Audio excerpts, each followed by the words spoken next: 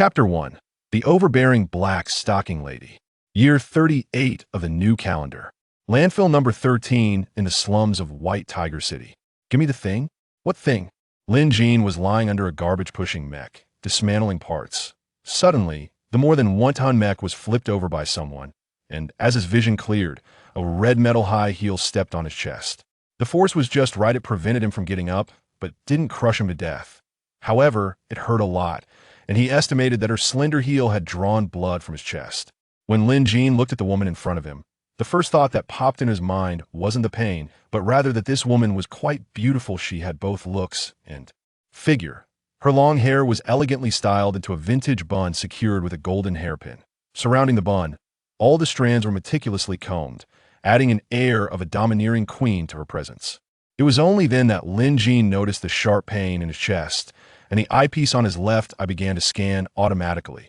Identification: Juke Corporation Nirvana Troop Uniform.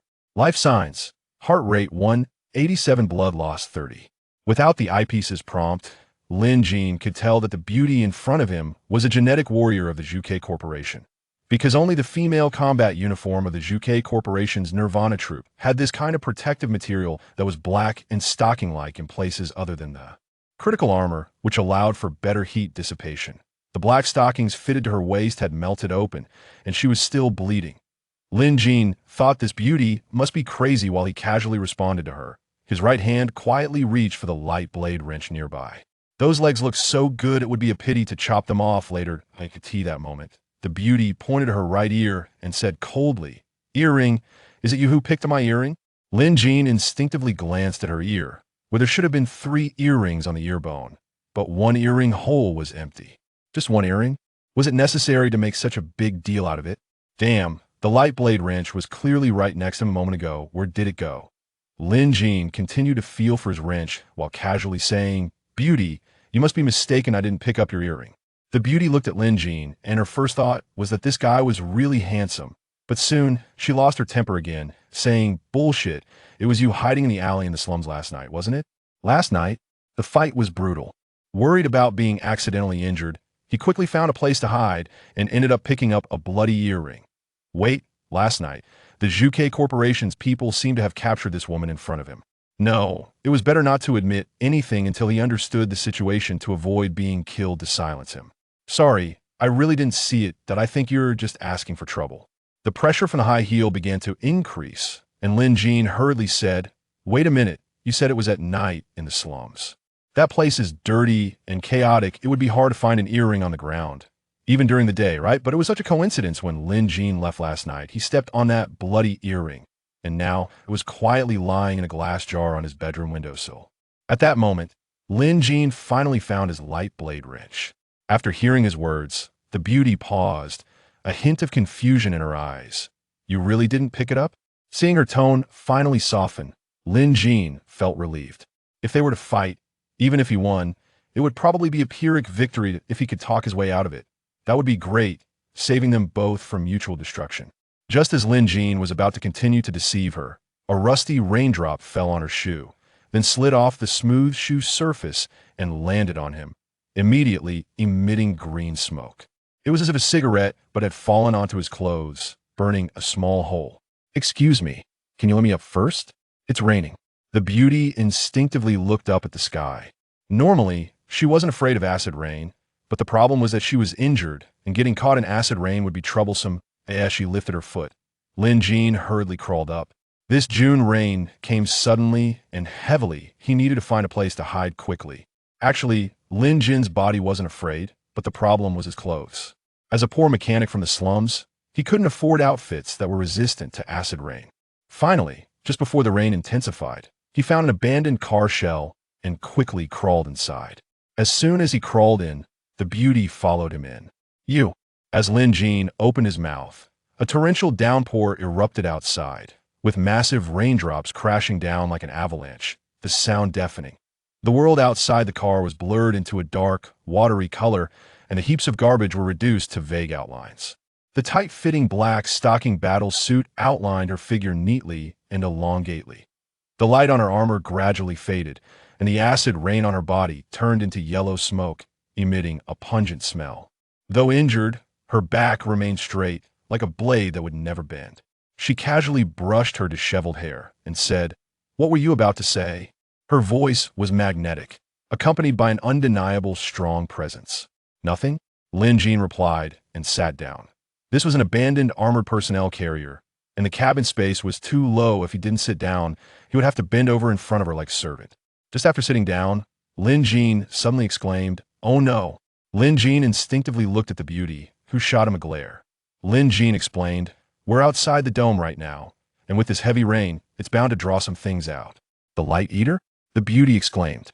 "The Light Eater is a level 2 mutant after the Great Disaster. The lower the number, the weaker it is. It resembles a large armored centipede, likes all acidic substances, can drink this acid rain like water, and can spit out a highly corrosive acidic liquid projectile. Such things were abundant in places like landfills. Usually they hide underground, but when acid rain falls, they come out to bathe and also eat something like the 2 living beings in the cabin." It really was a case of fearing what would come. As soon as the beauty finished speaking, a garbage pile 100 meters away began to collapse. A large armored centipede emerged, its flat body with long and many legs compared to its body. The eyepiece suddenly popped up a crimson warning, and the retinal projection frantically refreshed the data. "Warning. Level 2 mutant Light Eater detected. Estimated destructive. Power 0.65 tons TNT equivalent. Please evacuate immediately." "A big man like you is scared of bugs?" the beauty chuckled. Lin Jean didn't bother explaining, glanced at the wound on her waist, and said, "If I can help you repair your battle suit, can you kill it?" "If I weren't injured, I would have no problem, but now I can only say I can give it a try." "But are you sure a little mechanic from the slums can repair the Juke Corporation's level 2 battlesuit?" Lin Jean nodded. "No problem. My awakened ability is photon reconstruction." After saying that, he tore a piece of fabric from his clothes, and as a result, a bloodstained bronze compass fell out of his pocket. Chapter 2. The Overbearing Aura of the Black Stocking Lady. Photon reconstruction cannot reconstruct living things. Tearing a piece of fabric from his clothes was to bandage the beauty's wound. Unexpectedly, he dropped the relic left to him by his father. Looking at the bloodstains on it, it turned out her heel had indeed drawn blood from him earlier. "What is that?" the beauty asked, looking at the bronze compass. "Why father's little trinket isn't worth mentioning. I'll bandage your wound first, then help you repair your battle suit.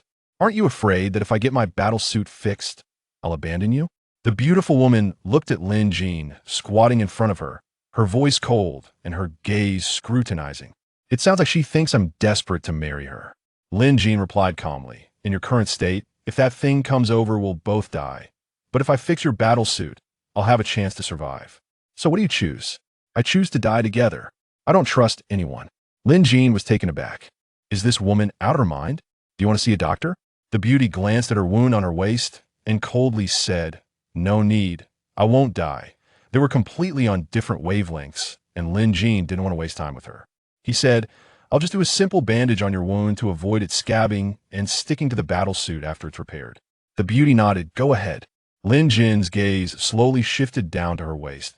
On her waist, wrapped in black silk, a shocking wound lay across. Flesh turned outward, blood continuously seeping out, staining the surrounding black silk, making it particularly glaring in the dim cabin. "But it still looks good." "Hey, what are you looking at?" The beauty was angry. "This is my first time doing this. Can't you let me prepare mentally?" Lin Jean couldn't help but take a deep breath, trying to calm himself down, and gently approached her, softly reassuring, "Don't worry, it'll be over soon." The beauty nodded slightly, her eyes flashing with complexity, a mix of trust and caution. Lin Jean gently placed the cloth over her wound, trying to slow down his movements, but with each touch, he could still feel her body shudder slightly. After finishing the bandage, Lin Jean raised his hand, blue light surged in his palm, and his photon reconstruction ability was activated. The black silk around the tear in the beauty's battle suit disintegrated into countless photons under the gentle touch of the blue light, and the broken fibers began to interweave and regenerate in an orderly manner. In just a moment, the black silk tight-fitting battle suit perfectly adhered to her waist again, as if the previous damage had never occurred. At this moment, the eyepiece over his left eye suddenly emitted a buzzing sound, projecting a string of red data onto his retina. Warning: overuse of ability, body. Crystallization rate increased by 0.5 Current crystallization rate 1.2. In this world, whether it is a genetic warrior, an ancient martial artist, or an ability awakener like Lin Jin, the difference is that others can pay to reverse the costs, while genetic warriors can unlock genes through expenditure, or ancient martial artists can enhance their abilities through cultivation. But for ability awakeners like Lin Jin, they must overuse their abilities until their body reaches its limit, which leads to ability evolution. It feels just like the body refining practitioners in novels, where they have to push themselves to the brink of death to break through. But unfortunately, the cost of overusing abilities is the extremely rare disease, crystal decay syndrome, which cannot be reversed. All done, Lin Jin exhaled. Are you okay? The beauty stared at him. I'm fine, just temporary blindness in my left eye. It'll be fine in a while. After the beauty looked at his left eye, she asked, do you have crystal decay syndrome? Seeing Lin Jin smile wryly, he said, pretty unfortunate, right? The beauty nodded. No wonder you awakened such an ability, but can only stay in the slums as a repairman. Lin Jin didn't refute because the higher the reconstruction level of the material, the more ability it requires. Plus, releasing abilities also consumes stamina, just like a blue bar. With his current ability, he could only reconstruct less than 10 tons of steel a day. Any more would trigger body crystallization. What's wrong? The beauty asked coldly. I got burned, Lin Jin said, puzzled. The beauty looked outside the cabin, where the rain was pouring, and the previous light eaters seemed to have caught the scent of humans and were rushing over. The light eaters are coming, and it seems there's more than one. We need to finish this quickly. Her voice was laced with coldness and determination, as if giving Lin Jin an order. Understood, Lin Jin nodded. Light eaters are attracted by the acid of their kind, just like sharks smelling blood. The beauty nodded slightly and said no more. Then, she slowly raised her hand, her movement seemingly casual but exuding an innate dominance, heavily pressing against the cold steel wall of the cabin. The moment her palm touched the metal, the flame tattoo on her leg lit up like flowing lava. In the next moment, the steel wall was instantly melted, creating a huge hole with hot molten metal flowing at the edges, a wave of heat rushing in, contrasting sharply with the pouring rain outside. A mischievous smile crept onto her lips, as if anticipating and controlling the upcoming battle. She then dashed out through the hole like a poised cheetah. As she burst out, the fierce wind carried the rain into the cabin, and she swiftly pulled out the golden hairpin from her head.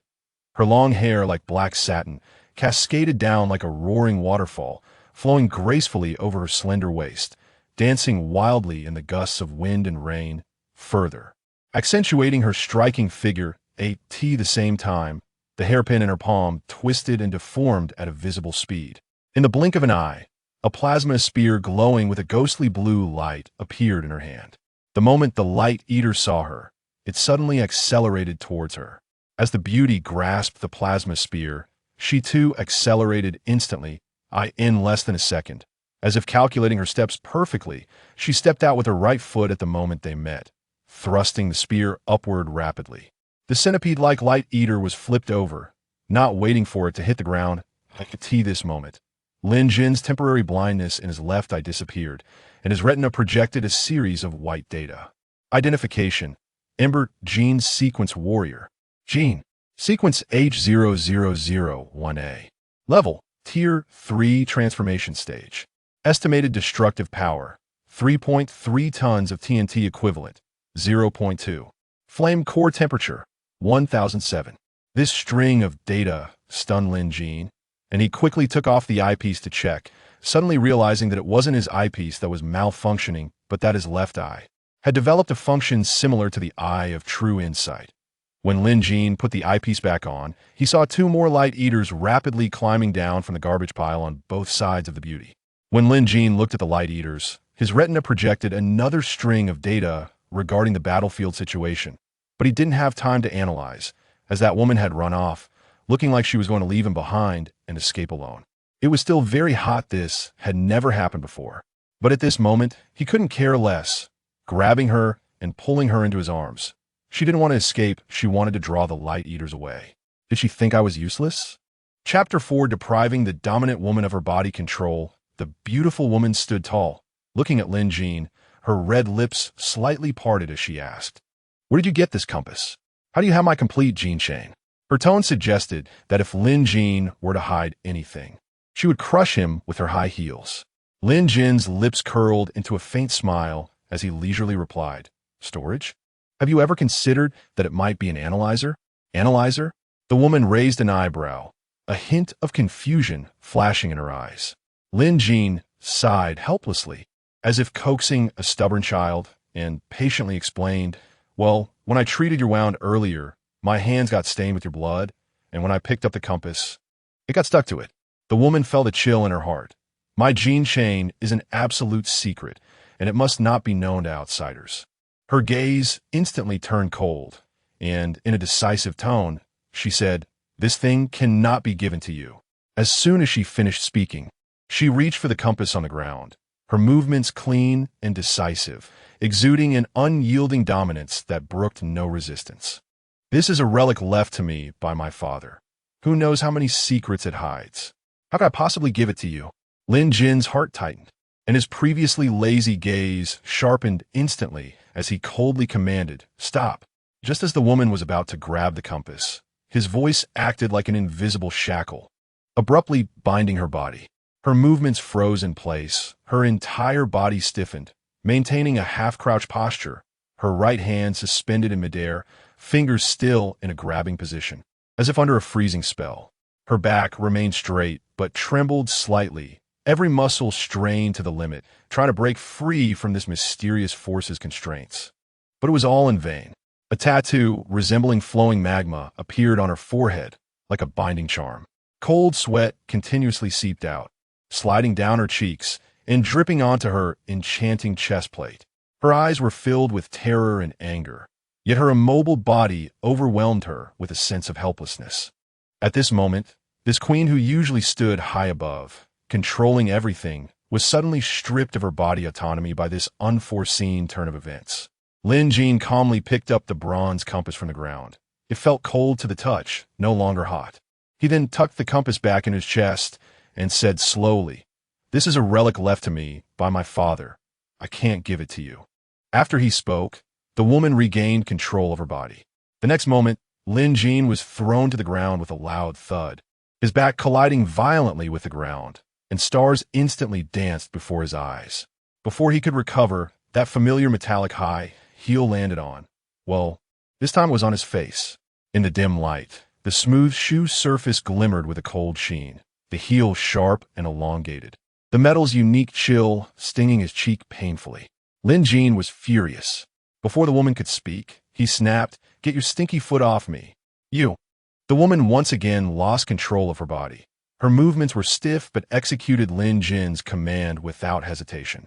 Sitting on the ground, Lin Jin glanced at her, wiped his face, and said, "Don't ever lay a hand on me again. That's an order." "You? What do you mean? By the way, what's your name?" The woman turned her head to the side, as if she didn't want to see this disgusting bastard anymore. At the same time, she regretted hesitating earlier, which caused her to miss the last opportunity. Now, just thinking about attacking Lin Jin made her body unresponsive. "Su Ming Wang." After saying this, Su Ming Wang bit her lip. The words were not what she wanted to say, but her vocal cords were executing Lin Jin's command. "Su Ming Wang? Nice name. Let's coexist peacefully from now on. Dream on." Su Ming Wang replied coldly. "Suit yourself. Anyway, you don't pose a threat to me now." With that, Lin Jin leaned against the wall, pondering over what his father had just said. The gene testing ground of an alien civilization, the apocalypse was actually a cleansing process during the experiment, akin to a test of the experimental results. And the Lantern Bearer Project indicated that the higher-ups actually knew the truth, while the lower-level citizens were kept in the dark. Lin Jin's mind raced through many thoughts, ultimately coming to a conclusion when his father injected him with the ancient god gene chain. He must not have conducted a skin test. Otherwise, he would have discovered that it would cause him to suffer from crystal erosion disease, a terminal illness. Initially, I had no expectations for this journey. I just wanted to rely on a skill to live comfortably for the rest of my life. Yet unexpectedly, my father, who had only raised me for 3 years, dropped such a huge bombshell on me. With the ancient god gene chain in my body, it's now a matter of either you die or I live. If I keep hiding, I'll be looking for death. But what he didn't know was that injecting the ancient god gene would cause him to get crystal erosion disease. The faster he grew, the quicker he would die. All right, the key. He just said that the bronze compass is not only a key, but also a contract. A contract, now I understand. So, can this key help me escape the pit of crystal erosion disease? It also seems he had a lot to say to me. Like how he actually knew I would get crystal erosion disease, but was constrained by time and could only mention the important things, leaving the rest for me to unlock with the bronze compass. Just then, the steel fortress suddenly shook violently, followed by a continuous dull, thumping sound. Lin Jin quickly got up to check the time. It had already been 8 minutes. I said hiding here is just waiting to die. Su Ming Wang suddenly said irritably. Lin Jin suddenly smiled. It doesn't seem too bad to die with a beauty like you. Who wants to die with you? Since you don't want to die with me, then you should listen to me. I have a way for us both to survive. Do you think I'll believe you? If you don't believe me, that's fine. Lin Jin patted his butt and sat back down, seeing who could outlast him. In the end, Su Ming Wang conceded, asking, all right, what is your plan? Lin Jin countered, if I can triple your strength instantly and maintain it for half an hour, can we carve a bloody path out? Su Ming Wang's eyes lit up at Lin Jin's words. But it was just for a moment before she coldly replied, why should I trust you? Because I could clearly control you and do whatever I wanted, but I didn't. Instead, I sat here and discussed things with you nicely. You. Su Ming Wang was at a loss for words, while Lin Jin stood up and pulled out the mechanical eyepiece, wiped it, and put it back on his left eye. Immediately, a series of data was projected onto his retina. Brainwave link successful, updating data. Chapter 5, The Explosive Su Ming Wang Body Crystallization Rate, 10. 3 right hand bone crystallization complete sensation -89, expected to lose all sensation in the right hand when the crystallization rate reaches 11. Bunker thickness, 0. 6 meters, expected to collapse in 60 seconds. Immediate construction of new defenses is recommended. The data read by the eyepiece was similar to what he had guessed. Reconstructing defenses was impossible now, as they were surrounded by the devourers outside. Photon reconstruction could not reconstruct organic matter. Reconstructing the bunker at this time would only trap the devourers inside. It would not change the distance, and with others tunneling quickly, they could break in soon. They could only fight their way out. Thus, Lin Jin's photon reconstruction ability was instantly activated. He intended to open a door here for Su Ming Wang to verify the power of blood resonance. With her current strength, multiplied by 3, the possibility of breaking out was as high as 98. Hint, right-hand ability efficiency increased by 200. Gene unlocked 2, unknown energy amplification, 200. Expected maximum destructive power equivalent to 1. 2 tons of TNT. Lin Jin was stunned. He had actually gained a second identity as a gene warrior, indicating that the ancient god's genes were beginning to take effect. Su Ming Wang crossed her arms, coldly watching Lin Jin's back, her emotions complex. Upon learning that this guy had become her controller, she had indeed felt like killing him. After all, who would want to be controlled by someone else? However, what this guy had just said showed enough respect for her. Perhaps his becoming her controller was just an accident, not his true intention. Su Ming Wang was very confident in her figure and beauty. When Lin Jin mentioned the gene bond that could instantly triple her power, she couldn't help but feel curious. The gene bond could indeed enhance the power of the controlled, but the premise was that the controller's gene level had to be higher than that of the controlled. Generally, it could only enhance by 1 time, and the maximum would not exceed 2 times. Yet this guy said it could enhance by 3 times, which was obviously bragging. Her spark gene was already the highest existence in the spark sequence. What gene sequence did he have to triple her power? Lin Jin was also feeling emotional as he pressed his right hand against the steel ball wall, which instead of being cold, felt like it had no temperature at all. It felt like sitting on the toilet, playing with the phone until his legs went numb. He was relieved he could still move. Otherwise, he would have to consider getting a mechanical prosthetic. As the photon reconstruction ability was activated, gaps appeared in the steel wall before him, transforming into a door. Don't you want to know if what I said is true? Come over. Su Ming Wang realized his intention and asked suspiciously, are you sure we won't die if we go out now? That depends on your ability. There are at least 30 devourers outside. When the door opens, you'd better use your strongest attack. Am I going to regret coming here now? Su Ming Wang suddenly didn't want to know the answer. if Lin Jean was lying to her. Stepping out would be like a meat bun hitting a dog. She still had a mission and could not die. No way. There was no room for negotiation. Suddenly, Lin Jin's body jolted backward, as if something powerful had slammed against the door. Seeing this, Su Minghuang instinctively pressed both hands against the door. At that moment, the sounds of the devourers crashing and the corrosive sounds of acid became increasingly clear. Instantly, Su Minghuang, the tall and graceful lady, tensed her muscles to resist the tremendous impact from outside the door. "Go, Pikachu!" Lin Jean suddenly shouted, quickly dodging to the side while activating blood resonance. Before Su Minghuang could get angry, the flame tattoo on her forehead reappeared like an ancient totem awakened, emanating a mysterious red glow. She suddenly widened her beautiful eyes, and at that moment, her blood seemed to roar like magma. The sudden amplification of power made her feel like her body was about to burst. Suddenly, her rosy lips parted wide, and she shouted in a furious outburst, "Die, all of you!" With that roar, her slender yet powerful arms exerted force, pushing the iron door outward with a bang. At the same time, the flame tattoo on her leg began to flow like lava, and the heavy iron door instantly exhibited incandescence due to the high temperature, emitting a bright light that illuminated the space in pure white. As the door burst out of the bunker, a brilliant fiery tornado erupted like a giant dragon breaking free from its restraints, roaring out with rolling heat waves. Everywhere it went, the air was instantly ignited, making a sizzling sound.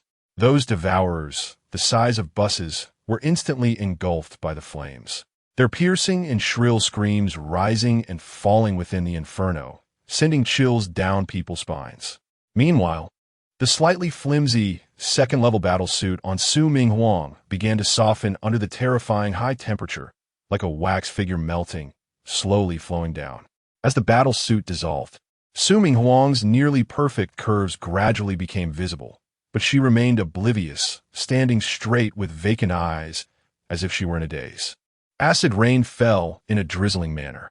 Lin Jean took off his jacket, originally intending to drape it over her, but upon seeing the raindrops falling on Su Minghuang, they turned into pungent yellow smoke with a hissing sound.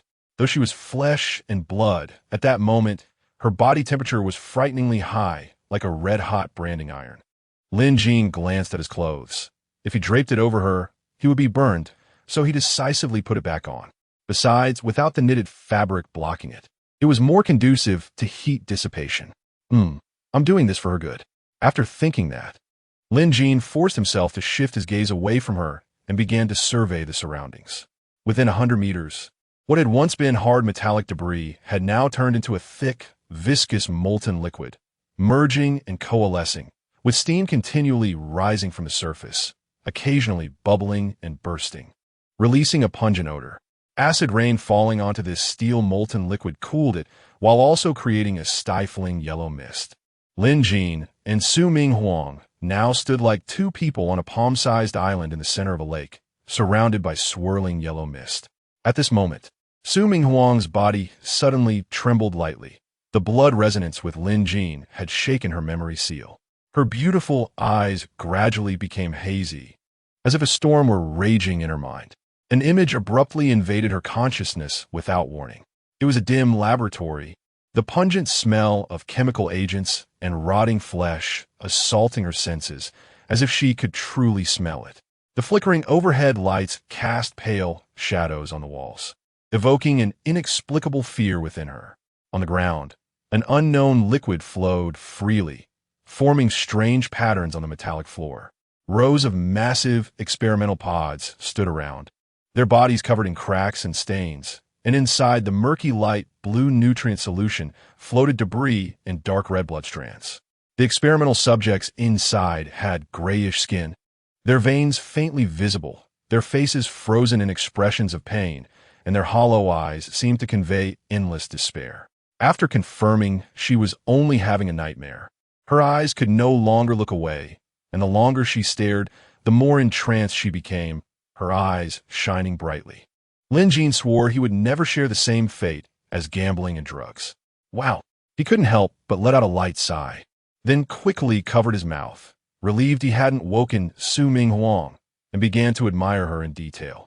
He had always thought the tattoo on her leg was a flame, but now, seeing it without reserve, he realized that what he saw was only a tail feather.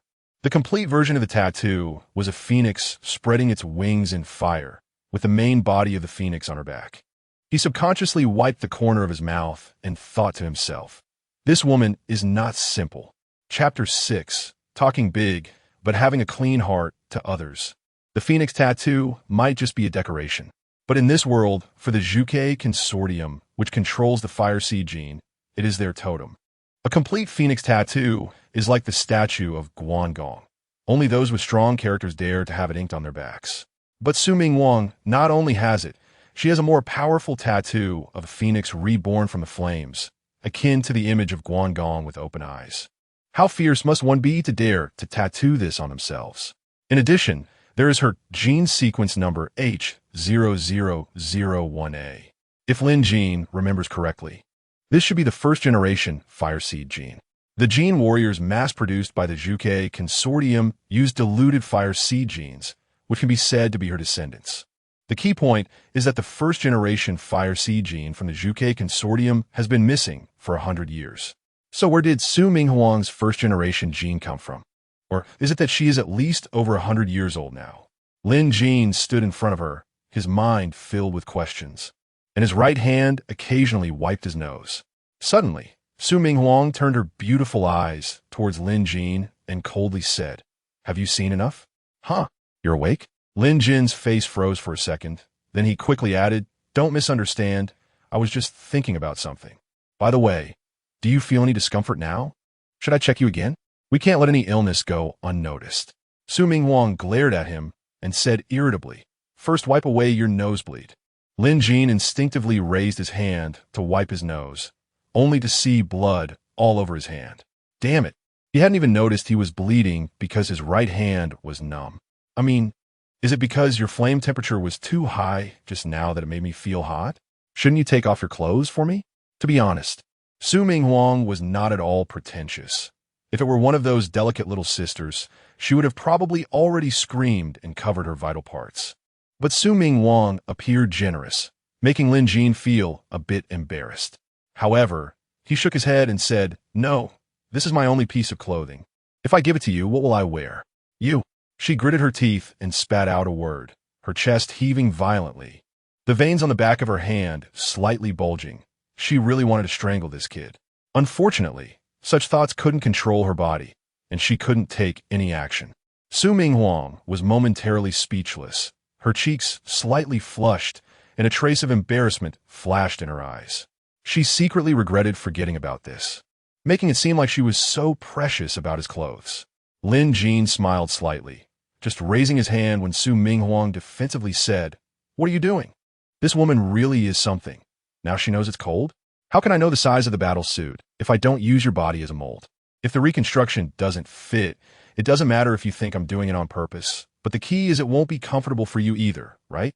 Lin Jin spread his hands, looking like he was just doing this for her good. Su Ming Huang felt a tickling sensation in her teeth and let out a cold snort, turning away. Suddenly, the battle suit that had melted into shapelessness on the ground seemed to be summoned by a mysterious force, transforming into countless shimmering photons, like twinkling stars, gracefully rising from the ground. The first to appear were the metallic high-heeled shoes, with photons gathering, condensing under Su Ming Huang's feet, the heels gradually taking shape, sharp and exquisite, with the metallic luster of the shoe's surface becoming apparent. Next, the outline of the tight battle suit began to extend from the bottom up, with photons swirling around Su Ming Huang's legs, waist, and upper body rapidly rotating and intertwining. As the battle suit gradually took shape, Su Ming Huang's perfect curves were revealed bit by bit. The glossy battle suit fit snugly against her body, outlining every curve to perfection, highlighting her tall stature and impressive curves. The metallic parts of the battle suit shimmered with a cold light under the dim glow, complementing her domineering aura. Before long, a brand new and complete battle suit perfectly covered Su Ming Huang, as if the previous melting had been just an illusion. All right, Lin Jin hadn't finished speaking when Su Ming Huang immediately took a step forward, breaking free from his grasp, looking down at her new battle suit, puzzled, and said, This isn't the one I had before, is it? Why would it be the one you had before? Lin Jin walked around to Su Minghuang's front, took a look, scratched his head, and said, You should have been facing me before. Don't you feel like this chest armor is a bit small now? You, shut up. Su Minghuang frowned. She wasn't disgusted with Lin Jin. It was just his slick tongue and carefree demeanor that made her uncomfortable. She couldn't help but want to teach him some manners, but the genetic bond between them made her helpless against Lin Jin. Lin Jin explained with a smile. You're in Baihu City now. Your previous Juke battlesuit was quite eye-catching here, do you know? So I changed it to a commonly seen model in Baihu City. Doesn't it match you better? Su Minghuang instinctively nodded. Wearing the Juke battlesuit in Baihu City was indeed a bit conspicuous. But seeing Lin Jin's sly expression made her feel that what he meant by matching seemed different from her understanding. Suddenly, a light bulb went off in Su Minghuang's mind, and she thought of a secret that no one knew, and immediately said irritably, You shameless? Lin Jin looked bewildered. How am I shameless? Should I say you are hairless? You are shameless. Hey, why don't you say it? Where am I shameless? Get lost. All right then. The rain finally stopped, and the ground that had been scorched by the high temperature had now cooled down. The metallic debris that had once been scattered in a 100-meter radius was now as flat and hard as an iron plate.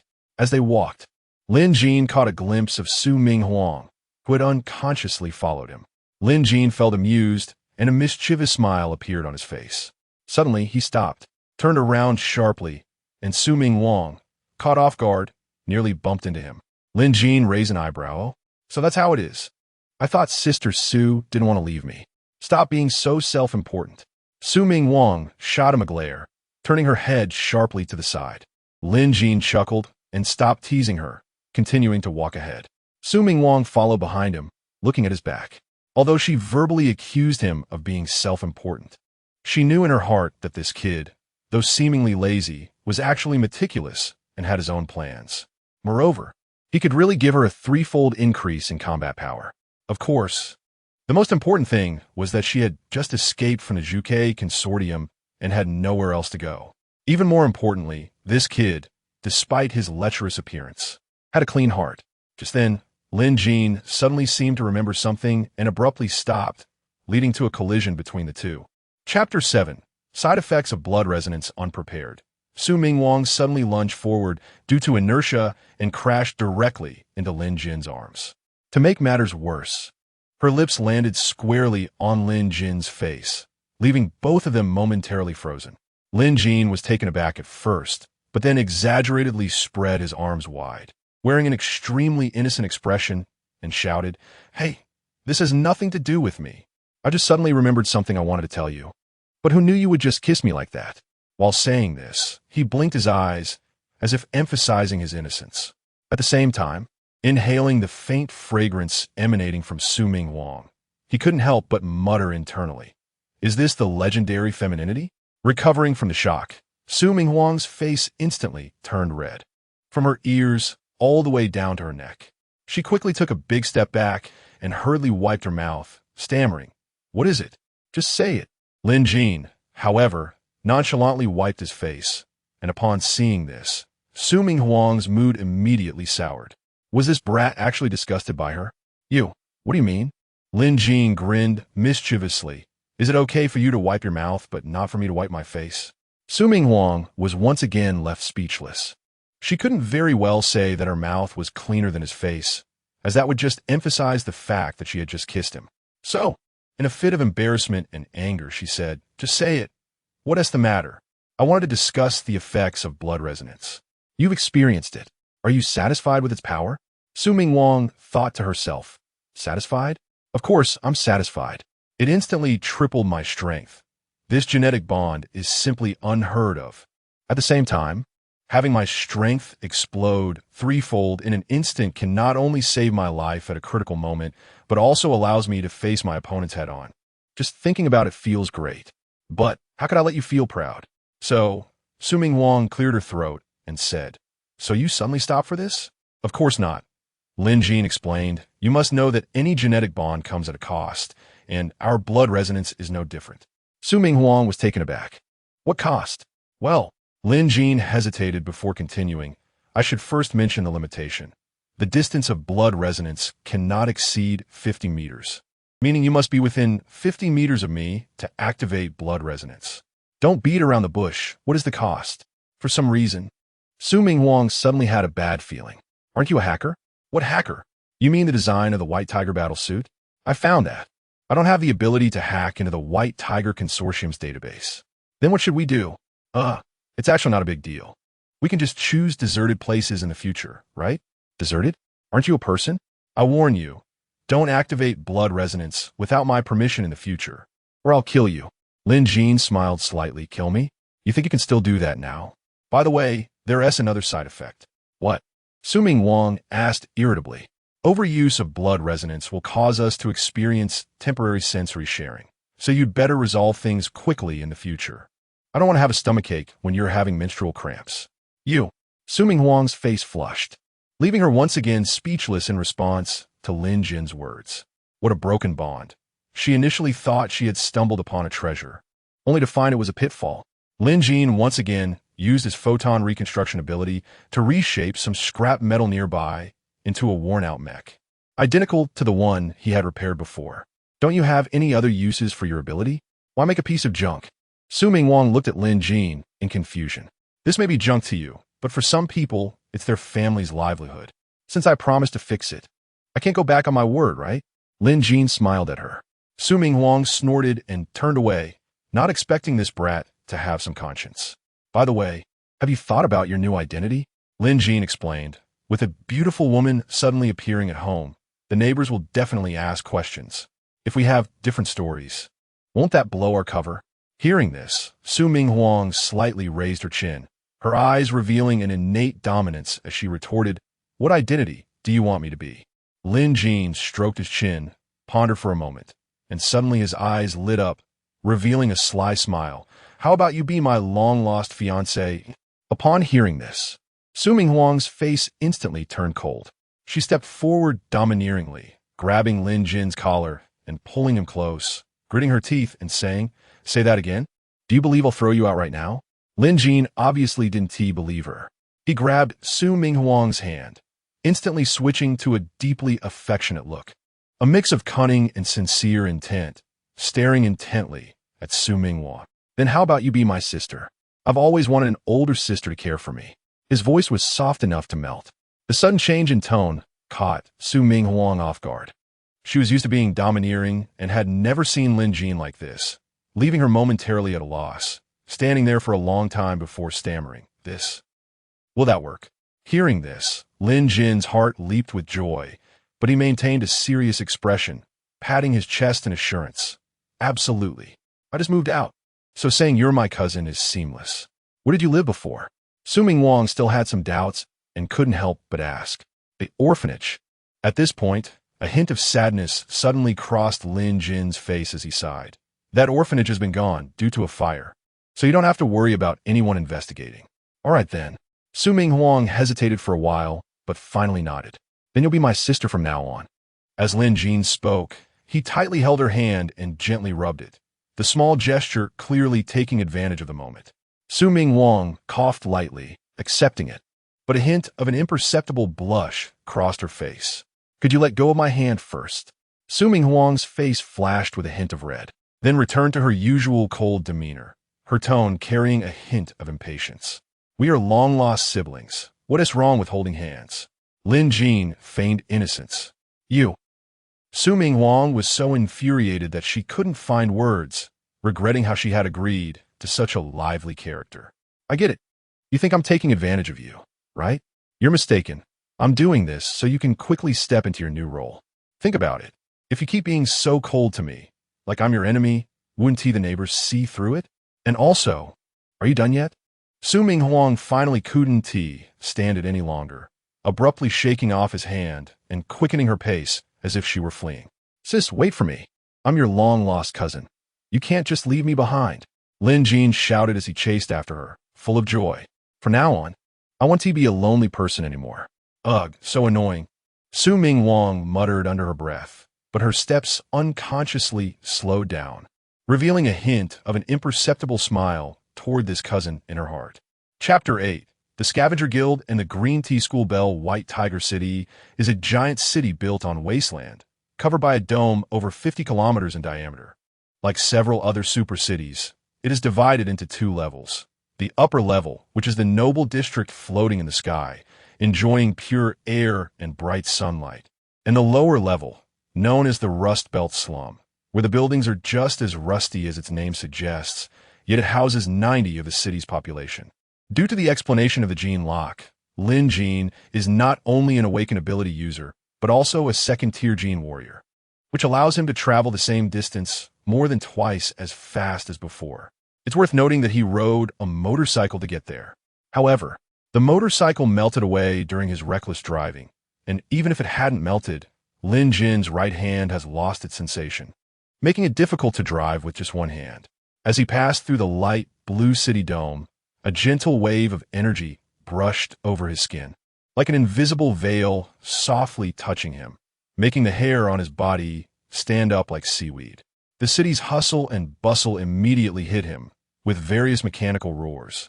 People's laughter, the engines of flying vehicles, and the shouts of street vendors intermingling, creating a lively atmosphere.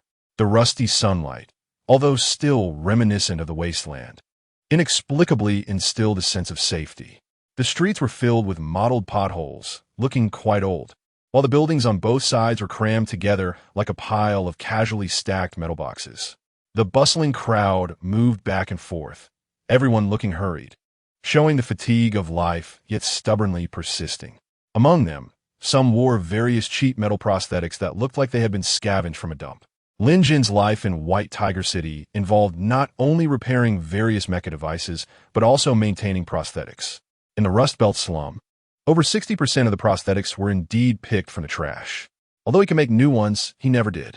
In this world, any money-making venture, without matching strength to back it up, would ultimately reduce oneself to a tool for others to profit from. Where are we going now? Su Ming Wang asked. It's still early. Let's go to the Scavenger Guild first, Lin Jin casually replied. Don't you want to be a mechanic anymore? Lin Jin suddenly turned around, a teasing smile on his face, and asked, do you know when a man feels he should start making money?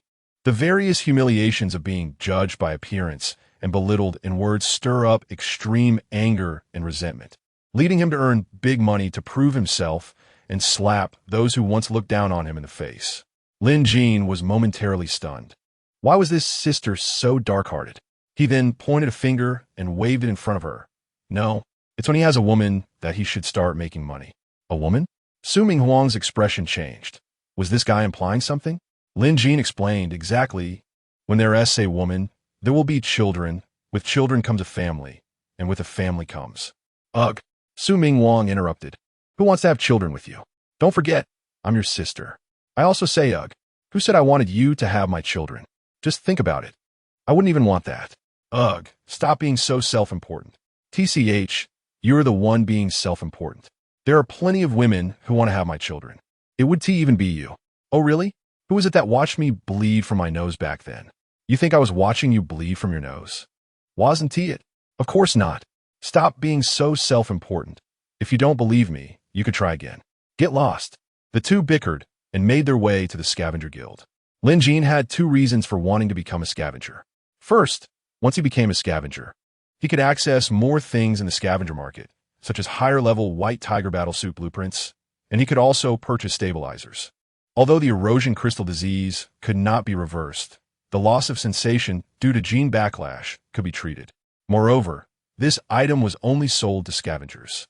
While the poor could also buy it through scalpers for treating various radiation diseases, the prices would be exorbitant. The second reason was to exploit the loopholes in the scavenger system. As long as he registered a scavenger team, he could fabricate the identity information of the team members at will. This effectively provided Su Ming Huang with a legal identity on an official level, making it easier for her to evade official pursuit. In the guild hall, it was bustling and noisy, with all sorts of people coming and going, and a long line formed in front of the strength testing window. In this wasteland world, scavengers were akin to mercenaries. Although they engaged in life-threatening work, they represented the only hope for countless lower-class people to change their fate. Not only could they effectively resist the omnipresent radiation in the wasteland, But the generous rewards from completing scavenging tasks could also provide a better life for themselves and their families. Lin Jin, what are you doing here?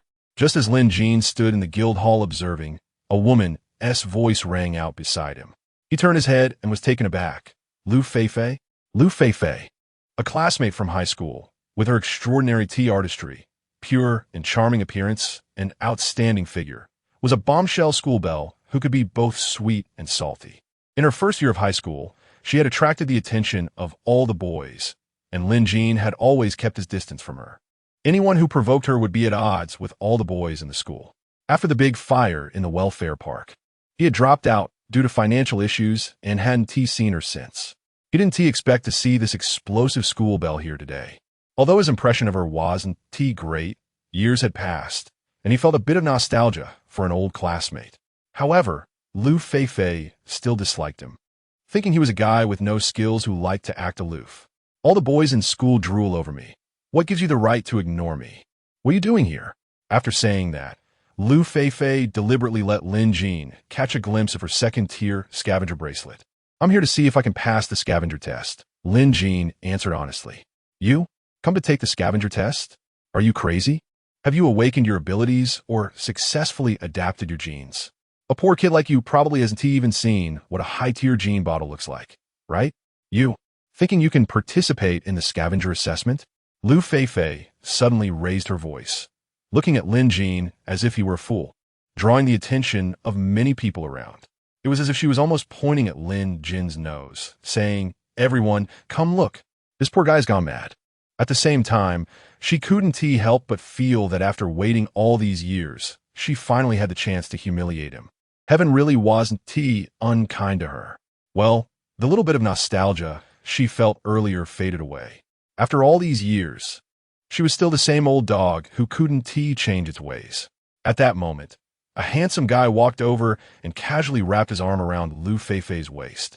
Feifei, who is this guy? Chapter 9. The dominant Su Ming Huang, the handsome guy, assessed Lin Jin with a look of disdain mixed with caution.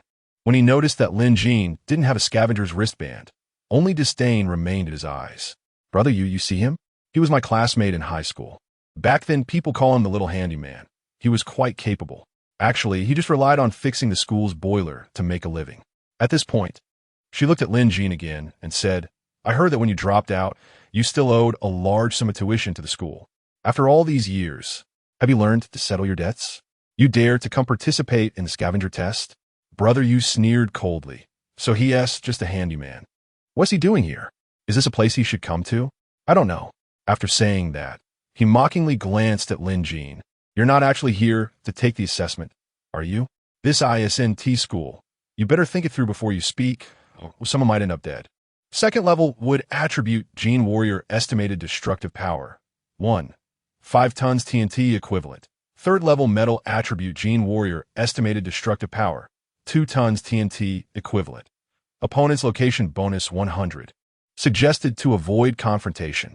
Lin Jin looked at the information displayed on the visor, wondering if it was broken. It used to only analyze targets for him, but never gave him nonsensical advice.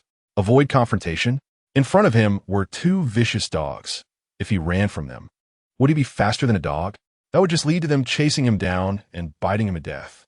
Lin Jin said expressionlessly, All right, we're not close enough for you to care about my life or death. Hey, Lin Jin, what else with that attitude? Lu Feifei said with a mix of annoyance and disdain, I'm doing this for your own good. If you can't successfully adapt to the advanced genes, you might die during the combat test. Why are you being so ungrateful? Shut up. My affairs are none of your business. After saying that, Lin Jin turned to leave for the ability testing area. He had just realized that the scavenger assessment was actually divided into 3 areas. The Gene Warriors were the most numerous, so there was a long line here.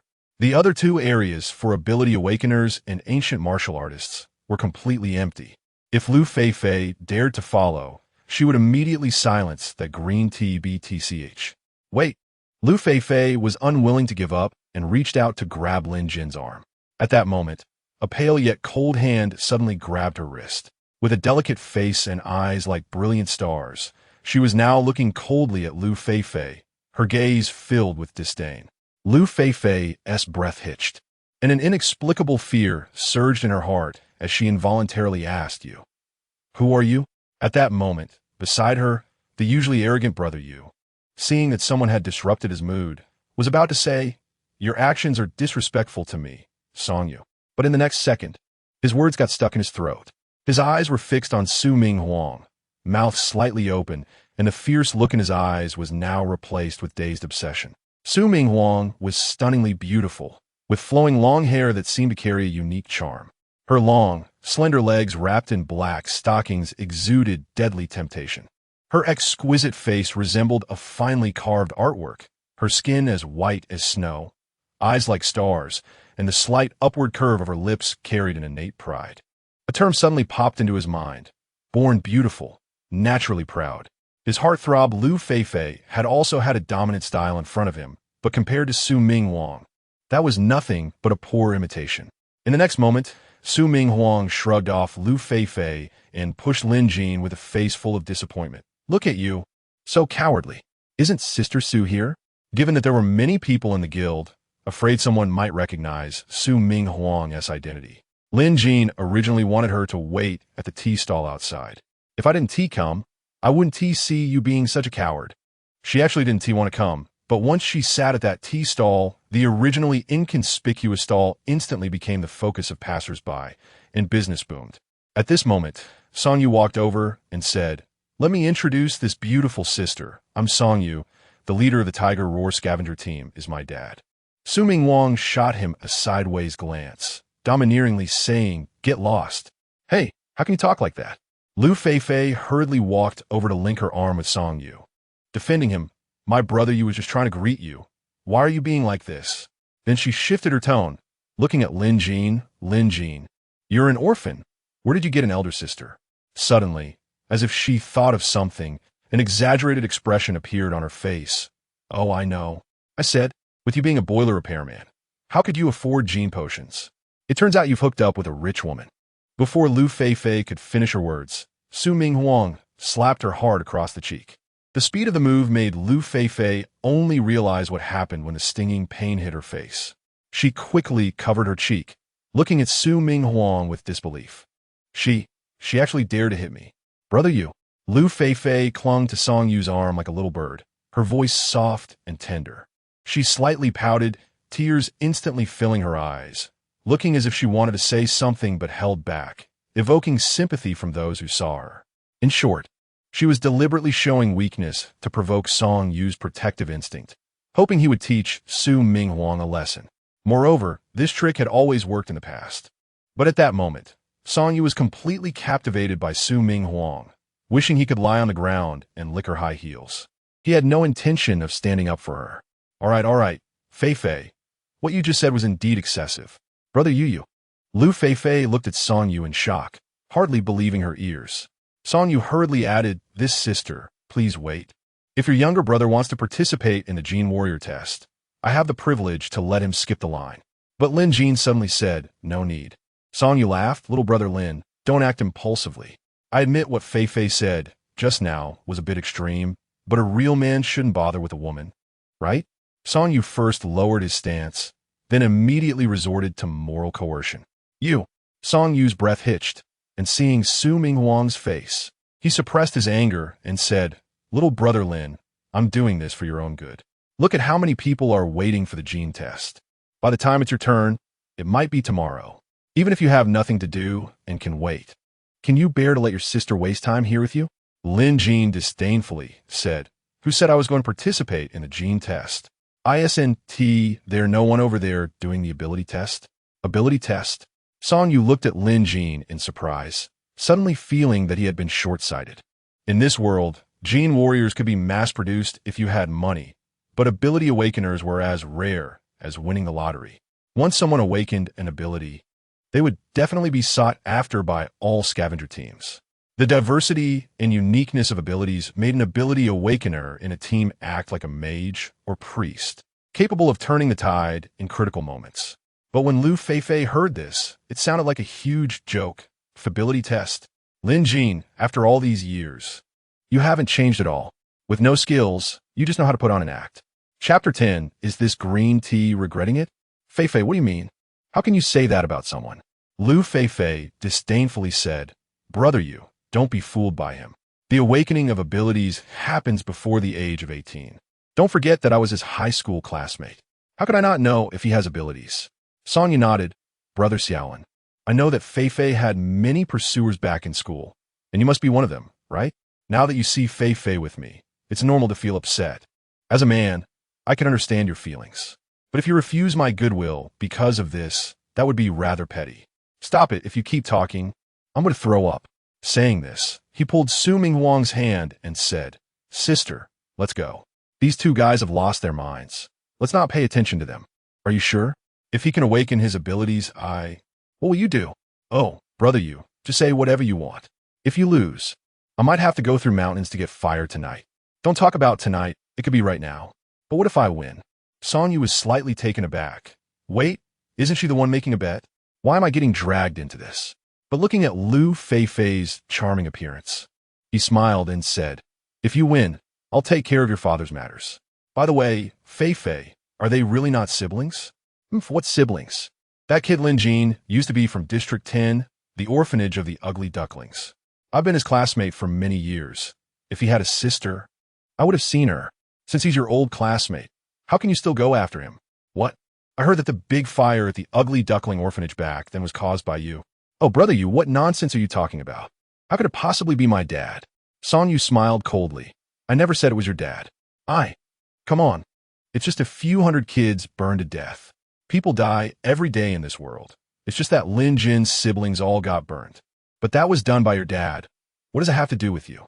"Brother you," Lu Feifei gazed affectionately at Song Yu, seemingly moved to tears by his tenderness, then buried her head in his arms and said emotionally, "Brother you, thank you for understanding me." But at that moment, she cursed her father's ancestors in her heart. The event from back then were so secretive that no one would know. If anyone did, it was probably because he blabbed after drinking a few cups. Speaking of which, Lin Jin, that useless guy, if he hadn't acted aloof and ignored her back then, how could she have let her dad find a way to kick him out of the orphanage? She was looking forward to the day he would end up on the streets, begging her.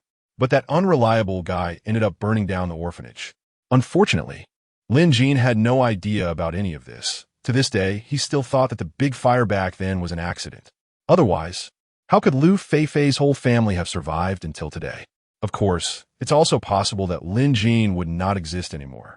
But for Lin Jin, isn't death just death? He's not unfamiliar with it. In front of the ability testing window, Lin Jin showcased his photon reconstruction ability.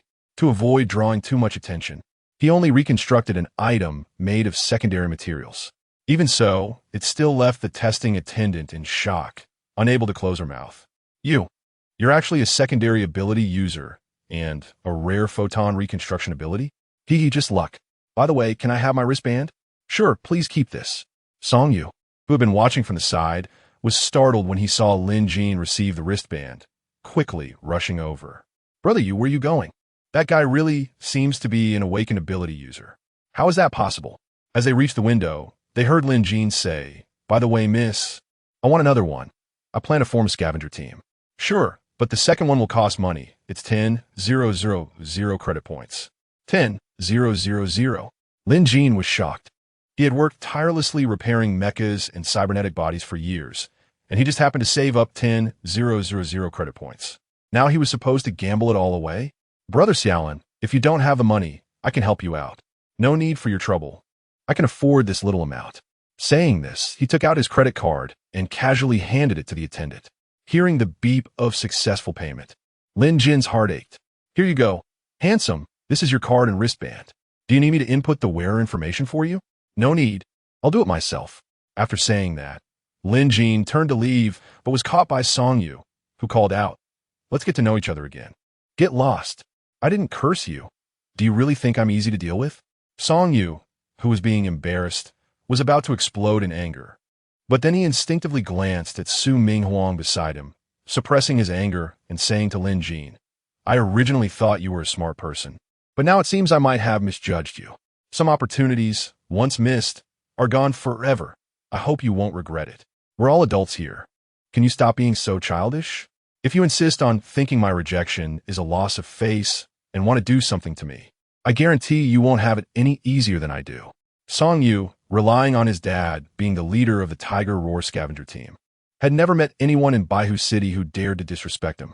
But today he met Lin Jin. At this moment, Song Yu no longer cared about being elegant. His face flushed and neck thick, he nodded. Fine, let's wait and see. He didn't expect Lin Jin to actually be an awakened ability user. Why hadn't he shown it before? Song Yu watched this unfold, feeling a surge of anger. Was this scumbag regretting it? In a fit of rage, he grabbed Lu Feifei's long hair and pulled her over. Let's go. Brother Yu, you're hurting me. Lin Jin merely glanced at the couple, then turned his attention back to Su Ming Wang. Here, the scavenger wristband. Do you need me to help you input your new identity? This wristband is the symbol of scavengers and also serves as the guild's communication terminal. It can transfer credit points and check various information from the guild, bounties, and market prices. Additionally, it has a 0.27 cubic meter small secret compartment for storing personal items. Su Ming Wang raised her eyebrows slightly and huffed. No need. After saying that, she took the wristband and naturally put it on her slender wrist, then asked, Where are we going now? Just then, someone called out from behind. Wait a minute, young man. Let me introduce myself. I'm Hong Chun-Li, the leader of the Morning Light scavenger team, a level 4 scavenger. Lin Jin found it amusing. Before awakening his abilities, no one knew him, but now that he had awakened, everyone wanted to get to know him. Chapter 11, Su Ming Wang. The battlesuit you gave me is too eye-catching. Hong Chun-Li is of medium build, slightly plump, with a friendly smile on his face and a hint of warmth in the crow's feet at the corners of his eyes. The marks of time have made his face appear a bit weathered, but his gaze is filled with gentleness and determination. Beside him is a young man, his son Hong Won, who looks to be in his early 20s, tall and upright. He has a round face with bright, spirited eyes and shallow dimples when he smiles. His neat short hair matches the white tiger battle suit he wears, but he gives off an honest vibe.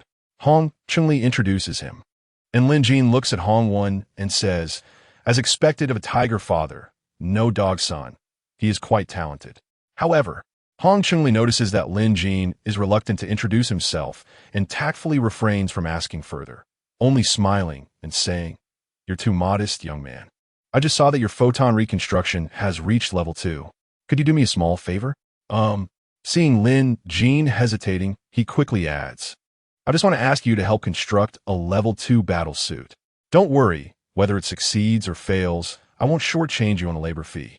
For Hong Chun-Li, preparing the materials and finding someone to reconstruct the battle suit is not only cheaper than buying directly from the White Tiger Consortium, but as a scavenger, if luck is on his side, he might also find rare blueprints in the wild and have them create rare equipment. So, it's very necessary to build a good relationship with a level 2 photon reconstructor. But this was suggested by his son.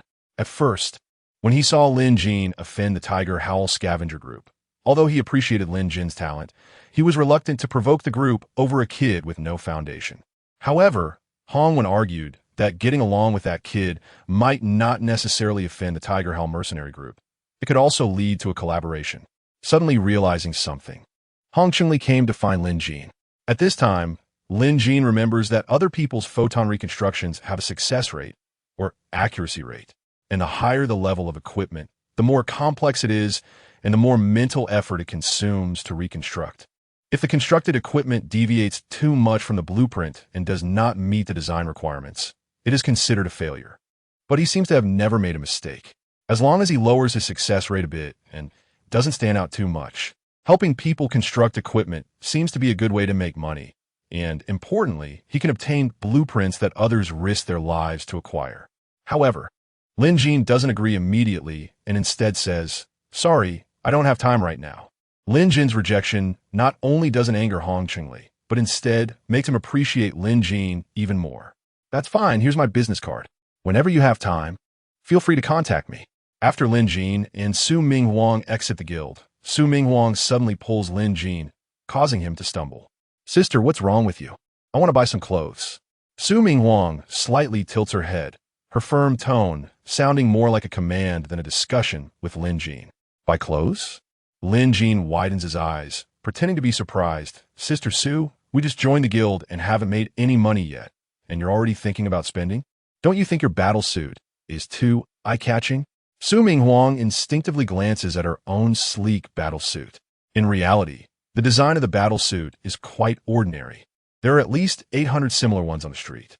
What truly stands out is her curvy figure, which is too attention-grabbing, making it inconvenient to go back to the place of yesterday's battle to search for her lost earrings. Do you have money? Lin Jin holds back a laugh and deliberately teases her, the mischievous glint in his eyes almost written on his face. Su Ming Huang's expression changes immediately, a hint of embarrassment flashing in her eyes, but she quickly regains her pride. No. Upon hearing this, Lin Jin spreads his hands, feigning an innocent expression. How coincidental. I don't have any either. I just spent all my savings on buying you this bracelet, and now I'm broke. My pockets are emptier than my face. Are you sure? Su Ming Huang squints her eyes, her gaze sharp like two knives, staring intently into Lin Jin's eyes as if trying to read his mind. Really not. Should I let you check? Lin Jin replies nonchalantly, looking unbothered. Lin Jin's home has a repair shop on the first floor and a 3-bedroom living area on the second floor, with a small yard and a balcony at the back. When he returns, the shop door is open. He left it that way when he went out. The neighbors all know each other too well, so he isn't worried about the junk in the shop being stolen. Don't mention it, Uncle Ma's old mech. I'm tired of fixing it. Next time he asks, I won't repair it for him. After saying this, he eagerly looks at Su Ming Huang and asks, Who's that girl next to you? Aren't you going to introduce her? My cousin. She knows I'm doing well here, so she came to join me. Right, cousin? Before Su Ming Huang can speak, Uncle Ge, who doesn't believe it, interrupts. Come on, you never tell the truth. After saying this, he cheerfully pulls out a bottle of liquor from behind him. Here, kid. Didn't you just say I'm stingy? This time I'm giving you a bottle back. You can't say I'm stingy again, right? Lin Jin smiles as he goes to borrow the liquor. You said you're not stingy. You know how much it costs to fix that old leg of yours outside? Before he finishes speaking, Uncle Gus slaps a big bag of fried peanuts into his hands. Is this enough? Lin Jin gladly accepts it. This is how relationships work in the neighborhood. Sweetly termed, talking about money hurts feelings. In reality, it just means taking advantage. However, in this world, the way to survive is to stick together, especially in poor areas like this. The greatest fear isn't being taken advantage of, but rather not having anything to offer, which makes one a burden and marginalized. Then Uncle Go lowers his voice mysteriously. Is she really your cousin? Of course, my mom and her dad have the same grandmother, don't you think? Little brat. Do you talk like that? By the way, does your cousin have a boyfriend? Huh, Uncle Go, what do you mean by that? You're old enough to think about young girls? Get out of here, what old cow eating young grass? Can't I just be asking for your brother? You say your brother has no chance. My cousin has a bad temper. If he tries to get close to her, he'll probably get beaten up for 3 days straight. Do you really have to be this harsh? Your brother is usually not bad to you, right? That's why I'm looking out for him. Su Ming Huang, who is standing at the door, can't listen anymore and says impatiently, Lin Jin, sister, what's wrong now? Next, it won't take half an hour for Uncle G's big mouth and his storytelling ability to spread the news throughout the entire block. And everyone will believe that Lin Jin has a scavenger cousin. This way, even if Su Ming Huang walks alone outside in the future, she won't be treated as an outsider. In this neighborhood, everyone is part of a small community that sticks together. As long as everyone acknowledges Su Ming Huang, she will become a local resident. Even if scavengers or the White Tiger City security team come to investigate outsiders for the Zhuke Guild's bounty, no one would think of her. Chapter 12. The charming widow sister Chun Chun and the mature lady who hasn't eaten for 7 days. Don't you have no money? Su Ming Huang ritortif. Lin Jin pointed at the parts on the ground and said, You bought all these things, didn't you have money? Who would buy this junk? Please remove the word junk from your vocabulary. I can sell these scraps for at least 800 credit points. As for you, Lin Jin scrutinized her and continued. I wouldn't know. 800, huh? Yeah, at least 800. 1,000 isn't impossible. Su Ming Huang nodded and turned to find a client. Yesterday, he couldn't see the situation clearly, but today, as the crystallization spots in his left eye brightened, a string of data projected onto his retina. Encrypted storage device. Requires dual verification of the encryptor's pupil, iris, and password to unlock. Storage device? Lin Jin held the earring up to the sunlight and wondered, what secret did that woman steal from the Zhuke consortium? They even sent the Nirvana squad to capture her. Lin Jin couldn't figure out. so he decided not to think about it. He casually tossed the earring into the dark compartment of his wristband and took out the bronze compass left by his father. This device contained his genetic code and could help him recruit individuals with high-quality genes, forming gene bonds. Of course, it also contained his father's journal.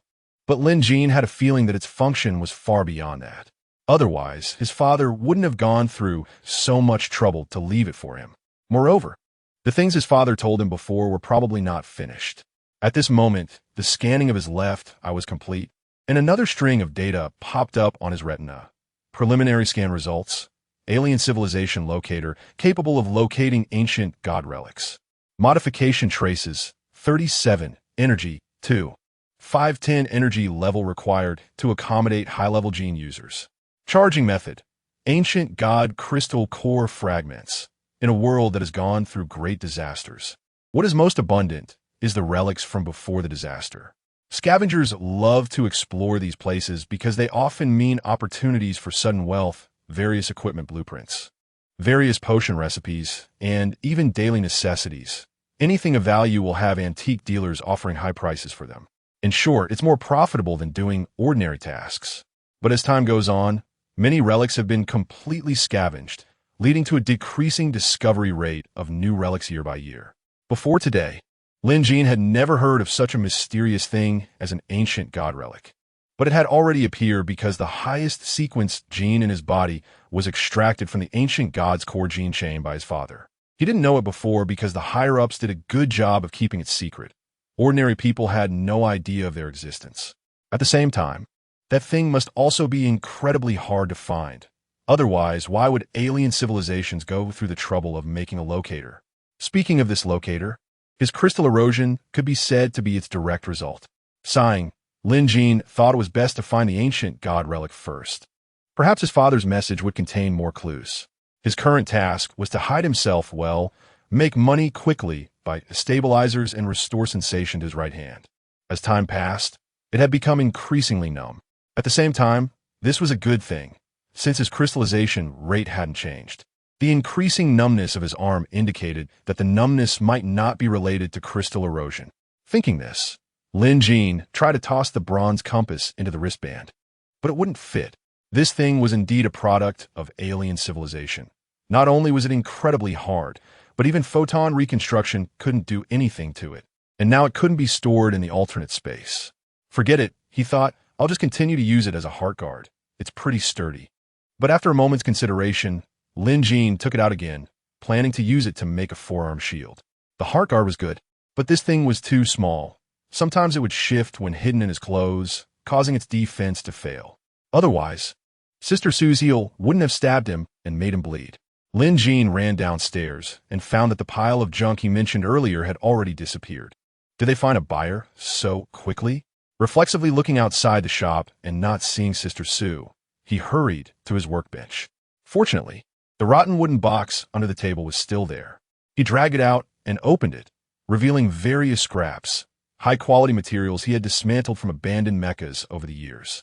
He took out 10 pounds of level 3 materials and searched for blueprints in his left eye's microscope. Using his photon reconstruction ability, a uniquely shaped forearm shield quickly appeared on the table. It had a groove on it, just right for embedding the bronze compass, and once covered, combined with the concealment runes on the shield, it would be hard for most people to detect its presence. At least it was safer than just sticking it in his clothes. Unfortunately, due to the presence of the bronze compass, the forearm shield couldn't use nanotechnology to shrink. When not in use, he had to fold it up and hang it on his leg, which looked like a piece of leg armor and didn't get in the way. Just as Lin Jin was about to go upstairs, someone entered the shop. It was Sister Chunshun from the neighbor's house. Her real name was Chunling, 28 years old, beautiful as a flower and a charming widow. Years ago, while working on a farm outside the city, she was attacked by alien creatures and nearly died. Unable to afford the expensive medical bills, she decided to sell everything she could, using the little money she had to replace her body with a steel one, leaving only her original head intact. Because she was beautiful, she couldn't bear to part with it. "What's wrong, Sister Chunshun?" Lin Jin smiled and walked over. Chunling quickly lowered her head, took off a data cable that resembled an umbilical cord from her waist, and handed it to Lin Jin, asking, "Little Lin, Help me check if my neural synchronization interface is broken. Lin Jin glanced at it, a smile on his lips, and seriously analyzed Sister Chun-Chun. Have you been syncing with someone again lately? Most likely, it's due to wear and poor contact from too many connections. Chunling's face flushed, and she spat, "Bah, I really want to tear your mouth apart, you little rascal. You know that since your brother phone left, I've never used it. All you do is tease me, and if someone didn't know better, they'd think I was a promiscuous woman." Lin Jin shrugged, smiling. "Well, isn't that fine? After all, you don't need it. So if it breaks, it breaks." Suddenly, Chunling leaned closer and said, "Don't you want to see what I'm like in your dreams?" Lin Jin leaned back, feigning terror. "Sister Chun-Chun, please don't scare me. I'm afraid that if I see it, I'll have to sleep with one eye open, just in case you come to settle accounts with me in my dreams." Chunling was unwilling to give up, tugging at the hem of his clothes, her voice soft. "Naughty little brother. I take good care of you in my dreams. Don't you want to know how?" As she spoke, she blinked her big eyes. But Lin Jin seemed oblivious to her advances, scratching his head seriously and saying, "I bet you definitely made me delicious food in your dream. My stomach is growling right now. How about you show me a little? If I'm full, maybe I can dream about you tonight." Chunling was so exasperated she couldn't speak, stomping her foot in annoyance. "You little brat, always joking around. You never take anything seriously." "I'm being serious. Missing out on Sister Chun-Chun's cooking would make me cry in my dreams tonight." Chunling, helpless, shot him a fierce glare. What a slippery tongue. "Fine. Help me check my neural conduction system to see why it keeps disconnecting. Local or full body." Seeing Sister Chun-Chun get serious, Lin Jin also put away his smile. "Full body. Oh, I see. Let me check your cervical spine first." Chunling turned around, and Lin Jin took his tools to remove the casing from the back of her neck, revealing her silver mechanical cervical spine and blue fiber-like neural fibers. With a glance through the microscope, the issue became clear. But Lin Jin still took some time before saying, "Sister Xiaochun, your nerve connections are fine. It should be your energy box that's the problem. So hurry up and get a new one for me." "All right." Lin Jin hadn't finished speaking when he suddenly remembered that all the spare parts at home had been sold off as scrap by Sister Su. He could only apologize. "Sorry. Sister Xiaochun, my cousin sold all the stuff at home." "Your cousin? Where did you get a cousin besides me?" Chunling frowned and looked at Lin Jin with a resentful expression. Lin Jin rolled his eyes. "I'm saying, Sister Xiaochun, stop pretending. Aren't you here to check on my cousin for everyone?" Chunling smiled, having had her thoughts exposed by Lin Jin. "As expected, nothing can be hidden from you. You're really a little smart, Alec." After Lin Jin finished putting her shell back together, he turned around and asked with concern, "Are you really planning to go scavenging with your cousin?" "Of course. My cousin is a very powerful genetic warrior. Just because she's powerful doesn't mean you are. Besides, other than being good at repairs, you don't have any other skills. It's really a bit worrying for you to go scavenging. My cousin cares a lot about me, so you don't need to worry, Sister Xiaochun." "Sigh. I know I can't persuade you. Boys all want to go scavenging. The key is, never mind. Just make sure to be careful on your missions in the future, okay?" "Got it. Thanks, Sister Xiaochun." Chunling shot him a reproachful glance. "By the way, if I get my hands on an energy box, will you still have time to change it for me?" "Don't worry, I definitely will. Even though I've become a scavenger now, I'm not running off with my cousin. I'll still be living here, always waiting for your visit, Sister Xiaochun." "You little brat, fine. You go ahead and do your thing, I'll head out first." When acid rain was falling, he was worried about Lin Jin being alone at the landfill. So he specially drove his old rusty car to check on him. When he saw the big iron plate in a landfill pit, he almost got scared to death. To the people here, that thing clearly indicated that scavengers had been there hunting for light eaters during the acid rain. Fortunately, seeing that Lin Jin was fine and had already repaired his mecha, which was placed beside the pit, he felt relieved. The neighbor's business worked like this. Lin Jin rarely received money, as everything was bartered. It was that everyone was broke, but when they first met Lin Jin, he was still young and an orphan. They were afraid that giving him money would attract bad people, so they helped him this way. Over time, it became a habit. Uncle Ma's wife worked at a farm outside the city, so they never lacked food. As for Sister Xiaochun, she worked at a sorting factory in the city and often gave Lin Jin some insider information, advising him to go to the landfill to pick out good stuff.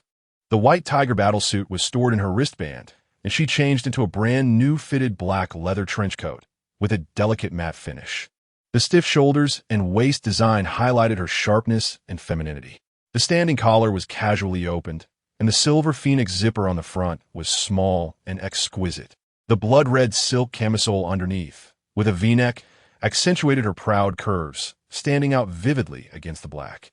The lower half consisted of high-waisted, fitted leather pants of the same material, with silver decorative lines on both sides, elongating her leg lines.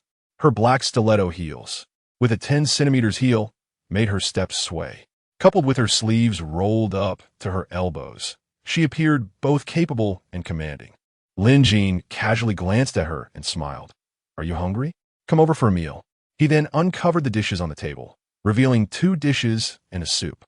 Su Ming Huang, in her high heels, approached the table and pulled out a chair, but she didn't sit down immediately.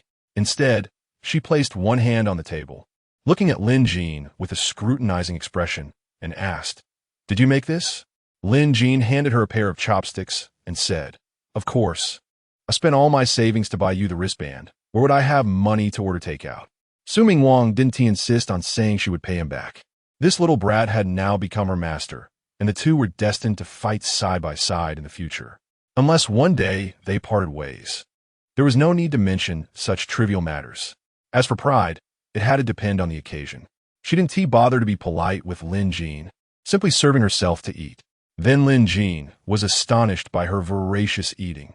When he asked, he learned that she hadn't eaten for 7 days since being hunted by the Zhuke consortium.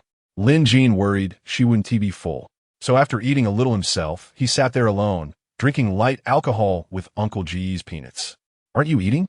Su Ming Huang looked at Lin Jin in confusion, licking the rice grains from the corner of her mouth with her tongue and sending it into her shiny mouth. Lin Jin smiled slightly. "Not eating, all for you." Su Ming Huang didn't hold back, scooping the last bit of rice from the rice cooker into her bowl and pouring the remaining soup over the rice. Then she quickly started shoveling food into her mouth. "Let me have a sip." Su Ming Huang suddenly burped and grabbed the wine bottle from Lin Jin's hand. "This wine doesn't taste good," Lin Jin said. But Su Ming Huang snatched it away and took a swig herself. Then she exhaled a long breath of alcohol. "This wine really isn't great. It feels like it's directly mixed with alcohol." Lin Jin laughed. "Don't expect too much. What good wine can there be in the slums?" Su Ming Huang nodded, but didn't mention how good the wine she had previously drunk in Zhuke City was. Seeing her drink like it was water, Lin Jin couldn't help but remind her, "Take it easy. The after effect of this wine is quite strong." "My alcohol tolerance isn't small." Su Ming Huang smiled slightly, shaking the wine bottle in her hand. Seeing it was almost empty, she asked, "Is there any more at home?" "Really owe you one." Lin Jin stood up and went to the kitchen to bring out the bottle of wine Uncle Ma had given him today. He thought to himself that she definitely hadn't eaten enough, but there was only this much food at home, and he had spent all his money today. He had planted some vegetables in the backyard, but if he used everything today, he would really only be able to drink air tomorrow morning. "This is the last bottle. By the way, there's also a bottle of vinegar at home. Do you want it?" Su Ming Huang shot him a glance. "Don't flatter yourself. You're not worthy of making me jealous." Su Ming Huang responded and then held the wine bottle towards him. "Drink with me? Forget it. I'm afraid you won't have enough fun. If you don't want to drink, then forget it." Lin Jin shook his head and sat down on the sofa, opening the scavenger wristband and searching for various information about the Morning Light scavenger team on the official website. The urgent task now was to quickly get some money, not just to heal his right hand, but also for tomorrow's meals. Previously, he had checked that a second-tier genetic stabilizer would cost 70,000 credit points. Just relying on scavenger commissions, after deducting daily expenses, it would probably take about 2 to 3 years to save enough. But if it was for reconstructing equipment for others, it would be different. If nothing went wrong, he could do it in a month or 2 at most. Lin Jin was checking information about the Morning Light scavenger team to avoid unnecessary accidents and also to plan how he should approach them. Additionally, there were other builder success rates, specific prices for constructing equipment, and cooperation methods, among other things. As a newcomer, there was still a lot he needed to learn. Just as Lin Jin was absorbed in reading, Su Ming Huang, feeling a bit dizzy, stood up and began to clear the dishes on the table. Lin Jin glanced over but didn't pay much attention. The dishes were stainless steel, so he wasn't too worried about her breaking them. However, not long after, there was a clattering noise from the kitchen, and dishes and utensils fell to the ground. "Sister Sue, are you okay?" Lin Jean stretched his neck from the sofa to look at the kitchen. He was also drunk, as the outer appearance of the seemingly stunning and commanding woman turned out to be a drunken mess. Lin Jean quickly stood up and walked into the kitchen. Chapter 13, I like to hear you call me Dad. The kitchen was a mess. Stainless steel bowls and chopsticks scattered all over the metal floor. The faucet over the sink was wide open, water splashing everywhere, soaking the surrounding floor and also wetting Su Minghuang's hair and clothes. Su Minghuang was slumped under the sink, curled up like a helpless little beast after being injured. She clutched her knees tightly with both hands, her head buried deep between them, and her suppressed sobs came in waves. "Dad, Dad," she cried, her voice filled with sorrow, sounding pitiful. As soon as Lin Jean stepped into the kitchen, he was taken aback by the scene. He had seen many people drunk and acting foolishly, but this was the first time he had seen someone in such a state. Carefully stepping over the scattered bowls and chopsticks, he walked to the sink and turned off the faucet, then squatted down in front of Su Minghuang and gently asked, "What's wrong, Sister Sue?" Hearing his voice, Su Minghuang slowly lifted her head, her small face covered in tear stains, her eyes red and swollen, tears continuously streaming down and dripping on her chest, mingling with the splashes of water. At that moment, looking at Lin Jean, her lips quivered slightly, and the glistening tears on her wet eyelashes made her look like a pitiful little deer, helpless and confused as she gazed at him. Fortunately, she wasn't wearing makeup. Otherwise, it would have been a terrible sight. "Dad, you finally came." She suddenly reached out and grabbed the corner of Lin Jin's shirt, her voice slurred with drunkenness and tears. "Please don't go, don't abandon me, okay?" Lin Jean was momentarily stunned, instinctively wanting to explain. But looking at Su Minghuang's state, he suddenly dismissed that thought. He saw her smile slightly, revealing a mischievous grin, clearing her throat and mimicking an elder's tone. She softly said, "Good daughter, Dad won't leave. How could Dad abandon you? What's wrong? Why are you crying so sadly?" While saying this, he gently patted her head, as if soothing a child. "Dad, I will definitely be good from now on. Please don't leave me, okay?" "Not leaving, not leaving. Dad is right here, isn't he?" Hearing Lin Jin's words, Su Minghuang's emotions seemed to find an outlet, and she suddenly dove into his embrace, crying hard. Lin Jean gently rubbed her back, comforting her. All right, don't cry. Call me Dad again, let me hear it." "Dad, hey, good daughter, call me Dad again." Dad. You won't abandon me, right? Good daughter, you were raised by Dad from infancy. How could Dad abandon you? Come on, call me Dad again. I like to hear you call me Dad." After enjoying this moment for a while, Lin Jean suddenly noticed that Su Minghuang had fallen silent in his arms. Looking down, he realized she had cried herself to sleep. This seemingly strong woman must have had a terrible childhood, drinking a little and calling someone Dad so casually. Lin Jean looked at Su Minghuang in his arms, curious about her sick mother, gambling father, studious brother, and her fragmented self. How many of these did she inherit? After thinking this, he picked her up and placed her on the sofa to avoid her vomiting on the bed later. However, as soon as he stood up, he found she was clutching his clothes tightly, as if afraid he would run away. Helpless, Lin Jean had to sit beside her, trying to pry her hands open, but she was holding on too tightly. After several attempts with no success, he could only sit with her for a while. As he sat there, drowsiness hit him, his hand resting on her back, and in a daze, he saw flickering lights in his vision. Brainwave frequency verification successful, starting to construct brain-machine interface. In his hazy state, Lin Jean saw a high-tech laboratory, almost identical to the one in Su Minghuang's memories. The difference was this laboratory appeared brighter and cleaner. Soon, many figures appeared before him, some in white lab coats, some in military uniforms, some hurriedly walking by, others discussing something while holding tablets. Lin Jean suddenly realized he seemed to have been in this laboratory before. Yes, he had been there. This was the laboratory where his father worked at the Federal Academy of Sciences. When he was 1 year old, his father had brought him here to play. Passing through the corridor in front of him should lead to his father's office. Lin Jean hurriedly ran down the corridor, arriving at the mechanical door he remembered. The silver mechanical door opened automatically, revealing a white office. The person sitting at the white desk, operating the computer, could only be his father. "Dad!" Lin Jin instinctively called out, but the other party did not respond. Walking closer, he saw his father was entering an experimental log into the computer. Once again, the compatibility between the ancient god gene and the subject has ended in failure. His father's eyes were filled with confusion, and after a moment he said, "I have tried countless methods and adjusted various parameters of the subject, yet the results remain the same. Is the ancient god gene too powerful, possessing characteristics we do not yet understand, or do these subjects themselves have certain defects, unable to carry the power of the ancient god gene? I cannot give up like this. After days of deep thought, I have prepared a brand new plan. This time, I plan to conduct a more refined selection of subjects, seeking samples that are more compatible with the ancient god gene at the genetic level.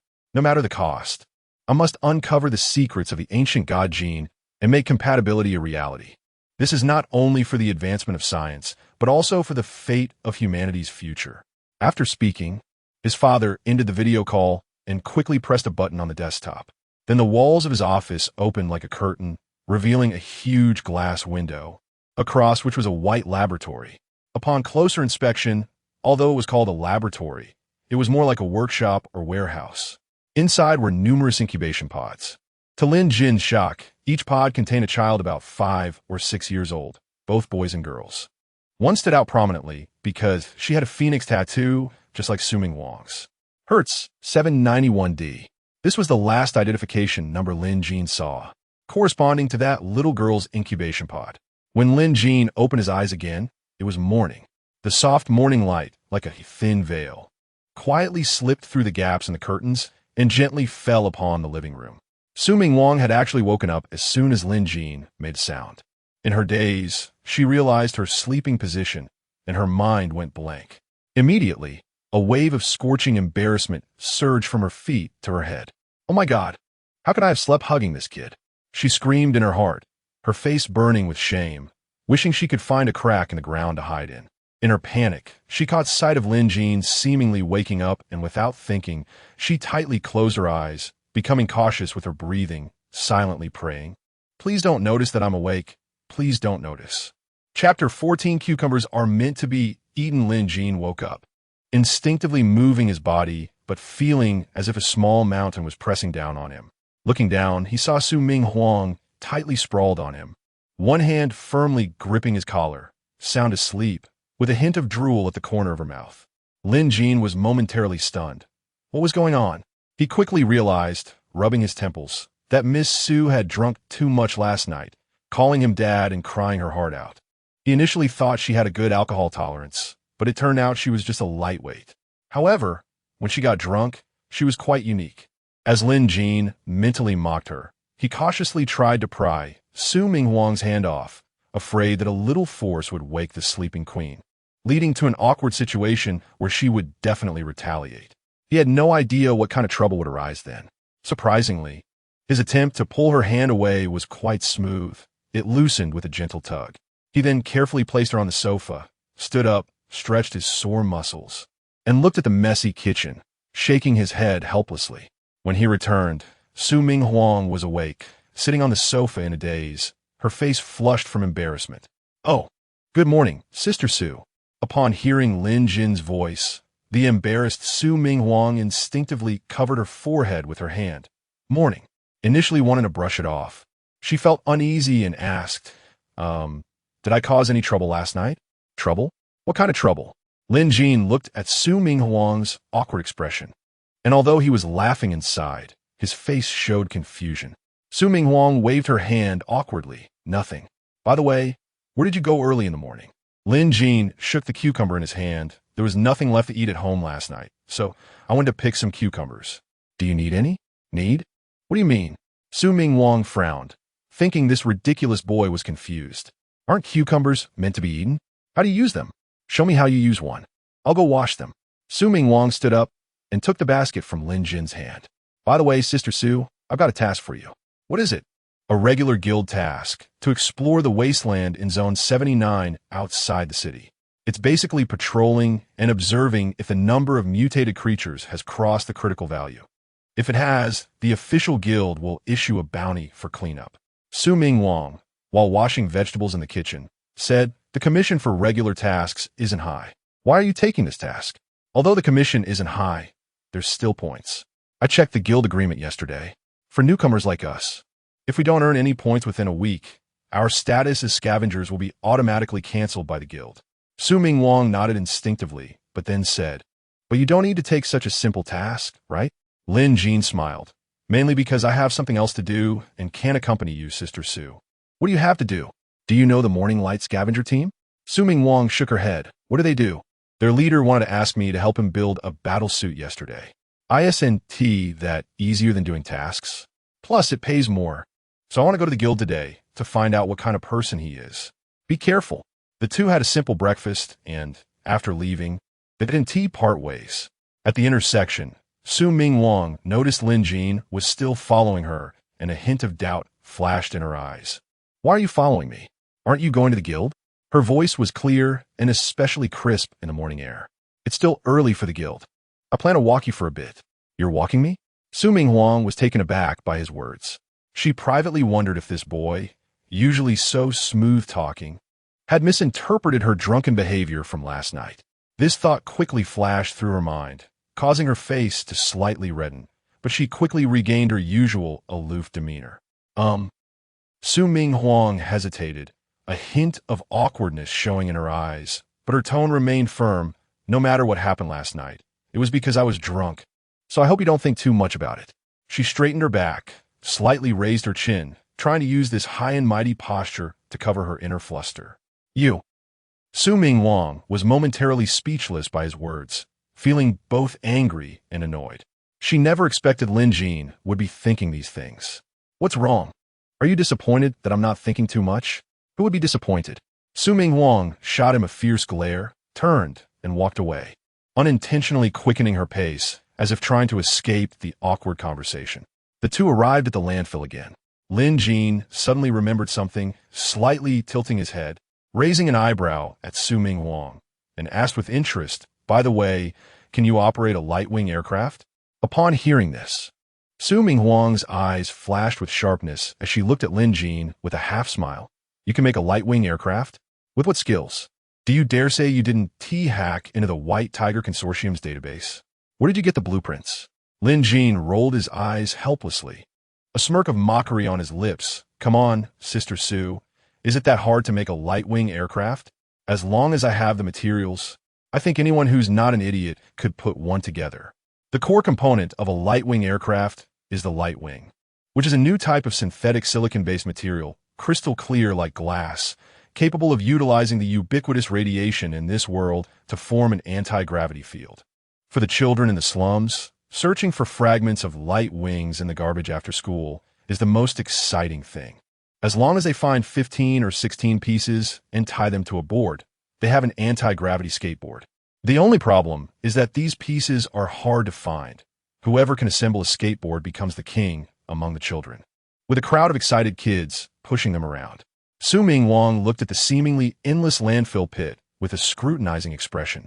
"Are you sure you can find enough light wing fragments in a short time?" "Don't worry, remember? I have acquaintances here." After saying that, Lin Jean found Uncle Ma, who worked there, to ask about it and explained his intentions. Uncle Ma pointed him to a general location where there were indeed several scrapped light-wing aircraft, with fragments of light wings scattered all over the ground. However, they were too small and fragmented to be useful to the children. They needed pieces at least the size of a fist to make skateboard. But for Lin Jean, it didn't matter. He could use photon reconstruction to reassemble them.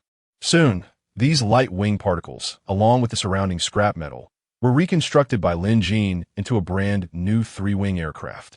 The front 2 light wings were mainly used for lift, while the tail wing was used for propulsion and steering. Once completed, it automatically hovered about 30 centimeters off the ground, and to make it fly higher and faster, an electric field needed to be created for the light wings.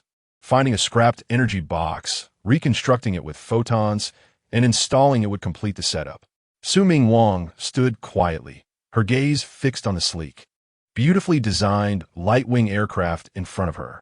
A hint of envy slipped into her eyes, envying Lin Jin's ability to reconstruct photons, which made him seem like an all-powerful magician who could create anything he wanted. Chapter 15. Insulting on the outside, but loving deep down. Just as Su Ming Wang was lost in thought, Lin Jin's teasing voice rang out at the right moment. By the way, Sister Su, what color do you like? Su Ming Wang was slightly taken aback, her delicate brows raising slightly as she replied in a calm tone with a hint of indifference. Whatever. A sly smile crept onto Lin Jin's lips as he said, Red, I think this color suits you very well. With that, he reconstructed a layer of fiery red paint on the light-wing aircraft. Su Ming Wang's eyes instantly lit up. That vibrant red was indeed her favorite color. However, she merely lifted her chin slightly and huffed. It's just okay. As soon as she finished speaking, she hopped onto the light-wing aircraft without hesitation. Her posture both agile and elegant. With a slight vibration from the light wings, the aircraft sped off like a bolt of red lightning, disappearing from Lin Jin's sight in an instant. The powerful gust of wind kicked up dust from the ground, enveloping Lin Jin in a cloud of swirling dirt. Bah, bah, bah. Lin Jin spat out the sand in his mouth, brushing off the dust from his clothes, his face filled with disdain. This young lady is really heartless. As soon as she got the aircraft, she just took off without even saying thank you. In the boundless wilderness, Su Ming Wang slightly bent forward, sitting steadily on the light-wing aircraft. The wild wind howled in her ears, her black-fitted windbreaker flapped loudly in the gale, and her long hair danced wildly in the breeze. Her gaze was firmly locked ahead, her eyes burning with determination, and a slight smile curled at the corners of her mouth, exuding confidence and arrogance, all driven by a desire for speed. The aircraft swiftly glided past, and the wild scenery rushed by in reverse. The dead yellow grass was pressed to the ground by the powerful gusts generated by the aircraft, rustling noisily. Every acceleration and every turn was filled with thrilling speed and passion, making the wilderness come alive with her swift passage. Suddenly, as she sped through a canyon, an energy capture net hidden in the shadows shot out with lightning speed, instantly ensnaring her aircraft.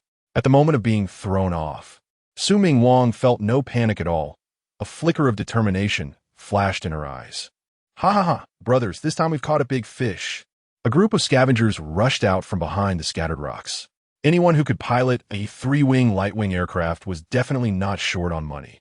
The leader was a bald man with a face full of excess flesh, wielding a plasma battle axe, laughing as he approached Su Ming Wang. Given her delicate appearance, she was definitely a newbie who had never seen the world. Today would be a great opportunity for profit. The other scavengers brandished a variety of weapons, some with bone blades capable of releasing corrosive mist, others wielding spiked clubs with deadly poison, each one looking fierce and intimidating. In these times, to grow strong, killing and plundering was the way to go. At the 79th District, this kind of regular mission point was not just robbed by the bald man and his gang. Their business was usually hard to come by. Now that they finally saw a fat sheep, they couldn't care less and rushed to seize the opportunity. Meanwhile, Su Ming Wang in the air quickly tapped her wristband, and in an instant, the nanoparticles of the white tiger battle suit surged forth. They intertwined and merged along her arms. And in the blink of an eye, a tight-fitting battle suit that conformed to every inch of her curves enveloped her body. It looked very smooth, with a soft yet extremely tough texture, like a serpent tightly coiled around her skin, perfectly outlining her figure while providing ultimate flexibility. Gleaming cold metal armor covered every vital point on her body.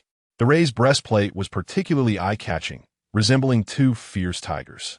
As she breathed, the white tiger patterns on the breastplate seemed to rise and fall slightly, as if these two ferocious beasts were about to awaken and choose their prey.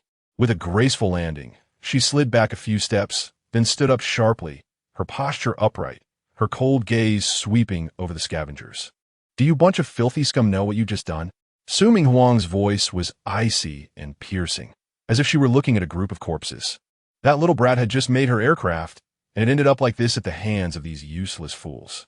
The bald man was momentarily stunned, then laughed even louder. What? Little girl, do you want to put on a tough act?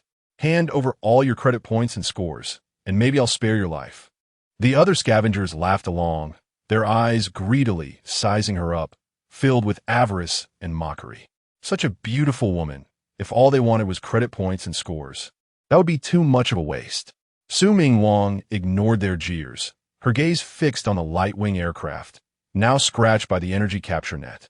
Thinking of that little brat Lin Jean, who had just made her aircraft today and had it ruined like this, she felt an uncontrollable surge of anger. As she slowly turned around, her eyes were already filled with murderous intent.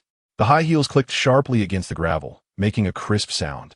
Despite being a fire-type genetic warrior, she now exuded a chilling aura. Faced with her imposing presence, the bald man felt a bit intimidated. Were all those who came here for regular missions just newbies? But this woman, seeing so many of them, showed no fear at all. That shouldn't be the case.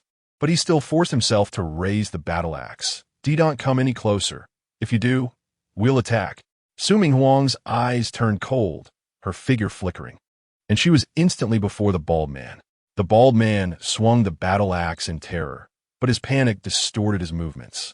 Su Ming Huang effortlessly sidestepped and simultaneously lifted her right foot, delivering a powerful kick. The metal heel pierced into the bald man's knee like a steel needle. The bald man let out a pig-like scream, the intense pain twisting his features into a grimace. Beads of sweat rolling down his forehead as he instinctively hopped back on one foot. Su Ming Huang snatched the battle axe from him and knocked him to the ground. Then she placed a foot on the bald man's neck. He tilted his head back and spat out a mouthful of blood, while Su Ming Huang hooked her shoe's tip under his chin to prevent his blood from splattering onto her shoe, looking down at him from above. Her eyes were filled with icy, murderous intent. "What are you all staring at? Hurry up and get me. Kill this filthy woman." The bald man screamed hoarsely, his voice strained. Hearing this, Su Ming Huang's lips curled into a mocking smirk, and she slowly applied pressure with her foot. "Do you think they still dare?" Her voice was devoid of warmth. The bald man felt as if he could hear the bones in his throat cracking, as if they were about to break at any moment. You dare." The bald man still tried to put on a brave front, but before he could finish a sentence, Su Ming Huang impatiently pressed her entire weight down, instantly crushing his neck, blood gushing from his mouth. The bald man's eyes bulged. His mouth opened wide, but no sound came out. After a few convulsions, he lay completely still. The other scavengers were all stunned. Their leader was a second-tier genetic warrior, and that woman had killed him in just 2 moves? Could she really be a newbie? "You dared to break my things. You all have to die today." She gritted her teeth, speaking each word with undeniable dominance. The other scavengers turned pale with fear and tried to flee, but Su Ming Huang chased after them like a ghost, weaving through the crowd. In no time, the ground was littered with bodies. Standing amidst the corpses, Su Ming Huang's white tiger battle suit remained spotless, her cold gaze seemingly still unsatisfied. Returning to the aircraft, she looked at the scars from the paint that had been scraped off, and she couldn't help but frown. "Sigh, but I don't know how to fix it." Lin Jean took a stroll around the Scavengers Guild today, chatting with people. Based on the information he found on the official website, he summarized that the Morning Light Scavenger Team is a well-established scavenger group, which had over 500 members at its peak. Now, however, it has fallen into decline. A relic exploration mission 10 years ago nearly wiped out their elite members, including Hong Chungli's father, the previous team leader, who died in the relic. Since then, the Morning Light Scavenger Team has struggled, declining from a top-tier scavenger group to a third-tier one. Hong Chungli took over as team leader at that time, and despite his efforts over the past 10 years to restore the team's former glory, it is still a long way from achieving that. As for his character, whether known or unknown, the most talked-about trait is his loyalty. He understands the bigger picture and has suffered losses during joint missions, so he essentially has no enemies. His son, Hong Wan, is often referred to as the son of a tiger. He is introverted, lacks talent, and only succeeded after adapting over a dozen gene types. If the Hong family were wealthy, he probably would have been given up on long ago. This is the result of Lin Jin's day spent mingling in the guild. Overall, Hong Chungli is an ambitious person who knows how to assess the situation. Collaborating with him shouldn't cause any immediate issues. As for the long term, who can truly gauge people's hearts? But one can't stop doing things just because of fear of the unexpected. The setting sun cast its glow over the streets of the slums, making the already rust-covered area look even redder. Lin Jin hummed a tuneless little song, slowly swaying towards home. In the distance, he noticed the door of his shop wide open, and inside, Xiao Chun was chatting with Sister Sue. Surprisingly, however, looking at Sister Sue's wandering eyes and slightly drooping mouth, it seemed less like a warm conversation and more like a reluctant engagement. Her long wavy hair casually draped over her shoulders, with metallic prosthetics below the neck, creating a finely shaped silhouette. Every movement was accompanied by a slight mechanical whirring sound, yet it did not diminish her alluring charm. Xiao Chun, have you found the energy cell? Lin Jin asked with a sly smile, his eyes glancing over Chun Ling's metallic prosthetics, filled with familiarity and affection. After all, he had no idea how many times he had dismantled them. We found it. We found it. Uncle Ma will bring it over later, Chun Ling replied, her eyes crescent-shaped with a particularly bright smile. You asked Uncle Ma to bring it over. Aren't you afraid Aunt Ma will get mad at you? Lin Jin teased. You little brat, just know how to tease me. Chun Ling pretended to be angry, lightly poking Lin Jin's forehead with her finger. It's just that I haven't seen you all day, so I had to trouble Uncle Ma to make a trip. At this moment, Su Minghuang coughed a few times, cleared her throat, and spoke with a hint of coldness. Well, you two chat, I'll head upstairs first. She stood up, wearing a black trench coat paired with leather pants and high-heeled boots, which accentuated her tall and cold figure, her face still bearing a distant expression. Is it too early? I'm happy to. Su Minghuang shot him a glare, her eyes seeming to say, Little brat, mind your own business. What I meant was, why don't you go buy some groceries first, so you can cook later? Upon hearing this, Su Minghuang's eyes instantly sharpened, glaring at him fiercely, as if to warn him. Little brat, don't push your luck. But in the end, she still turned to go buy groceries. Watching Su Minghuang's gradually receding figure, Chun Ling couldn't help but shake her head and sighed. Shaolin, is she really your cousin? What is up? You're not thinking of playing matchmaker for her again, are you? Lin Jin raised an eyebrow, wearing a teasing smile. Chun Ling quickly waved her hand. I wouldn't dare. Your cousin may have a beautiful face, but she looks like she finds everyone annoying. I don't want her to ruin my reputation. Come on, you're not Li Papa. What reputation do you have for her to ruin? Lin Jin laughed. Get lost. Your cousin should really teach you a lesson for your mouth. Chun Ling pretended to be angry, reaching out to playfully hit Lin Jin. Smelly? Why don't you take a closer sniff? Lin Jin said, while leaning his face closer with a playful grin. Good idea. Chun Ling's eyes lit up, a charming smile, curling her lips as she quickly leaned in. Dream on. I won't give you the advantage. Lin Jin swiftly turned, easily dodging her. A little brat with desires, but no courage. Chun Ling watched his back, smiling and shaking her head, her smile filled with affection. Uncle Ma greeted her, and she merely nodded in response. Then, Lin Jin got kicked on the leg by Uncle Ma. You little brat, hurry up and help your sister. Uncle Ma, Xiao Chun, I want to see you off then. Hurry up, little brat. As Lin Jin ran to Su Minghuang's side, before he could offer to help, she threw the rice onto his shoulder and hung the vegetables around his neck. After finishing this, Su Minghuang snorted as if she had suffered a great grievance and turned to go upstairs. Hey, Sister Su, what are you snorting about? Did someone bully you at the market? Lin Jin quickly chased after her. Don't bother me. Hurry up and cook. I'm hungry. After saying that, she took out a box of cigarettes from her wristband, skillfully using her mouth to hold one. Then a small flame appeared on her index finger. Just as she was about to light up, Lin Jin said, All right, I'll go, but you have to tell me first, did you do something to wrong me? Su Minghuang's movements froze, her heartbeat suddenly quickening. Nonsense. What could I have done to wrong you? Really? Then why did your heartbeat suddenly speed up? Su Minghuang paused, looking at the eyepiece on Lin Jin's left eye, then snatched it off and tossed it into the vegetable bag, saying irritably, You little brat, stop peeping into people's privacy. Fearing Lin Jin would ask more questions, she quickly changed the subject. By the way, I made some extra cash today. I'll transfer it to your account later. Where did the extra cash come from? I ran into a few clueless idiots on the way and sent them off. Is a light-wing aircraft I made for you, all right? It's fine, very good. Hurry up and cook. I've been hungry all day. Lin Jin smiled slightly, probably having guessed the situation. He just didn't expect that the seemingly proud queen would actually care quite a bit about the things he gave her. Chapter 16. The character of others depends on one's strength. Su Ming Wang stood by the window smoking, curiously observing the backyard of Lin Jin's house. The backyard was small but filled with vegetables, cucumbers, tomatoes, leeks, and even a chili tree.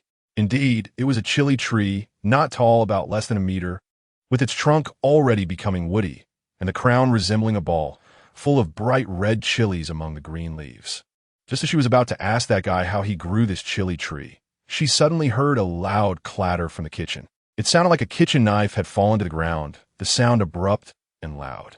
She was startled and instinctively stretched her neck, peering into the kitchen, her tone revealing her undeniable curiosity. What happened?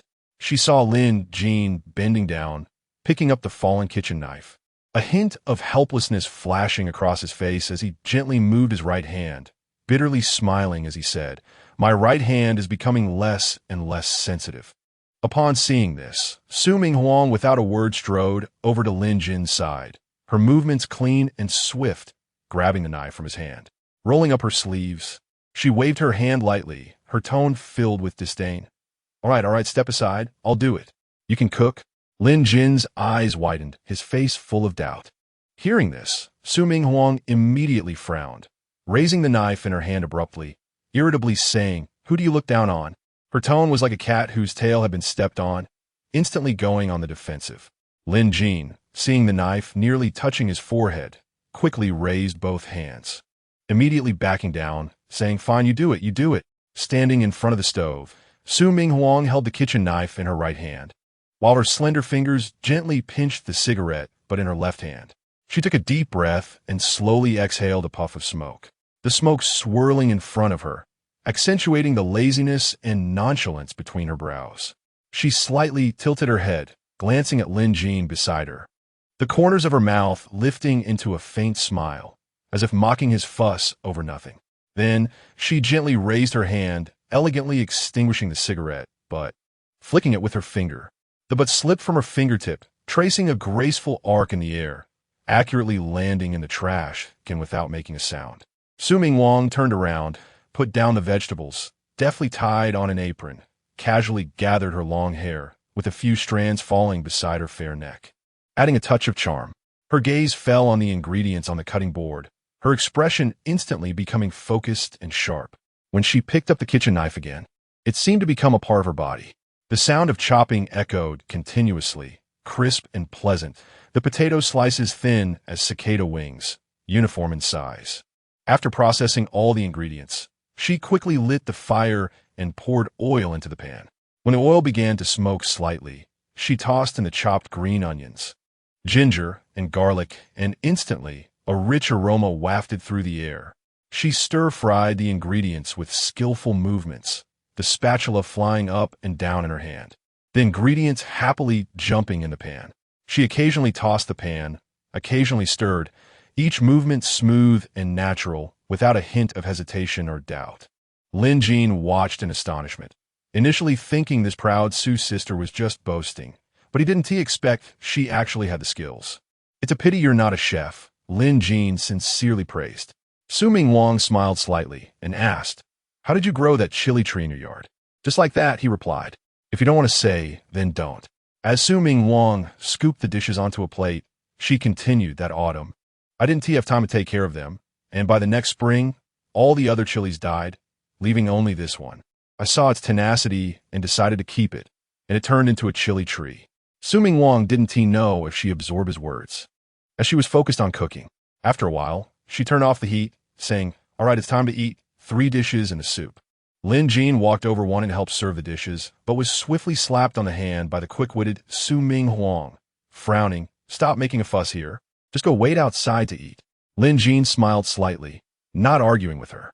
Although his right hand could move, it had no sensation, and if he dropped the dishes, wouldn't that mean losing a dish?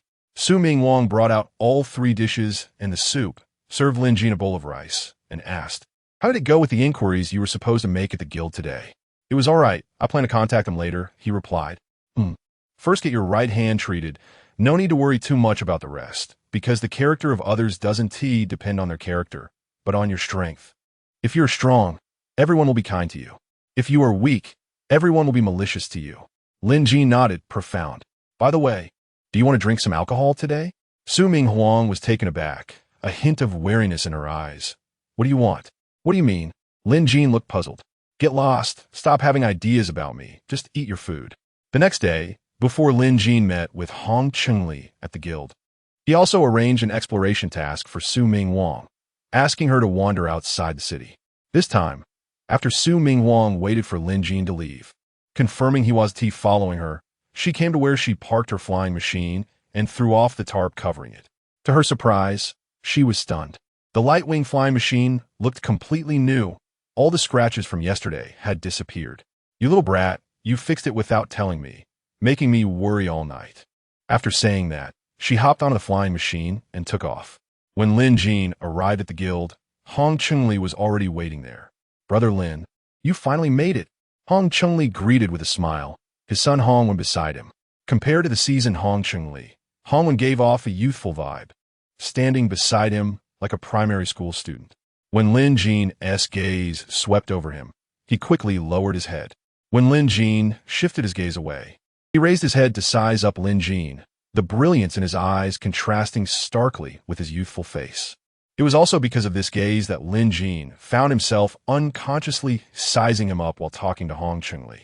After some simple pleasantries, Hong Chengli asked, I wonder what Brother Lin thinks the success rate for constructing Tier 2 equipment is? Previously, when he sought Lin Jin, he clearly said that regardless of success or failure, he would never shortchange him on labor costs. Now that he was intentionally cooperating, he was suddenly concerned about the success rate. Business is business. Lin Jin understood this concern about costs. He smiled, Brother Hong, how about we pay by the piece? After all, the success rate is something that can be compensated for by repeated attempts. Hong Chengli's eyes lit up at Lin Jin's creative suggestion. In this world, awakened superpowers were already rare, and photon reconstruction abilities were even more so. Even in a super city like Baihu City, with a population of over 10 million, those who could awaken such abilities would exceed a handful. Things that are scarce are valuable, so such individuals often had big egos. However, they also needed to construct equipment to enhance their powers. This way, in order to ensure their interests, the commission fees charged on an hourly basis would not be high. Thus, it was always charged by the hour. As long as the price was negotiated, regardless of success or failure, they would not be shortchanged a single cent. In contrast, Lin Jin's proposal of pieceware pricing could raise the price, especially for rare blueprints and equipment not sold officially, allowing for even higher prices. At the same time, it could also conceal his unique 100 success rate from others. Chapter 17. Is Sister Su jealous? Regarding Lin Jin's proposal, Hong Chengli readily agreed. He immediately took out a second-tier Zhuke battle armor blueprint and asked, Lin, how long do you think it will take you to construct this? Lin Jin took a look and realized that it was indeed the unique Zhuke battle armor blueprint of the Zhuke Corporation. At the same time, the White Tiger battle armor did not enhance her flame temperature at all, leading to a decrease in combat power. Constructing this type of armor would take her at most 5 or 6 minutes.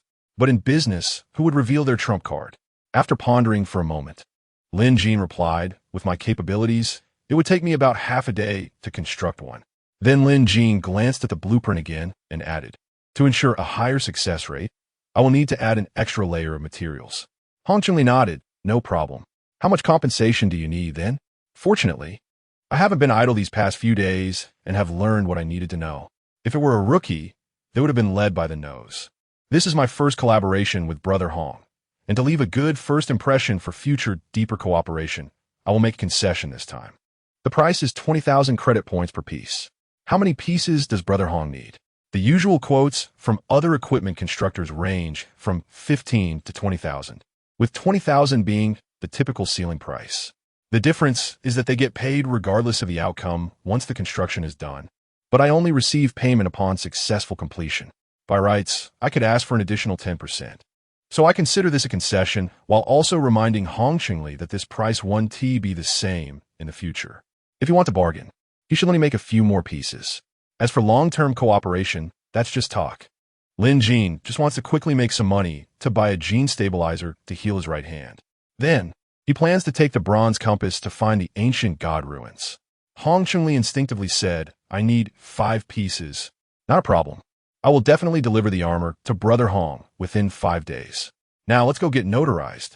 Of course, Brother Hong won't worry about me running off with the materials, but I must reassure him.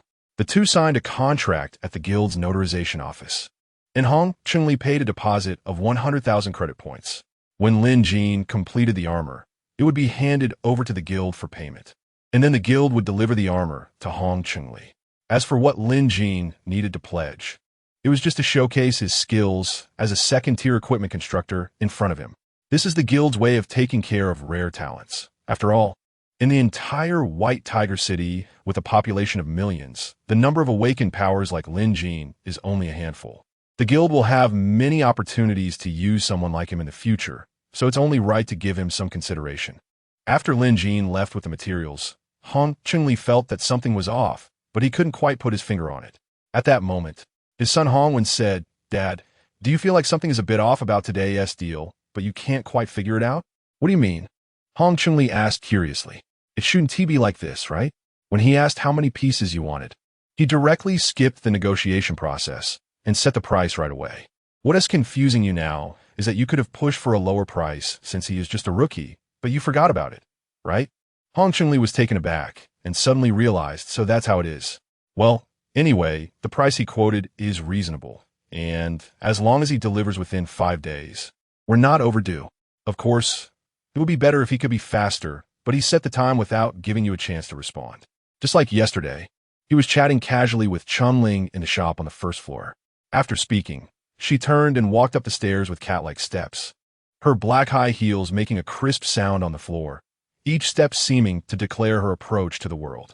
Lin Jin watched Su Minghuang's back thoughtfully for a moment before turning his gaze to Chun-Ling and smiling. Little Chun, why are you here again today?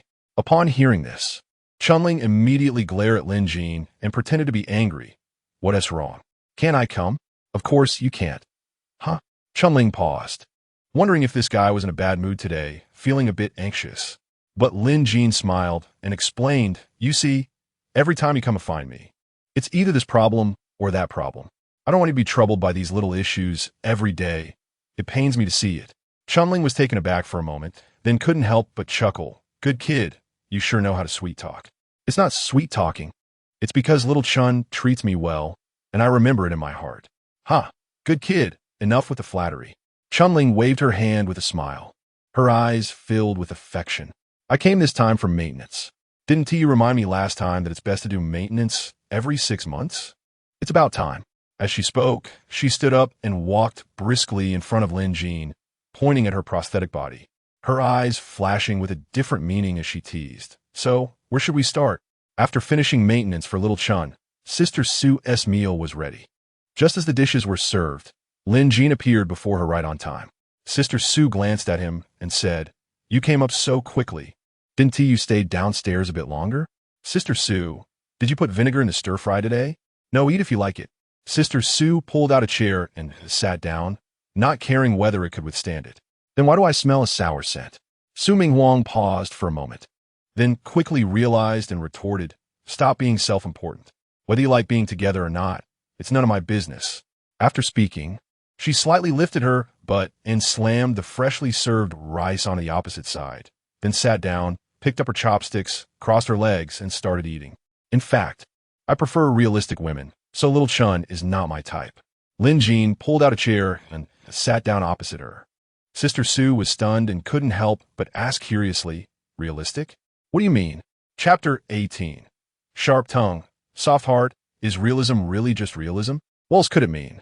You could even read those 2 characters backward if you wanted. By the way, do you know what Hong Chun-Li asked me to make? Seeing Lin Jin change the subject, Su Minghuang rolled her eyes at him and said irritably, What he wants you to do has nothing to do with me. This time it really does. Huh? Su Minghuang paused her actions of picking up food and instinctively looked at Lin Jin. The Zhuke battle suits from your Zhuke consortium. Where did you get the blueprints? Lin Jin shook his head. How could I ask that? Is this battle suit a closely guarded secret of your Zhuke consortium? Not really. It has been around for many years, and countless battle suits have been damaged. This secret can't be kept. It's just that this is the exclusive battle suit of the Zhuke consortium. No one dares to wear it except for Juke Consortium members. Whoever wears it is just asking for death. What if it's a member of the Juke Consortium? Are you saying they haven't left? Lin Jean shook his head. I don't know, but fortunately, I changed your battle suit for you. They probably won't recognize you, right? As long as you don't run into them face to face. It should be fine. That's good. Lin Jean nodded, then glanced at her ears. Can I borrow one of your earrings? For what? I want to make you another copy. You know the Baihu battlesuit is prone to exploding on you, so having another temperature controller is an extra layer of protection. Now that you have the blueprints, why not make me a Juke battlesuit? The battlesuit needs to be made, and the temperature controller also needs to be made.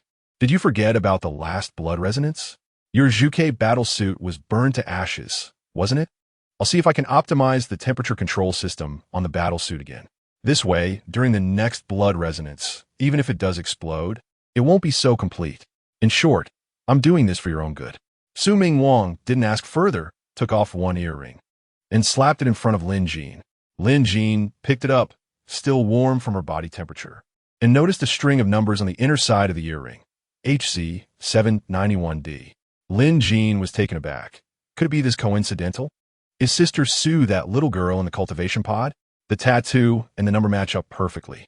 Thinking of this, he instinctively looked up at Sister Su. Su Ming Wang noticed his gaze and asked in confusion, "What are you looking at?" "Nothing, let's eat. By the way, did you find the earring you were looking for?" Su Ming Wang shook her head. Lin Jean continued to ask, "Is that earring very important to you? Honestly, tell me, did you find it?" Su Ming Wang stared at Lin Jean seriously. "No, if I found it, I would have given it to you long ago. You better be telling the truth, otherwise. The Juke Consortium's next target will be you. Is it because of that earring that they are hunting you?" Su Ming Wang nodded. "Don't think you can get me to talk. I can't tell you anything about that earring. I'm doing this for your own good. Knowing too much can easily lead to death. Just like you?" "Yes, exactly.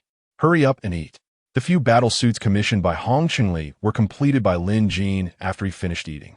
In the following days, Lin Jean focused on researching the temperature control system of the Juke battle suit. Sister Su went out for strolls every day. Staying at home didn't allow her to connect with the neighbors.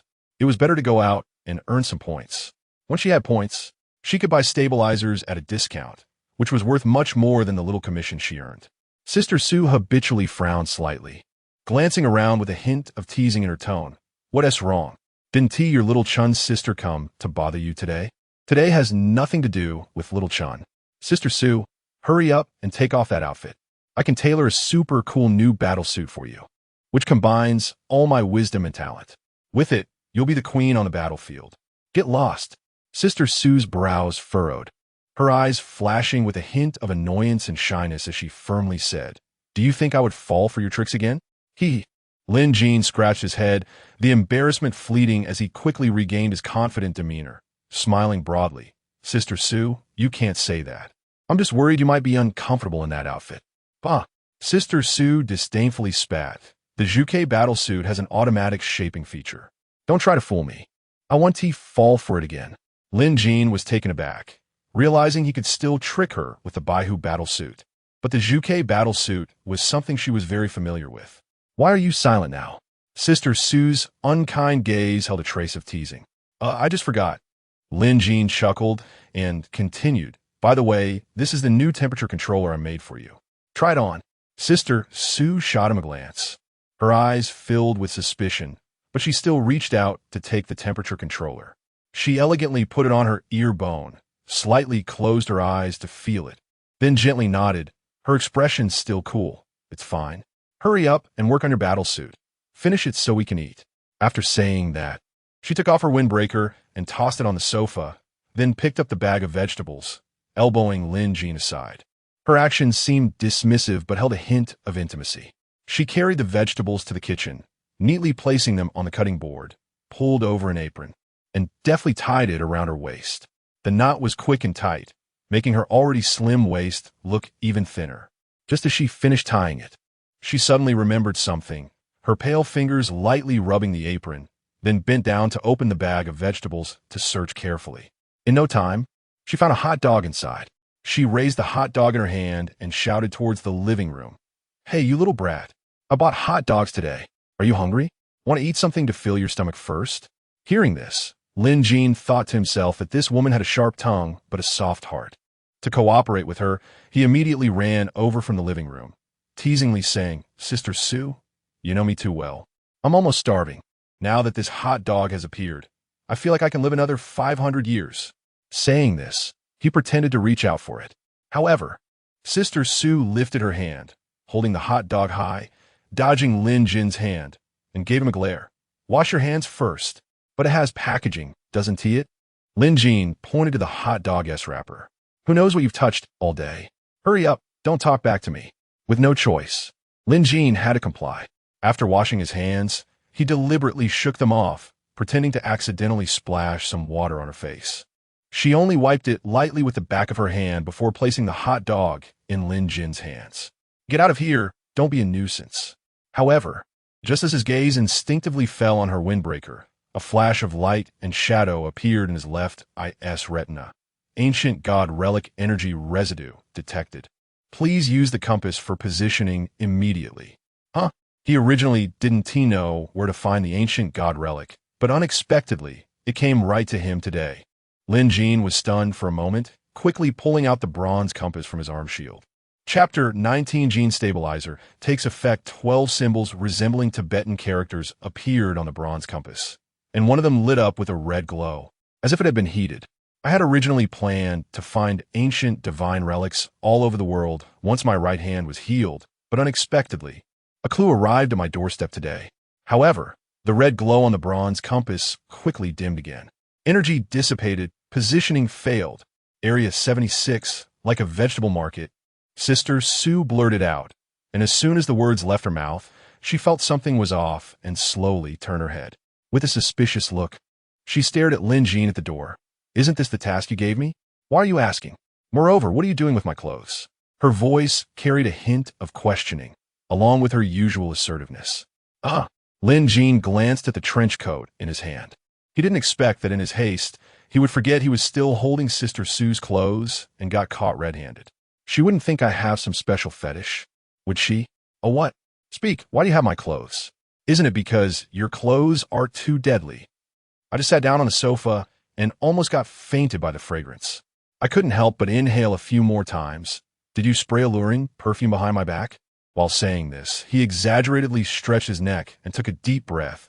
The look of ecstasy on his face instantly gave Sister Sue goosebumps. Her fair cheeks flushed with a layer of redness, a mix of shyness and anger, thinking, how dare this guy tease me? The more she thought about it, the more ridiculous it seemed, and her expression grew darker. She quickly grabbed the kitchen knife on the cutting board, her left hand on her slender waist, and pointed the knife at Lin Jin, saying, "It's just a sniff. Is it necessary to get this angry? It's because Sister Sue's charm is too great that I couldn't help myself." "Shut up." Sister Sue's voice came from the kitchen. "By the way, Sister Sue, did you encounter anything strange in Area 76 today?" "No, I'm talking serious business. Just now, I detected residual energy from ancient divine relics on your clothes." The sound of chopping in the kitchen suddenly stopped. "Are you sure?" "Certainly." After a while, Sister Sue said, "Nothing particularly unusual. If there were, I would tell you immediately. And Area 76 isn't far from White Tiger City. Do you think there will be ancient divine relics there? Did you encounter any strange people today? It doesn't have to be in Area 76. Suddenly, Sister Sue appeared at the kitchen door with a knife, startling Lin Jin. "Sister Sue, what are you doing?" "I ran into someone from the Juke consortium on the street today. They didn't make things difficult for you, did they?" Sister Sue shook her head. "Although I was also with the Juke consortium before, it doesn't mean everyone knows me." "Then how did you recognize them?" "Of course, the leader was wearing Juke battle gear, and, judging by his rank, he was at least a 4th-level gene warrior, probably a colonel. The leader was wearing Juke battle gear, so the others weren't, right? How many of them were there? It can't be 6, right? Not 6, but 11. However, 5 of them had battle gear that was over 50 damaged. It seems the battle gear that Hong Chun-Li commissioned me to make was for them." Sister Sue nodded. "I thought so too. If they cause me to be infected with the energy from the ancient divine relics, you can verify it again tomorrow. Give me your battle gear. I'll help you modify it," Lin Jin said. After Sister Sue finished cooking, Lin Jin also completed the modification of the battle gear. The style was still the original White Tiger battle gear, but the internal structure adopted the design of his UK battle gear, adding a fire element amplification system and upgrading the temperature control system. Energy consumption, 0.02. Seeing the prompt on the visor, Lin Jin smiled slightly. This prompt not only informed him of the physical requirements for constructing a second-level battle gear, but also meant that his current level as an awakened ability user had stabilized, and he could attempt to break through to the 4th level. For others, this would be a good thing. Awakened ability users rely on overloading their abilities to push their bodies to the limit and then induce ability evolution. However, after evolution, there is an adaptation period, also known as the level stabilization period. Those who can stabilize within a month using stabilizers are rare. Yet for himself, without using any drugs, he had managed to stabilize completely in less than a week. If this were someone else, they would wake up laughing from a dream. Unfortunately, while the heavens opened a window for him, they closed the door. The crystal erosion disease was a hurdle he couldn't overcome. Although the symptoms of those with crystal erosion disease vary, reaching 100 crystallization means certain death. The next day, Lin Jin arrived at the scavenger guild, first submitting the battle gear to the notary office, and after receiving his reward, he went to buy a gene stabilizer. Your account has been credited with 100,000 credit points. As the prompt from the wristband suddenly rang out, Lin Jin was momentarily stunned. For most people in this world, 100,000 credit points is definitely an astronomical figure. He instinctively covered the wristband, feeling as if it had suddenly become much heavier. No wonder everyone believes that becoming a scavenger is the only hope for countless lower-class citizens to change their fate. For example, Uncle Gu, who runs a grocery store, Uncle Ma, who operates mechas, and Sister Chun, who works at the sorting center. These people likely will never see that much savings in their lives. But then he thought about how he still needed to buy the gene stabilizer, which would cost him 70,000. The excitement that had just risen instantly felt like a bucket of cold water had been poured over him. Scavenger money comes quickly, but is spent even faster. It had just arrived and was still warm. Arriving at the props area, the second-level gene stabilizer was indeed discounted for members, with a 10 discount for 1,000 points, 20 for 10,000 points, and so on, with a maximum of 40 off. Unfortunately, regular tasks only yield 200 points each time, and waiting another 2 days could get a 10 discount. Lin Jin didn't have time to wait and directly paid in full for a gene stabilizer. Holding the stabilizer that glowed with a faint blue light, he fell into hesitation again. What if I'm wrong? Damn it, if I'm wrong, I'll chop my hand off and switch to a mechanical one. After thinking this through, he quickly loaded the drug into the injection gun and pulled the trigger on his right hand. Success or failure was at this moment. As the drug slowly injected into his right hand, the muscles in his arm instantly tensed, revealing blue veins like roots. Time seemed to freeze for a moment, and every second felt incredibly long. Lin Jin's heartbeat raced, the pounding sound echoing loudly in the quiet injection room. Finally, he felt a faint sting in the fingertips of his right hand. Although the sting was slight, it was like a bolt of lightning, instantly illuminating his world. It worked. He suddenly opened his eyes, filled with joy and excitement. Although the sensation in his right hand returned slowly, it proved his guess was correct.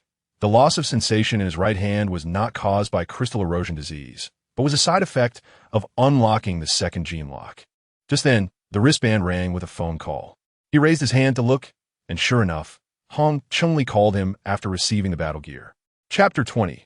The Iceberg Sword Fairy. Hey, Lin, I received your battle suit. The quality is better than I expected. So I'd like to ask if you could build me some more equipment. I wonder if you have the time? Lin Jin smiled faintly. He had been staying in the guild all day just to wait for him. The Juke battlesuit could only be worn by members of the Juke consortium, and him asking himself to construct, it was obvious who it was for.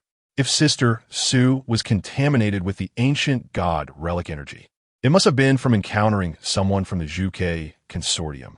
Therefore, Hong Chungli, who dealt with them, would surely also have residual ancient god relic energy. Oh, Brother Hong, you're too polite. I'm so happy to have your recognition. But, constructing equipment takes a lot of my energy and stamina, and I have some other tasks on my hands, so I'm quite pressed for time. But since you, Brother Hong, asked, I definitely can't refuse. Here's the deal. As long as the price is right, I'll arrange as much equipment as you need, and just like this battle suit. I'll make sure it looks great and is of top quality. All right, let us discuss it in person at the guild later. No need for that. I'm already at the guild. Where are you? I'll come find you. The two agreed on a meeting place and then hung up. Hong Chun-Li smiled at his son and said, "That kid is quite the money grubber. Do you believe I can definitely drive the price down this time?" Hongwen smiled slightly. "What makes you think so? A newly awakened kid. What big money has he seen? Did you hear what he just said? He mentioned having other orders and being pressed for time. He also said that since I asked, he definitely wouldn't refuse. He clearly pointed out that his business is good and is giving me face. But isn't he just trying to use that as an excuse to get me to pay more? But if he really had endless orders, he wouldn't be waiting in the guild for my call." Hongwen nodded. "That makes sense. But he is staying in the guild not to wait for your call, but to negotiate business with others, right?"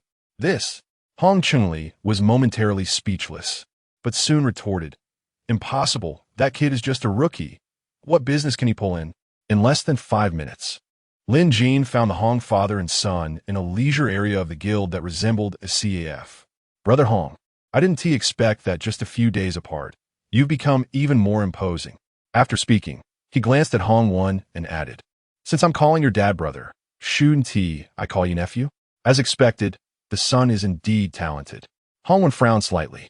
Lin Jin's words seemed fine at first, but the word still was hard to miss, revealing a sense of helplessness and deep regret. It felt as if he had no outstanding qualities and could only use talented to brush over the matter. In reality, he misunderstood. Lin Jin felt a bit regretful that he couldn't call him nephew. Hong Chun-Li chuckled. "Brother Lin, let us get down to business. This time I'd like to ask you to construct a few second-tier battle knives. That's easy to say, but regarding the price, we agreed on something last time." Before Lin Jin could finish his sentence, he was interrupted by Hong Chun-Li. "I want to shortchange you on the price. How about 10,000 per knife? After all, battle knives aren't as complex as battle suits." Lin Jin smiled faintly. Although battle knives were less complex than battle suits, they still cost 15,000 each. And that was for a timed service, not by the piece. If I were to charge you by the piece, and you still want to pay 10,000 each, are you dreaming? Brother Hong, I just remembered I have something to do, so let us talk about the battle knives next time. Hong Chun-Li was taken aback. This wasn't what he expected. Is he playing hard to get with me? While Hong Chun-Li was lost in thought, Lin Jin had already turned to leave. The main reason he came this time was to see if the two had any traces of ancient god relic energy on them. If Hong Chun-Li offered a reasonable price, Lin Jin wouldn't mind making some extra money. But the problem was that Hong Chun-Li was trying to take advantage of him. Why would he stay here? At that moment, Hong Wen nudged Hong Chun-Li with his elbow, signaling him not to be dazed. The person had already left. Only then did Hong Chun-Li react, quickly standing up to call out to Lin Jin, "Brother Lin, please wait. If the price isn't right, we can negotiate." Lin Jin smiled. "The price can be negotiated, but I see that Brother Hong doesn't seem sincere. Isn't business all about asking for sky-high prices and bargaining? You must give me a counteroffer, right? A flat rate of 20,000 per knife. Let us do it or drop it. Brother Lin, isn't that a bit too high? Other equipment builders charge only 15,000 for a second-tier battle knife. They charge by time, I charge by piece. If Brother Hong thinks 20,000 is too expensive, I can also charge you by time. Charging by time means regardless of whether the equipment meets the standard, it's still 15,000 once it's made. That way, it'll be quick. I estimate that with Lin Jin's ability, he could finish the battle knife in no time, but the quality would definitely be inferior to other equipment builders. Fine, 20,000 it is. It's still more expensive than buying from the official store, but this time it's a rare blueprint. And what I make will be much better than the standard battle knives sold by the official store. All right, 20,000 it is, but I'll only have one battle knife made this time, and I hope Brother Lin could deliver it within 2 days. Upon hearing this, Lin Jin secretly thought he had been too careless. This was probably a rare blueprint, and rare blueprints are not priced like this. But once the words were spoken, there's no taking them back. There's still a chance to get a rare blueprint for free. No need for 2 days. I'll work overtime tonight, and Brother Hong can come pick it up tomorrow. Then it's settled, Brother Lin. Let us go to the notary office and sign the contract. Just as they were about to leave, a cold voice unexpectedly came from behind Lin Jean, as if wrapped in 1,000 years of ice, instantly dropping the surrounding temperature several degrees. I want to customize a sword box. Lin Jean abruptly halted, his neck turning mechanically. What came into view was a breathtakingly beautiful girl. She wore a white hanfu, her long hair reaching her waist, her garments billowing like a little dragon girl. The lightweight fabric clung to her like mist, with silver threads subtly outlining her delicate waist. Her mechanical right arm had smooth lines, the metallic sheen contrasting sharply with the softness of the hanfu, adding a touch of mysterious and cool technology to her beauty. A white silk covered her eyes, and beneath her high nose, her lips were naturally red. Her fair skin, set against her white attire, appeared even more strikingly cold. Behind her, she carried a tall, ancient sword, its blade long and gleaming coldly, without a sheath. As he spoke, he extended his hand and waved it in front of the beautiful girl. He really couldn't understand how such a beautiful girl could be blind. It was truly unfair. Just like him, despite merging with the highest sequence of genes, he ended up with crystal corrosion disease. Just as he felt a sense of camaraderie with their unfortunate circumstances, the iceberg beauty suddenly said, "Do you believe I'll chop off your hand?" Chapter 21. The rascally great sword of the Ice Mountain Sword Fairy Lin Jean was taken aback. "Are you not blind?" At that moment, the large sword on the back of the Ice Mountain Beauty suddenly exclaimed a foul-mouthed retort. "You're the one who's blind. Your whole family is blind. How could my little Yaya be blind?" Huh, the big sword on this beauty's back can actually talk. Lin Jean was stunned for a second before thinking of a possibility. Could it be a sword spirit? This Ice Mountain Beauty's big sword actually has a sword spirit. It must have a significant background. Such a big sword could only belong to ancient and powerful sects in the realm of ancient martial artists. The Ice Mountain Beauty continued. "I have no requirements for the sword box, but it must be silent. It will be best if the items inside make no sound at all." What a peculiar request. Just a sword box, nothing else, just silent. At that moment, the sword spirit spoke again. "Lil Yaya is so ruthless. Last night she even praised me for being long and hard." As soon as these words came out, it was like a depth charge, blowing the whole place apart. Not only was Lin Jean dumbfounded, but also Hong Chun-Li and Hong Wen behind him were equally shocked. The beauty in front of them seemed ethereal, but her big sword. What kind of wolfish words were those? The Ice Mountain Beauty's ears turned red, and a cold sweat appeared on her brow. She suddenly turned her head and said to the big sword behind her, "Shut up." Lin Jean understood now why she wanted her sword box to have a silent seal. Who could stand having such a big sword causing a ruckus? "Do you have a blueprint?" "No." The Ice Mountain Beauty, whose mood was soured by her own big sword, was now quite unhappy. To be honest, although Lin Jean felt sympathy for her, and her beauty indeed amazed him, business is business. Although Lin Jean had a deep-seated hatred for gambling and drugs, he would not be blinded by lust. A silent sword box, such a bizarre request, was not something the official could provide. If he didn't strike while the iron was hot, when would he? How about this?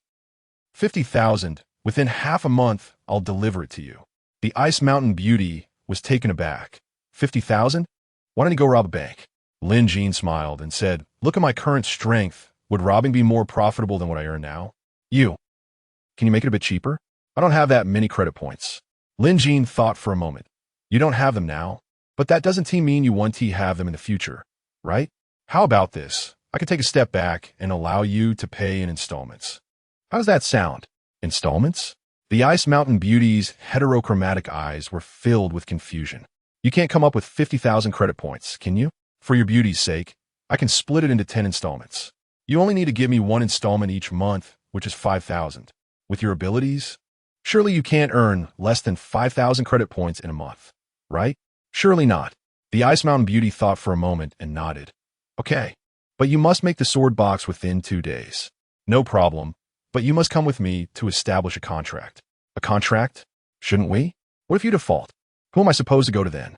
So the 3 men and 1 woman went to the guild's notary office. Lin Jean and Hong Chun-Li established a contract.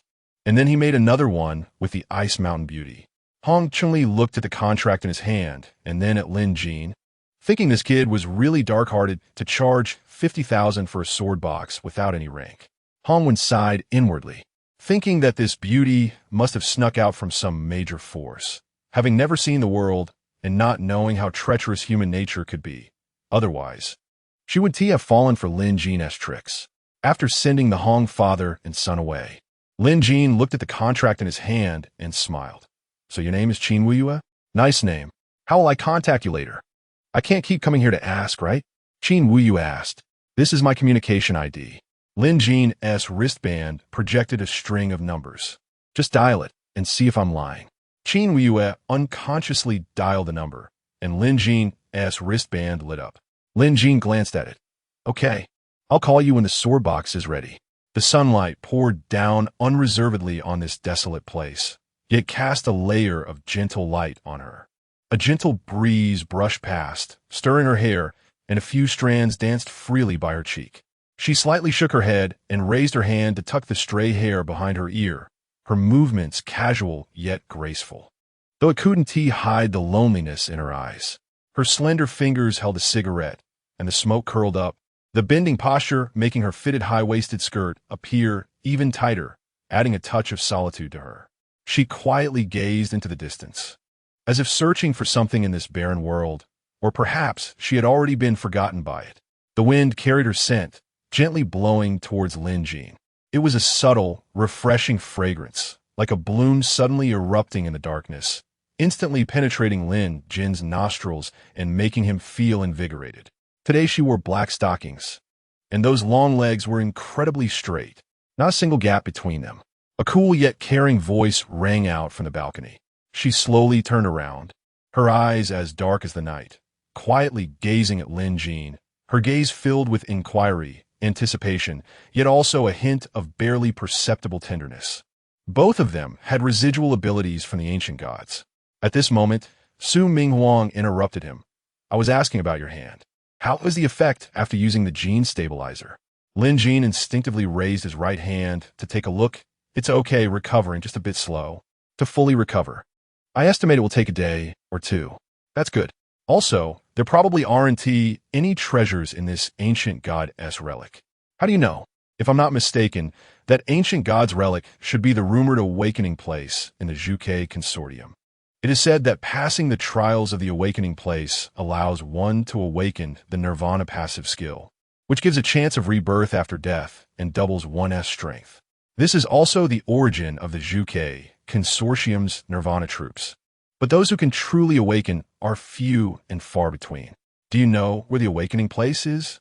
Su Ming Wang shook her head, no. But the person I met yesterday should know. If I'm not mistaken, he should be the leader of those participating in this trial. Do you want to go? Lin Jin asked softly. A hint of longing flashed in Su Ming Huang's eyes, but she quickly reined it in and stubbornly said, I want to, but this is my own business. You want to awaken the nirvana skill, and I want to survive. Isn't that a perfect coincidence? Lin Jin frowned slightly and said firmly, from now on, this is also my business. As he spoke, Lin Jin gently reached out and tucked a stray strand of hair behind Su Ming Huang's ear, his movements tender and natural, his eyes filled with concern and care. Looking at Lin Jin's handsome face, Su Ming Huang's body trembled slightly, her eyelashes fluttered, and a warm current surged in her heart, making her eyes feel a bit sore. For a long time, she had been used to facing everything alone, and few had cared for her so delicately.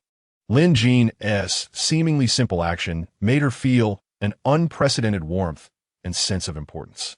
She slowly turned her head, took a deep breath, and said softly, but there are no treasures there. You might end up making a trip for nothing. You are my most important treasure. Lin Jin's lips curled up in a teasing smile. Don't forget, I'm your driver. The stronger you are, the more I will naturally benefit. In an instant, Su Ming Wang's smile froze on her face. The emotion that had just blossomed in her heart shattered into pieces. So he said he would accompany me just to temper his weapon? No, this kid must be doing it on purpose. His goal is to see me make a fool of myself. Ugh, you little brat, just wait. Is your hand better now? You cook today, I don't have time. Don't bother me. Don't, Sister Sue, you'll starve me like this. You deserve to starve. Wait a minute, Sister Sue. If you agree to cook, I'll tell you another secret. A secret about the ancient gods' ruins. Chapter 22. Sister Sue, I'm your cousin. What secret? Sister Sue was once again left hanging by Lin Jean. Lin Jean smiled slightly, but answered with a question. To find the ancient god's relic this time, shouldn't we first locate the one you met yesterday? Then follow the clues to find the relic? That's right. But you only encountered him by chance yesterday, right? There are millions of people in Baihu City, not to mention outside the city. How do you plan to find him? It's like looking for a needle in a haystack. Sister Sue was taken aback and then retorted. Didn't you say Hong Chunli has contact with him? I can find Hong Chunli first, and once I find him, won't it be easy to find the other? Lin Jean laughed and said, yes, that's one way to put it. But do you know where Hong Chunli is? Are you just going to wait at the guild? By the time you find him, he might have already come out of the relic. Would that still matter? Sister Sue was momentarily speechless. Seeing that Sister Sue was stumped, Lin Jin's true intentions began to show. He leaned closer and said, Sister Sue, don't worry. I have a way to find Hong Chunli, and I guarantee it will be before he goes to the relic.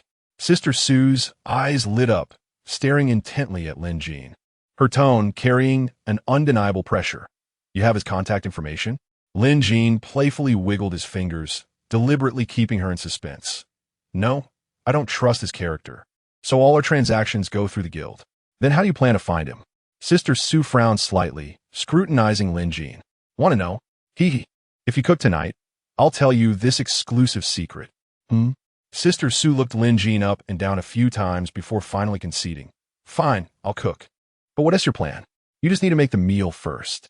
Sister Sue gritted her teeth in frustration, saying, fine, I'll go cook. But if you dare to trick me, just wait and see how I deal with you. Sister Sue, I'm your cousin, your dear cousin. Why do you always want to kill me? Get lost. Who wants to be your sibling? Stop trying to connect family ties. Sister Sue glared at him, her face filled with disdain. Not being siblings, does that mean Sister Sue wants to be my wife? You're so annoying. If you keep talking nonsense, you can cook for yourself. After saying that, Sister Sue put on her high heels and stormed out. Hey, Sister Sue, where are you going? The kitchen is this way. Get lost. I'm going to buy groceries. What do you want to eat tonight? Lin Jean chuckled and chased after her, saying, as long as it's made by Sister Sue. I like it. Those long legs were truly more and more charming. So Sister Sue went to the market, first buying green peppers and pork belly, then getting some beef and white radish, planning to stir-fry some shredded radish with beef for him. Lin Jean, without looking up, was busy with photon reconstruction and casually replied, making a sword box for a beautiful woman. Really? How beautiful? Sister Sue's eyes instantly sharpened. Lin Jean sensed the hostility in her tone, but remained calm, not lifting his head. Hey, beautiful woman is just a general term. That girl is nothing compared to you. She acts like a firefly competing with the bright moon, not even in the same league. After saying that, fearing Sister Sue might still be unsatisfied, he quickly added, you're the bright moon. If you appeared in front of her, she would definitely feel inferior. Sister Sue's lips curled slightly as she went to the kitchen with her grocery bag, completely unaware that she had just felt jealous. After dinner, Sister Sue quickly tidied up the house. Once she finished, she remembered that Lin Jean hadn't told her his idea yet. She walked straight to the living room and saw Lin Jean fiddling with the sword box again. She stepped forward, sat directly in front of Lin Jean, crossed her legs, and folded her arms across her chest, instantly exuding a dominant charm. You've eaten, so it's time to discuss your idea, right? Lin Jean, who was focused, instinctively looked up. What met his eyes were her long legs wrapped in black stockings, slightly wrinkled from her crossed legs, but still long and tight. If I don't say anything, are you going to step on me again? Su Jin's face turned slightly red as she recalled when she first met this guy. Back then, they weren't familiar, so why was he still holding a grudge? Clearing her throat, she said, whether I step on you depends on whether your next words satisfy me. Lin Jean took out the battle knife from his wrist compartment and placed it on the table. This is a new order from Hong Chunli. Sister Sue's eyes lit up, and she instinctively leaned closer to Lin Jean, saying, are you saying you'll keep an eye on him after the delivery tomorrow? Lin Jean wanted to say he had a tracker in it, but seeing her suddenly clear and beautiful eyes, he smiled. Sister Sue, do you also think this method is feasible? Sister Sue suddenly felt that Lin Jean was teasing her, but she couldn't find any evidence. That slim waist was just right. The next morning, Lin Jean only found the breakfast prepared by Sister Sue on the table, but did not see her. Looking at the still warm breakfast, Lin Jean chuckled. Women and their small minds. Sister Sue wasn't foolish. She definitely knew he was teasing her. But she felt like a mute, eating yellow lotus, suffering in silence. You can't compare to me in tracking. After breakfast, he called Qin Weiyue to notify her that he would deliver at the guild soon, and then headed straight for the guild with the sword box. Turning back, wasn't he that Qin Weiyue with her eyes covered in white silk, dressed in an ethereal white hanfu, with long hair tied with a long white ribbon and her mechanical right arm? She looked like a cyber version of the little dragon girl carrying her Shintai sword. Is the sword box ready? Her cool voice was like the wind on a clear July morning, refreshing yet chilly. Lin Jean revealed the sword box. Don't be fooled by its material. I worked all night to make this for you. Your 50,000 credit points were well spent. Definitely a great deal. At that moment, the dragon K-sword behind Qin Weiyue trembled slightly. Kid, if you promise me not to give that thing to Xiaoya, I'll tell you a secret about her. Just as Qin Weiyue was about to take the sword box, hearing this, her movement paused. For example, Xiaoya's measurements. Lin Jean scoffed. ISNT at just 36, 25, 36? Do you need to tell me that? Wrong, it's 36E. Before the sword spirit could finish, Qin Weiyue grabbed the sword hilt, and with a flash of spiritual light, the sword spirit instantly quieted down. At that moment, Qin Weiyue's face flushed, her eyes hidden under the white silk filled with embarrassment and anger. She instinctively turned her head away and extended her hand. Give me the sword box. That tightly bitten lower lip, let's just say, it finally had a hint of earthly flavor. Chapter 23. Hong Chunli's ambition after Xiao Chunjie and Qin Weiyue finalized a monthly repayment arrangement. Lin Jean took a stroll around the guild, hoping to find Su Jie to inform her that he had installed a locator in Hong Chunli's battle knife. With this device, he could just wait at home for news instead of running around the streets with him. However, after searching for a while, he couldn't find her. But Lin Jean knew she must have seen him. She just didn't come out to greet him, which he couldn't be blamed for. After checking the tracking radar on his wristband, he stretched and left the guild. Outside, the sun was shining brightly, and the rusty-colored streets and buildings blended together like a desert. A dilapidated alley leading to the 3rd district had sewage flowing on the ground, with blackish-brown water exuding a nauseating sour smell. As Hong Chunli and his son walked through the alley, they had to tiptoe and bounce forward. Whenever they stepped on a clean spot, Hong Wen would stop to check the battle knife in his hand, which was the one Lin Jean had made earlier. Hong Chunli reminded him, I know you like it, but don't look at it here. Be careful not to step in something unpleasant. Hong Wen tucked the battle knife into his wristband. Honestly, that kid's craftsmanship is really good.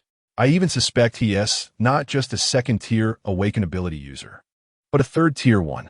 Such a talent is a pity to offend anyone. Why provoke that dog, Song Yu?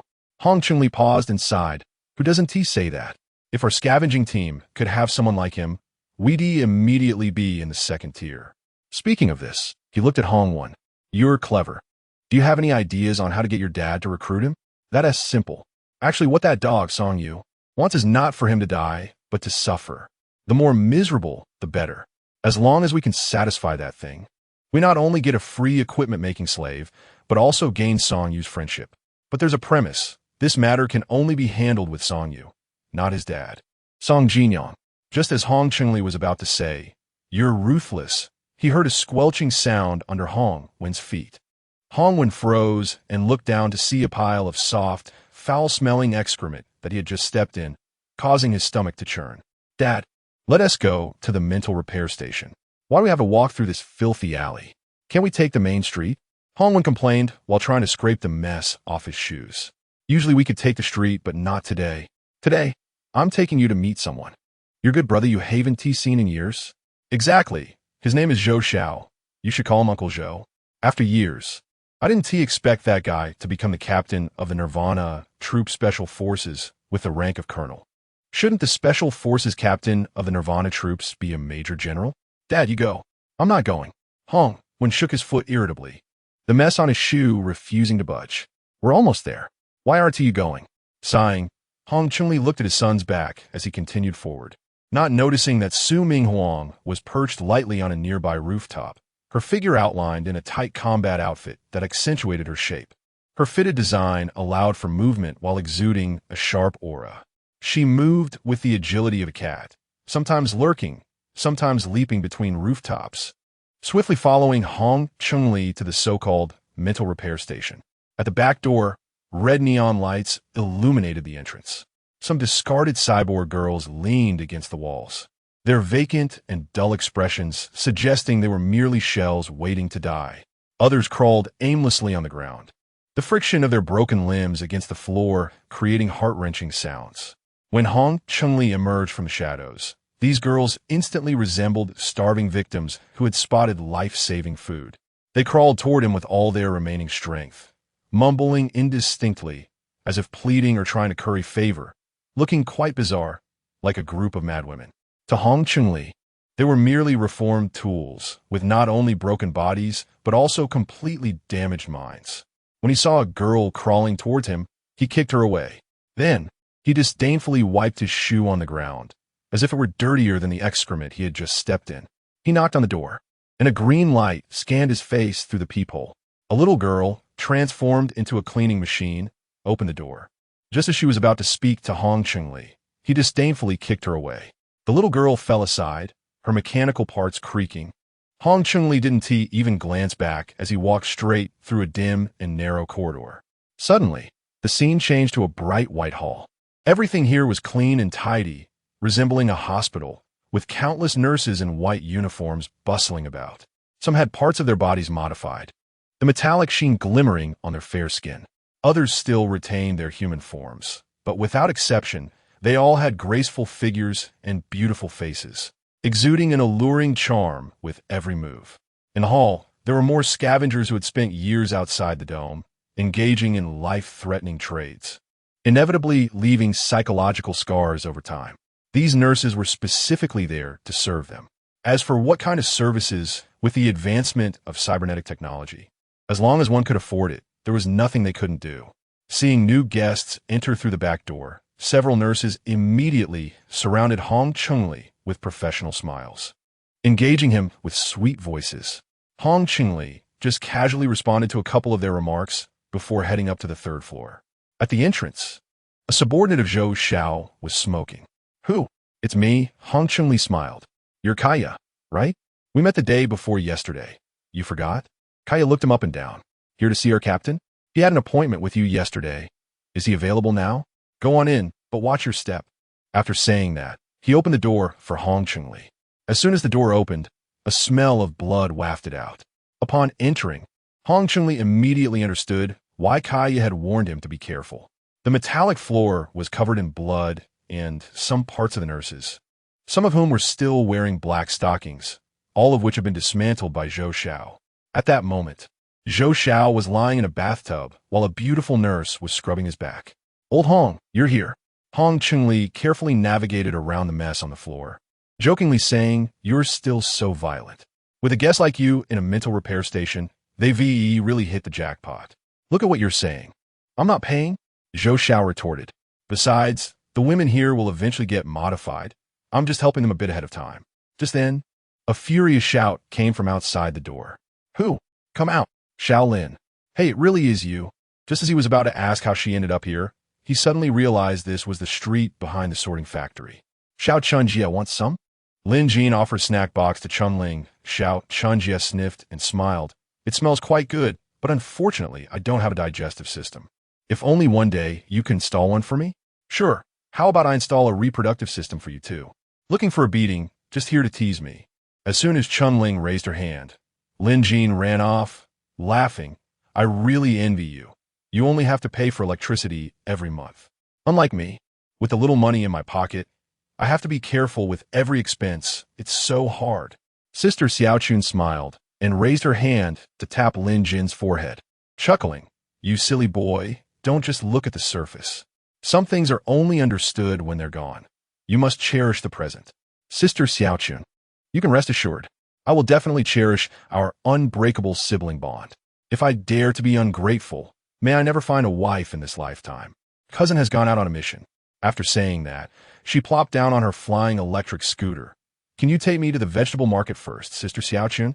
No problem. You're my only little brother. Wherever you want to go, we'll go. Hold on tight. It was still early when they got back home. So Lin Jin went to the control station, intending to modify his arm shield. Hong Chun-Li's rare blueprint had a recoil function, which was intended to injure the opponent's weapon when the combat knife collided with theirs, shattering weapons of the same rank and reducing the durability of third-rank weapons by 30. Lin Jin optimized the blueprint a bit so it could be directly constructed onto his arm shield. Now, the sensation in his right hand had returned, and the 150 boost from his ability remained unchanged. The side effects of crystallization syndrome are varied, and unexpectedly, his side effect was an ability enhancement. It's a pity that if the crystallization rate reaches 100, the person will die. Otherwise, he might even like it. His dad probably never expected that he would develop crystallization syndrome when he fused the ancient god genes with him. However, since he could extract the core gene chain of the ancient god, he must have the complete gene sequence. Later on, he could use the gene sequence to create an inhibitor to hit the stop button on the crystallization syndrome. Hey, then he would have turned misfortune into fortune. As the light on his right palm illuminated, he quickly completed the reconstruction of the recoil function on the arm shield. This way, he could not only rebound the opponent's weapon, but also anything else he wanted to rebound. For safety's sake on this trip to the ancient god ruins, Lin Jin also used the extra second-rank materials and blueprints to construct a combat knife for himself. Although he didn't know any knife techniques or martial arts, having a knife in hand made him feel secure. Lin Jin noticed something was off and quickly approached to ask, "What's wrong, Sister Sue? Who made you unhappy? Tell your little brother, and I'll help you vent." "You?" Sister Sue raised her eyebrows, looking Lin Jin up and down like a searchlight. Full of disdain, "It's not that I look down on you, but with your little frame, it would be pointless to go." "That's not necessarily true. So tell me who bullied you? Who else could it be but Hong Chun-Li?" Chapter 24 Secret Meeting Outside the City. Lin Jin sighed in relief upon hearing this, saying, "I thought it was someone else. Turns out it's you. I can actually help with this. Don't forget, within 50 meters, I can trigger blood resonance, and your strength will instantly triple. Are you still worried about not being able to take him down?" Sister Sue rolled her eyes. "It's not about beating him up, it's..." But seeing Lin Jin's expression, she guessed what he was implying and teased. "You didn't lose him, did you?" Sister Sue stiffened slightly at this comment, her straight back tensing up, and a hint of surprise flashed in her eyes as she instinctively asked, "How do you know? Isn't it written all over your face?" Lin Jin said, while pointing at her face with a teasing gesture. Hearing this, a hint of annoyance crossed Sister Sue's delicate face. However, she felt too embarrassed to get angry at this kid, so she stomped her long legs, clad in black stockings, with some reluctance, and walked to the sofa. Sitting down heavily, she crossed her arms in front of her chest, making her proud curves even more prominent. Then, she picked up the cup on the table, glanced at it, found it empty, and slammed it back onto the table. Lin Jin smiled slightly, handed her a cup of water with an easygoing expression, and said, "It's just that you lost him. It's not a big deal." Sister Sue was taken aback and suddenly thought of something, grabbing Lin Jin's arm and asking, "Did he ask you to make equipment again today?" Lin Jin shook his head, "No." "Then, forget it. Telling you this is useless." Her voice was filled with frustration and uncontainable unwillingness. After speaking, Sister Sue rested her hands weakly on her forehead, her long fingers unconsciously tugging at her hair, her face showing dejection and dissatisfaction. At this moment, Lin Jin opened the tracking radar on his wristband, which displayed the positions of Hong Chun-Li and his son, and asked, "Where did you lose him?" "In Area 3. "Why are you asking this?" "I'm here to help you analyze how you lost him." "What part of Area 3? Sister Sue suddenly looked up and saw Lin Jin gesturing on a wristband, leaning in closer to find it was a tracking radar. "What is this?" "A tracker. Look, the Hong family father and son are still in Area 3. Quickly tell me where you lost him so I can help you analyze it." "Is this showing the Hong family father and son?" Sister Sue suddenly realized she seemed to have been played by this little brat again. Instinctively, she gave Lin Jin a light smack on the head. Although she was angry, the action came off as playful and affectionate. "You little brat, why didn't you say you had a tracker earlier?" And you keep saying you want to help me analyze. You did this on purpose, didn't you? No, I meant to tell you. But who told you to leave so early today? Then why didn't you say so last night? I didn't know if it would work or not last night. What if it didn't, and you'd end up liking him for nothing? Then you'd blame me. Anyway, you'd be right no matter what. Sister Sue looked at Lin Jin's aggrieved expression, knowing he was pretending, but she couldn't help but chuckle. Then she gently ruffled his hair. Does it hurt? I don't know, want me to try? Lin Jin raised his hand in response. Dream on. While slapping Lin Jin's hand away, she stood up. What do you want to eat tonight? I want abalone. Will you get it for me? Whatever. Whatever? I'll just make whatever. Wait a minute. Sister Sue smiled slightly. What's wrong now? We might not have time to make dinner tonight. The Hong family father and son are heading out of the city. They've set off? I don't know. Let's just follow them and see. Outside the city, in the wilderness, with a whoosh, a blurred afterimage, accompanied by a howling wind, sped deep into the wilderness, leaving only the dust they kicked up in the blink of an eye. On the light-winged aircraft, Sister Sue wore a sleek combat suit that hugged her body tightly, perfectly outlining her curvaceous figure, exuding confidence with every move. She skillfully piloted the light-winged aircraft, her long legs elegantly positioned on either side, as if merging with the vehicle. In the back seat, Lin Jin tightly embraced her slender waist, claiming it was to avoid falling out.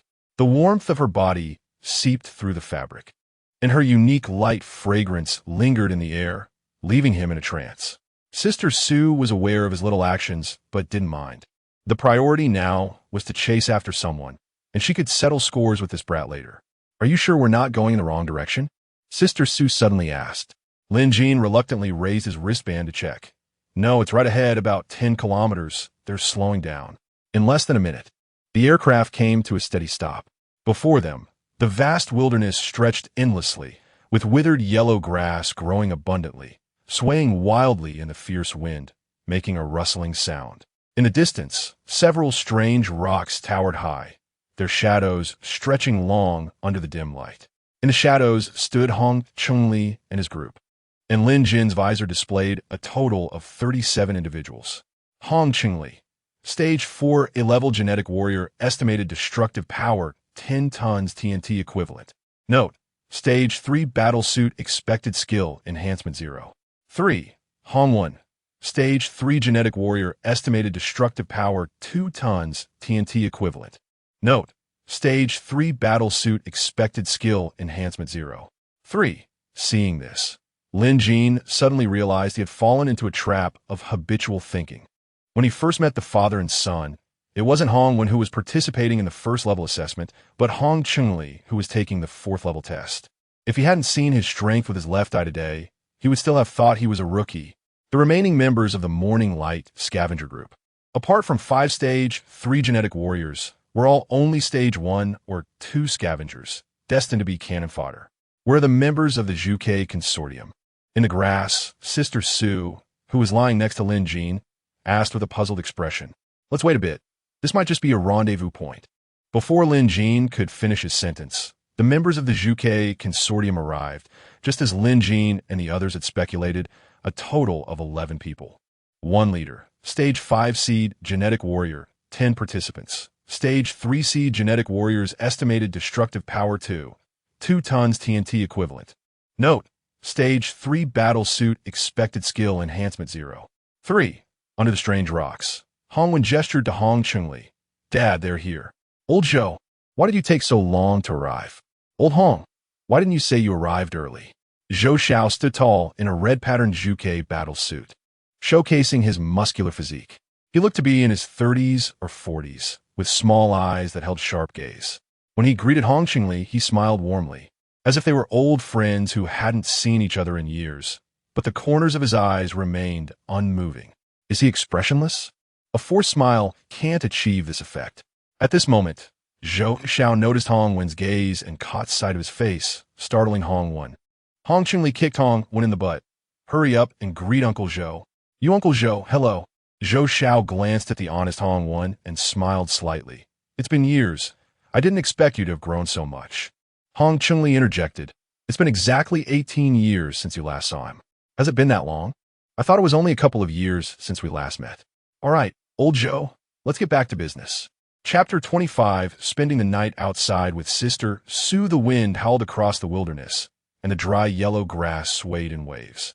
Lin Jean and Sister Sue, like lurking cats, lay in the grass, their eyes fixed on Hong Chunli and Zhou Xiao, who were 1,000 meters away. They could see the two of them talking, but all they could hear was the howling wind and the rustling grass. Sister Sue frowned slightly and instinctively crawled a few steps forward, but still couldn't hear anything. As soon as she spoke, she regretted it.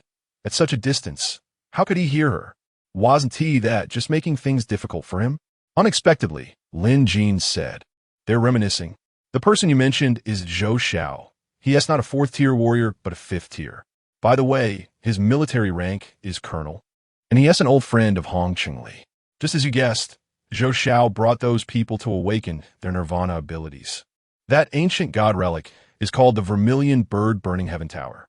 Zhou Xiao is bringing Hong Chunli along to make money, considering their long friendship." Sister Sue was taken aback. "How do you know? Can you hear them?" Lin Jean smiled slightly and pointed to his eyepiece. "I trained it to decipher lip movements when I was bored. I originally intended to use it to see who Grandpa Li was gossiping about, but I didn't expect it would come in handy today. Sister Sonadith, using it to watch others gossip? You're really bored. Do you want to hear what they're discussing next?" Sister Sue hurriedly leaned closer to Lin Jean, sitting right next to him, and asked, "What are they talking about?" Lin Jean rolled his eyes at her and said, "Hong Chunli asked Zhou Xiao if he had a strategy for the Vermilion Bird Burning Heaven Tower. But Zhou Xiao said it consists of multiple spaces that can be combined at will, so the chances of repetition are very small, making past strategies not very valuable. Do you have a strategy for that place?" Su Ming Wang shook her head. "No, that place is classified in the Vermilion Bird Corporation, and my clearance isn't enough. Forget it, it's getting dark, and they won't set off until tomorrow. We should hurry and leave." "Where to?" Lin Jean retorted. "Don't you think we're too close to them? They came to meet in this wilderness because they don't want anyone to know. If I were here overnight, I would definitely search the surroundings thoroughly. Being this close would surely expose us. They'll all spend the night here?" Then Lin Jean interrupted her. "Don't worry. The radius of 20 kilometers is within my tracking range. Let us retreat 10 kilometers first. No matter how careful they are, they won't search 10 kilometers away." The two rode the light-wing aircraft, retreated 10 kilometers, and found a campsite under a large rock. There was a small entrance beneath the rock, and the smooth opening and the smell of smoke inside indicated that they and Sister Sue were not the first guests to arrive here. Crawling into the entrance, the space inside was small, accommodating a maximum of 3 people for the night. There was also a pile of burnt ashes nearby. Lin Jean picked up some branches around and rekindled the campfire, illuminating the cave. Sister Sue was about to say she wasn't hungry, but then saw Lin Jean pull out 2 sausages from his wristband. She immediately changed her tune, saying, "I'm hungry." After saying that, she crawled over to take the sausages from Lin Jean's hand. "Where did these come from?" "I bought them at the market this afternoon. As the saying goes, before the troops move, the supplies must be ready. I don't know how many days we'll spend at the ancient god relic, so I specially went to the market today to prepare some provisions." Now that Sister Sue cooked for Lin Jean, it seemed to have become a habit. When she took the sausages from Lin Jean, she habitually took 2, skewered them on a twig, and began roasting them by the campfire. After a moment, Sister Sue suddenly felt something was off. Why was Lin Jean, the chatterbox, so quiet today? "What are you thinking?" "Calculating our survival rate after encountering them." "How much?" "Currently only 20. Lin Jean continued, "But they shouldn't be able to find us here." "You mean in the wilderness? Otherwise? I don't have data on the relic. How can I calculate?" "Actually, you don't need to risk going with me." After saying this, Sister Sue focused on roasting the sausages but secretly perked up her ears. Lin Jean smiled slightly. "Are the sausages done? I'm hungry. Here, eat." Lin Jean took the sausage and said, "Actually, I'm also going to the ancient god relic." "Why? Do you remember my bronze compass?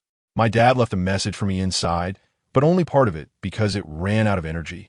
It needs an ancient god crystal core to recharge, and I think it should be able to solve my crystal corrosion problem." "Are you sure?"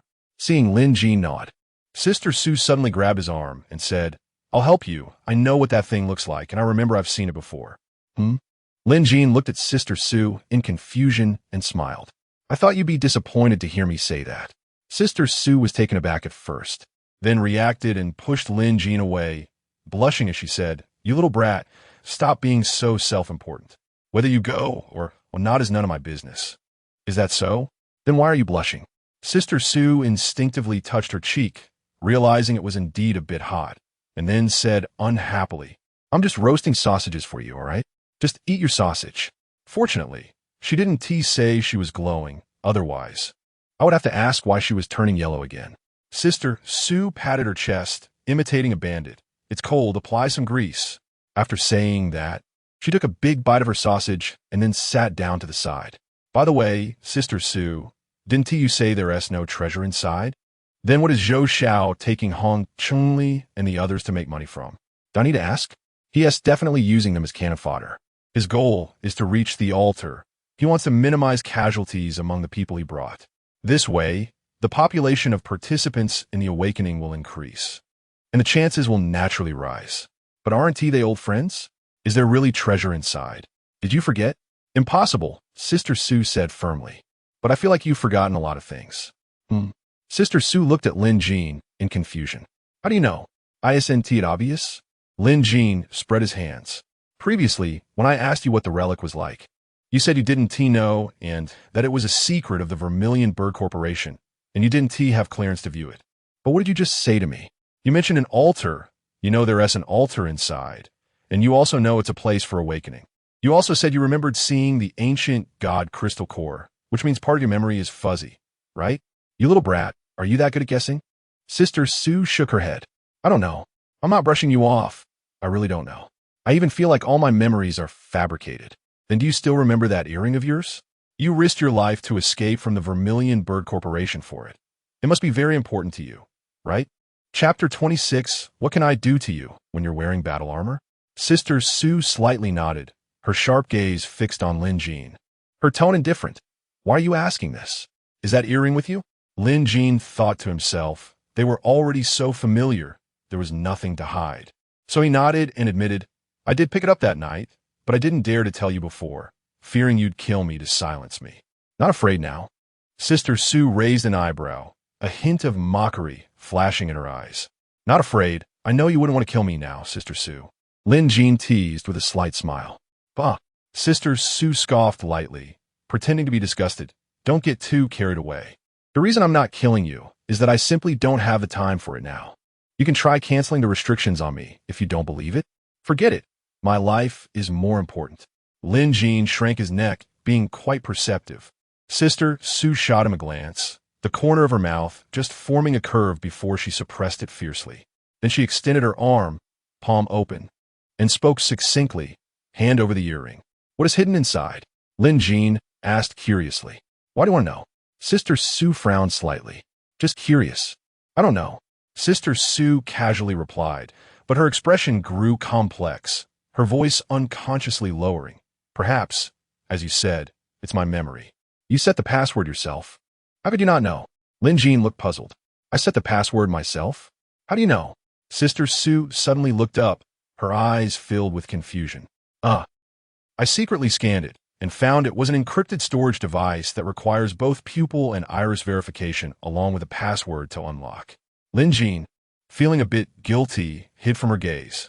"Quickly hand it over. Let me try." Sister Sue extended her hand, urging eagerly. "It's no use giving it to you now. Do you have a reader?" Lin Jean shrugged helplessly.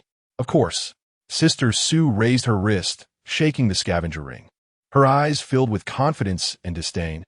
"Isn't this a ready-made terminal? Hurry up and give it to me." Lin Jean had forgotten about that and could only helplessly take the earring from the hidden compartment of his ring and hand it over to Sister Sue. As a result, Sister Sue tried and successfully unlocked the iris encryption, but she couldn't get the password right after several attempts. "Stop trying. If you keep going, it'll get permanently locked." Lin Jean couldn't help but remind her as he watched Sister Sue repeatedly inputting the password. Sister Sue suddenly froze, her hands falling limply, her face full of unwillingness, and she sighed. "How could this happen? This is clearly the password I set. How could I possibly forget? Perhaps you don't even remember setting a password." Lin Jean's voice was soft but struck Sister Sue's heart like a heavy hammer. Sister Sue opened her mouth, but couldn't say anything, her eyes slightly reddening, filled with confusion and frustration. Sister Sue slowly shook her head, her movements slow and heavy, her hair swaying gently with her actions. I don't know. I only know there's a secret hidden in this earring that is very important to me. Her voice was tinged with a slight choke. Don't be discouraged. Not being able to remember now doesn't mean you won't remember in the future. One day, you'll remember everything.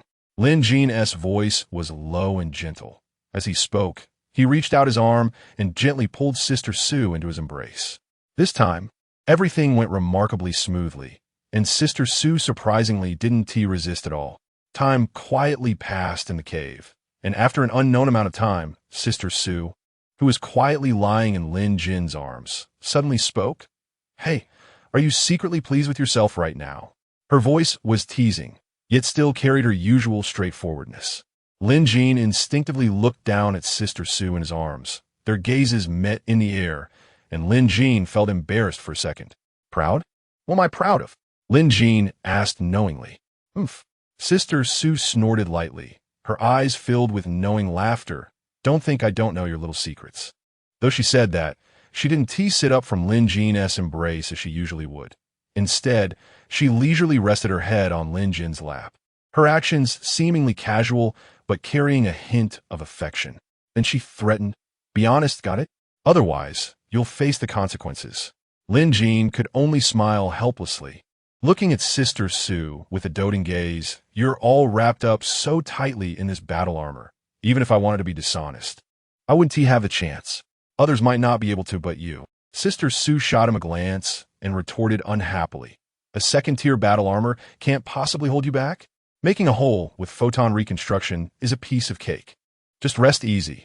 This place is too small for me to make a move. You little rascal, I'm not your little chunjia. If you keep talking nonsense, do you believe I'll throw you out? The two of them bickered like this until the next day. The alarm from Lin Jin's ring startled both of them awake from their sleep. What's wrong? Sister Sue sat up groggily, casually wiping the drool from the corner of her mouth, her hair messily falling on her cheeks, yet she exuded a different kind of cuteness. Lin Jin looked at the tracking radar on his ring and said, They VE set off. Upon hearing this, Su Minghuang instantly shook off her sleepiness. Lin Jin said nothing, but instinctively glanced at his pants. Sister Sue's gaze followed suit, and her little face turned red, both embarrassed and angry, as she reproached. Oh, anyway. No one saw it. It LL dry once the wind blows. I'll go out and wait for you. Hurry up. After saying that, she crawled out of the cave like she was fleeing, wishing she could find a crack in the ground to hide in. Why did she always drool when she slept? Thankfully, she didn't dream about eating popsicles last night, or she would have wanted to die. On the light-winged aircraft, Sister Sue drove Lin Jin wildly across the wilderness, not daring to talk to him all morning. She was afraid that the little rascal would bring up her embarrassing moment from the morning. At noon, the signal on Lin Jin's tracking radar suddenly disappeared. The tracking signal is gone. The chances aren't high. If they could find it, they would have long discovered it without waiting until now. They've probably entered a relic, and the signal is blocked. What do we do now? Sister Sue unconsciously seemed to have developed a habit of asking Lin Jin when faced with uncertainty. To be safe, let us shift right 2 kilometers and continue the pursuit. After about 10 kilometers, a valley appeared before them, shrouded in mist. If I'm not mistaken, this should be it. Saying this, Lin Jin opened the bronze compass on his arm shield. The red symbol had already lit up and transformed into a blood-red arrow, pointing towards the valley. Your compass. Sister Sue looked at Lin Jin's bronze compass, seemingly wanting to ask something but feeling embarrassed to speak. I don't know what it's pointing at either. Let us go in and see. Chapter 27. The cursed land. The moment they entered the valley, it felt as if they had plunged into a thick white paste. The dense fog, like an impenetrable curtain, wrapped the entire world tightly. The smell of sulfur mixed with dampness surged into their nostrils, both sour and foul, making one want to cough. The light-wing aircraft extinguished shortly after entering. The two's wristbands malfunctioned, and Sue's hairpin and Lin Jin's knife could not be unfolded. Fortunately, their own powers remained intact. It seemed the mysterious force field in the valley only affected technological items. However, the compass was still working, its red light like a beam of blood, pointing straight into the depths of the fog. Let's go. Lin Jin took a step forward, and Su's hand immediately rested on his shoulder. What's wrong? Lin Jin looked at her in confusion. Su shook her head, saying with lingering fear, I don't know. I just feel it's eerie here. One wrong step and we might be doomed. It's fine. We have the compass, Lin Jin reassured her. So Nadi, yeah, I feel much more at ease with you around. Lin Jin replied, really? So I'm quite reliable in Su's eyes. Stop being vain. It's mostly because of your compass. Just keep an eye on the path. Don't go the wrong way. On the other side of the fog, Zhou Xiao and his group seemed to have stepped into accursed land. The surrounding white was thick like paste, as if it could swallow everything. Looking around, it was all a vast expanse of white, and they felt as if they were floating in an endless white ocean. They couldn't tell up from down, left from right, and couldn't see any reference points. Each step felt like walking on nothingness, completely unaware of what lay beneath their feet. Several members of Hong Chunli's team had died, all without warning and exceptionally quickly. First, a brief and sharp scream pierced the silence, and then, a companion who had just been beside them suddenly sank and vanished without a trace. Before anyone could react, the chilling cries sounded again from another direction, followed by another abrupt stop. If it weren't for the blood splattered on those nearby, one might think it was a hallucination. But when the startled people turned their heads in panic, all they saw was the thick fog, leaving only the mingling stench of blood and the increasingly potent smell of sulfur, making one feel nauseated. Zhou Xiao's brows furrowed, the sudden cries behind him making him a bit unsettled. His hand tightly gripped the map. His eyes widened as he struggled to navigate through the white world according to the map's instructions. Suddenly, a terrified "ah" came from behind, and the sound was instantly drowned out by the thick fog, as if it had never existed. He instinctively shouted, "Stay close. Step in the footprints of the person in front. Don't make a single mistake." Hong Chunli's eyes were filled with fear and anxiety, and he wiped the cold sweat from his face instinctively. Following Zhou Xiao's words, he also shouted loudly, "If you don't want to die, keep up with me. Anyone who dares to fall behind, I'll skin them alive." They hadn't even reached the entrance of the ruins, and they had already lost several men. He couldn't help but wonder how the first person to discover the Zhuke burning heaven tower had made it through this fog. He was on the verge of breaking down.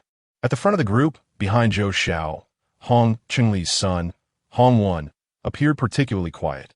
He had remained silent, walking calmly in the Zhuke Corporation's team, neither following Zhou Xiao too closely nor lagging too far behind, occupying the third position, looking dazed as if he were in a trance. Suddenly, Zhou Xiao halted, and Hong Wan lifted his head. He saw the fog ahead swirling, and a sharp, piercing sound of metal scraping suddenly rang out, something diving down at lightning speed. He saw clearly that it was a mechanical bobbit worm. Its head resembled a terrifying mechanical flower bud bursting open, filled with sharp barbs. Before Hong Wan could react, the worm's front, covered in sharp hooks, was already in front of Zhou Xiao. Zhou Xiao suddenly stepped back and pushed a member of the Nirvana team forward. The mechanical bobbit worm swallowed the unfortunate soul in one bite and disappeared again. In less than a second, before everyone realized what had happened, the incident was already over. Zhou Xiao wiped the cold sweat from his forehead and shouted again, "Stay close. We're almost out. Everyone stay alert." Hong Wan didn't say anything, as if he had seen nothing, silently retreating one position further back. On the other side, Lin Jin and Su finally emerged from the fog, the scorching heat wave accompanied by a strong smell of sulfur rushing towards them. "Be careful." Su suddenly grabbed Lin Jin, who was focused on the compass. Lin Jin stumbled, nearly losing his balance, and before he could react, a stone quietly slid from under his feet off the cliff. Spinning as it fell, it landed with a muffled thud, disappearing into the lava lake below, instantly engulfed by the scalding magma. This small disturbance seemed to trigger some strange switch, as the thin fog that had surrounded them was quietly parted by invisible hands. In an instant, a breathtaking scene was unveiled before them. Below the steep cliff before them lay an expansive sea of red lava, like a boiling sea of blood, with rolling magma, surging and bursting bubbles emitting a muffled roar. The heat waves distorting the air, as if they had stepped into the domain of a demon. At the center of the lava lake stood a black peak rising into the sky, like a mysterious giant emerging from the depths of hell. 8 thick iron chains extended from the peak to the lake shore, crossing the surging lava, the black chains adorned with glowing red runes. That mountain can't be the Juke burning heaven tower, can it? Lin Jin swallowed hard, lowering his voice unconsciously. Let's go see and we'll know. Su gently patted Lin Jin. The two cautiously stepped onto the hot iron chains, which were heated to a scorching temperature, the sound of metal creaking echoing in their ears as they walked. Crossing the long iron chain and reaching halfway up the mountain, they were confronted by a massive bronze door intricately carved with bizarre mythical beasts, appearing quite eerie under the reflection of the magma. Su stepped forward and pushed hard, but the bronze door didn't budge. We probably need a password to get in, Lin Jin reminded her, patting her shoulder. Password? Su looked puzzled. Why is it always a password? Lin Jin pointed to the bronze door, where 4 nested concentric rings were engraved with various strange beasts and different symbols, unclear whether they were text or patterns. Su stepped back to examine it, then pressed her hands on the rings, trying to turn them, but they remained completely still. Is this thing rusted shut, or do we come to the wrong entrance? From across the river, they had seen 8 chains, so there should naturally be 8 corresponding entrances. Su now suspected that only one of the 8 entrances was real. Lin Jin thought for a moment, but shook his head. Chapter 28, The Strange Bronze Door. All 8 entrances should be real. Lin Jin explained. I heard from Zhou Xiao that the Juke Burning Heaven Tower is composed of countless random spaces, and the probability of repetition is very low. So previous strategies are not very valuable. Yes, kid. So there are 8 entrances leading to 8 different places. Isn't that normal? You don't want to encounter them in the tower, right? Su Jie looked at Lin Jin suspiciously. Of course not. Do you want to? I don't want to either. But won't this thought affect your judgment? Forget about that for now. Since we're here, we should clarify things before leaving. What if the other entrances are the same? Wouldn't that be a waste of time? After saying that, Lin Jin carefully examined the 4 circular rings in front of him, which were nested together from small to large, forming 4 concentric rings. They indeed looked like a circular combination lock. As long as the symbols on the rings were arranged in a specific order, they could be unlocked. However, Su Jie had just tried it, and the thing wouldn't budge at all. Could it be that she's too weak? With that thought, Lin Jin stepped forward to give it a try. Hey, it really won't move. Suddenly, Lin Jin had a flash of inspiration and said, Since it's the Juke Burning Heaven Tower, why don't you try setting it on fire? Su Jie nodded, placed her hand on the center of the ring, and then the tattoos on her body lit up, just like the magma below. Flames erupted from her arm and exploded on the bronze door. The flames, reaching up to 1,000 degrees, burned for a long time. A normal bronze door would have melted long ago, but this one remained unfazed, feeling cool to the touch. Why don't we try a different entrance? Su Jie suggested. Su Jie, haven't you realized yet? Each exit in the mist corresponds to an iron chain. To try a different door, unless you can swim through the magma, you have to retrace your steps through the mist. After saying that, Lin Jin took a few steps back. Why don't you burn again? This time, when Su Jie's flames exploded on the bronze door again, Lin Jin saw the 5th circular ring in the light and shadow, which had a circle of strange beasts. Got it. I see the 5th circular ring, and it has a circle of strange beasts. The 5th circular ring? Su Jie took a few steps back in confusion, standing next to Lin Jin. She looked at the bronze door, but only saw a dense pattern. You can only see it in the light and shadow. After saying that, Lin Jin clapped his hand ring. Hey, it could be used again. He then cast a beam of light on the center of the ring. And through the combination of light and shadow, he indeed saw the 5th circular ring, featuring strange beasts like the Azure Dragon, White Tiger, Xuanwu, and Juke. This thing definitely can't be turned, Su Jie said as she walked over and pressed it. A strange beast outlined by light indeed lit up. Yeah, seeing the ring makes you want to turn it, but it turns out you have to press it. It seems there's a sequence, and you have to press it in the right order to open the door. Su Jie nodded, but what is the order? Lin Jin looked at the bronze compass in his hand. The bloodline only pointed to the main door, but did not provide any instructions. At that moment, Lin Jin suddenly said, I just remember a rhyme. Do you want to try it? A rhyme? Is it reliable? Who knows? Anyway, I'm just standing around, so I might as well press it and give it a try. After saying that, Lin Jin walked up to the main door. Left, Azure Dragon. Right, White Tiger. Old Cow, Shichi at the waist, Dragon Head, Yinglong at the chest. In the order of left, right, down, and up, he pressed 4 strange beasts on a ring. He recognized the Azure Dragon and White Tiger, but the other 2 were just guesses. He didn't expect this would actually open the bronze door. However, as the strange beasts lit up in sequence, the ancient patterns on the bronze door seemed to be infused with a life force, beginning to flicker with a faint blue light.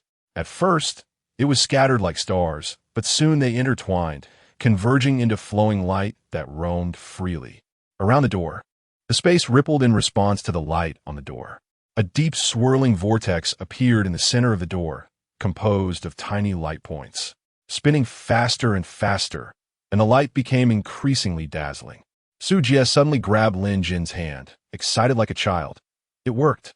Lin Jin also didn't expect that they would accidentally stumble upon the solution. Let's go in and take a look. As soon as they entered, on the other side of the lava lake, Zhou Xiao and Hong Chunli's group also appeared. This is the Zhuke Burning Heaven Tower? Hong Chunli exclaimed, instinctively wanting to take out his hand ring to record the coordinates. But Zhou Xiao said, it's useless here. This space is independent. If you don't believe it, you could try.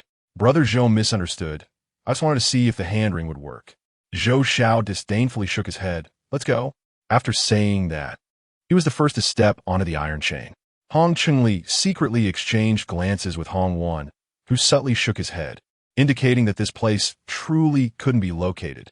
As they followed the iron chain to the main door, Hong Chunli couldn't help but feel emotional.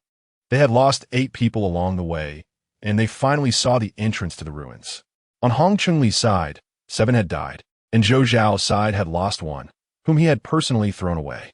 The bronze door here looked almost identical to the one Lin Jin saw, except that at the center of the 4 upper circular rings was a Zhuke without eyes. Zhou Xiao took out a glass test tube from his hand ring and carefully poured out a small red crystal fragment, the size of a grain of rice, but emanating an inexplicably awe-inspiring and powerful aura. Brother Zhou, what treasure is this? Hearing the voice, Zhou Xiao slightly turned his head, glancing at Hong Chunli with a dismissive look that seemed to mock someone who had never seen the world. This is the legendary ancient god crystal core fragment. He deliberately elongated his tone, revealing a hint of pride on his face. I had to go through a lot of trouble to get this one. Hong Chunli's eyes widened in shock as he exclaimed, this is the ancient god crystal core? Hong Wen also focused on the fragment, instinctively tightening his fist, desperately suppressing his impulse to snatch it. Legend has it that this thing can awaken a kind of superpower or unlock primitive gene sequences. It can allow one to become a dual-profession individual or stand at the pinnacle of a specific gene sequence. No matter how far one can go in the future, starting at least puts them far ahead of others, and the path ahead is a smooth highway. However, here, this crystal core fragment is only used to open the door. Zhou Xiao said as he slowly turned around to look at Hong Chunli, a trace of subtle pride and show-off on his face. Brother Hong, I treat you well, right? If Zhou Xiao knew that Lin Jin could easily open the door while he had to expend a priceless fragment, he wouldn't be able to smile. Hong Chunli was also quite flattering, immediately showering Zhou Xiao with praise. Brother Zhou is truly a man of great righteousness. It's my great fortune to know you, Zhou Xiao. In the future, if you have any requests, just let me know and I, Hong, will go through fire and water without hesitation. Zhou Xiao smiled appreciatively, then carefully placed the ancient god crystal core fragment in the eye socket of the Zhuke statue. Immediately, red light spread from the Zhuke statue, lighting up the 5th circular ring on the outermost layer, and then the other strange beast statues extinguished, leaving only the Azure Dragon, White Tiger, Shichi, and Yinglong. Seeing these 4 strange beasts, Zhou Xiao raised an eyebrow in confusion. What's wrong, Brother Zhou? You don't know? According to our consortium's internal records, the more strange beasts light up on this, the more dangerous it is inside, but it won't exceed 7 at most and won't be fewer than 4 at least. Hong Chunli's eyes lit up. So, does that mean the dungeon we're opening this time is the simplest? Even if it's the simplest, it's not the kind of simple you think. You'll understand once you go in. Not long after Zhou Xiao and his companions entered. On the other side of the lava lake, the voice of the ancient sword Long Ke echoed through the mist. Chapter 29. The corpse in the stone pillar jungle. As the saying goes, the path leads to tranquility. Hey, Xiaoya, look. I wasn't lying to you. We made it out. From now on, just listen to me. Longa, it will definitely be all right. Gu Jianlong, Kei's voice shimmered with spiritual light in Qin Wuyue's hand, filled with a sense of pride. At this moment, Qin Wuyue, dressed in white, looked somewhat disheveled. Her hair falling messily against her cheeks, with a few strands stuck to her forehead by sweat, and her skirt was missing a few pieces, revealing her delicate and tight white stockings. She slightly furrowed her brows and said coldly, with a hint of displeasure, "If it weren't for my remaining skills, I would have probably been trapped in that maze long ago. If you dare to be noisy again, if you're this unreliable next time, then don't follow me anymore. Xiaoya, how can you abandon me like this? We promised back then I would take you to find a Xiantian sword tomb, and you would help me escape from the Judgment Cliff. Now that we found the sword tomb, you want to back out? You." Qin Wuyue was once again infuriated by the sword spirit's words, her temper flaring. She raised her hand, wishing she could throw this thing into the magma below right now. But thinking back, if it hadn't helped her escape from the Judgment Cliff back then, she wouldn't have made it out at all. Qin Wuyue had no choice but to take a deep breath to calm herself down and said, "Whether this is the Xiantian sword tomb or not, it's not up to you to decide. Isn't it just a matter of going to check?" Qin Wuyue walked over the iron chains to the base of the Zhuke burning sky tower, and the bronze door she saw was different again. The center of the 4 concentric rings was not the eyeless Zhuke, but a flaming relief. Unable to enter, Qin Wuyue instinctively asked, "How do we open it? Earlier, I told you to stick closely to those people, but you didn't listen. Now you've lost your way and can't get in, right? Do you believe I'll just leave you here?" Actually, I don't know either, but Xiaoya, when you escaped from the Judgment Cliff, didn't you take a star essence disc? That thing can unlock all secret passages and mechanisms. Can't you just use it? The star essence disc is a one-time use item, and I only have one. What if this ruin isn't the sword tomb? Come on, Xiaoya. Why are you suddenly being so fussy? That's not like you. In my opinion, whether we guard it or not, we should open it first and see. That way we can determine if it really is. As for the cost, isn't it just wasting a star essence disc? Qin Wuyue thought about it and realized it was just a star essence disc. Did that mean she wouldn't look for the sword tomb anymore if she lost it? Having thought this through, she took out a silver octagonal disc, the surface embedded with unknown crystals, with rune-like lines winding between the crystals, emitting a faint blue light. She carefully pressed the star essence disc against the bronze door, took a deep breath, and infused her spiritual power into it. In an instant, the crystals on the star essence disc shone brightly. The rune-like lines overflowed from the disc, intertwining with the ancient patterns on the surface of the bronze door, rapidly spreading and emitting a sizzling sound of electricity. Soon after, the space around the bronze door began to distort. In the blink of an eye, a spatial teleportation portal appeared before them. We did it. The star essence disc from the Judgment Cliff is really useful. Xiaoya, let us hurry inside. Inside the Zhuke burning sky tower, in the dim stone chamber, towering black stone pillars rose from the ground, making the entire space look like a jungle of stone pillars. Lin Jin and Su Ming Huang followed the guidance of the bronze compass, weaving through the stone pillars. Suddenly, Lin Jin's eyes brightened as he spotted a dry corpse dressed in Zhuke battle attire, sitting beneath one of the pillars. "Sister Su, you said there were no treasures here. But look what we found." Lin Jin quickly ran over. Seeing Lin Jin run, Sister Su hurriedly followed.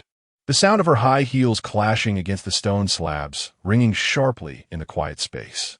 Before Lin Jin could get close to the dry corpse, she grabbed his shoulder and said irritably, "What are you running around for? What if you trigger a mechanism?" Lin Jin laughed. "We've been here for so long. If there really were mechanisms, we would have encountered them by now. Wouldn't we still be waiting until now?" "Then how'd he die?" Sister Su pointed at the dry corpse. "Starved to death," Lin Jin explained, pointing at the corpse. "There are no wounds on him, and he looks so peaceful. He must have been trapped here and starved to death." Though Lin Jin said this, his left eye had already scanned the area around the corpse to ensure there was no danger before running over. What if he was poisoned? That is possible. Sister Su, why don't you use your spear to poke him over here and take a look? Why poke him? We should hurry on our way. Sister Su, take a closer look. That guy is wearing third-tier battle attire. I've always wanted to make you a set of third-tier battle attire, so that when our blood resonates, your attire 1T dissolve. But I could never find the materials. Now, ISNT this material right here. Do you have the blueprints for third-tier battle attire? No. But what does that have to do with me collecting materials? If you want to help me, I'll just go over and strip it myself. Wait a minute. Lin Jin pressed his left hand on the ocular lens and scanned again. Soon, the retina of his left eye displayed flickering light and shadow. Acquired 66 of the third-tier Juke battle attire blueprint. What a pity, Lin Jin said instinctively. What's wrong? Sister Su raised an eyebrow, her expression filled with confusion. The battle attire is severely damaged. Only 66 of the blueprint was deciphered. Can your ocular lens reverse engineer blueprints? Pretty amazing, right? I really don't know how many secrets you're hiding. Sister Su tilted her head slightly, her gaze at Lin Jin filled with curiosity and a hint of amusement. Want to know? How about we find an opportunity one day to discuss it together and understand each other better? Why does that sound a bit strange? Sister Su frowned bluffily, pretending to be angry as she glared at Lin Jin. Are you teasing me again? Though her eyes held a warning, they now also contained a hint of playful banter. She didn't seem to mind Lin Jin's jokes as much as before. Not at all. Am I that kind of person? Lin Jin said seriously, all right, let me upgrade your battle attire first. Though I can't make it exactly third tier, it will definitely be better than what you have now. No need. You upgrade yours first. You don't have much ability. Just wear something thicker for safety. Sister Su, can you not be so straightforward? Sister Su chuckled. Stinky boy. Did I say something wrong? Okay, I may not be as capable as you, but you are my human weapon. The stronger you are, the safer I am. You can't disagree with that. What do you mean I? Stand still and don't move. Wait a minute. Sister Su instinctively covered her chest armor and said, I need to change into another outfit. There is no time. The ability has already been activated. Chapter 30. High-tech treatment device and battle suit upgrade. The third-tier battle suit on the dry corpse instantly disintegrated into countless tiny photons. Resembling a group of spirits breaking free from their restraints, gracefully rising into the air. Guided by Lin Jin, they intertwined and gradually coalesced into a dreamlike ribbon, gently drifting in the air before softly landing on Sister Su's shoe tip like a tender kiss. In that moment, Sister Su felt a strange tingling sensation spreading from her toes. The photons began to orderly reconstruct on her legs, like a warm current slowly flowing upward from her toes along her calves. As the photons continued to accumulate, the outline of the battle suit gradually became apparent. But this marvelous feeling emanating from her skin caused Sister Su's cheeks to flush with a faint blush. The unusual sensation grew more pronounced, with each inch that the photons reconstructed feeling as if it were being lightly brushed by feathers, making her feel uneasy all over. She instinctively bit her lower lip, her eyes filled with conflict and shyness. Stealing a glance at Lin Jin, she found him completely focused, with no hint of mischief in his gaze.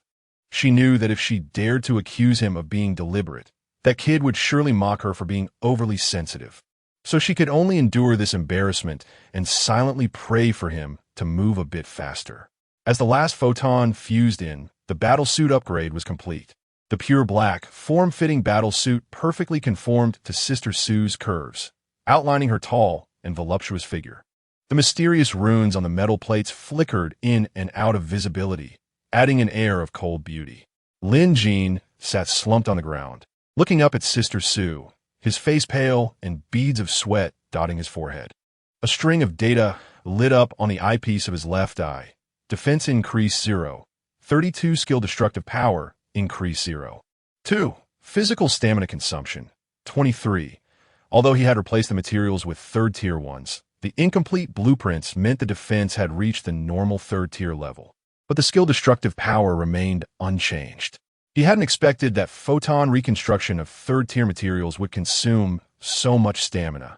He could barely lift his arms. Seeing this, Sister Su's eyes flashed with concern as she quickly walked over, crouched down beside him and softly asked, "Are you okay? Still trying to be tough?" Lin Jin smiled slightly and went back to prying off the dry corpse's wristband. Sister Sue grabbed his hand and said, "Okay, let me do it. You rest for a bit. Didn't you bring some food? Eating something can help restore your stamina faster." "It's fine. This little consumption is less than a third. I'm just not used to it after such a sudden drain," he replied. "You, stubborn as a dead duck." After saying that, Sister Sue had already taken the wristband, pressed a few buttons, and with a bang, a pile of items exploded onto the ground. Lin Jin looked at Sister Sue in surprise, and she said irritably, "What are you staring at? These are the standard wristbands of the Nirvana troops. After the wearer falls, you can unlock it by inputting a universal code. Then doesn't that mean we've struck it rich? Rich in what? Look at all this junk. You can't say that. Look at this third-tier battle knife. It can easily fetch at least 80,000 credit points outside. And this? Hey, what is this?" Lin Jin picked up a test tube containing a crystal fragment the size of a soybean, shimmering with a faint green light. Sister Sue took it and said, "This is a crystal core fragment, a high-density energy crystal. This green one should be a wood-type energy crystal. Quickly see if there's a treatment device or something. It can instantly restore you to peak condition." After saying that, Sister Sue hurriedly crouched down to search through the pile of items. Lin Jin simply scanned with his eyepiece and pulled out a silver metal sphere, saying, "Is it this?" "Yes, that's it.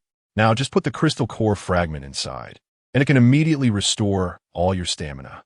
Isn't that too good to waste? Better to save it for a critical moment." Sister Sue interrupted him.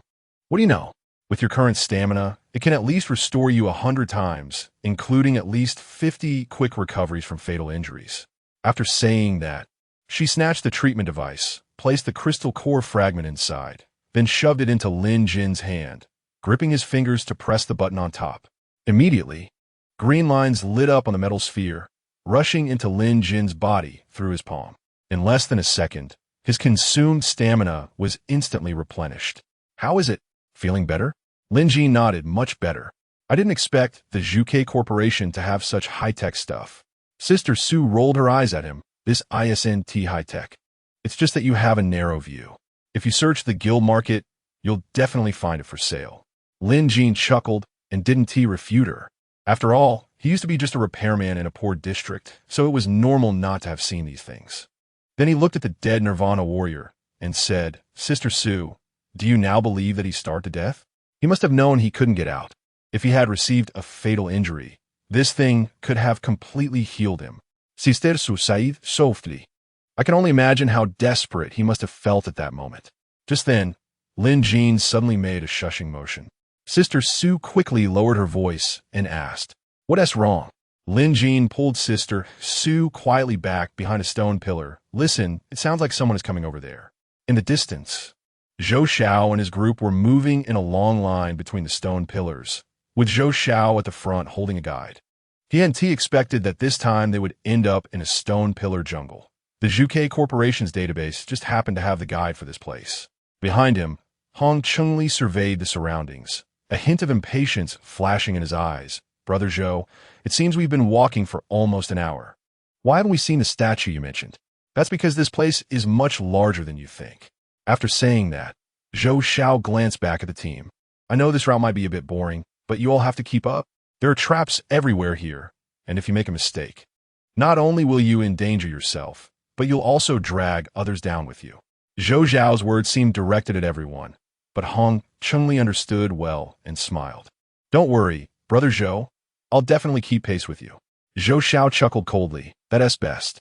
You're my best brother, and I don't want to lose you here." "Haha, same here." After saying that, Zhou Xiao's ears twitched, and he suddenly turned to the side, shouting harshly, "Who is there? Come out."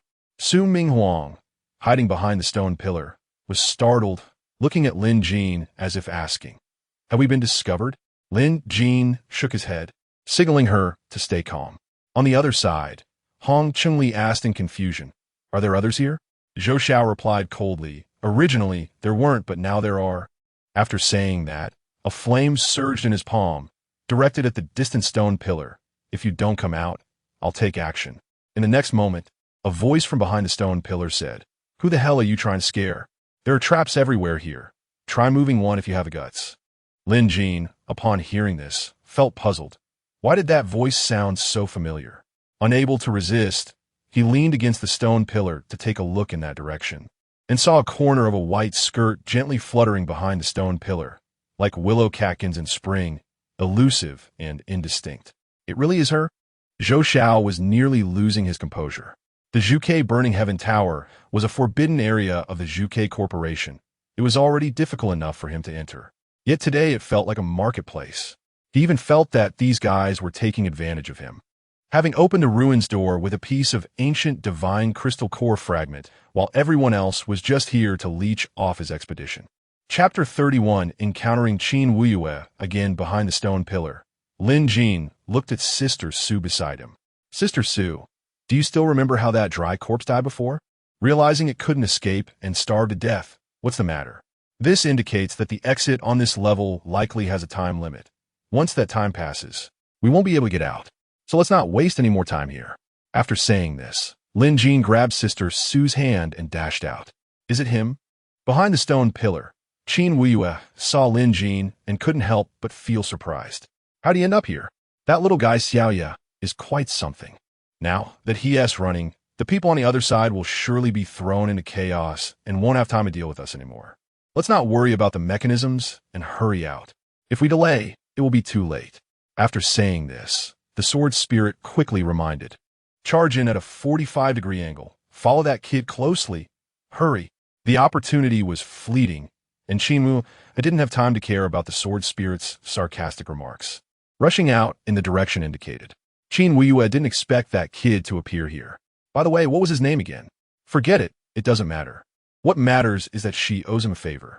If it weren't for his miraculous intervention among the team from the Zhuke Consortium, there is only one 5th-level Gene Warrior and one 4th-level Gene Warrior. She wouldn't stand a chance against them. As for waiting for the next batch of people to arrive here to refresh the stone pillar jungle and reopen the exit, who knows when that would be. Since the Zhuke Consortium took control here, there have been people participating in the trials every year, but the stone pillar jungle secret realm has only appeared twice, including this time. The next time they encounter the stone pillar jungle, who knows when that will be. Zhou Xiao wouldn't dare gamble his life on it. Chase. Hearing this, Hong Chengli was taken aback and looked at Zhou Xiao in confusion. Aren't there mechanisms here? Aren't you afraid of triggering them by chasing after them? Zhou Xiao replied irritably. If he gets out, we won't be able to get out. After saying this, he took the lead and rushed forward. As he ran, the others followed suit, rushing out like a swarm. It was unclear who triggered the mechanism, but the entire stone pillar jungle seemed to awaken. Countless fire snakes suddenly erupted from the ground, darting everywhere. A Gene Warrior from the Morning Light scavenger group, caught off guard, was turned to ash by the rushing fire snakes. At the same time, many red beams of light were projected from the darkness above, moving around like infrared targeting. Once one of these beams locked onto a person, it would quickly lock onto the target. Following that, several fire guns shot down from the darkness for precise strikes. Lin Jin saw the red light points on his body and knew something was wrong. Before he could react, 2 fire guns shot down from the darkness, heading straight for the 2 of them. Sister Su suddenly pulled her hand out of Lin Jin's grasp and pressed down on the back of his head. Be careful. At the same time, her other hand swung out with an ion spear, shooting a fire gun aimed at Lin Jin away. As Lin Jin bent over under Sister Su's push, he saw a fire spear appear behind her. However, at that moment, Sister Su was only focused on saving herself and completely forgot that she was also targeted. In a moment of urgency, Lin Jin had no time to think. He quickly darted out from under her arm, and countless glowing patterns instantly appeared on his right arm, resembling lively white optical fibers, covering his entire right arm in an instant. As he met the fire spear, the second-tier combat knife in his hand completed its fusion, and the light path instantly spread from his palm to the knife. Break! The combat knife emitted a high-frequency vibration, and Lin Jin's wrist sank as he accumulated all his strength and swung out again. This swing was powerful and filled with a momentum that could obliterate everything. The fire spear instantly scattered into a sky full of flames, blown apart by the knife's force. At the same time, A white crystallized fragment burst out from the glowing patterns on Lin Jin's arm, bouncing on his sister Sue's neck and sliding down into her collar. Lin Jin was immediately alarmed. "Are you okay? Let's go."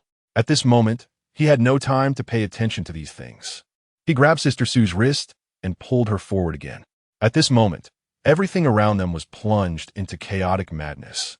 The fire snakes roamed the ground, burning everything they touched, causing the ground to sizzle and emitting scorching heat that made it hard to keep one's eyes open. Every time a fire gun landed, it was accompanied by a loud bang and flying sparks, creating large black pits in the ground and releasing a pungent odor. Zhou Xiao, Hong Chunli, and the others were fleeing chaotically in the confusion, their figures flickering in and out among the flames and stone pillars. Lin Jin no longer hid his abilities. The crystallized light spot on his left eye suddenly brightened, and in an instant, the chaotic scene before him transformed. The stone pillars, fire snakes, fire guns, and even the fleeing crowd all turned into dense data, captured by his left eye. In his vision, the world seemed to become a massive data matrix, with each element assigned a unique code and trajectory. The next moment, he found a safe path amidst the chaotic information flow that not only avoided the attacks of the fire snakes and fire guns, but also guarded against Zhou Xiao and the other schemes.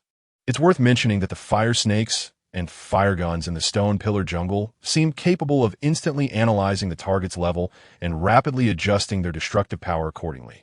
As a result, Zhou Xiao and Hong Chunli could not rely on their 4th or 5th level status to withstand the attacks. At the same time, they also wouldn't be able to catch everyone in one net. Seeing that Lin Jin was about to disappear from sight, Zhou Xiao felt anxious. He wanted to chase after him, but if he ran, what would happen to Hong Chunli and the others? Forget it at this moment.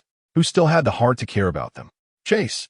Before Zhou Xiao could finish his sentence, he was hit by a fire gun and slammed into a stone pillar, falling to the ground. Ignoring the intense pain shooting through his body, he shouted again, "Go!" 9 Jin warriors from the Zhuge consortium burst out of the flames and followed him as they fled. Hong Chunli, trapped in the fire, widened his eyes. "Damn it, I just praised him for his chivalry, and now he doesn't care about my life. Dad, don't linger. Hurry and go." Hong Wen pulled Hong Chunli forward, but only a few people were able to keep up with him, while Lin Jin used his arm shield to block the incoming fire guns. He pulled Sister Sue and sprinted forward, finally spotting a massive statue at the end of his line of sight. It was said that this statue was the sole guide of the river of the underworld, and the plate in its hand was the entrance to the underworld. On the night of a full moon, when moonlight streamed through the gaps in the dome and shone directly on the plate, the mist in the plate would instantly fill the entire stone pillar jungle, dragging all beings into an endless dark abyss. Chapter 32. Controller mode light and shadow flickered on Lin Jin's left retina, and the plate in the statue's hand was the exit. However, the plate was at least 40 to 50 meters above the ground, and climbing up the folds of the statue's clothing wasn't an easy task for someone like him who didn't know any martial arts. At that moment, Lin Jin didn't have time to explain the best climbing route to Sister Sue. He directly activated the controller mode, controlling Sister Sue's body to dash forward and jump to the first anchor point. Then, Lin Jin swung his battle knife, reconstructing it into an iron chain, which he threw up for Sister Sue to grab, allowing her to swing to the second anchor point. For Lin Jin, who was activating the controller mode for the first time, this feeling was not just simple control like operating a drone. It was a dual experience of possessing Sister Sue and controlling the drone. He only needed to give a command, and she could execute the corresponding action without needing any strength techniques, just like a drone programmed to follow commands. At the same time, he not only had 2 perspectives, but also shared her sensations. The iron chain he threw to her felt like switching hands from left to right. This suddenly expanded his range of movement, in other words, increasing his attack distance. Their cooperation was quite perfect, and within a few moves, they jumped onto the plate. When he saw Qin Weiyue, he couldn't help but be shocked. That girl could actually fly with a sword.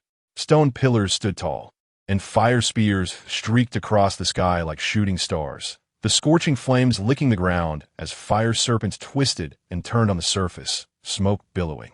Dressed in white and flying on an ancient sword, She stood out remarkably amidst the chaos. Her long hair danced wildly, her clothes fluttered, and the hem of her skirt billowed as she swiftly navigated through the stone pillars, each turn precise, avoiding countless fire spears raining down and the serpentine flames on the ground. Lin Jin's gaze unconsciously shifted downward, landing beneath the flaring skirt. Those long legs were surprisingly wrapped in white silk, causing Lin Jin to momentarily lose his focus. He couldn't help but ask, "Hey, what the hell are you doing? Is the timing here yet?" "Almost very soon. Better be quick, otherwise, if the timing isn't right, Zhou Xiao and the others will get here first. Don't worry, they don't have the timing." Hearing Lin Jin's words, Sister Su thought to herself, that brat is definitely waiting for that woman. Although she couldn't see the woman's face clearly amidst the chaos earlier, her white attire was ethereal, and she believed her appearance couldn't be too far off.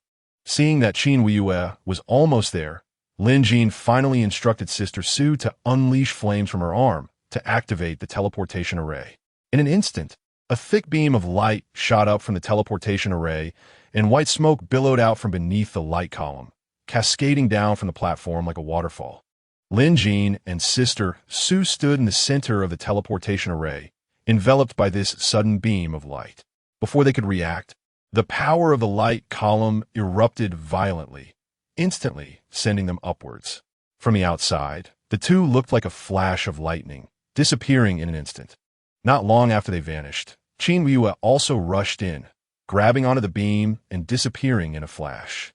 On the ground, Zhou Xiao looked at the white mist rolling towards him and nearly lost control. The exit had been opened. Damn it, I opened the door to the ruins. And how can this little brat get there first? Hong Chunli plunged into the white mist, utterly confused. Hongwen glanced at him and exclaimed, "Oh no, the exit must be open. Dad, we need to hurry, otherwise we won't be able to get out." As soon as Lin Jin landed, a wave of heat hit him, and the terrifying high temperature nearly suffocated him. Looking up, he was dumbfounded by the sight before him. Beneath the black dome, countless floating flame crystals were scattered, with energy beams crisscrossing between the crystals. The sky here was dark, yet it illuminated the surroundings brightly. The flames above, crystal clear and fiery red, were densely packed, resembling an endless sea of jellyfish. Sister Su's voice suddenly rang out, "Hey, brat, are you going to let go of me, or what?" Her voice was as crisp and decisive as ever, but carried a hint of annoyance and was not to be questioned. Lin Jin was taken aback, realizing he was still in controller mode. Sorry, I get forgetful when I'm busy." After saying that, he focused his mind, and Sister Su regained control of her body. Stretching her form, she moved with a refreshing vigor, showcasing her domineering aura with every gesture. Then, she scanned the surroundings with her sharp gaze, unhurriedly. Seeing her relaxed demeanor, Lin Jin couldn't help but feel curious. In this place, every breath felt like swallowing fire. So how was Sister Su unaffected? "Sister Su, don't you feel hot at all? Breathing here feels like swallowing fire for me. How come you don't feel anything? Pierce my ears? Forget it, but you did remind me." Once the pendant appeared, it was still a bit hot, but much cooler than before. A faint smile tugged at the corners of Su Minghuang's mouth, her eyes flashing with a hint of unnoticeable approval. "Brat, I didn't expect you to be quite clever." Then she changed the subject. "What are you waiting for? Hurry up and take out your compass to see which way to go. Zhou Xiao and his people are already thoroughly pissed off. If they catch up, you'll be in trouble. Don't worry, teleportation points are random and definitely not in the same place." "How do you know?" "How do I know?" "Because we were just a step behind Qin Weiyue, and if she hasn't appeared after all this time, doesn't that indicate something?" But he didn't dare say this to Sister Su. She seemed to have started getting jealous lately. If she could appear, she would have done so by now. Why wait so long? Forget it, let us just go. After saying that, he opened his arm shield, revealing the bronze compass, and advanced according to its guidance. At this moment, Sister Su spoke again. "You did that on purpose, didn't you?" "What?" "When we were in the stone pillar forest, you deliberately exposed yourself.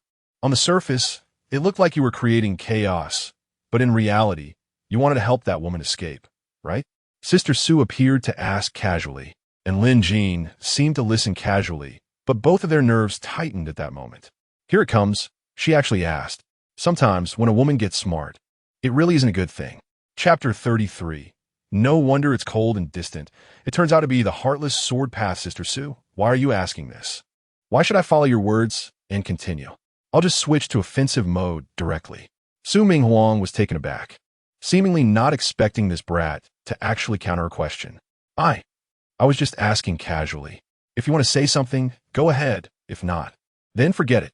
After saying this, she glanced at Lin Jean from the corner of her eye, as if to say, I can ask casually, but if you answer casually, just wait and see how I deal with you. As the saying goes, more friends means more paths. You don't disagree with that, do you? Lin Jean also glanced at Sister Sue with his peripheral vision. Su Ming Huang cleared her throat, straightened her back, and raised her chin slightly, saying proudly, I don't disagree. Before she could finish, Lin Jean added, the enemy of my enemy is my friend. You shouldn't disagree with that either, right? I don't disagree. Then that's settled. Lin Jean spread his hands. You should understand now, right? I don't understand anything. Sister Sue, you're not getting jealous, are you? Lin Jean suddenly said loudly. Who would be jealous of you? Stop being so self-important. Smart women, being stubborn is your weakness. Lin Jean smiled slightly. What are you laughing at? Su Ming Huang frowned, feeling a surge of resentment in her heart, and warned him not to provoke her. I'm not laughing. You laughed. I saw it. All right, I laughed. It's just I was really worried before, afraid you would misunderstand. Su Ming Huang was momentarily stunned, her brain seeming to stall, then the corners of her mouth turned up slightly, showing a hint of appreciation for his understanding. And she said, Okay, let us hurry up. By the way, your arm is all right? Lin Jean raised his right hand to check. It's fine. I feel like I've got a chillin' arm? Sister Sue looked puzzled. This brat-ass new terminology is really something. Lin Jean nodded. Yeah, it's just a blessing in disguise. Sigh. Sister Sue looked at Lin Jean, her eyes revealing a strange sadness. I really don't know if you're lucky or unfortunate. Anyway, there's a reason why the crystal erosion disease is called a terminal illness. Do you understand?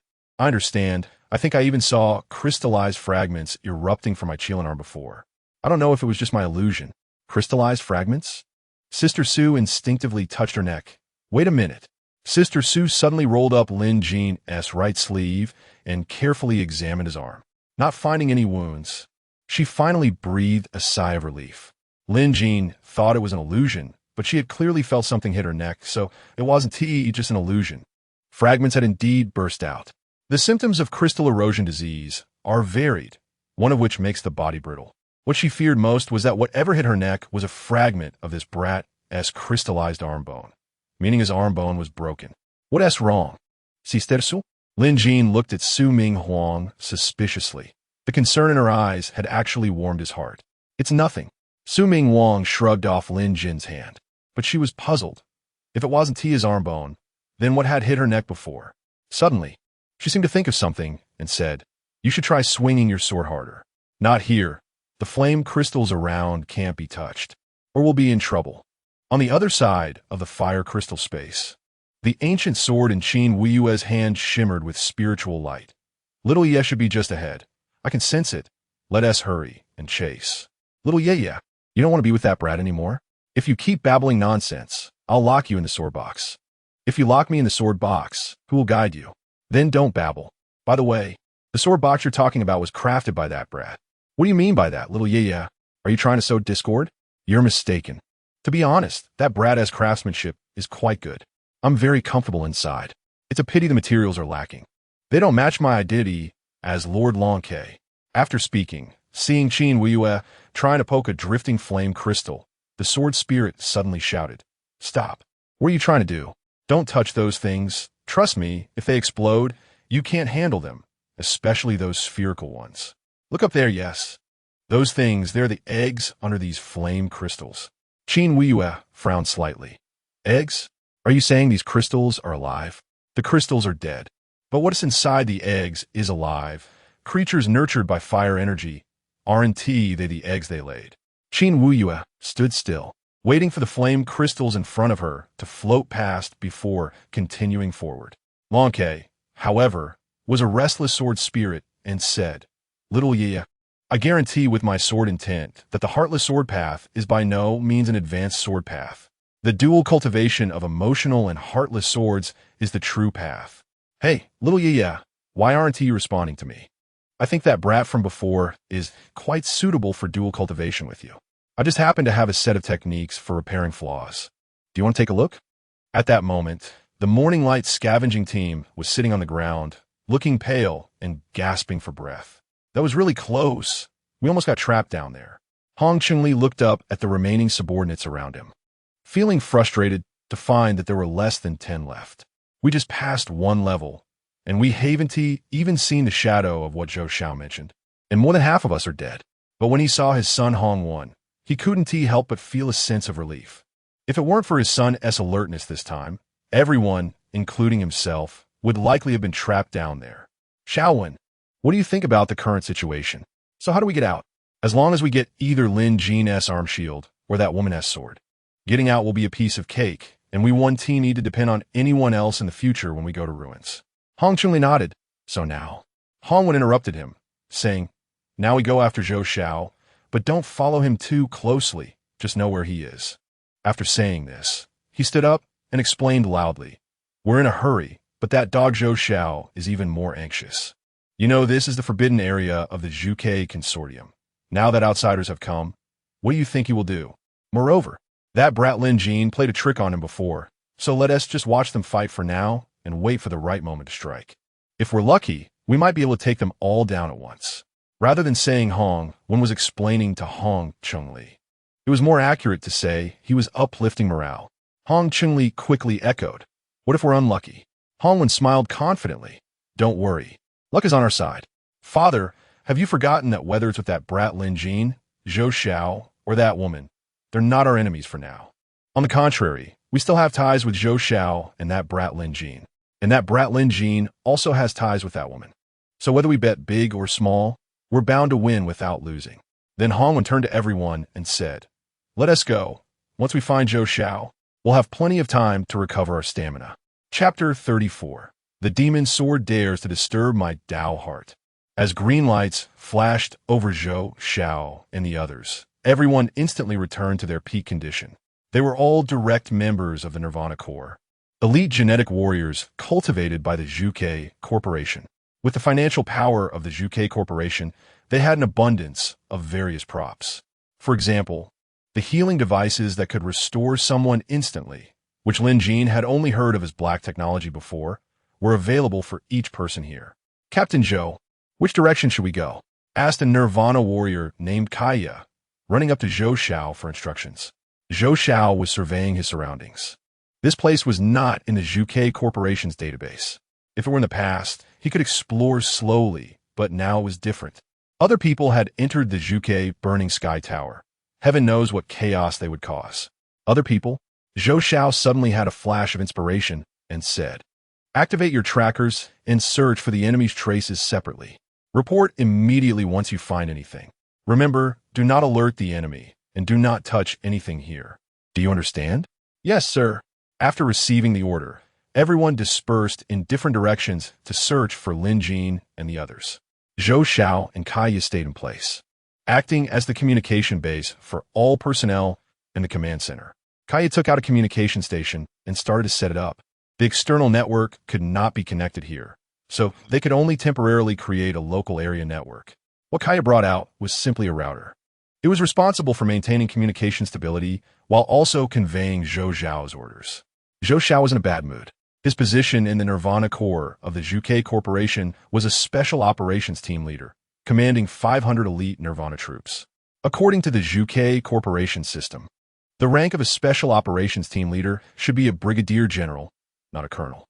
At the same time, according to his strength as a 5th-tier genetic warrior, his position should be that of a division commander with the rank of major general. The reason he had not even managed to become a brigadier general was due to his civilian background, lacking a powerful backer or noble connections. He had risen from a lowly private step by step, with each step being a history of blood and tears. For someone like him, reaching the rank of squadron leader in the Nirvana Corps in this lifetime was already impressive. But not only had he become a battalion commander, he had also risen to the position of special operations team leader, surpassing the highest military rank of major for civilians. Without a backer, Then I will be the mountain myself. Without noble connections, I will cultivate my own elite troops. Those so-called noble-born individuals. Didn't they also step-by-step walk out like this back then? The so-called nobility is just something supported by others. In Zhou Zhao's heart, he was merely following in their footsteps. Therefore, every year he would spend a lot of effort looking for fragments of ancient divine crystal cores, hoping to enter the Zhuke Burning Sky Tower, awaken the legendary Nirvana divine skills, and complete the most important part of his noble life goals. In the Zhuke Corporation, entering the Zhuke Burning Sky Tower for gilding was also an important symbol of elevating one's social status, because everyone who walked out of here ended up thriving. For this reason, he did not hesitate to scheme against his only friend, Hong Chengli. He learned that the awakening altar required offerings, and the better the quality of the offerings, the higher the success rate of awakening. Hong Chengli was not only his close friend, but also a fourth-tier genetic warrior. This was the best offering he could find. He had planned everything out, but he never expected that Lin Jin and Qin Wuyue would emerge as variables along the way. The Zhuke Burning Sky Tower, as a forbidden area of the Zhuke Corporation, was also their Achilles heel, although internal personnel were not prohibited from entering for experiments. The precondition was that the ancient divine crystal core fragments used to open the door had to be provided by themselves. Externally, it was forbidden for anyone to enter, except for offerings. What Zhou Xiao had to do now was to turn Lin Jin and Qin Wuyue into offerings. Otherwise, if it became known that someone had touched his Achilles heel while he opened the Zhuke Burning Sky Tower, it would be an enormous disaster that he could not bear. Moreover, there were many people in the corporation who looked down on him. He probably wouldn't even know how he died when the time came. Captain Zhou, Xiao Lusheng has sent news. He's found the woman's trace. At the same time, Ma Hong has also sent news. He has found the trace of a scavenger team. Scavenger team? That guy Hong Chengli isn't dead yet? Great. Order everyone to assemble at Xiao Liusheng's location. By the way, have Ma Hong bring the scavenger team members along. But Captain Zhou, Ma Hong did not find team leader Hong and the others. It seems they have scattered. Should we go look for them? Not finding Hong Chengli? Zhou Xiao then coldly smiled. No need. Just bring the scavenger team members. Hong Chengli will come to us on his own. Qin Wuyue was walking in the mysterious space, her movements appearing neither hurried nor slow, yet she covered several meters with each step. The Dragon K in her hand chattered incessantly, becoming a source of annoyance. If it weren't for needing him to guide her, she would have long since tossed it into the sword box. Xiao Ye, I've said so much. How come you have no reaction at all? Don't you feel even a little moved? Qin Wuyue frowned. I don't understand. You usually can't stand anyone. Why are you so concerned about that guy this time? Honestly, are you male or female? Huh? Xiao Ye, what do you mean by that? Let me ask you, what are you holding in your hand right now? The sword hilt. What's wrong? Wrong. That's my sword hilt. I'm obviously a sword with a hilt. How can you call me male? You. Qin Wuyue instinctively glanced at the sword hilt in her hand and nearly dropped it. Then the Dragon K cleared its throat, becoming serious. Actually, I don't know why. But from the first moment I saw that kid, he felt very familiar, just like the first time I saw you at Sanjin Peak. That feeling was even stronger than the one I have for you. But don't worry, Xiao Ye, I, Dragon K, am a loyal sword. Since I chose you first, I will never abandon you for anyone else. And please trust my judgment. Being with that kid will never put you at a disadvantage. Seeing that Qin Wuyue was ignoring him, the Dragon K continued.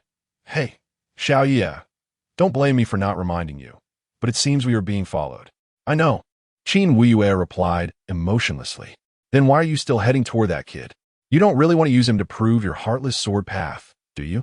You've already started to like him, haven't you? So soon? Can you be quiet for a moment? Do you want me to be quiet? Or do you not want me to mention him in front of you? Shut up. So that means you like it when I mention him in front of you? You. Qin Wuyue suddenly stopped. At that moment, her Dao heart was a bit chaotic. No wonder they all said you were a demon sword. You almost disturbed my Dao heart. Xiao Ye, why are you saying that about me? Have you ever considered that the heartless sword path of your judgment cliff has its own problems? If it were perfect, how could it be disturbed by just a few words from me? You. All right, the crystals ahead are starting to float down. Let's take the opportunity to shake off the people behind us. Lin Jin suddenly stopped. Why aren't we moving? Su Jie looked at Lin Jin in confusion. We're here. Lin Jin looked at the blood-red pointer on the bronze compass and abruptly turned around. He then watched as the compass spun around in place, with all the pointers pointing to his current location. But where's the exit? Su Jie surveyed the surroundings, becoming even more puzzled. Chapter 35. Can photon reconstruction be used this way?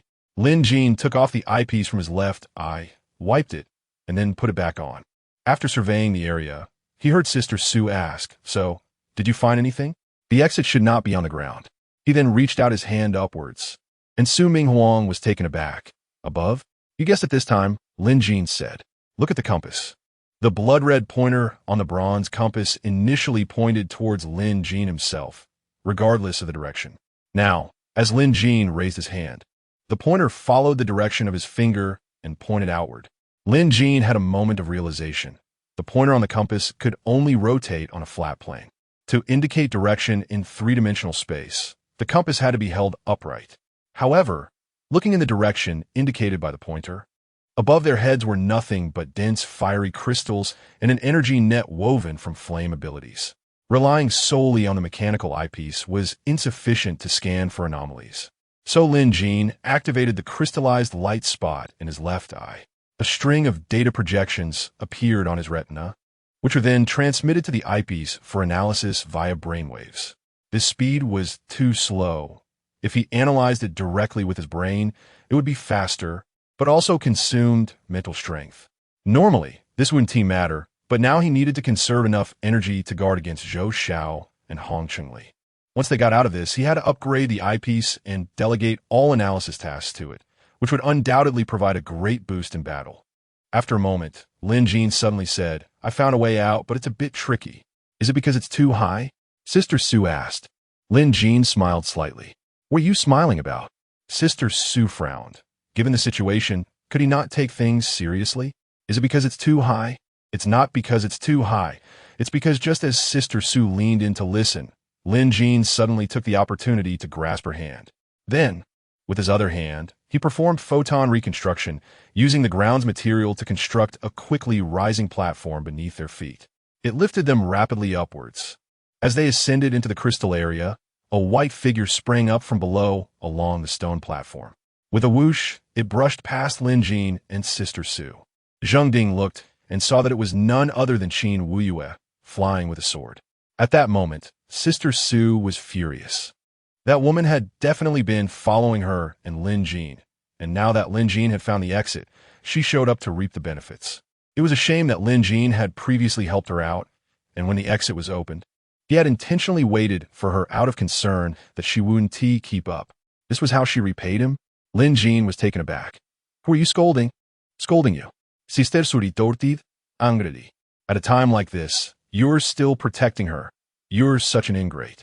Lin Jin was too lazy to explain, pulling her hand and jumping down. Let us go. Sister Su stumbled as she was pulled, and before she could react, she heard two sharp winds. Two fiery slashes came slicing up from below, and as Lin Jin was dragging her down, they narrowly avoided the fiery slashes. However, the fiery slashes continued unabated, directly striking the surrounding fiery crystals. The crystals exploded, triggering a chain reaction in the energy net, one after another bursting open.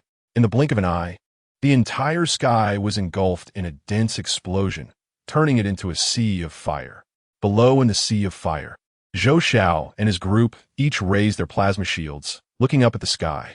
Their eyes were filled with both fear of the terrifying scene and a hint of schadenfreude. Zhou Xiao's lips curled into a smirk as he coldly laughed. Humph. As the saying goes, the higher the level, the stronger the demon. This time, I don't believe you three little bees can survive. On the other side, Hong Chengli tightly shielded his son, using his strength as a fourth-level Jin warrior to fully erect a blood-glowing shield to resist the torrent of flames pouring down from the sky. His subordinates, although they quickly took out their own defensive items and activated their defenses, found the overwhelming wave of fire to be like a ferocious ancient beast, sweeping in with destructive power. Those defensive items were as fragile as paper in the face of this terrifying fire wave. They couldn't hold for even a second, and before anyone could even scream, they were turned to ashes. The fire raged through the entire space for about half an hour before gradually fading. Zhou Xiao's group. Aside from Zhou Xiao's shield still holding, the rest of their shields had long since crumbled under the strain, and their Zhuke battlesuits were riddled with holes. If they weren't all fire-type gene warriors, they would have likely been burned to death long ago. Zhou Xiao waved his hand to dispel the shield, but his expression was not good, because that Lin gene actually hadn't been burned to death, and the woman beside him, was it just his illusion? Or did he sense the unique energy fluctuations of the fire seed gene from her? Was she from the Zhuke Consortium? Only the Zhuke Consortium possessed the fire seed gene sequence in this world. Others wishing to merge this gene had only one option, to become the lackeys of the Zhuke Consortium. Just like me. The only way to break the deadlock now was to find a way to get that kid's arm shield without Zhou Xiao noticing. As long as he had that magical arm shield, escaping from the Zhuke burning heaven tower wouldn't be difficult. At this moment, Hongwen gently patted his arm, signaling him to look back. Lin Jin was holding Su Minghuang, standing not far away. How'd he not die? Zhou Xiao was equally puzzled. How could the third-level particle shield produced by the Zhuke Consortium not withstand the flames? Yet that kid managed to survive. As soon as the flames disappeared, Sister Su immediately stood up from his embrace. A hint of shyness crossed her face as her hairpin instantly transformed into a plasma spear, guarding in front of Lin Jin. How come you're still alive? Zhou Xiao looked at Lin Jin in shock. Lin Jin smiled slightly. Didn't Ti Hongchengli tell you? I am a power awakener, and my awakened power is photon reconstruction. What does that have to do with you not dying? Photon reconstruction can reconstruct everything except for life. Flames are no exception. Zhou Xiao was taken aback. There was such a method. Sister Su frowned and irritably said to Lin Jin, "Stop being glib. This isn't the time to be happy." While saying that, she was extremely worried about Lin Jin in her heart. Photon reconstruction could indeed break down flames into photons, rendering them harmless. However, flames that could burn through a third-level plasma shield were far beyond his current reconstruction ability. Did this kid forget that he had crystal erosion syndrome? Chapter 36. The flame monster sweeping across the entire space. Crystallization rate, 20. 1. Crystallized organ. Double kidneys crystallization, 100. Kidney chi always abundant. Power increase 300 reaction agility, increase 300 all resistances, increase 300 energy, increase 3000. Ancient God gene unlocked. 3. Looking at the health check information on the eyepiece. Lin Jin was also stunned. Although he had long known that the side effect of his crystallization disease was an amplification, he did not expect that after his right arm's bone crystallized, the third thing to crystallize would be his double kidneys. Looking at that series of amplification results, he finally understood why so many people like to boost their kidneys. It turned out that having good kidneys came with so many benefits. However, Lin Jin was still a little worried. Although the double kidneys crystallized had so many advantages, did they still have their original functions? But thinking about his left eye also being crystallized and still being able to see, that possibility should be slim. But the problem was that this time, his ancient God gene had been unlocked, and the side effects had not manifested yet. Would it surprise him while he was in the restroom? Just then, those Nirvana warriors, each glowing with green light, quickly activated their healing devices, restoring their physical condition to peak form. Lin Jin couldn't help but feel envious. A big consortium was indeed a big consortium, having such healing devices available for everyone. Hongchengli and his son also looked on with envy. Each of them had a crystal core healing device, but did not provide one for the father-son pair. They even called themselves brothers. To hell with that. Brothers don't treat each other like this. The two were even more convinced that Zhou Xiao had ulterior motives in asking them to explore the Zhuke burning heaven tower. But the problem was that they were now up against a strong opponent. What should they choose? It seemed there was no need to choose at all. Hongchengli subconsciously looked at his son. Hongwen, however, pulled him back slowly, as if to signal their stance. You fight your fight. This matter does not concern us, father and son. After the flame crystal exploded, the entire space was exposed. They could not hide at all. Zhou Xiao glanced coldly at the two, easily seeing through their little thoughts. But his own strength gave him enough confidence. And he didn't take them to heart at all. Turning to Lin Jin, he said with a dark face, "Anything can be reconstructed, right? I wonder if you can reconstruct my knife." "What are you doing, you little brat?" Sister Su suddenly exclaimed, as Lin Jin unexpectedly took control of her body at that moment. That kid was smart, but could he fight? Taking control of her body at this time was just creating chaos. "I'll explain later." After Lin Jin finished speaking, Sister Su raised her gun and charged forward. Zhou Zhao's finger moved, and a battle knife instantly formed in his hand. Then he raised his hand and slashed out a flame blade over 10 meters high. Estimated destructive power, 40 tons TNT equivalent. The Hong family father and son were so frightened by this knife that their souls almost left their bodies. But facing this knife, Lin Jin remained steady as a rock. Everything was within the prediction of his left eye. The moment Zhou Zhao's battle knife formed, Lin Jin raised his hand and released flames. As mentioned before, he had decomposed all the flames into photons. Where did those photons go? They were all in his hand, waiting for this moment. The sky full of flames instantly leaped over Sister Su and reached Zhou Zhao. Zhou Zhao was startled, cursing Lin Jin for being such a scoundrel, actually trying to use his woman as a bargaining chip. Indeed, Lin Jin aimed to burn the 9 Nirvana warriors beside Zhou Zhao. Their plasma shields had long been burned away in the previous flames. Now how could they resist? As for Sister Su, that was merely a feint.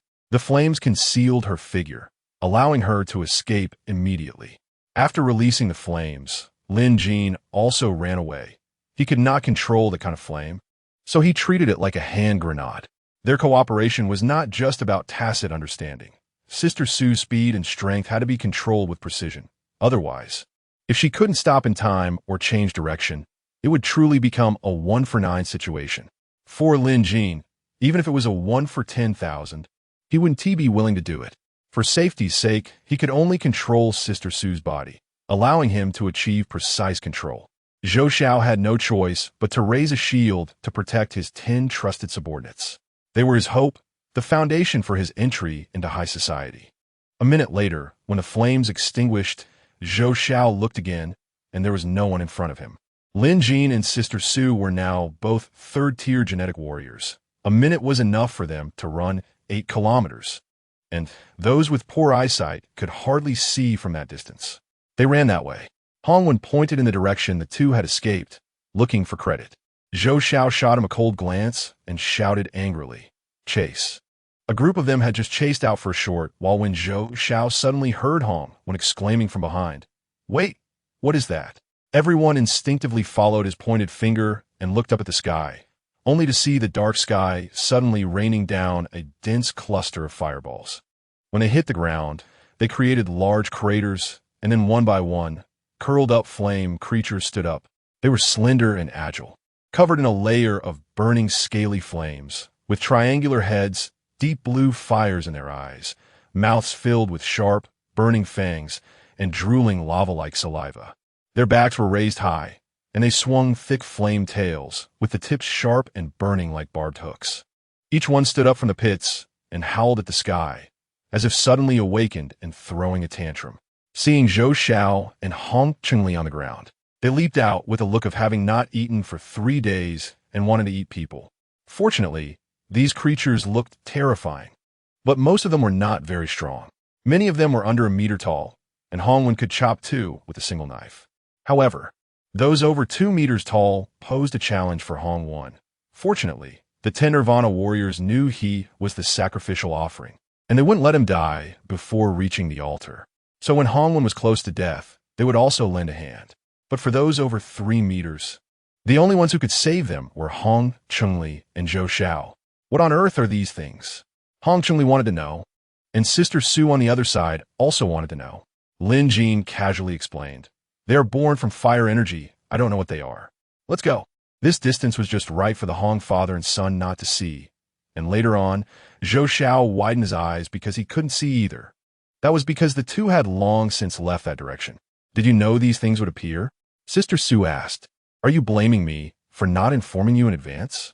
Lin Jin replied, You little brat. Don't you dare hide things from me next time. Watch out." Just as she turned to pull Lin Jin to run, she saw crystal fragments exploding from his right arm again. This time Sister Sue saw clearly that they burst out from the white fibers on Lin Jin's arm.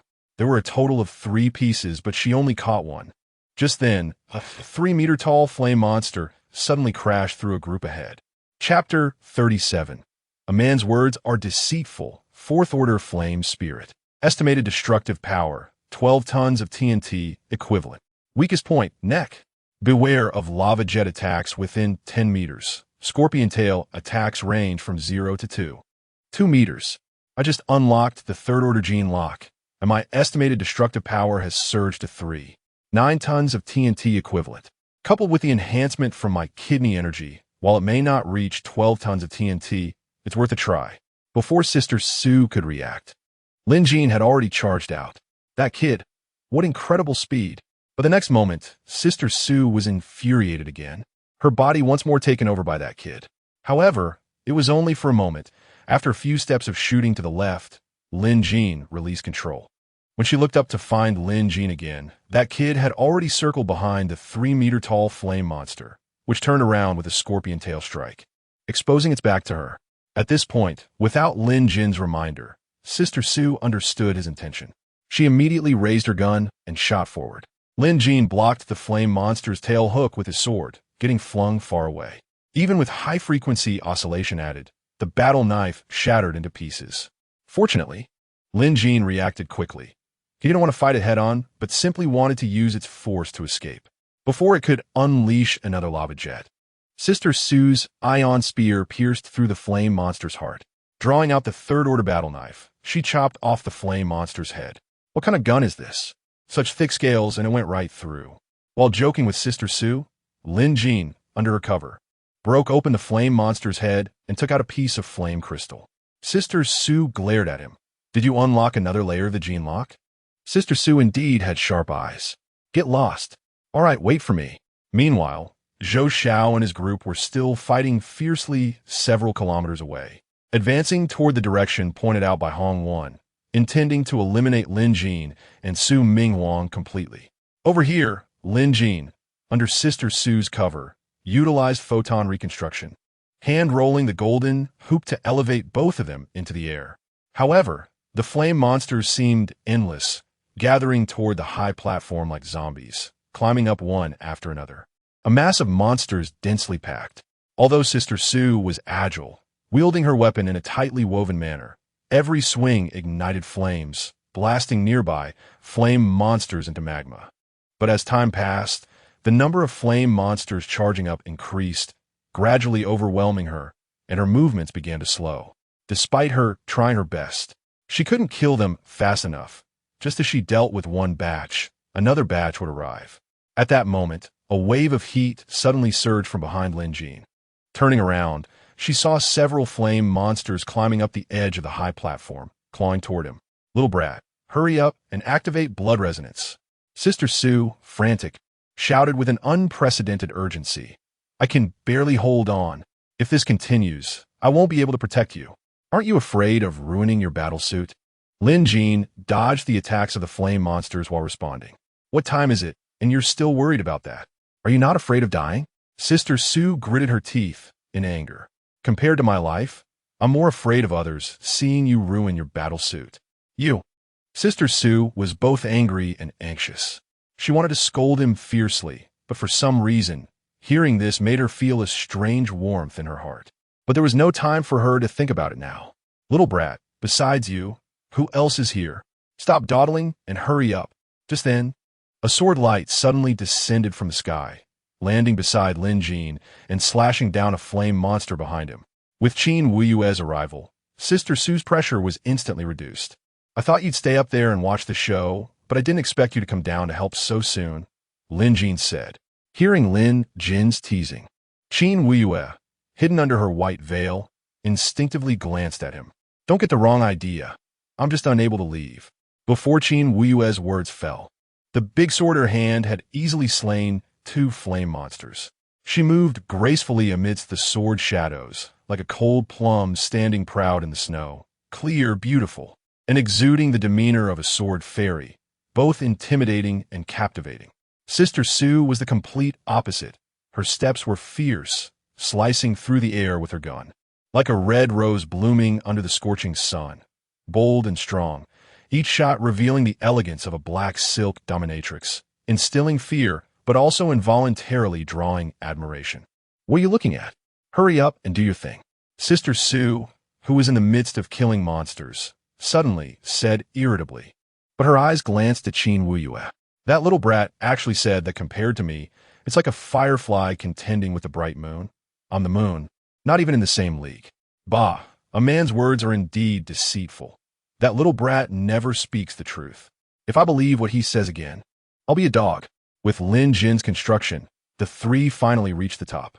Looking up, they saw a huge hemispherical base, faintly visible in the darkness, like an enormous pot bottom, heavy and seemingly bottomless, giving a strong sense of oppression.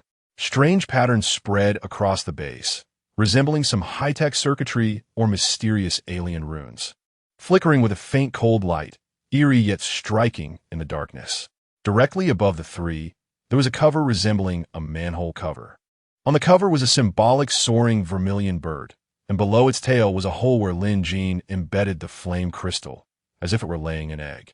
Shortly after the flame crystal was embedded, a buzzing sound of electricity arose, and soon countless red electric lights surged out from around the crystal, spreading across the cover. Suddenly, the cover split from the center into numerous sharp shards, evenly separating outward from the center. The passage to the next layer opened. Lin Jin said, "You guys go ahead. I'll follow behind." Follow behind? Sister Sue grabbed Lin Jin and tossed him up, then followed closely after. Before Lin Jin could see the situation in front of him, Sister Sue pushed him again from behind. "What are you dawdling for? Hurry up, little yeah. I told you, following that little brat is definitely the right choice. He looks cunning. Hey, why are you running so fast? Aren't you afraid of danger ahead?" Hearing Long K's words, Lin Jin realized that Qin Wuyue had also come up. Lin Jin took the opportunity to hold Sister Sue's hand and said, "That guy is right. Let's not move too quickly. There might be danger ahead." Sister Sue knew this kid was waiting for that woman, but what Lin Jin said made sense. What there was danger ahead? Wouldn't he that be pushing him into the fire pit? Lin Jin turned around, looking at Long K.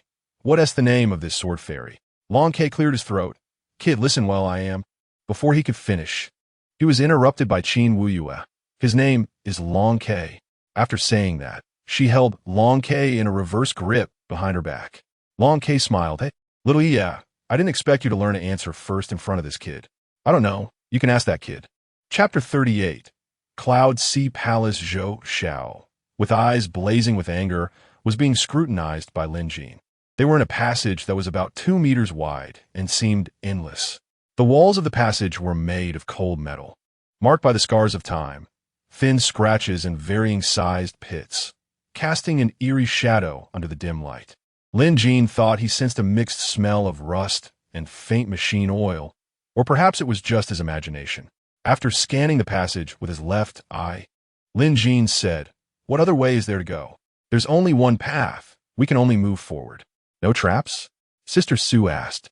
Lin Jin shook his head. "None in sight. Let's go." Sister Sue suddenly grabbed Lin Jin's hand and pulled him forward, as if afraid that he would be taken away if they slowed down. If it were the old Su Ming Wang, she would have thought her current behavior was very childish. But now, her heart was filled with fear. Lin Jin also felt that her actions were a bit childish, but remembering how Sister Sue had been drunk that night, he understood. She was scared. Because she had gained something, she was afraid of losing it. Of course, what she had gained from him was not paternal love, but a sense of belonging after being alone. But that didn't seem to stop her from calling him Dad in the future. Hey, thinking about it this way, Sister Sue actually had quite a bit of potential. The passage was deep and long, seemingly endless, as the three of them ran with all their might, the sound of rushing wind in their ears. With each step forward, the light ahead grew brighter, transforming from a glimmer into a dazzling curtain of light that drew them closer. Finally, they reached the end of the passage. They stood at the entrance, cautiously peering outside, and the sight before them startled all three. They were actually in the sky. The exit of the passage looked as if a hole had been forcibly opened in the sky. Below them was an endless sea of clouds, and above was a sapphire-like blue sky, with sunlight pouring down without reservation. yet the sun was nowhere to be seen. This feeling of floating in the sky was both abrupt and surreal. There was nothing here. Lin Jin opened the bronze compass, and the blood-red arrow on it pointed straight ahead. But there was no path to get through. He turned to Qin Wuyue, who was standing on the big sword. How many people can your flying sword carry? It can barely take two. Who's going up first? Wait. Sister Su tugged at Lin Jin's hand. There must be a way here. Otherwise, how did the Zhuke Corporation people get through? Can they all fly with their swords? That's true. Since this was a relic exclusive to the Zhuke Corporation, there surely wouldn't be a test for flying with swords. I can only sense danger. Don't look to me for finding traps. Lin Jin took off his goggles, wiped them, and put them back on. After surveying the area again, he suddenly stepped out. Sister Su was startled and reached out to grab him, only to discover that the foot he stepped out with was firmly planted on a cloud. The surrounding mist dispersed, leaving about 30 centimeters of clouds beneath Lin Jin's foot. When Lin Jin stepped onto the cloud with his other foot, the cloud sank slightly. He then pointed ahead. Look, what is that? Sister Su and Qin Wuyue looked in the direction Lin Jin was pointing, but apart from the vast sea of clouds, they saw nothing. Sister Su said impatiently, "Are you messing with me again? There's nothing." "Wait, I promised not to believe his nonsense again. So why am I believing him now?" "There's nothing? That's impossible. I clearly saw a palace." After saying this, Lin Jin took off his goggles again, wiped them, and put them back on. "It's definitely a white palace. You really can't see anything?" Seeing that Lin Jin didn't seem to be lying, Sister Su gently pushed him. "You go a little further. I'll stand here and take a look." When she stepped forward, a miracle happened. She indeed saw a white palace deep within the sea of clouds. There really is one. Now we don't need anyone's help. We can walk over ourselves. Besides, we wouldn't find the palace if we flew over. She then reminded Lin Jin, "You better take out your compass and follow its direction. I have a feeling this path isn't easy." On the other side, Zhou Xiao and his group had been fighting in the fiery space for quite a while, and the further they went, the more wrong it felt. They had walked at least 20 to 30 miles, yet they still hadn't seen that kid. They had been tricked. No wonder Zhou Xiao was so angry. It was as if he had caught his mother cheating. It turned out they had fallen for Lin Jin's trick to lure them away. Hongwen looked bewildered. "I thought it felt strange. Now I finally understand. Why not just take control of the situation? Why chase after him? Now look at what happened. They had been played. With such an IQ, it was a miracle he could survive in the Zhuke Corporation." The voice sounded as if it was being forced out from his throat. The veins on his forehead bulged, and he was furious. What was he going to do? Transform? Just when Hong's father and son were stunned, with a bang, a burst of flames erupted from Zhou Xiao, and he instantly grew taller, resembling a 3-meter-high flame creature. This was the exclusive skill of advanced genetic warriors, elemental transformation. "Move aside." Hong Chunli hurriedly pulled his dazed son away. Then they saw Zhou Xiao dash forward like a raging bull, plowing through everything in his path. The 3-meter-high flame creature was smashed apart by him, and he crushed small monsters under his feet. "Keep up quickly." Hong Chunli quickly grabbed his son and followed the path Zhou Xiao had created. The 9 Nirvana warriors immediately followed suit. Soon they saw Zhou Xiao seemingly defying gravity, racing up the golden hoop that Lin Jin had forged, with flames blooming around him in the sky. Chapter 39. Qin Wuyue, aren't you a master? After activating the elemental incarnation, Zhou Xiao seemed to have completely lost his mind. He dashed wildly down the corridor, unable to stop himself. While running, he let out ghostly wails. Hong Wen and Hong Chunli were chasing him from behind. "Dad, is that guy going crazy? It shouldn't be. This little setback shouldn't drive him mad, right?" Then, "Enough. Stop talking and hurry up. If we don't speed up, he'll disappear." At the exit of the corridor, a humanoid flame burst out with a bang. At this moment, Zhou Xiao had no caution like Lin Jin and the others had before.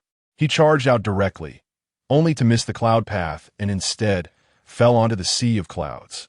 This fall instantly sobered him up a bit. It felt like he had crashed into a large, bumpy iron pillar, which surprisingly was still moving. The next moment, the sea of clouds surged, and a giant mechanical bobbit worm rose from below the clouds. As its mouth opened, 2 sets of rapidly spinning knife discs were visible behind the sharp spikes, revealing a chamber filled with gears and chains. At this sight, Zhou Xiao found himself right on its neck. The bobbit worm shook its neck, sending him flying into the air, then opened its terrifying mechanical mouth to bite down on Zhou Xiao. Zhou Xiao was instantly enraged. Damn it! How come it's this creature again? Seeing the mechanical mouth blooming like a mechanical bud getting closer, and with no one around to take the hit, he had no choice but to unleash a burst of flames and punch down. The mechanical bobbit worm bit him squarely. The next moment, flames erupted from its mouth, and although it was reluctant, it was forced to open its jaws wide. Flames, along with countless mechanical fragments, shot out. Zhou Xiao seized the opportunity to run out from inside and jump back into the corridor. By this time, he was covered in blood, all from his steel needles and various mechanical shards from the bobbit worm's mouth. He was tough. Even with arrows piercing him, he didn't make a sound. At this point, the mechanical bobbit worm resembled a deflated balloon, its body softening as it fell, revealing the cave entrance. Sunlight poured in, and Zhou Xiao realized he had actually arrived at the Heavenly Palace, the final destination recorded in the consortium strategy. He had experienced far fewer trials than others. If it weren't for Lin Jin and those guys, this trip would have been the luckiest in history. He took out the healing device, intending to treat himself again, only to find that the crystal fragments inside had already been completely consumed in the fiery space. Furious, he threw the healing device far away. Who would have thought that today he would be fooled by a little brat? That brat must have already entered the Heavenly Palace by now. But suddenly, he wasn't anxious anymore. Although he didn't know how that woman next to him fused with the fire seed gene, she was certainly here to awaken the Nirvana skill. But she surely didn't know that the probability of awakening was very low, and to succeed, one had to pay with lives. The more lives sacrificed, the greater the chance of awakening for the last person. Hong Chunli and his son were the sacrifices he intended to use to increase the success rate. The 9 trusted subordinates were meant to fill the pit. If any of those 9 managed to awaken successfully along the way, that would be great. If they all failed, the success rate would still be maximized for him when it was his turn. Compared to both, he hoped to succeed in awakening because relying on anyone else was not as good as relying on himself. When Lin Jin, Sister Su, and Qin Weiyue arrived in front of the White Stone Palace, standing here to look at it, it was more like a massive ancient fortress rather than a palace. Surrounded by towering walls, the surfaces were engraved with symbols and strange patterns, casting mottled shadows under the sunlight. At the entrance, 2 massive stone doors stood open, with 2 tall stone statues flanking either side. Their forms were bizarre, with human outlines mixed with animal features, and it was unclear which deity they represented. Entering the underground palace felt like stepping into another time and space. Inside, the lighting was dim, and the embedded glowing crystals emitted a faint red light, barely illuminating the path ahead. As they walked, Lin Jin's gaze was suddenly drawn to a mural on the left side of the corridor, and he instinctively stopped. Sister Su, who was focused on moving forward and holding his hand tightly, stumbled back unexpectedly, her body tilting backward uncontrollably. She quickly turned around, her face filled with confusion, a hint of surprise flashing in her bright eyes as she softly asked, "What's wrong?" Lin Jin gestured for her to look at the wall. The mural immediately caught her attention. There was more than one mural. After looking at one, Sister Su eagerly moved on to the next. However, Lin Jin lost interest after looking at a few, with the content of the previous murals as reference, combined with his father's last words. He felt he could guess the content of the subsequent murals without looking. What surprised him was Qin Weiyue's calm reaction, unlike Sister Su, who eagerly chased after the murals. She subconsciously followed the 2 without much interest. It seemed she was not at all interested in the murals revealing the truth of the world, as if she were lost in thought. "What are you thinking? You seem completely uninterested in the content of these murals."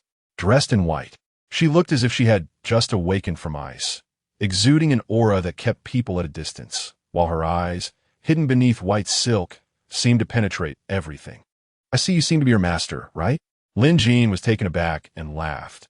"Aren't you ancient martial artists all about refining qi? What did you become interested in gene bonds?" Qin Weiyue's expression remained calm, ignoring Lin Jin's teasing, and spoke in a steady tone.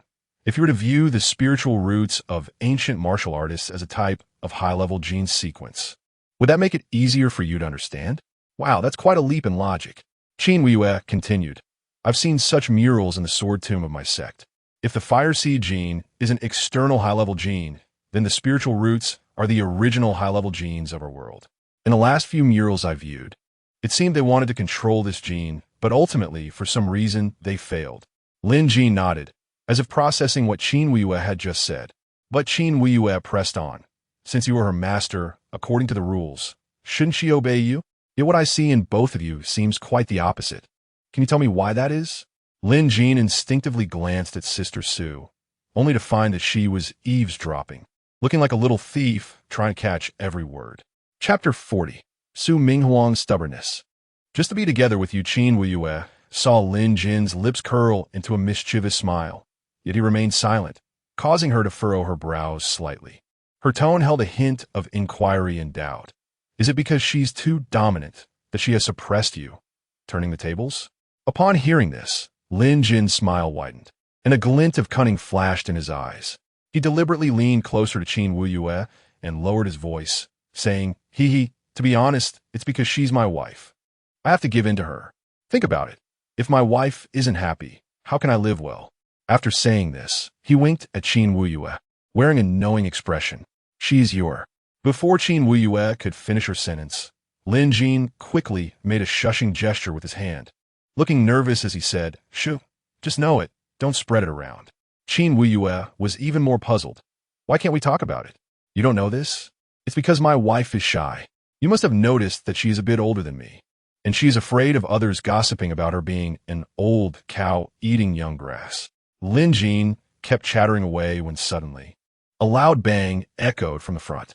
Sister Su's high heels stomped heavily on the ground. The sound in this quiet place was akin to thunder. Behind them, Long K laughed. Little Yi, I think you and that guy are quite a match. When it comes to telling lies, neither of you even blinks.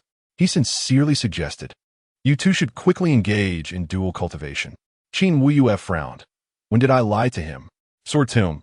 I have lived there for so many years. How could I not know what murals are there? Lin Jin caught up to Sister Su and feigned ignorance, asking Sister Su, what is wrong with you just now? Why were you stomping your feet so hard? Don't you know that making such a noise in a quiet place is scary? With a light huff, she stubbornly replied, my foot itches. Is that a problem? Lin Jin's lips curled into a teasing smile. I knew this stubborn woman wouldn't dare to tell the truth.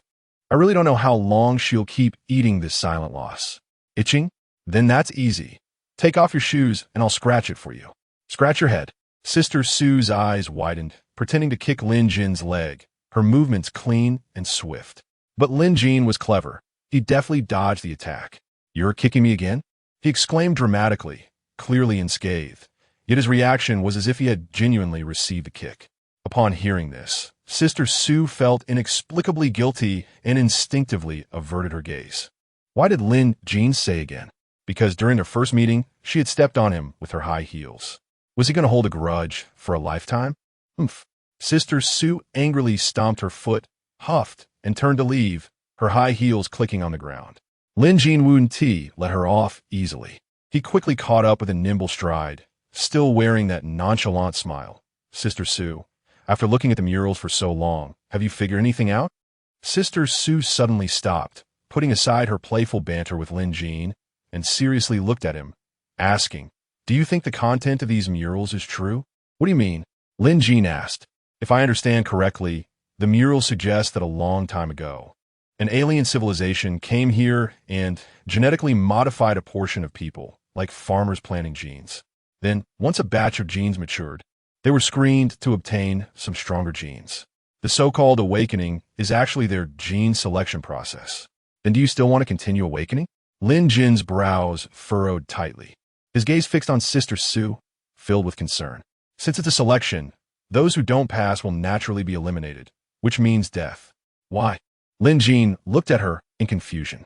This was undoubtedly a life-and-death gamble, and he couldn't understand why Sister Su was so persistent. But Sister Su suddenly turned away, no longer meeting Lin Jin's gaze. She slightly lifted her chin, her eyes filled with stubbornness as she walked forward, each step firm, as if proclaiming her resolve to destiny. Because this way, I can truly be myself. Her voice was not loud, but it was full of strength, as if she was making a vow to herself. What do you mean? Lin Jin pressed. You don't need to know what it means. Just know that this matter is very important to me. Not far behind, Long K quietly transmitted to Qin Wuyue. Did you notice? That mature woman, her 3 souls and 7 spirits are incomplete. Such a person is mostly a substitute and one to live past 27. The corridor was long, but would eventually come to an end. As they emerged from the corridor, a vast circular hall appeared before them. The hall's dome was extremely high, with many skylights, allowing beams of sunlight to pour in, casting countless spots of light on the ground. At the center of the hall stood a massive altar. The altar was octagonal, made of a kind of translucent crystal, within which a faint mist seemed to flow slowly, mixed with shimmering starlight. Radiating from the altar, countless complex runes spread across the ground, their lines deep and regular, resembling a winding little ditch quietly lying on the ground. Under the sunlight, the runes glowed a dark red, reminiscent of dried blood, deep and heavy. It was easy to imagine that they had been stained with blood countless times, each inch of light witnessing the once brutal and mysterious rituals. At the edges of these runes lay some strange instruments, including sharp bone spikes, oddly shaped metal containers, and some black cloth strips emitting a foul odor. These instruments were also covered in runes, seemingly validating Lin Jin's speculation about the blood sacrifice site. Sister Su slowly turned around, looking at Lin Jin with a complex expression. Then she took a deep breath, trying to make her voice sound calmer, and resolutely said, "Wait for me here. Wait." Just as she decisively turned, Lin Jin suddenly grabbed her hand. Chapter 41. Su Minghuang's intentions at this moment. She was clear in her heart that as long as she turned her head slightly and saw Lin Jin's face, she would soften and no longer have the heart to leave. No, it wasn't about leaving. She wanted to be with this brat as her true self. Together, they would manage that seemingly dilapidated yet warm little home. Not as a clone of someone else, staying by his side to enjoy the little time they had. If this journey fails, even if it fails, at least she wouldn't hurt him in the future. Let go, you brat. Why are you holding on to me? Although Lin Jin didn't understand why Sister Su was so stubborn, seeing her resolute expression made him stop questioning her. He silently took off the mechanical eyepiece from his left eye and carefully wiped it several times. Then he put the eyepiece back on, and the crystalline light spots in his eyes lit up, starting to scan the entire hall. After a moment, he suddenly spoke with a hint of joy.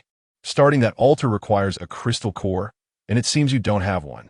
Sister Sue's body stiffened slightly, and she froze in place. Then, as if she thought of something, she abruptly turned around and asked, "Do you believe in destiny?" Destiny? Lin Jin looked puzzled and frowned instinctively, thinking to himself, I'm not one of those ancient martial practitioners obsessed with mysterious powers. What good would believing in that at this time do? Just as Lin Jin was filled with confusion, Su Minghuang's palm gently opened, revealing a colorless crystal core fragment emitting a soft glow in her hand. Look, she slightly raised her chin, her eyes filled with a hint of pride and some complex emotions. This is... Lin Jin's words were cut off by Su Minghuang, who continued, I told you before that your arm would explode with crystal core fragments. I didn't expect that when you exploded the fragments a second time. I actually picked one up. Now do you believe it, you brat? Sister Sue's tone was playful, but there was more sadness hidden beneath. Can this thing even be used? Lin Jin looked at the fragment, filled with skepticism. It can. The energy density in this is the highest crystal core fragment I've ever seen. Just this tiny piece contains energy almost equivalent to a complete ordinary crystal core. So, you see, isn't this destiny? As Su Minghuang spoke, she tightened her grip on the crystal core fragment, praying in her heart that since destiny had arranged this, she hoped the heavens wouldn't let her down. Lin Jin was about to speak, but Su Minghuang interrupted him again. Her voice was gentle, carrying a warmth rarely seen, and her beautiful eyes were filled with affection. But no matter how reluctant she was towards Lin Jin, after saying this, she no longer hesitated. Taking a deep breath, she straightened her back and turned towards the altar. Her figure was resolute, yet carried a hint of loneliness. Each step felt like it was treading on Lin Jin's heart. But when his gaze fell on Su Minghuang's stunning yet determined back, All his movements came to a halt. He knew Su Ming Huang had made up her mind. He could hold on to her for a moment, but not for a lifetime. Yet he could never understand what lay behind her resoluteness. Was a rebirth or a skill that could only be triggered by chance truly that important? No, with her character, how could she bet everything on such a trivial matter? Sister Su stepped onto the altar. At the center of the altar was a vividly painted phoenix reborn from fire. When she finally stood on the phoenix pattern, time seemed to stand still. Then, the crystal core fragment tightly held in her hand exploded like a starburst, instantly transforming into countless photons that shot out from her fingertips. These photons streaked through the air like a shower of meteors, producing a sizzling sound. The altar was instantly filled with energy.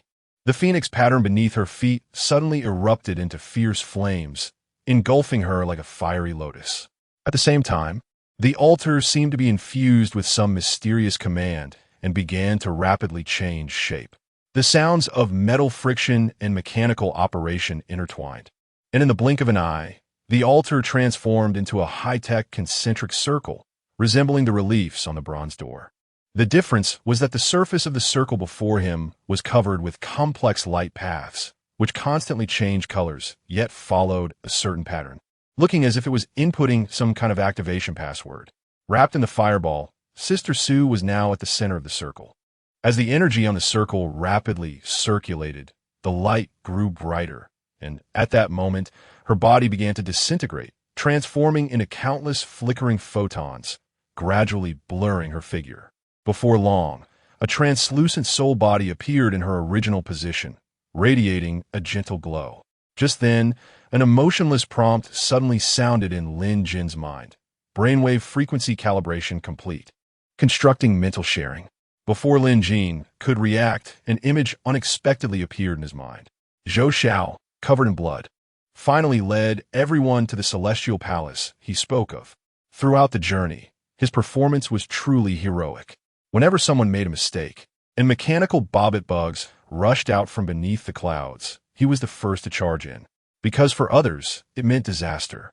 He had no spare offerings or stepping stones to waste.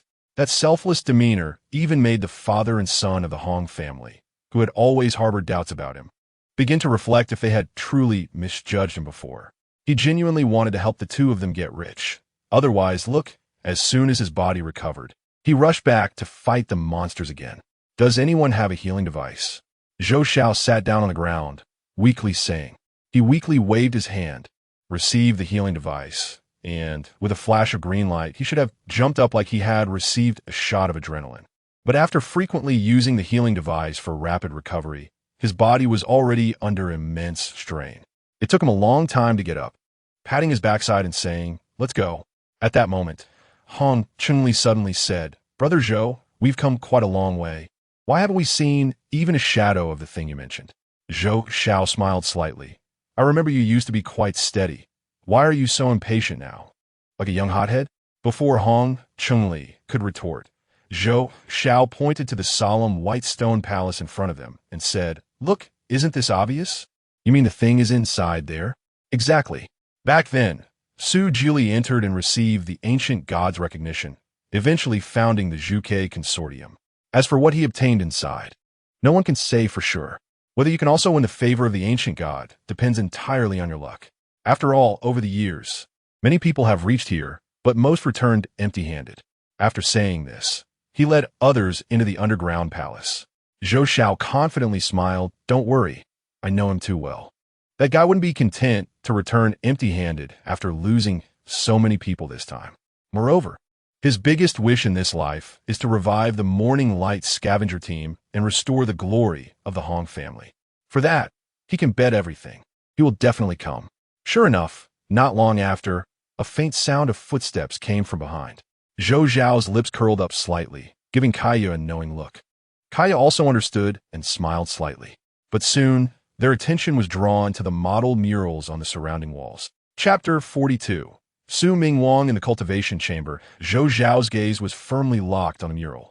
As the content of each mural came into view, his expression gradually shifted from curiosity to shock, and finally to deep disbelief.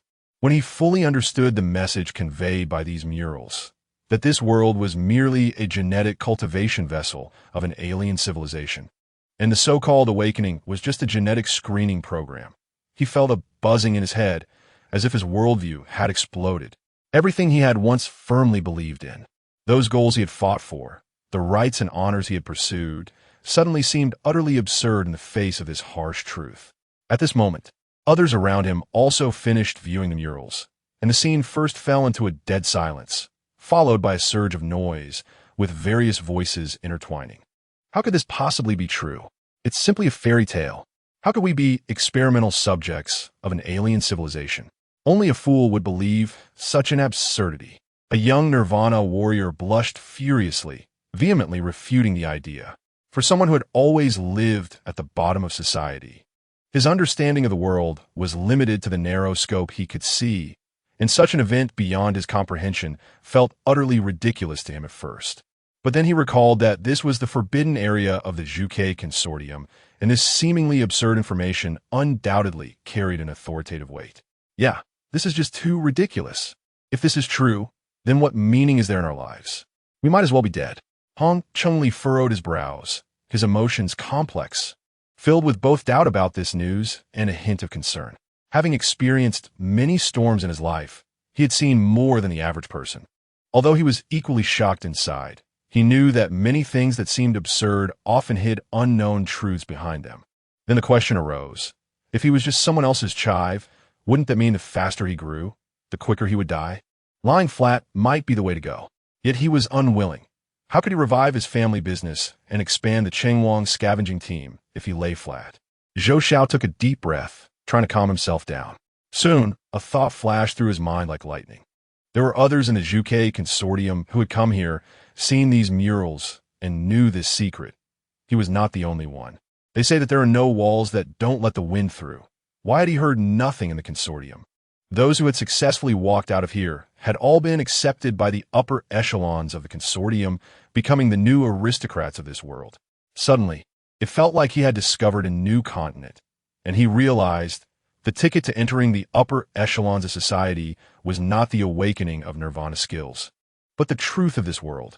Because they all shared this truth, they could form a unified consciousness. Based on this common secret, they all became one of their own. But what was their ultimate goal after learning this secret? Was it to harbor great ideals and change humanity's fate under the control of an alien civilization? Or to use the resources left by the alien civilization to dominate the entire world? But none of that mattered anymore, because being part of the group was the most important thing. No matter what they wanted to do, just following them was enough. After struggling at the bottom of society for so many years, desperately wanting to enter their circle, yet always being excluded, he had thought it was their arrogance. Now he realized the secret was right here. In that moment of determination, a violent wave of energy suddenly surged from a distance. At the end of the passage, Su Ming Huang had just activated the altar. Blinding light poured in from the end of the passage, illuminating the entire corridor brightly. At that moment, his son Hongwen came to his side and sighed. It seems that my Uncle Zhou really didn't deceive you this time. What do you mean? Hong Chunli asked, puzzled. Hongwen turned to look at the mural on the wall and explained, Dad, don't you understand? The so-called one of us is nothing more than a few situations, based on a common secret, having gone through life and death trials, aligning interests, and sharing camps and positions. Now that we have obtained the common secret, the next step is to align with their camp and position, and then we will become one of their own. Who are they? Hongwen smiled slightly. Those people living on the second level. For them, isn't it easy to recreate a Chengwang scavenging team? Hong Chunli gradually showed a look of realization, but the next moment he frowned, but Hongwen raised his hand to interrupt him. Dad, I know you're worried that all of this is meaningless, right? That's normal. Ordinary people feel pessimistic after learning the truth about the world. But true, strong individuals are those who can still live seriously after understanding the truth. This requires courage and wisdom. Just based on that, I'm no longer envious of them living in the upper level, while I can only stand on the ground and look up at them. Dad, have you thought about it? Given our lifespan, all your current worries are just groundless fears. Look at the last few murals. The so-called Great Catastrophe is merely the alien civilization's harvesting program, something we won't even see in our lifetime. Why should we worry about not encountering something in this life? If the outcome is death for everyone, then why can others enjoy wealth and honor while we have to live so humbly? Hong Chunli looked at his son in surprise, suddenly realizing that the boy's words made sense. Since others could live so well after knowing the truth of the world, why couldn't he? Was it because he was unworthy? Nonsense. He just had worse luck, arriving a few years later than them. You little brat, tell me, what should we do next? Dad will follow your lead. Su Wen smiled slightly, revealing a teachable grin, patted his father's shoulder, leaned his forehead against his dad's, and rolled his eyes at him, saying, of course. The first step is to survive from Uncle Zhou's hands. Brainwave frequency calibration complete. With the successful mental sharing with Sister Su, Lin Jin suddenly burst into Su Ming Huang's spiritual world. In an instant, the surrounding scenery flashed by like a whirlpool. The Zhuke Consortium, the bustling streets of Zhuke City, a cozy bedroom, and a military camp of the Nirvana troops all appeared one by one, finally freezing the scene in a laboratory with tall floor-to-ceiling windows. It seemed to be early morning, or maybe it was overcast. The surrounding light was somewhat dim. A few people dressed in white protective suits were washing a cultivation chamber with water, and a pungent smell of chemicals filled the air. He lay somewhere in the laboratory from Su Ming Huang's perspective, but suddenly sensed something unusual. Just then, a figure slowly emerged from the shadows. Was that Sister Su? No. Lin Jin quickly realized that his perspective was that of Sister Su's. How could she see him? The woman who resembled Su Ming Huang drew closer. She had long, snow-white hair cascading down to her waist. Her right eye a fiery gold, and her left eye an icy blue. The black and gold phoenix pattern qipao was slid up to her thigh, with bioluminescent ribbons wrapped around her legs, flickering with a faint glow. The gene suppression collar around her neck and the flame tattoo on her foot were particularly conspicuous.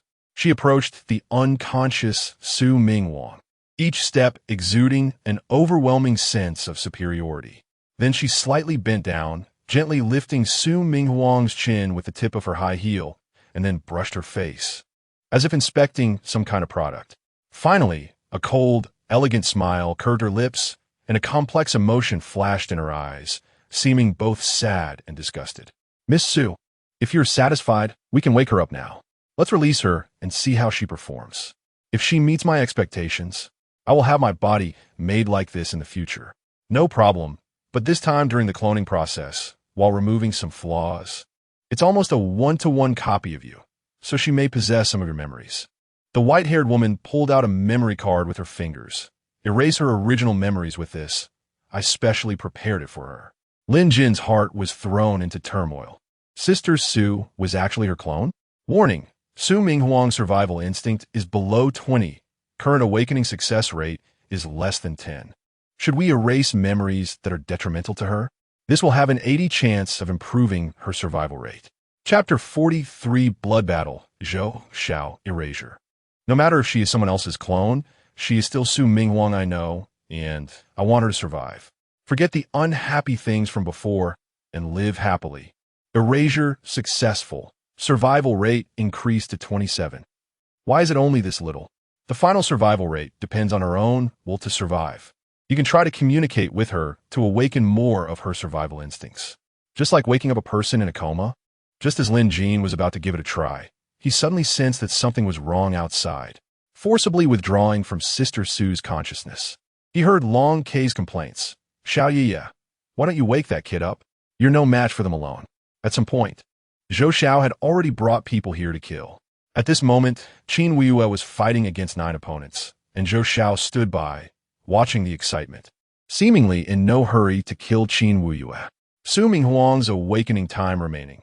28 minutes, please finish quickly.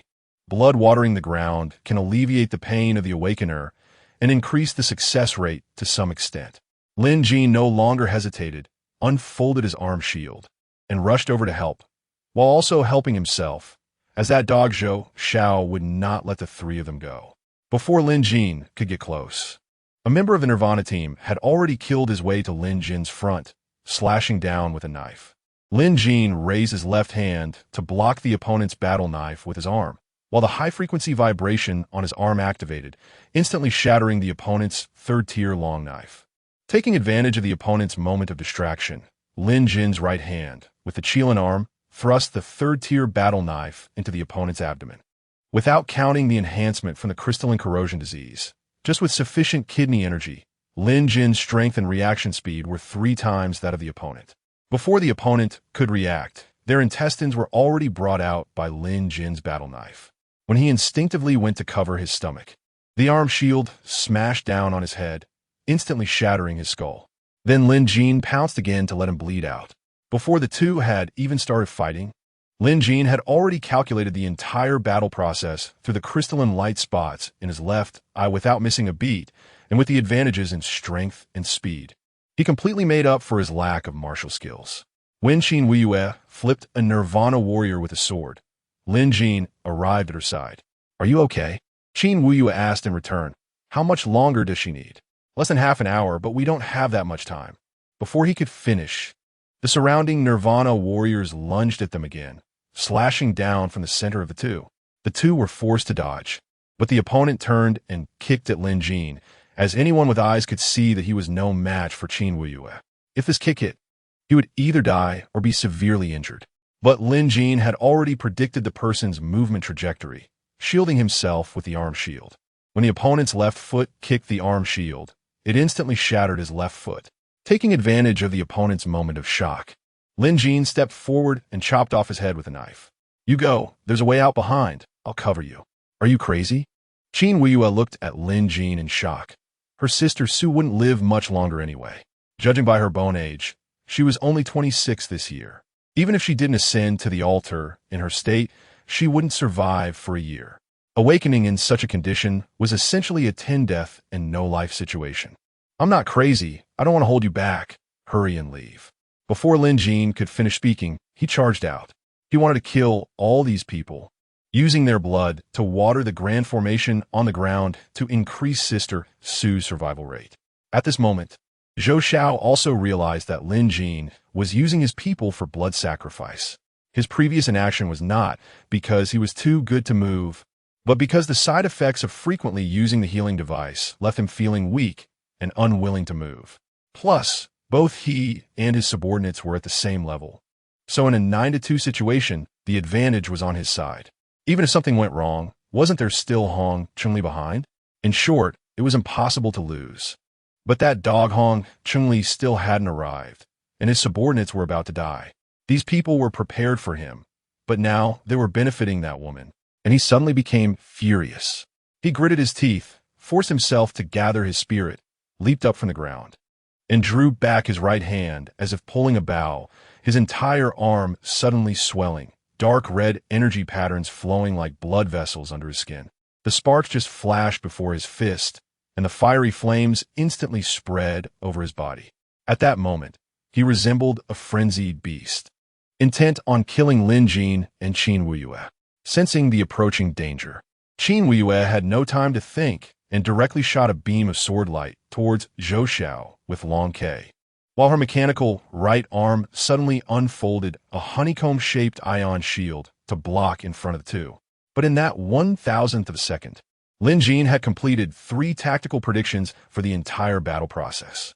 Qin Wuiyue's ion shield could not withstand Zhou Xiao's fist, which had a destructive power equivalent to 47 tons of TNT. His arm shield couldn't either, but the bronze compass inside the arm shield could. So, taking advantage of the moment when Zhou Xiao's punch sent Long K flying, Lin Jin threw the arm shield into the air, caught it with his right hand, and pulled Qin Wuiyue into his embrace with his left hand. Boom! Zhou Xiao's second punch landed solidly on Lin Jin's arm shield. In an instant, a dazzling flash of fire erupted, scorching the air within a 10-meter radius.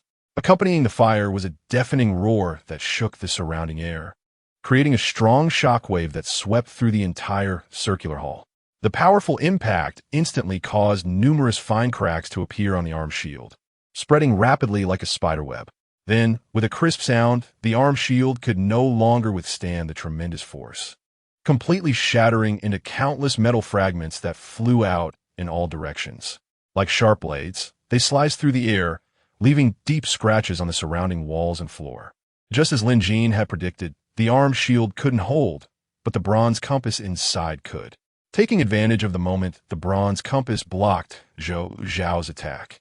Lin Jin immediately rolled backward with Qin Wuyue, distancing himself from Zhou Xiao to prevent his second strike. As for the bronze compass, he was on the verge of losing his life. Who had time to worry about that thing?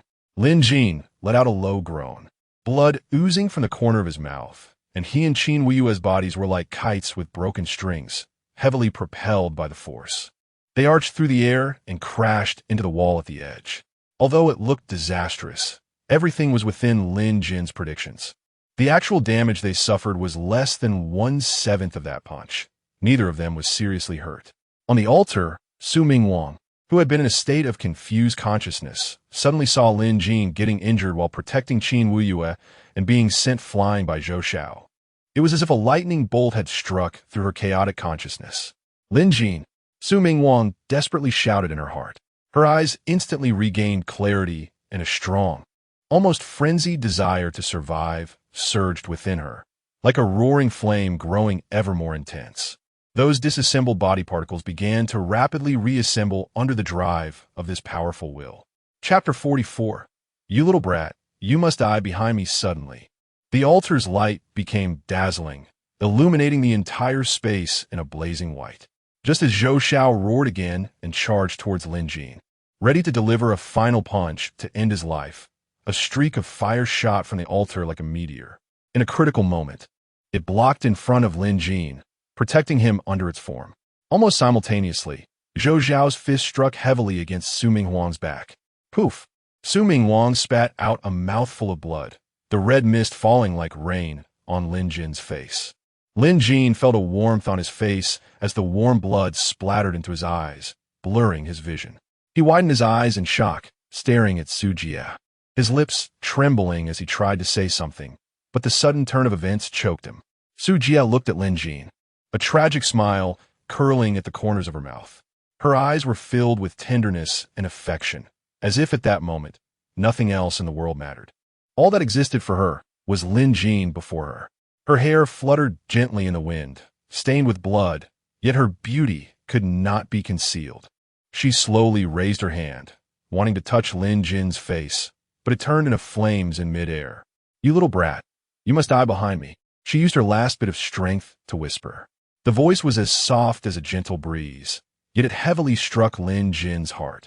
Then, her body gradually transformed into countless particles of flame, slowly dissipating in the wind, leaving Lin Jin staring blankly in the direction she disappeared, tears uncontrollably streaming from his eyes. Lin Jin had previously simulated the entire battle 3 times, but had completely overlooked Su Jia, just as Zhou Xiao prepared to attack again.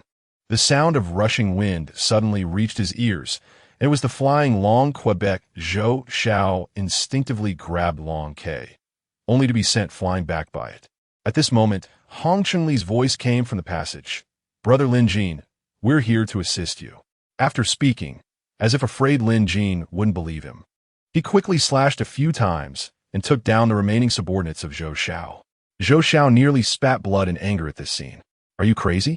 He wanted to say. He thought about how Su Jia's soul was incomplete and wouldn't he live long anyway.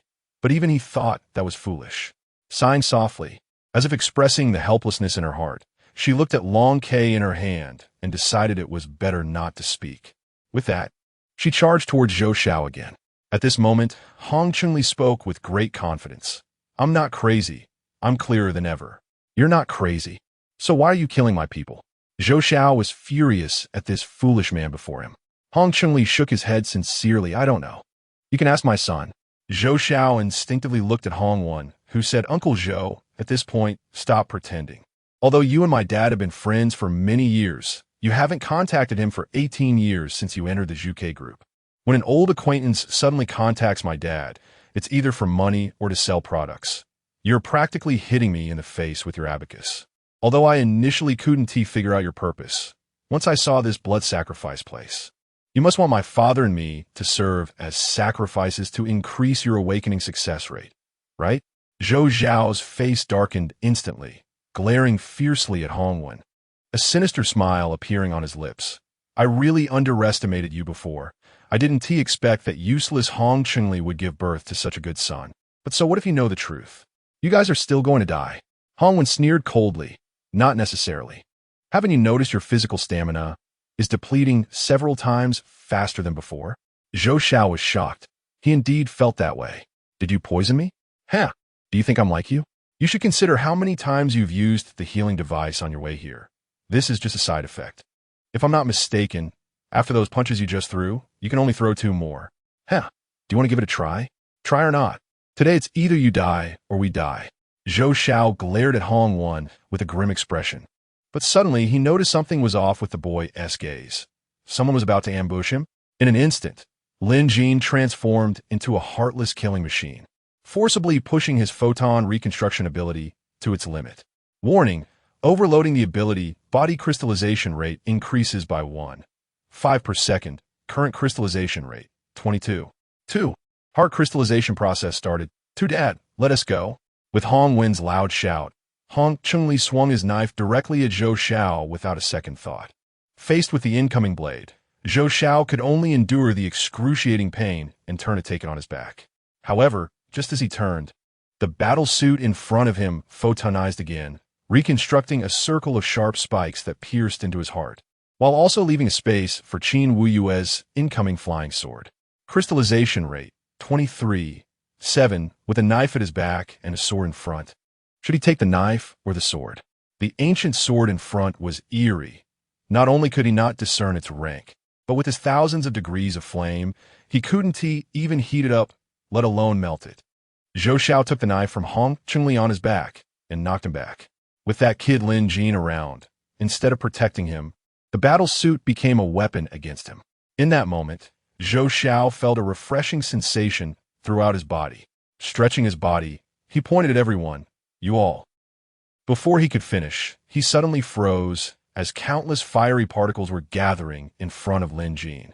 Initially, they were just tiny glimmers of light, but in the blink of an eye, they seemed to be summoned by some powerful force, rushing toward the center at an astonishing speed. They collided and fused, producing sizzling sounds, and in an instant, they formed a massive vortex of flames.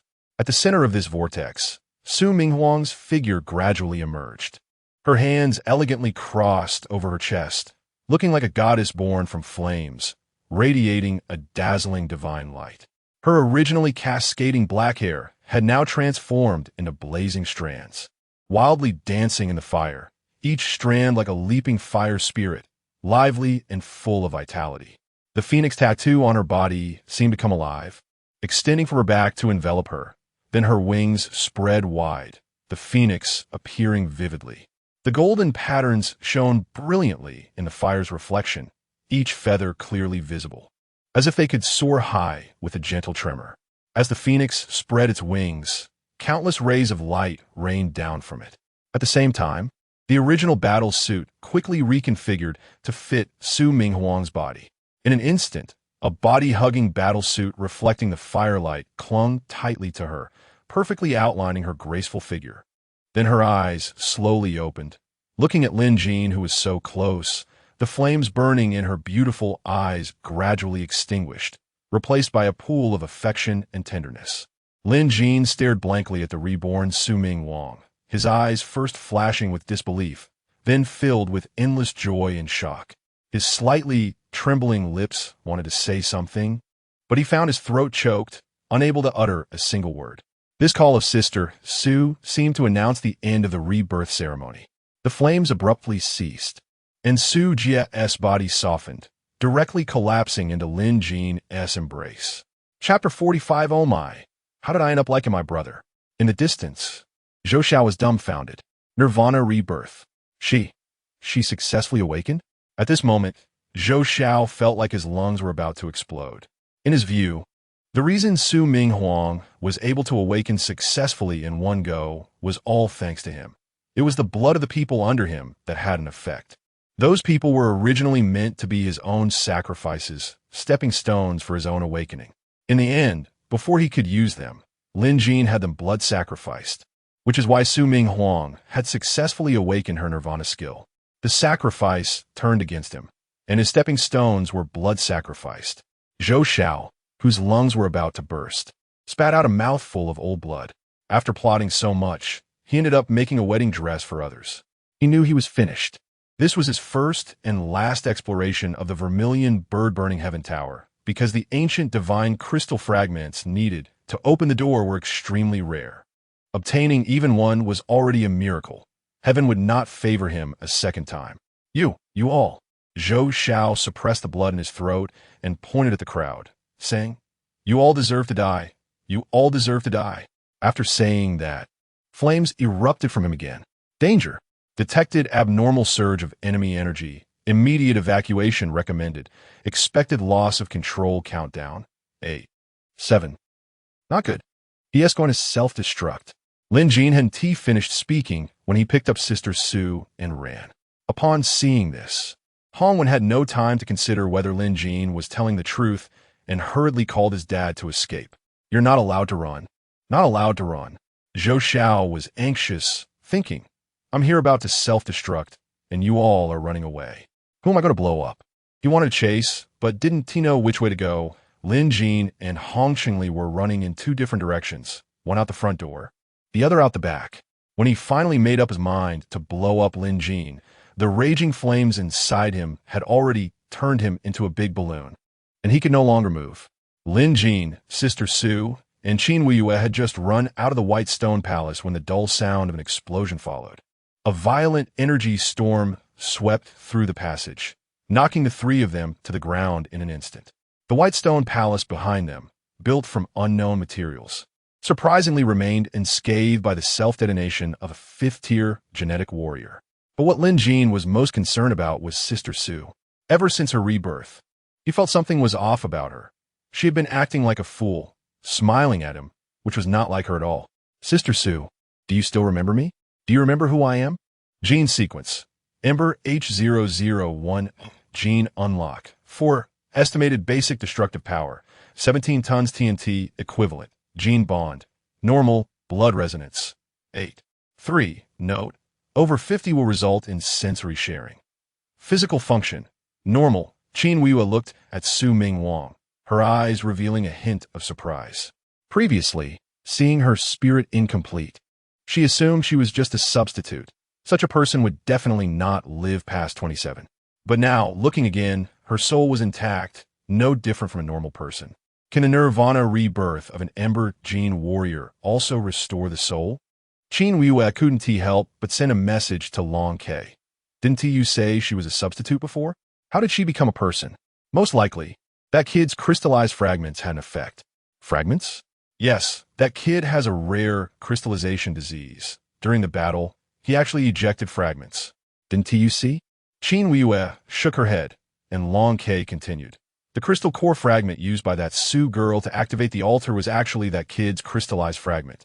When her physical body decomposed, another fragment dropped from her, which was later integrated into her body during the reconstruction." "You're not lying to me? That kid's crystallized fragments actually have this capability? Why would I lie to you? There are indeed fragments inside that kid's fragments. If you go in and look, you'll surely find one or two. With them, even without borrowing the power of the Star Core's eye, you can still unleash the ultimate skill. 3,000 stardust, return to nothingness." Qin Weiyue was shocked. "Are you sure? 3,000 stardust is the ancestral teaching of the sect. The 3,000 sword spirits that stabilize mountains and rivers. Return to nothingness is the ultimate sword path mystery of the Judgment Cliff lineage." She had only used this skill once when escaping from Judgment Cliff, at the cost of sacrificing 10 of her human organization and completely siliconizing her right hand. "Of course I'm sure, Xiaoya. When have I ever lied to you? But you'll need at least 15 grams. That kid can only explode 1 gram at most. But it's okay. You can use it in smaller amounts. Hurry up and go find it. Don't let that treasure be snatched away." Meanwhile, Sister Su had been silent, and Lin Jin was getting anxious. Qin Weiyue and Long K were actually thinking about stealing his crystallized fragments. "Don't worry, she is fine." After discussing, Qin Weiyue walked over and squatted beside Lin Jin, saying, "It might be her first nirvana, and her body is still adjusting. She'll be fine after a while. You all wait here for me. I'll go take a look. By the way, It seems she unlocked a gene lock. The side effect of the fourth gene lock is mostly amnesia, so she might act very forgetful next. Forgetful? Yes, after we get out. Let us inject her with a gene stabilizer. After Qin Yue finished speaking, she walked into the White Stone Palace, appearing calm and collected. But as soon as she was out of Lin Jin's sight, she instantly sped up, looking as anxious as if she had diarrhea. Lin Jin looked at Sister Su in his arms, her body soft and warm. She seemed awake, but also seemed not to be. His gaze traced her features inch by inch, from her high nose bridge to her slightly pale, yet still beautiful lips. Lin Jin swallowed hard. You're not playing the Sleeping Beauty trick on me, are you? After thinking this, he nervously glanced around, and seeing no one, he said to Sister Su, if you don't wake up, I'll take it as you are. Lin Jin moved closer, his breath becoming hurried at that moment. The air he exhaled brushed against Sister Su's face, causing her thick eyelashes to flutter slightly in the airflow. Suddenly, Sister Su's delicate finger caught hold of Lin Jin's mouth. You little brat, what are you trying to do? Lin Jin quickly jerked his head back, breaking free from her fingers, and angrily retorted. What can I do? I just want to see if you're still breathing. Is that so? Then why do you look so guilty? Guilty? You must be mistaken, sis. If you dare to do this again next time, just wait and see how I deal with you. After saying that, she stood up from Lin Jin's embrace. By the way, Sister Su, do you remember who I am? Of course I know. Suddenly Sister Su froze. Oh no, how come I can't remember this kid's name? Lin Jin stood up and pressed. Do you still remember what our relationship is? I'm your sister. What do you say our relationship is? Are you sure? Of course. Of course. All right. Where did that woman go? Lin Jin suspiciously glanced at Sister Su. This woman probably forgot my name, but thankfully she didn't forget who I am. Qin Wuyue went inside. Lin Jin pointed to the passage. Oh no, that woman must be going to steal the loot. What are you still doing here? Hurry up and chase. Sister Su, do you still remember why we came here? ISNT to find the ancient divine crystal core for you. Stop rambling and hurry up. After saying that, she grabbed Lin Jin and pushed him into the passage, and the two of them sprinted down the corridor. Sister Su looked at his back, puzzled. Why did I forget this kid's name? What was he called again? Forget it. That's not important. What matters is that I remember I seemed to like this guy. Just now, looking at him so close, I surprisingly found myself hoping he would kiss me. Oh my God, I really have no shame. How could I fall in love with my own brother? Chapter 46. The overprotective Su Ming Wang, the circular hall, after Zhou Zhao's self-detonation, was in disarray. Under Long K's guidance, Qin Wuyue indeed found 2 crystallized fragments among the ruins. The moment her fingers touched them, Qin Wuyue was certain that Long K was not lying. The fragments seemed small, but the energy contained within was almost identical to what the star core I had lent her. If she was here, it meant Lin Jin was also here. What they were most afraid of was not being blown up by Zhou Xiao, but rather running in different directions from Lin Jin. If that guy had escaped, they would be stuck here waiting to die. Qin girl, where's Lin, little brother? Hong Chungli asked with the familiarity of an old acquaintance, smiling. However, his warm face met with a cold shoulder. Qin Wuyue had no interest in acknowledging him and continued searching the ruins, wondering if she could find another fragment. These fragments were too small, at most 1 gram. Long K had said at least 15 grams were needed to perform the 3,000 stardust. Return to ruins. Hey, don't block the way. I'm talking about you, Long K said irritably to Hong Chungli. If you want to find Lin, go look outside. But don't blame me for not reminding you. That kid is probably outside with his wife, being all lovey-dovey. If you go looking for him now, he's most likely kissing her. You. Seeing Long K getting more infuriating, Qin Wuyue took out a steel sword box from her wrist ring and slammed it down on the ground with a bang. Upon seeing the sword box, Long K hurriedly said, No, I won't say anything. Finding treasures is more important. If you lock me up, you won't find any treasures. Qin Wuyue was just scaring it. Without its guidance, she really wouldn't be able to find those fragments smaller than mung beans in the ruins. Hong Chungli also didn't want to provoke Qin Wuyue further, so he turned to look for his son. Son, are you also looking for treasures here? Hong Chungli asked. If there were any treasures here, he glanced around. Hong Wenda replied, Dad, don't look for those guys' corpses. They've long been blown away by Zhou Xiao. Then what are you looking for?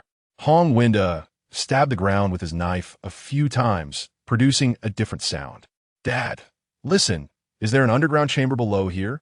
Hong Chunli kicked away the surrounding rubble, revealing cracks in the floor, then stomped down on the crack. Instantly, the stone slab shattered, revealing an opening. There really is a hidden chamber. Hong Winda turned on the light from his wrist ring, squatted by the hole, and looked down, saying, "The Zhuke Consortium has controlled this place for so many years. They probably don't even know there's a secret room down here. What are you planning to do? Don't act recklessly. Do you know what's down there?" Hong Chunli hesitated, then said, "I'll go down first." The two jumped into the hole one after the other and found that the space below was enormous. Rather than a hidden chamber, it was more like a second level of the palace. The difference was that the floor was metal and the surroundings were pitch black. Using the light from their wrist rings, they tore through the darkness, revealing cold metallic glimmers reflecting off the distant walls, which were covered in complex patterns. One of the walls even had a huge transparent chamber embedded in it, filled with a light blue liquid in which various bizarre organisms were submerged. They either curled up or stretched out, their body structures and shapes resembling those of the exotic species from the wilderness. Have people studied exotic species here? Hong Winda found this idea somewhat perplexing. Wasn't Zhou Xiao alive saying that this Zhuke Burning Heaven Tower was a prehistoric relic? Did exotic species exist in prehistoric times? Or was it that the so-called exotic species were not a result of radiation mutations, but were actually man-made? Just as Hong Winda was about to ask his dad what the world was like before the Great Disaster, he saw his dad suddenly startled by something. Qin Weiyue saw the Hong father and son jump down the hole and didn't think much of it, continuing to search for Lin Jin's crystallized fragments among the ruins. After all, Long Ke had said that with the altar destroyed, the only person who likely knew how to get out was Lin Jin. Before long, she heard the footsteps of Lin Jin and Su Minghuang approaching. Lin Jin hopped over to Qin Weiyue's side and teased, "Hey, little you, what treasures have you found after searching for so long?" Qin Weiyue stopped her movements, slightly turned her face, and shot Lin Jin a cold glance. Her expression remained calm, but there was a hint of helplessness in her voice as she reminded him, "My name is Qin Weiyue. Whatever." She didn't want to engage in this boring back and forth with Lin Jin, so she focused on finding the fragments. At that moment, she heard Su Minghuang say, "What are you looking for? I warn you, it's best not to have any ideas about my brother's crystallized fragments." "Huh?" Lin Jin looked at her in confusion. "How do you know she is after my crystallized fragments?" Su Minghuang looked at Lin Jin with a proud expression and said, "Woman's intuition." Qin Weiyue felt a jolt in her heart, as if she had been caught stealing. These fragments indeed belonged to him, and not returning them seemed a bit unreasonable. However, Lin Jin's crystallized fragments were really important to her. Just as she was in a dilemma, a sudden idea flashed in her mind as she pointed to the distant hole and said, "The Hong father and son discovered a hidden chamber over there. They've already gone down." "A hidden chamber?" Lin Jin glanced over, then took out a compass from his pocket. The blood-red arrow first pointed to himself, then vertically pointed to the ground. He was startled and said, "Let us go down and take a look." Seeing Lin Jin's suddenly serious expression, Su Minghuang had no time to deal with the little thief Qin Weiyue and jumped down the hole with him. Qin Weiyue was still hesitating whether to follow when Long Ke said, "Little you, what are you waiting for? Hurry up and go. As long as you stick with Lin, you won't have to worry about not having fragments to use in the future." On the second level of the underground palace, what startled Hong Chunli was a person, or rather, a shadow of a person sitting at the control panel. When the father and son approached to take a look, they saw that the person had been dead for an unknown amount of time, the corpse long since dried out. A hint of embarrassment flashed across Hong Chunli's face. Having been in the underworld for decades, he hadn't expected to be startled today by a dead person. Hong Winda was examining the dried corpse. He didn't know what an outsider looked like since the murals were very abstract, but looking at the dried corpse in front of him, it seemed no different from a human. However, the clothing on it was quite similar to the current battle gear. The difference was that he didn't recognize any of the characters on the metal badge on the chest. It was more like some kind of symbol than writing. Just as he was about to pry open the helmet to see the full appearance, Lin Jin and the others jumped out. Chapter 48. It turns out fairies can also be a loss. Hong Chunli knew that now was not the time to turn against Lin Jin. After they went out, he, a kid from the slums, had plenty of ways to deal with him. With that thought, he followed Hong, went to other places in search of opportunities. This place was vast, just as large as the white stone palace above. Although they hadn't obtained the ancient god crystal core, it was possible that the alien civilization had left treasures in other areas. After Qin Weiyue discovered that this was not the Xiantian sword tomb, she actually lost interest in the place and didn't care whether there were any treasures left. When the ancient god crystal core appeared, everyone's eyes lit up. But her expression remained calm and unperturbed. If there's anything, just call me. I'll wait for you outside. Qin Weiyue's voice was cold and without hesitation. She turned around and left, as if she didn't want to stay here any longer. Suddenly, Lin Jin called out to her. Xiaoya, do you know what it means that the wool comes from the sheep? Qin Weiyue instinctively paused, turned to look at Lin Jin. Her voice still cold, but unconsciously tinged with confusion. What do you mean? Lin Jin's lips curled into a sly smile as he explained. What I mean is, if you want the wool, you have to catch the sheep to shear it. How much can you pick up off the ground? Qin Weiyue's face turned slightly red. Fortunately, the light was dim and no one could see. She understood. If the crystallized fragments were the wool, then Lin Jin was the sheep. To get the crystallized fragments, she had to catch him and shear them off him. How much could she pick up by just trying to collect them? No. That guy had known for a long time that she was picking up his crystallized fragments. How frustrating it was that she was still desperately trying to hide it. Like a big fool. I was just going out for some fresh air. Caught off guard by her own thoughts, Qin Weiyue turned around in a panic and walked away, her back showing a hint of the rare awkwardness and embarrassment she usually concealed. Just as Lin Jin was enjoying this exquisite view, a warm breath suddenly brushed against his ear, accompanied by a faint orchid fragrance and moisture, like a feather gently sweeping by, causing a tingling sensation. Immediately after, Sister Sue's teasing voice sounded by his ear. Humph, look at you, a useless little boy. A little girl has you so dizzy you can't find your way? Lin Jin quickly composed himself and said seriously, What nonsense are you talking? I'm only particularly fond of Sister Sue, a graceful and charming mature woman. Xiaoya is just a sour and unripe green plum, with knowledge far less than what you know. Upon hearing this, Sister Sue was first taken aback, then her eyebrows raised slightly, and she spat. What nonsense are you talking? I'm your sister. If you dare to speak recklessly again, do you believe I will beat you? Okay, you're my sister. Sister, let's not just stand here foolishly. Let us move quickly. After saying that, Lin Jin suddenly felt that it was quite amusing how Sister Sue had mistaken him for her brother after a memory loss. Meanwhile, Su Ming Wang looked at Lin Jin's back, her heart racing uncontrollably. Reflecting on the moment he had just joked with her, ripples stirred in her heart, and she surprisingly enjoyed the feeling of being flirted with by him. Oh my goodness, what am I thinking? Su Ming Wang suddenly awoke from her thoughts, her face burning. She shook her head vigorously, trying to shake off these shameful thoughts. He is my brother. How can I develop such feelings for him? This is simply too absurd.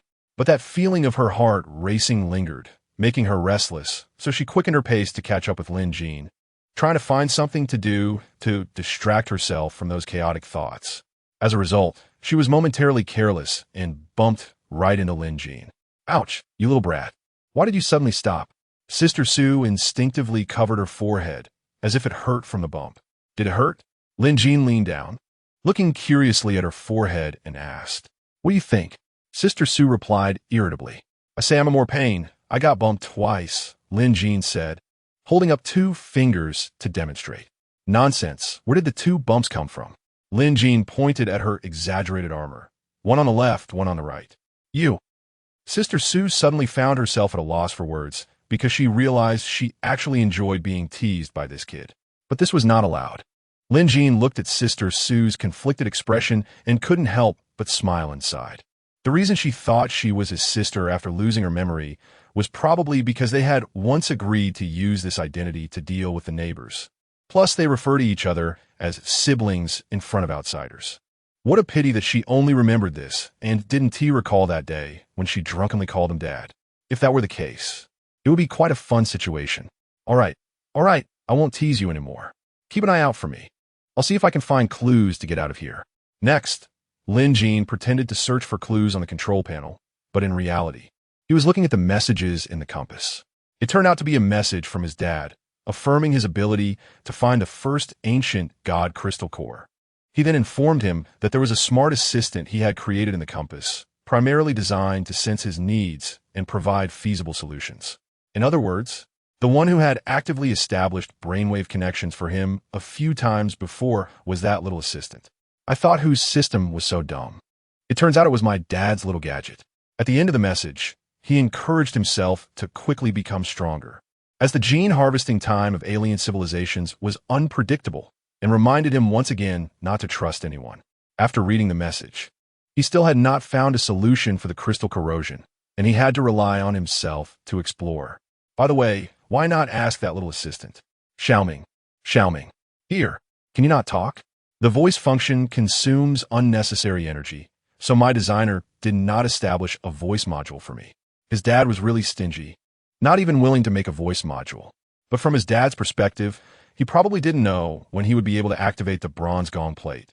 So naturally, the energy consumption of the gong plate should be kept as low as possible. Can you check all my dad's logs? Yes. Lin Jean immediately perked up. Did my dad leave a solution for the crystal corrosion? No. My designer did not know you would suffer from crystal corrosion. Then did he leave my gene sequence?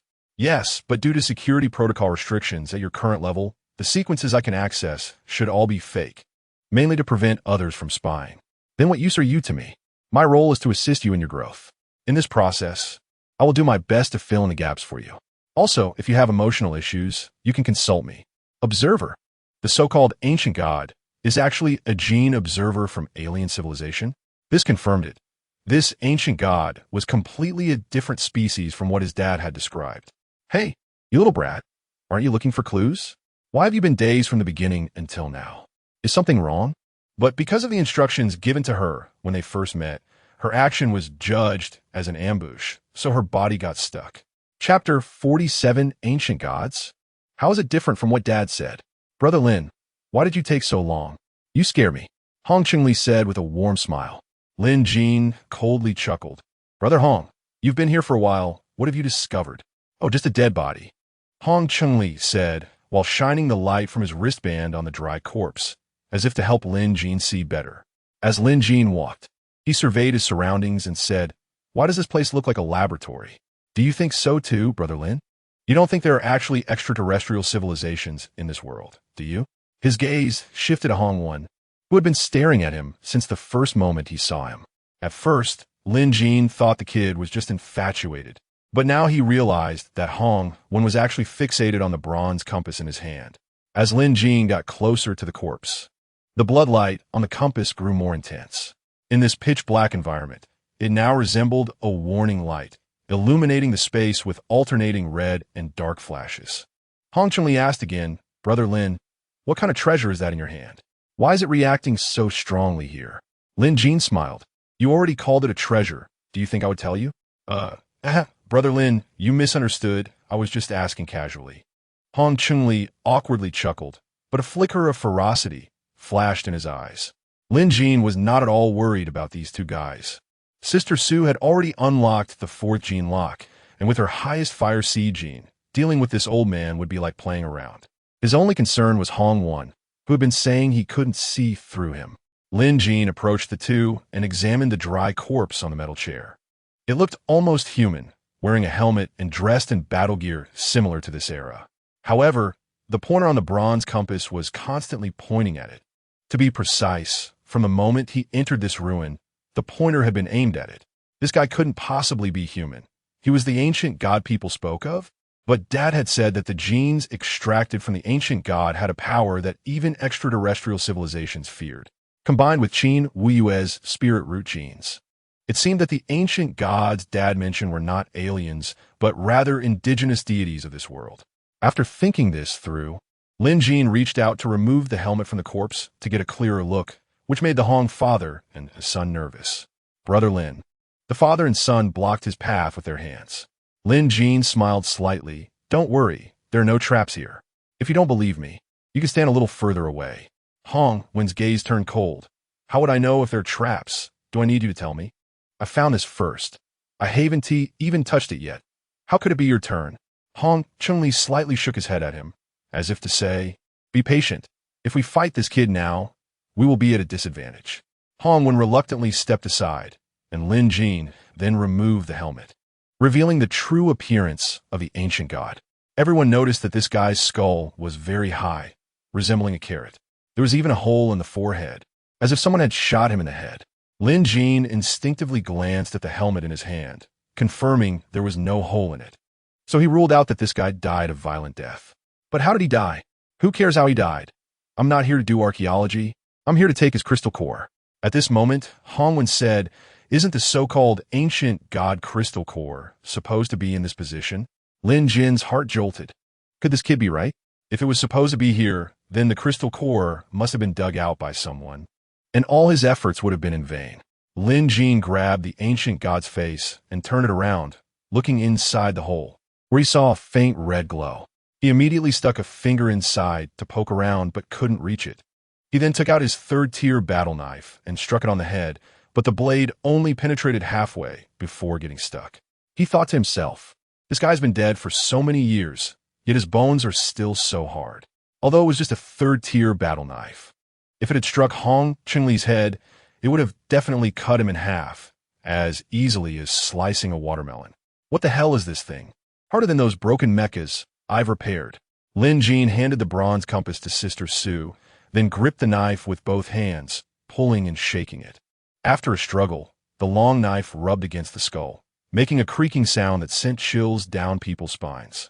When the knife was finally pulled out, Lin Jin ignited his Qilin arm and struck down again, this time cutting in quite a bit. He then changed angles and struck again, creating a notch that exposed the withered brain matter inside, resembling a deflated black balloon that was all wrinkled. The red glow was emanating from within. Lin Jin didn't care about the grossness and directly reached in to pull it out, quickly removing the outer brain tissue to reveal a red crystal in front of everyone. Hong Wen was taken aback and blurted out, this is the ancient god crystal core, a complete ancient god crystal core. He had seen it before when Zhou Xiao used fragments of the ancient god crystal core to open a door. The aura of the two was almost identical. The difference was that the one in Lin Jin's hand was purer and had a higher energy density. Just as he was about to ask how to divide it, Lin Jin casually slapped it onto his bronze compass. With a sizzling sound, like ice falling into a red-hot iron pan, where the crystal core touched the compass. A strong current erupted, racing along the compass's patterns and making a crackling noise. In the blink of an eye, the ancient god crystal core shrank by a circle. And then in another blink, it was gone. Charging successful. Current energy level 27. High-tier gene storage function operating normally. Receive a message. Please remember to check. Hong Wen's eyes widened in shock, while Hong Chun-Li rubbed his eyes vigorously, doubting whether he was seeing things. You mean the ancient god crystal core was absorbed by my compass, just like that? Absorbed? Absorbed? Hong Chun-Li was instantly furious. Do you know how precious the ancient god crystal core is? You're simply wasting it. Hearing this, Lin Jin raised an eyebrow, a sharp glint flashing in his eyes. He leaned closer to Hong Chun-Li and spoke in a seemingly casual, yet undeniably oppressive tone. Since this thing was found by me, how to dispose of it is my business. If I want to let the compass absorb it, then it's because they are fated to be together. If you think it's a waste, I'm sorry, but I don't need you to point fingers at my actions. Lin Jin chuckled, then suddenly withdrew his smile, his gaze turning cold as he said slowly, so what if you discovered it? The crystal core is in my hands, and that's the bottom line. Hong Chun-Li was about to lose his temper, but then instinctively glanced at his son. Forget it. I won't argue with you. Not because I fear you, but because my child is present, and I don't want him to learn bad habits at such a young age. But Lin Jin had no intention of letting them leave alive. He just didn't know how to get out yet. What if they needed a blood sacrifice from two people to leave later? Killing them now would be a waste. Chapter 49. Hong Wen's counterattack plan, then he fixed his gaze on her face and teased. You actually want to sneak attack me? Su Ming Wang felt embarrassed for a moment, but then her expression returned to calm as she casually lowered her hand and spat lightly. Pa, who wants to sneak attack you? I just wanted to wake you up. Stop daydreaming all the time. By the way, what are you thinking about? Lin Jin smiled and said, I was wondering if Sister Su has fallen for me. Su Minghuang's body suddenly stiffened, and the calm expression on her face was replaced by a hint of panic. You, what nonsense are you talking about? I'm your sister. If you keep spouting nonsense, do you believe I'll really hit you? After saying that, she raised her tightly clenched fist, but her panicked eyes had already betrayed her inner feelings. Lin Jin secretly laughed in his heart, but put on an extremely innocent expression on his face. Spreading his hands and explaining, Sister Su, where did your mind wander off to? I was referring to pure sibling affection. Look at you. As soon as I said I liked you, you got all nervous and still said I was talking nonsense. I think it's you who has been daydreaming every day, which is why you misunderstood my meaning. You? Pa, you're so annoying. Have you found any clues or not? I'm looking for them right now. After that, Lin Jin stopped teasing this big sister and turned to look at the corpse of the ancient god, his left eye lighting up with crystalline spots. After a round of data analysis, he indeed found something unusual in the ancient god's helmet. Taking it in hand, he reached inside and pulled out a red crystal. Judging by its size, it seemed to fit perfectly into the hole on the ancient god's forehead.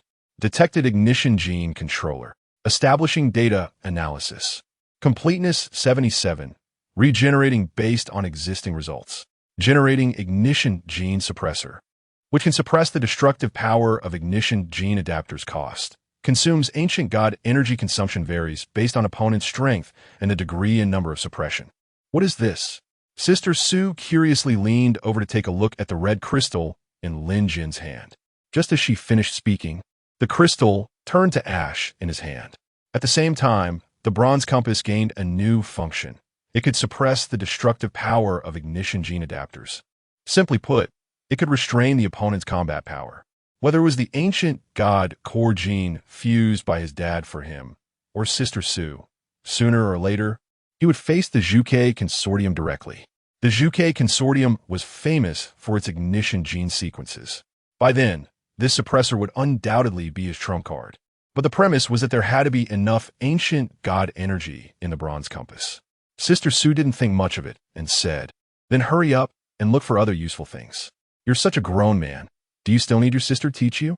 On the other side, the Hong family father and son had been searching in the darkness for a long time but couldn't find any treasures. Instead, they found an altar.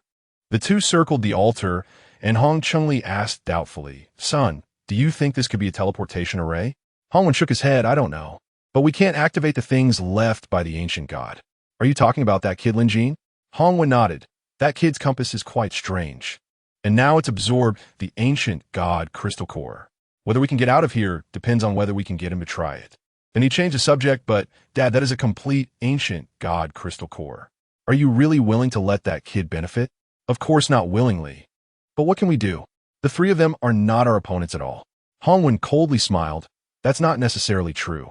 Among the three of them, the strongest is definitely that woman who was reborn through fire, followed by that Qin Wuyue, and the weakest is that Lin Jin. If we can first deal with Qin Wuyue, Lin Jin will be a burden to her. At that time, we just need to exploit her weakness, and we might be able to kill them. By then, not only could we obtain the ancient god crystal core, but we could also get that kid's compass and that woman's sword. With these three items, we could not only revive the Morning Light scavenger core, but even create a Morning Light Legion would be within reach. As Hongwen spoke, Hong Chengli felt more and more excited and immediately steeled his heart, saying, Son, just tell me what to do. I'll follow your lead. Meanwhile, Lin Jin discovered the ancient god's battle armor, but with his current level, he couldn't decompose it. Feeling helpless, Brother Lin, we found an altar over there. Do you think it could be the exit? An altar? Hongwen ran to Lin Jin's side, sweating profusely, nodding vigorously, swallowing hard, and saying, Yes, an altar. My dad couldn't figure it out after searching for a long time. Can you take a look? Let's go. Take me there. Just as the three of them left to check the altar, Hong Chengli emerged from the darkness on the other side, looked at the hole above, and lightly leaped up with his battle knife in hand. His appearance was ethereal, but his cold eyes were filled with confusion. Long K smiled and said, Xiao Ye, are you confused right now? That beautiful Su lady was obviously doomed, so why did she manage to survive? Not only did she survive, but she also successfully triggered a rebirth. You know? Qin Wuyue replied coldly. Of course I know, but if I say it, you might not be happy. Why? Because it's one word. Love. That's 2 words, Qin Wuyue corrected. It's all the same meaning. That Sister Sue insisted on stepping onto the altar to awaken because she knew she was a clone. She wanted to have a new body to face Lin Xiaozi's feelings. Do you remember how she successfully awakened? It was when Lin Xiaozi was about to die. Of course, at that time, you had already planned to sacrifice your own body to borrow power from the Star Core's eye, but she didn't know that. At that time, her only thought was to save Lin Xiaozi no matter what. This is an obsession that transcends life and death, and under this obsession, she succeeded. The subsequent rebirth was her longing for Lin Xiaozi, which made her soul linger for a long time, thus increasing the chance of triggering rebirth. Of course, the whole process is much more complicated than this, but it can be confirmed that the rebirth trigger rate of the ignition gene is proportional to the survival time of a person's soul. Qin Wuyue nodded, seemingly agreeing with Long K's statement. At this moment, Long K smiled and said, Xiao Yi, you also think what I said is right? So I said, the merciless sword path of the judgment cliff is an evil way. Now you believe it, right? Qin Wuyue was stunned and then said unhappily, for a moment, I almost fell for your demon sword's trick. Hey, what do you mean almost fell for my trick? Am I not making sense? Your demon sword is best at tempting people's hearts. I won't argue with you. Xiao Yi, you. Be careful. You again. Before Qin Wuyue could finish her sentence, she suddenly felt a gust of wind rise behind her, causing the hairs on the back of her neck to stand on end. Chapter 50. Qin Wuyue leaps into embrace. Hong Chungli's timing for the sneak attack was impeccable. Just as Qin Wuyue's mind was in turmoil, he suddenly struck. Before she could react, his battle knife had already slashed into her back. Clang! It was actually the Dragon K that had slipped from her grasp, actively blocking the attack for her. The powerful force still sent Qin Wuyue flying. Hong Chunli spat in frustration, cursing his bad luck. He had never calculated that the sword would protect its master on its own. Indeed, it was a good sword, and he was determined to claim it today. Qin Wuyue felt a sweetness in her throat and spat out a mouthful of reverse blood. Having lost the initiative, and with Hong Chunli being a 4th-tier genetic warrior, she found herself unable to find an opportunity to fight back. Little Wuyue, you're injured now. Don't confront him head-on. Hurry and escape. As blades clashed, she was once again sent flying. But this time, it seemed she had calculated her fall. She landed directly in that large hole, dropping into the underground palace. She covered her heart and spat out another mouthful of reverse blood, instinctively glancing towards the ancient god's direction, but saw no sign of Lin Jin or Su Minghuo. At this moment, Hong Chunli's footsteps echoed from outside the hole, and she could only bear the excruciating pain of her internal injuries and flee frantically. By the time Hong Chunli reached the underground palace, Qin Wuyue had already vanished into the darkness. Damn it! Enchangli cursed! Immediately following the sound of her footsteps in pursuit. If it hadn't been for that great sword-S automatic protection, he would have succeeded in his sneak attack earlier. Then joined his son to eliminate Lin Jin and that woman. At that point, father and son would have emerged as the biggest winners of this event. But now, if Qin Wuyue found Lin Jin first, his son's plan would be ruined. As he thought of his son, Hong Chunli quickened his pace. He absolutely could not let Qin Wuyue meet that little brat Lin Jin. In the darkness, Qin Wuyue had no idea where Lin Jin was and could only run blindly. Hearing Hong Chunli's footsteps behind her, she wanted to speed up, but her internal injuries wouldn't allow it. Lin Jin, where the hell are you? She never imagined that one day in her life, she would so desperately long to see a man. If the Dragon K in her hand could express emotions, it would certainly have the face of a scheming villain. Did little Wuyue really need to find that little brat Lin Jin? No, not at all. With her abilities, combined with her own cooperation, a mere Hong Chunli couldn't force her to this extent, even if, for the sake of argument, Hong Chunli had indeed pushed her to a dead end with his extraordinary performance, according to her past character. She would have sacrificed her own body just to take down that bastard Hong Chunli. Ever since she cultivated the heartless sword path, this girl had developed a disdain for men, especially an old man who would sneak attack her. It would be strange if she didn't kill him out of anger. But when she had made her decision, she suddenly heard a shout urging her to run, which inadvertently dampened her fighting spirit. Hey, isn't this just letting her fall into a trap? Although she didn't explicitly tell her to find Lin Jin in this place if she ran away. Who else could she search for but him? Actually, I'm doing this for her good. The Heartless Sword path only accelerates the devouring of the Star Core Eye on her, and in the end, I would also be dragged down with her. Forget it. I won't remind this girl anymore. Let her find out. If she doesn't meet that little brat, how will she know the good in men? Without knowing the good in men, how could she suddenly awaken to the fact that the Heartless Sword path is a huge pitfall? At this moment, Lin Jin was examining the altar before him. Through his left eye, he scanned it and confirmed that it was indeed a teleportation array, quite similar to the one in the circular hall. However, this altar was the original version. The one in the circular hall was merely a counterfeit. If Sister Su had used this altar to awaken, her success rate would have been much higher. The method to activate it also required crystal core fragments, not the ancient god energy that Hongwen thought it needed. This thing was originally used by him to filter the spark genes. If he had to use his original power every time, wouldn't that be a huge loss for him? Besides awakening, this altar indeed had a coordinate, indicating it was also a teleportation array. The key was who activated it, on the altar or beneath it. It was indeed a teleportation array. Activating it might actually lead to escape, but it required crystal core fragments. Upon hearing this, Hongwen quickly asked, "Crystal core fragments? Not the ancient god crystal core?" Lin Jin sneered. "This altar is just like the one above. If activating it requires an ancient god crystal core, then how could Zhou Xiao and the others have escaped before? All right, let's go up and search those guys. They must have crystal core fragments on them." Wait. Hearing Lin Jin's intention to go up, Hongwen hurriedly stopped him. His father was still up there fighting Qin Wuyue, and he didn't know if he had succeeded. If he hadn't, wouldn't this kid be exposed by going up now? What's wrong? Lin Jin looked at Hongwen in confusion, suddenly feeling that this guy seemed suspicious. Hongwen quickly thought of an excuse and said, "Lin Jin, why not take another good look? What if it doesn't require crystal core fragments to activate? Going back and forth would be a waste of time. How about this? I'll go up to find crystal core fragments while you stay here and research more." "You want to go up to find crystal core fragments?" Lin Jin frowned. "I think you don't want me to go up, do you? By the way, where's your dad? Even if he's wandering around, he should be here by now, right? I'll go look for my dad." "No need to look."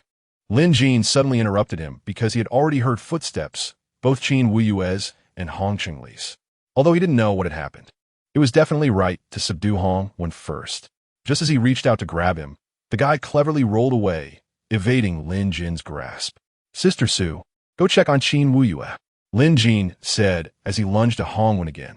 In the darkness, fleeing Qin Wuyue heard Lin Jin's voice and couldn't help but feel a surge of joy. Suddenly, she found herself with unexpected strength and accelerated towards Lin Jin's direction.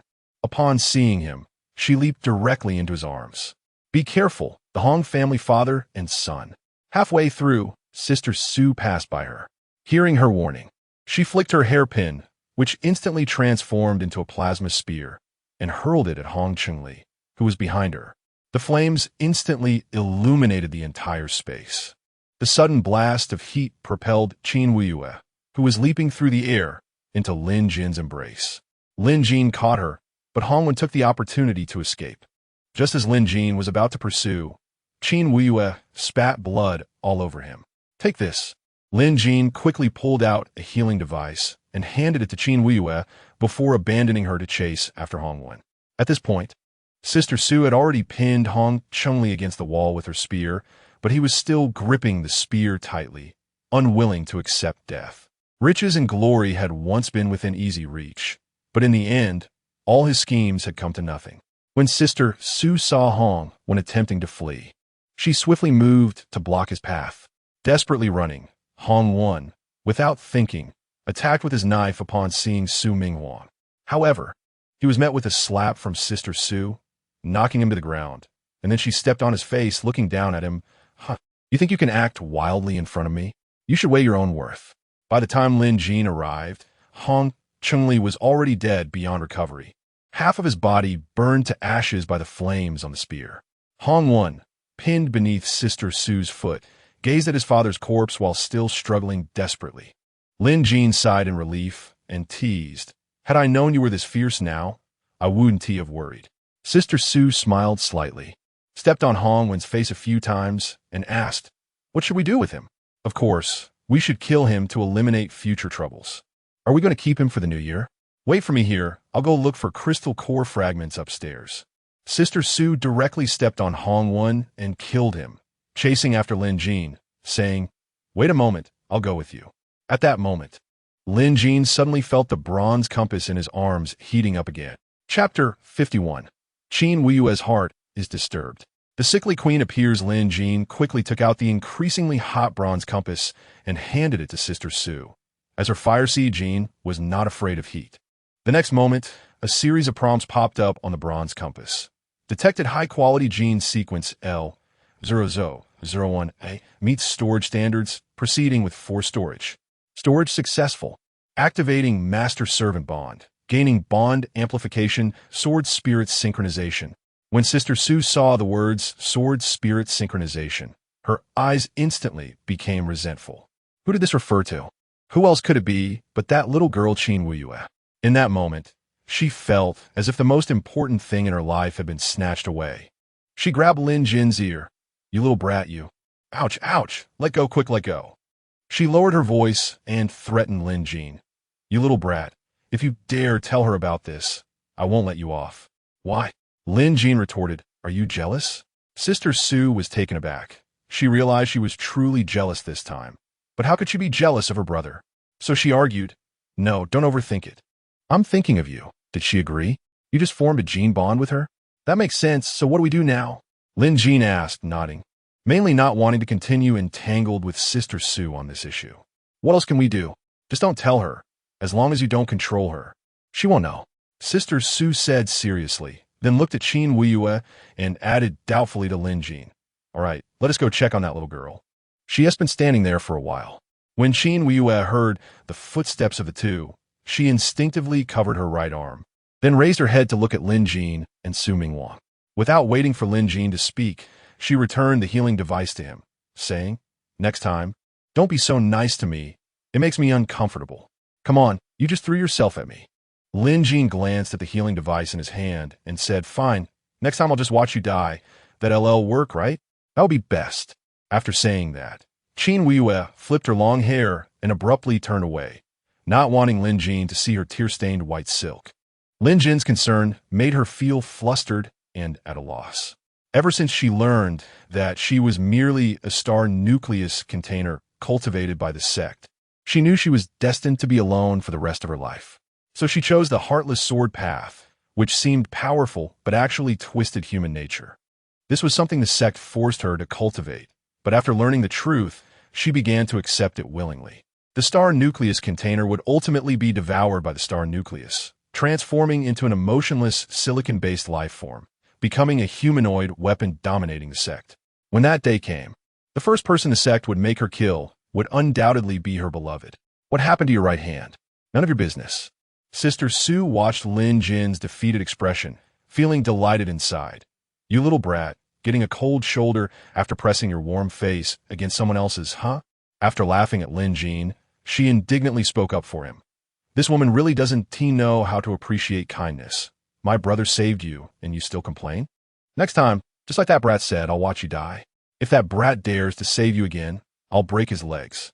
Lin Jin and Sister Sue went to the upper level to find the crystal core, but found nothing.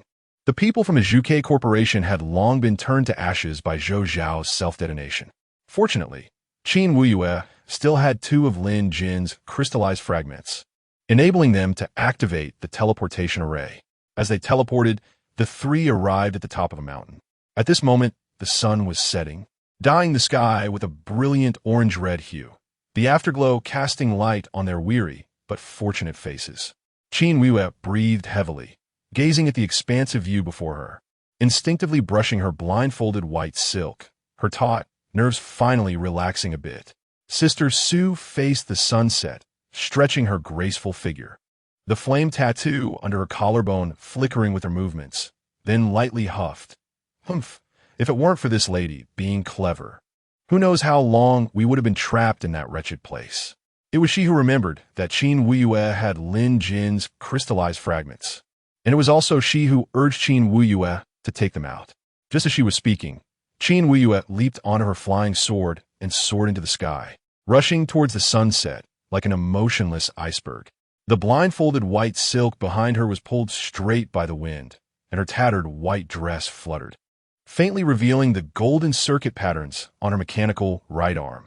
Little Yaya, are we leaving just like this? I think that brat's blood should be able to cure your star nucleus backlash. Lin Jin wasn't too sure if it was his imagination, but her arm seemed to have become even more transparent. However, he didn't care much. If the prosthetic broke, he could just replace it. She has already gone. Why are you still looking? Sister Sue said, poking Lin Jin's forehead with her finger. Sister Sue's mouth curled into a happy arc. Then she seemed to think of something. Do you know where our home is? Lin Jin pointed ahead and said, to the east. Just keep going east. We'll get there eventually. Sister Sue nodded. That's true. But do you know how far it is? Didn't I say? Just keep going east, no matter how far. As long as the direction is right, we'll get there. At the same time, in a luxurious villa in Zhuke City, the dazzling crystal chandelier illuminated everything inside, revealing every detail. The smooth marble floor reflected the tall and cold figure of Su Mingli, who wore a black and gold phoenix pattern qipao. Her waist-length snow-white hair, cascading like a waterfall, exuding an icy aura under the lights. Her crimson gold and ice blue eyes pierced through with chilling intent. Her figure graceful, yet radiating a sharp aura, like a queen in control of everything. She stood quietly in front of the floor-to-ceiling window, her posture straight. Outside, Zhuke City was bustling and noisy, but in her eyes, it was merely a playground for ants. She slightly tilted her head, her gaze filled with disdain and arrogance. Her voice as cold as frost, asking the maid behind her who wore a metal mask. Any results on the tracking of the clone? The maid shivered, the fear in her heart causing her metallic limbs to emit faint clicking sounds.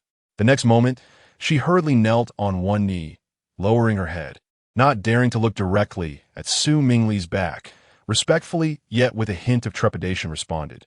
Mistress, we have not yet located the target. After the signal was lost, we have been unable to re-establish a lock. The maid's voice was sweet, sounding no more than 20 years old, but at this moment, it trembled slightly out of fear, worried that her incompetence would anger this capricious mistress. Su Mingli's brows instantly furrowed, her already cold gaze turning extremely sinister. In her view, the inability to track the clone only meant one possibility. The clone was dead.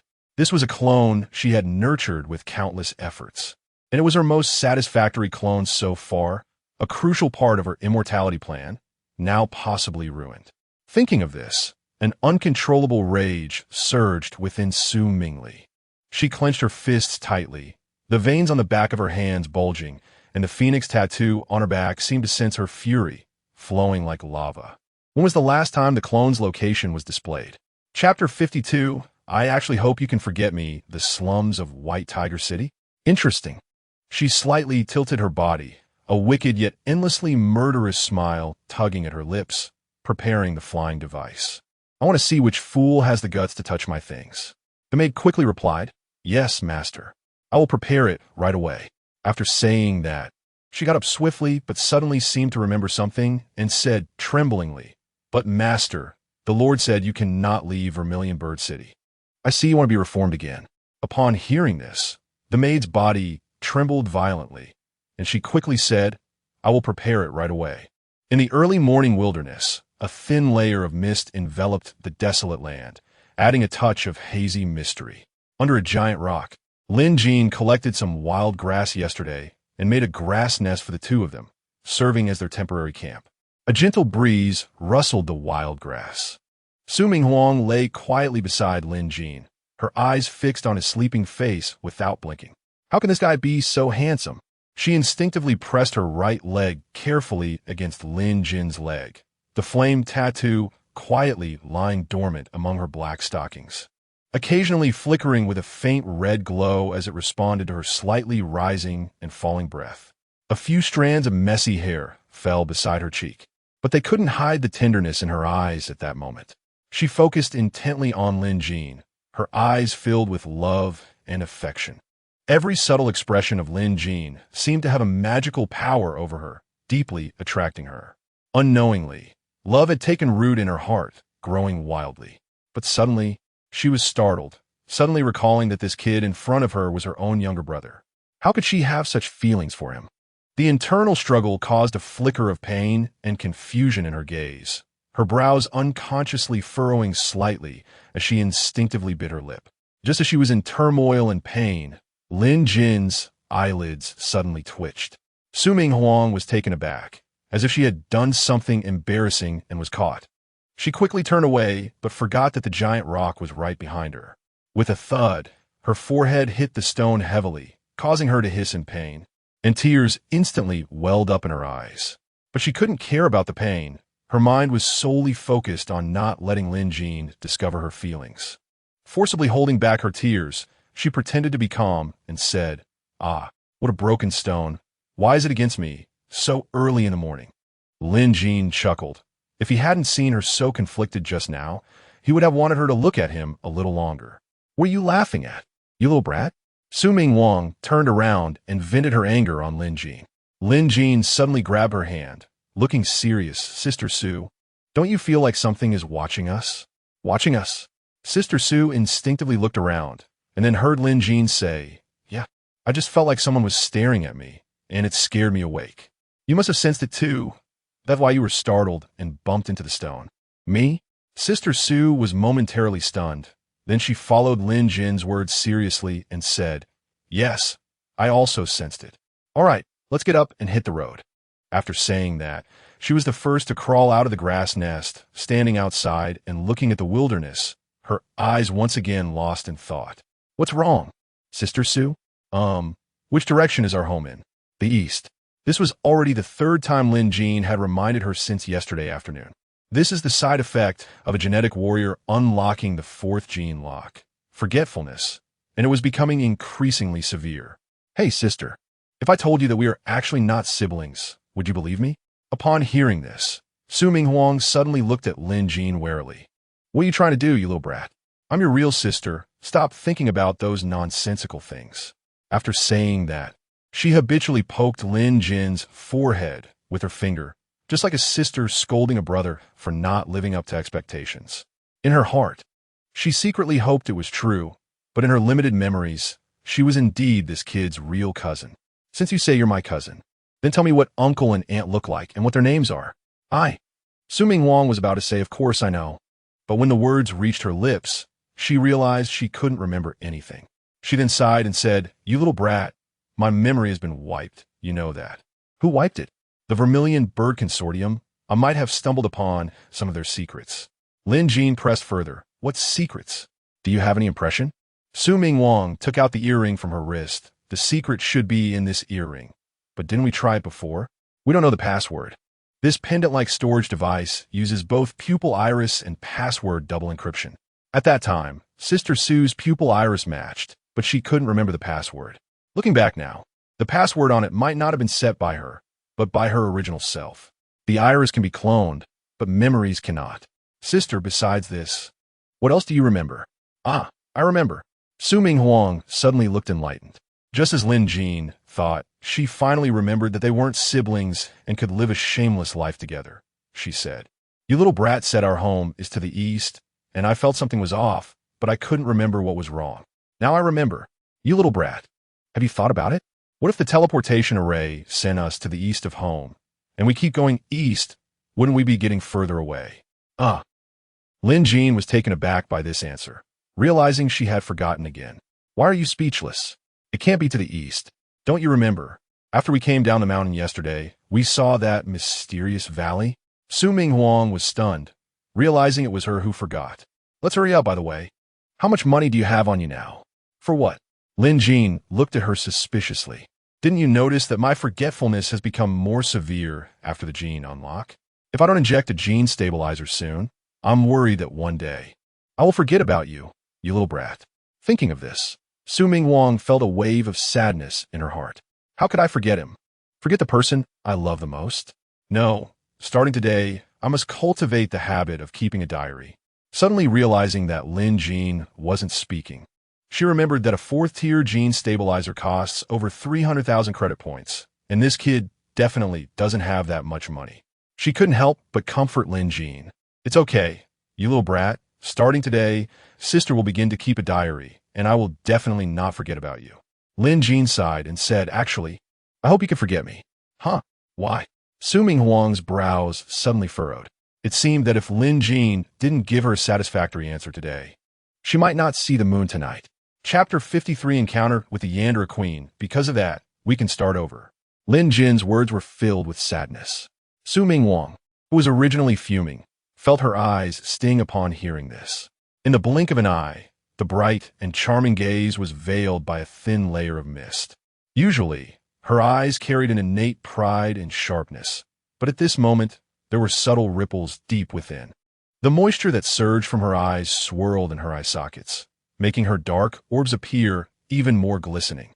Yet, it ultimately failed to succeed. She suddenly turned around and said irritably, I'm leaving.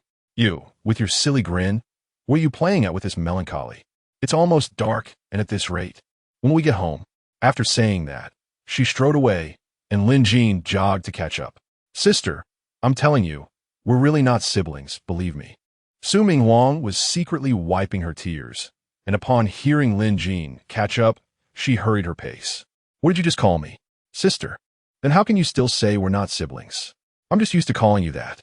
Otherwise, should I start calling you Xiao Huang Huang from now on? Get lost. If you dare to babble nonsense again, do you believe I'll kick you to death? I don't believe it. You don't believe it.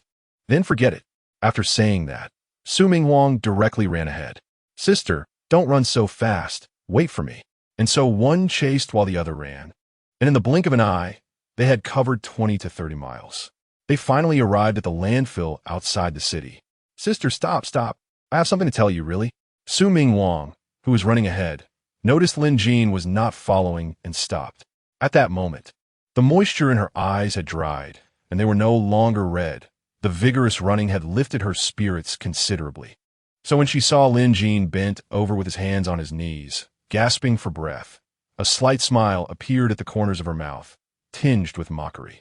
She deliberately cleared her throat, straightened her back, and walked gracefully to Lin Jin, leaning slightly down with a teasing look in her eyes. You little rascal, look at you. You've only run this little distance, and are panting like this? Your stamina is just too poor. Upon hearing her voice, Lin Jin's gaze first landed on her exquisite high heels, the smooth shoe surface reflecting the sunlight. Then, he slowly raised his head to meet Su Minghuang's smiling eyes. Without thinking, he knew she was making fun of him. Usually, he would retort her, but now Lin Jin suddenly asked, Sister, do you remember where we first met? Su Minghuang was slightly taken aback, then seriously pondered, finally replying nonchalantly, Forgot. You say that so matter-of-factly? Su Minghuang shot him a glance, seemingly a bit impatient with his reaction. Of course, I'm currently suffering from gene backlash. Forgetting some things is quite normal. I assenti it. After saying that, she slightly raised the corners of her mouth, revealing a slightly wicked smile, and gently hooked Lin Jin's chin with her finger, her eyes filled with playfulness. Don't worry. Sister 1T forget you. Even if you turn to ash, I can recognize you at a glance. Lin Jin swatted her finger away. Thinking that this sister Su really was something, she forgot what she should have remembered and remembered what she shouldn't have. What's wrong, you little rascal? Angry? So easy to tease? All right. Let us go down and pick up some parts to make a flying machine. After saying that, Lin Jin suddenly thought of something and asked, By the way, do you remember I made a flying machine for you? Of course. It was the light-winged aircraft with 3 wings. I should have known we should have parked it outside the valley earlier to avoid running this far. You remember that quite clearly. Of course, that was the first gift you gave your sister. How could I possibly forget? Okay, don't be angry. Let us quickly go find. Su Minghuang tried hard to think, but couldn't he remember who they were supposed to find. Lin Jin had to remind her, find Uncle Ma, who works here. Right, find Uncle Ma. Well, they found Uncle Ma. He was unloading garbage onto the conveyor belt with his old mech, panting. Upon seeing Lin Jin and Su Minghuang, He hurried over in a few strides. Shaolin. Xiao Su, where have you two been these past few days? Everyone was worried sick. Uncle Ma's concern warmed Lin Jin's heart, and he smiled as he said, I went with my sister to do a task. By the way, Uncle Ma, our flying machine broke down, and we want to find some materials to make another one. Do you know where we can find materials? After thinking for a moment, he said, recently, a truckload of light-wing fragments came to the sorting plant. It's over there in that pit, but you two should wait before going. Why? Oh, this morning, a fierce woman came with a group of people, digging for something, and Wu Ti let us help. Anyone who dared to take a look would be beaten to death. She was quite fierce, so you two should wait to go. Really? Is that so? Don't you know if there are treasures in this landfill? You probably know better than her, right? Who says not? It's probably some rich young lady's private belongings that were thrown away as garbage, and she brought people to dig through it. At this point, Uncle Ma's eyes suddenly lit up. By the way, that fierce woman, aside from her hair and eyes being different from Xiao Su's, is almost identical in every other way. Isn't that strange? Oh, she probably got plastic surgery. Look at my sister's features. That's a standard beauty face. If she doesn't look like her, wouldn't that be a waste of money? Uncle Ma laughed. You little rascal, always flattering your sister. But what you said does make sense. Nowadays, ugly people each have their own features. But beauties all look the same, like they were cast from the same mold. After chatting with Uncle Ma for a while, Lin Jin found an excuse to leave, planning to sneak a peek at that fierce woman. Lin Jin thought about how she was almost identical to Sister Su, except for her hair and eyes. He was curious about what Sister Su's true form looked like in reality. Second, he was curious if he could control that woman, since he could control Sister Su, who was her clone. So the two climbed up the garbage mound from another side, originally intending to take a distant look. However, when they reached the top of the garbage mound, they saw a group of people digging for something in the distance. Before Lin Jin could even see where Su Mingli was, Sister Su covered Lin Jin's mouth like she had encountered a nemesis, quickly glanced around, and pulled Lin Jin into an iron cabinet. The cabinet was like a coffin, and the garbage on top looked like a grave. When Sister Su pulled him in, Lin Jin was on top, and Sister Su was below. Lin Jin still didn't understand how they managed to fit in, but now it seemed a bit difficult to get out. At that moment, he heard Sister Su whisper, "Don't move or make a sound." Lin Jin nodded, and only then did Sister Su gently release her hand, covering his mouth. "What is wrong, Sister Su?" "I don't know. I just know that woman is very dangerous. If she finds us, we'll both be dead." Chapter 54, Can Genetic Bonds Be Shared? Which woman? Lin Jin asked curiously. "I don't know. I didn't see clearly just now," Su Jie said, still feeling frightened. "You got scared without seeing clearly?" Su Minghuang also didn't know what had happened just now. She suddenly felt a wave of fear, as if she had encountered a natural enemy. Although she didn't see clearly, she instinctively knew that the source of her fear was a woman. Lin Jin guessed that the woman who frightened Su Jie must be her original self. This thing might have been planted deep in Su Jie's soul during the cloning process. Seeing her was like encountering a nemesis. He could erase Su Jie's memories related to her, but he couldn't erase this instinct. And Su Jie could reorganize her physical body, but she couldn't reconstruct her soul. Otherwise, she wouldn't be Su Minghuang anymore. Lin Jin wanted to crawl over and take a peek. As long as he saw the target, he could test whether the genetic bond with Su Jie was useful for her. However, after trying several times, he found that they were stuck tightly in the iron cabinet and couldn't crawl out at all. He didn't know how Su Jie had managed to roll in with him. "What are you doing?" Su Jie, who was close at hand, suddenly blushed and said, her breath making Lin Jin feel hot on his face. Warning: the controlled subject's heart rate is abnormal, and body temperature is continuously rising. I want to go out and take a look. Look at what? There's nothing to see. Just stay still and don't move. Lin Jin tried a few more times, but really couldn't crawl out, so he had to say dejectedly, Su Jie, can you change your battle suit? What trick are you trying to play? Su Jie stared at Lin Jin, who was so close. Her beautiful eyes filled with vigilance. "In such a cramped space, what trick can I play? It's your armor that's pressing against me and hurting a bit." Su Jie was taken aback. "I haven't even said what of yours is pressing against me, and you already flipped the script. What's wrong?" "It's nothing. If you can't change your battle suit, just bear with it." After saying that, Su Jie suddenly turned her head away, but her face was already flushed to the roots of her ears. Su Jie, I just had a flash of inspiration. Although we can't see what's going on outside from our current position, I can make a periscope.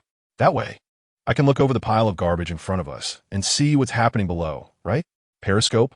Yes. Did you forget I can reconstruct photons? Making a periscope out of the garbage here is a piece of cake for me.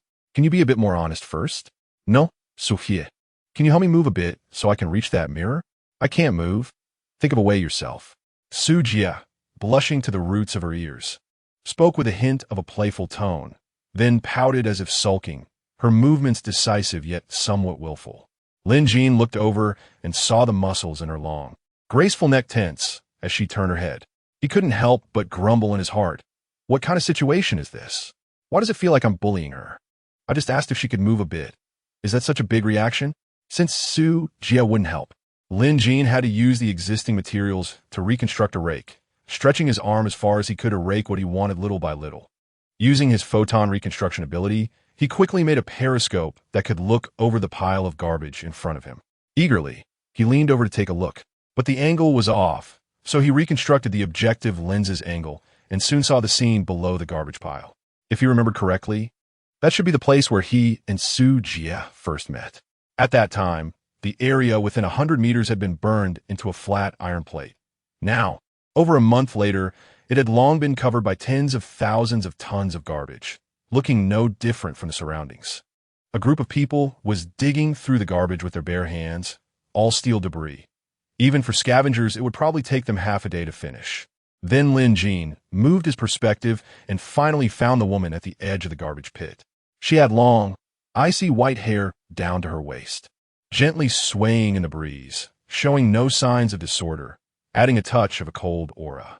Her features were identical to Su Jie's, but her left eye was icy blue, and her right eye was fiery gold, exuding an air of arrogance. She wore a black and gold phoenix pattern cheongsam, with a slit that was unusually high, as if afraid others wouldn't know what she was wearing underneath. It's just black stockings. It's not like I've never seen them before. To be honest, if Su Jie likes wearing black stockings, could it be that she was influenced by her? In addition to that, her legs were wrapped in bioluminescent strips that flickered with blue light. Around her neck was a metallic ring. Analysis of her left eye indicated it was a genetic suppression collar. She was ill, not mentally. It was a genetic backlash. Her compatibility with the original fire seed gene was even worse than Su Jie's. Therefore, her purpose in cloning Su Jie became apparent. She wanted to seize control. Having found the target, it was time to test whether the genetic bond was effective against her. Soon, Lin Jin's mind had an additional perspective, that of Su Mingli. It worked. At that moment, Lin Jin was so excited he almost jumped up, but he suddenly heard Su Jie make a soft sound. What's wrong, Su Jie? Nothing. Nothing? Warning. The controlled subject's body temperature has reached a critical point, and hydrogen peroxide is rapidly depleting. She could actually track her through Su Jie's biological aura, which led her here. But now it was no longer possible. Perhaps it was because Su Jie had reorganized her physical body on the altar or due to her rebirth. In any case, she could no longer sense her. So now she wanted to dig here to see what had happened to Su Jie at that time. Whether she had died here. Otherwise, why couldn't she sense her anymore? After watching for a while, Lin Jin realized she was still ill. If she weren't sick, why would she suddenly clamp her legs so tightly? What was she thinking while looking at a group of shirtless workers sweating profusely? Forget it. I won't look anymore. It makes me feel sick. Lin Jin cut off the sensory sharing. As long as he could establish sensory sharing, then the genetic bond would be effective against her. Turning back to look at Su Jie, he was just about to share his major discovery with her. But he saw Su Jie was sweating profusely and looked like she was sick. Sister, what's wrong? Nothing. Nothing? Still being stubborn. Let me see if you're sick. Just as Lin Jin was about to put his hand on her forehead, she suddenly turned her head away, looking at Lin Jin with tearful eyes. Lin Jin, I'm here. Don't worry. I'll get the treatment out for you to see. It will be ready soon. But Su Jie suddenly wrapped her arms around Lin Jin's neck from behind, shook her head, and stared intently at him. That gaze became increasingly unsettling, making Lin Jin feel uneasy. But the next moment, Lin Jin was suddenly stunned. Could it be? No way. She wouldn't have thought it through, would she? Warning. The controlled subject's body temperature heart rate has reached a critical point, and the hydrogen peroxide suppressor is out of control. Danger. The controlled subject has become uncontrollable. Immediate evacuation is recommended. Please evacuate immediately, otherwise 3-10 of high-energy macromolecules will be depleted. Su Jie was now in a life-threatening situation. If I were to retreat now, would I still be considered a man? Stupid boy, I told you not to move. Why don't you listen? Stupid boy, I hate you, I hate you. Chapter 55. The strange big iron egg. As time passed, Lin Jin quickly came to a realization. I advise you not to cherish your golden clothes, but rather to cherish your youth. When flowers bloom, they must be picked. Do not wait until there are no flowers to regret empty branches. If you do not work hard when you are young, you will only feel sorrow when you grow old. Do not wait idly, watching your youthful hair turn gray, filled with regret. There must be conditions to act, and if there are none, one must create conditions to act. In any case, after Su realized her sister had come to terms with things, it wasn't long before Lin Jin also understood. If he didn't come to terms, he would explode. With the nanoscale particle transformation of Su's battle suit gradually disappearing, a blue halo rose from Lin Jin's body. The iron cabinet was instantly disintegrated into photons, and under Lin Jin's control, it quickly transformed into a large iron egg. This time, both kidneys were completely crystallized, although there was no increase in ability level. The speed of reconstruction experienced a qualitative leap. Under the garbage heap, Su Mingli, who initially wanted to check if Su Ming Huang was dead, felt an increasingly intense heat. Suddenly, a tearing pain shot through her abdomen. She gritted her teeth, clenched her fists tightly, and her breathing began to quicken, almost unable to suppress a groan. After enduring for a moment, Su Mingli truly could not bear it any longer. Gritting her teeth and stomping her foot, she turned and hurried away. Her physical discomfort made her inexplicably irritable, and her steps became a bit unsteady. Behind her, a maid and a bodyguard quickly followed. The maid shivered in fright, knelt down with a thud, her head touching the ground, trembling as she pleaded, "Why, yes, master. Please don't be angry. I will definitely do my job well. If anything goes wrong, you can punish me however you like."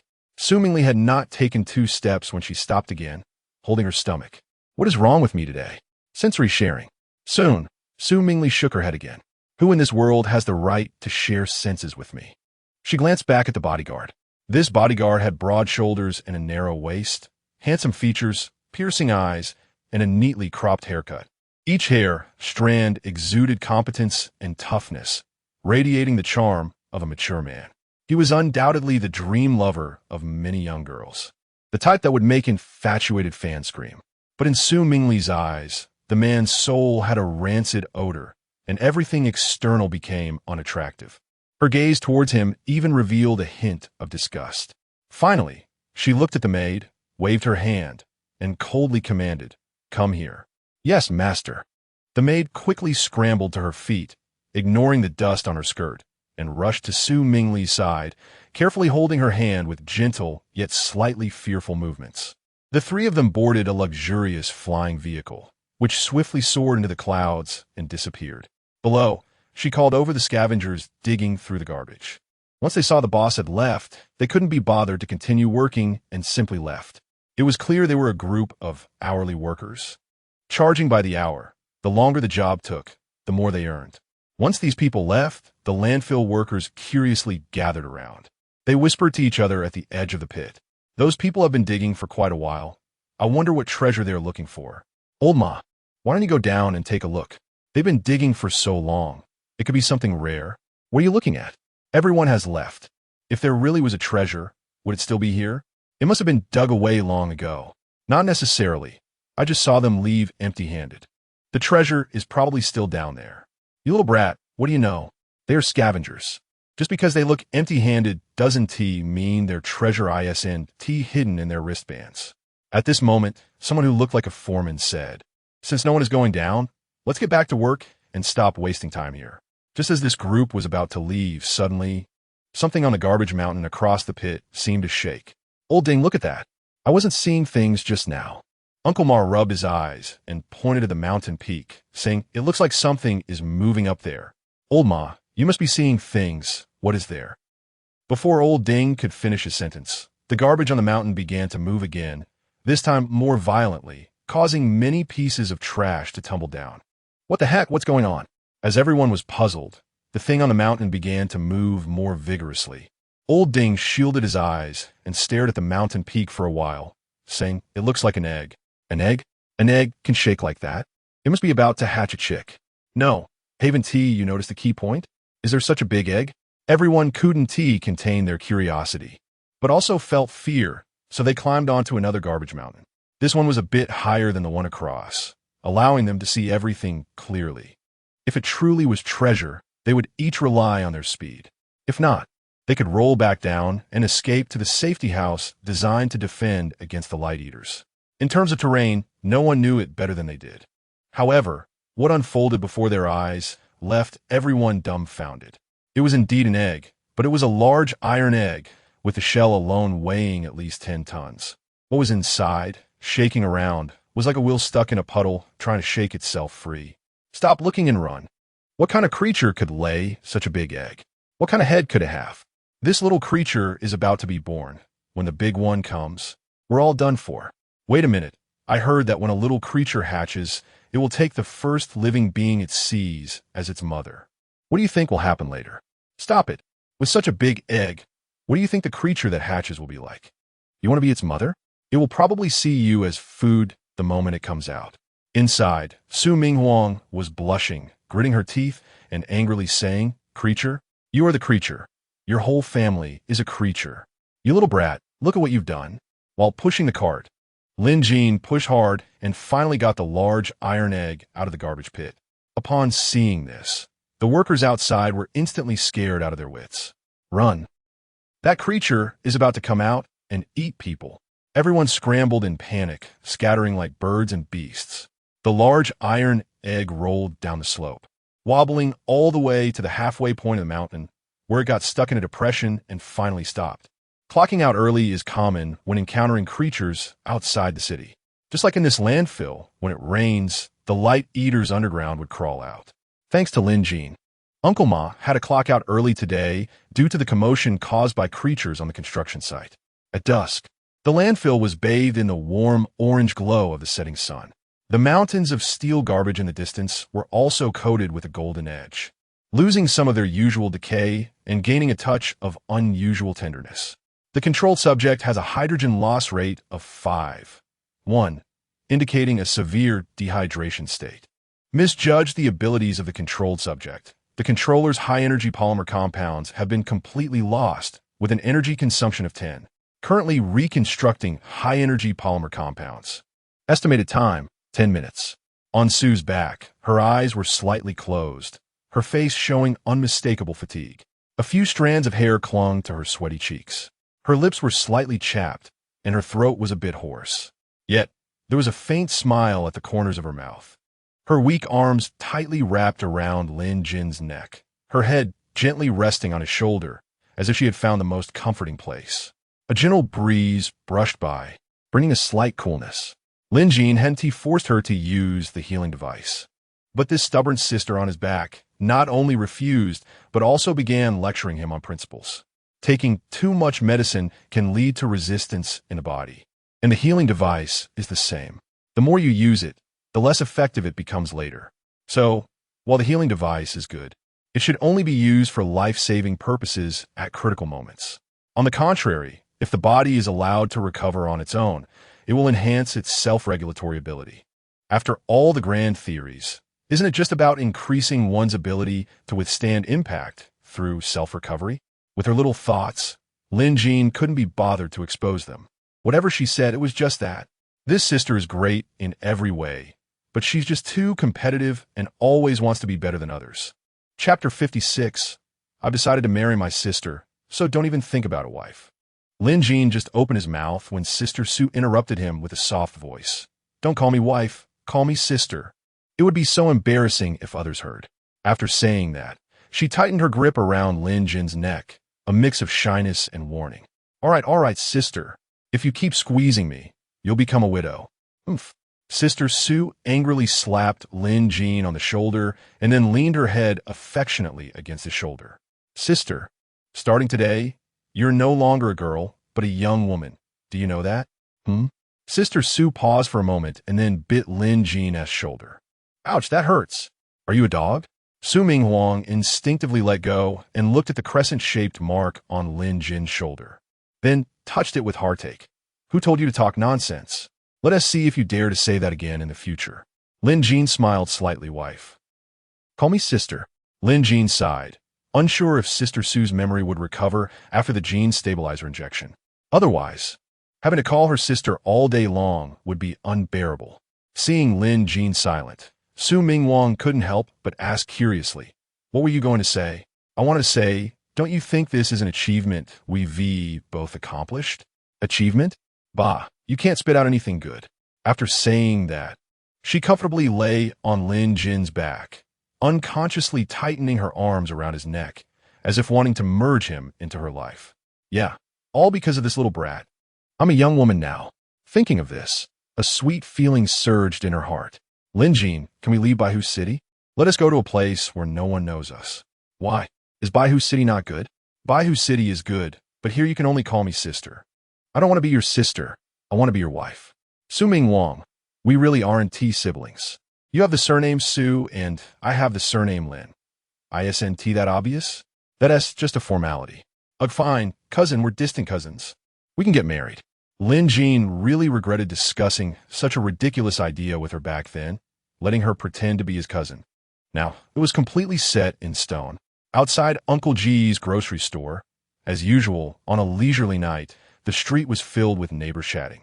Some were fanning themselves to drive away mosquitoes, while others held their stainless steel bowls, eating and boasting about everything from the widow next door to the direction of the Federation's development. Laughter echoing back and forth. Little Lin, what is wrong with your sister? Neighbor Uncle Wong, who had been leisurely fanning himself, quickly stood up upon seeing the scene, forgetting to smoke the cigarette between his fingers. Fortunately, it was a mechanical arm, so he didn't have to worry about getting burned. Everyone looked at the two with concern in their eyes. Upon hearing this, everyone's expressions eased. Immediately, Aunt Lu joked, "Oh, little Lin, look at how spoiled your sister is. If she gets married in the future, what will you do if she can't bear to leave you?"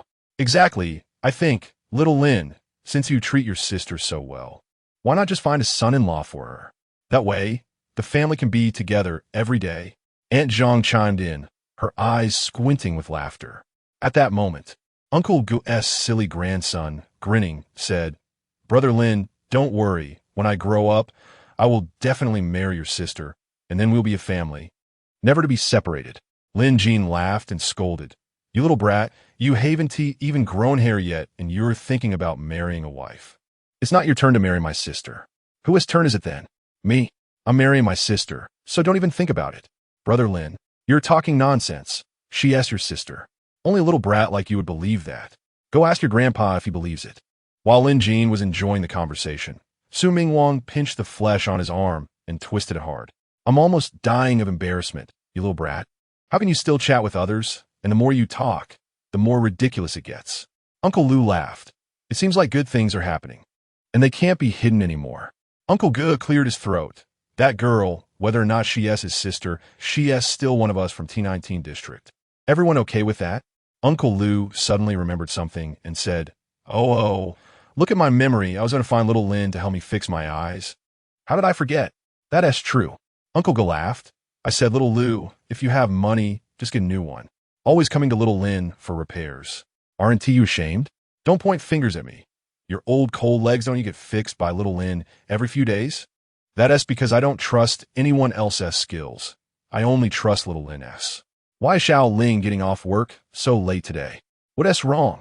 Do you want little Lin to check your body again? Don't mention it. I got hit at the factory yesterday, and the circuit seems to be having issues.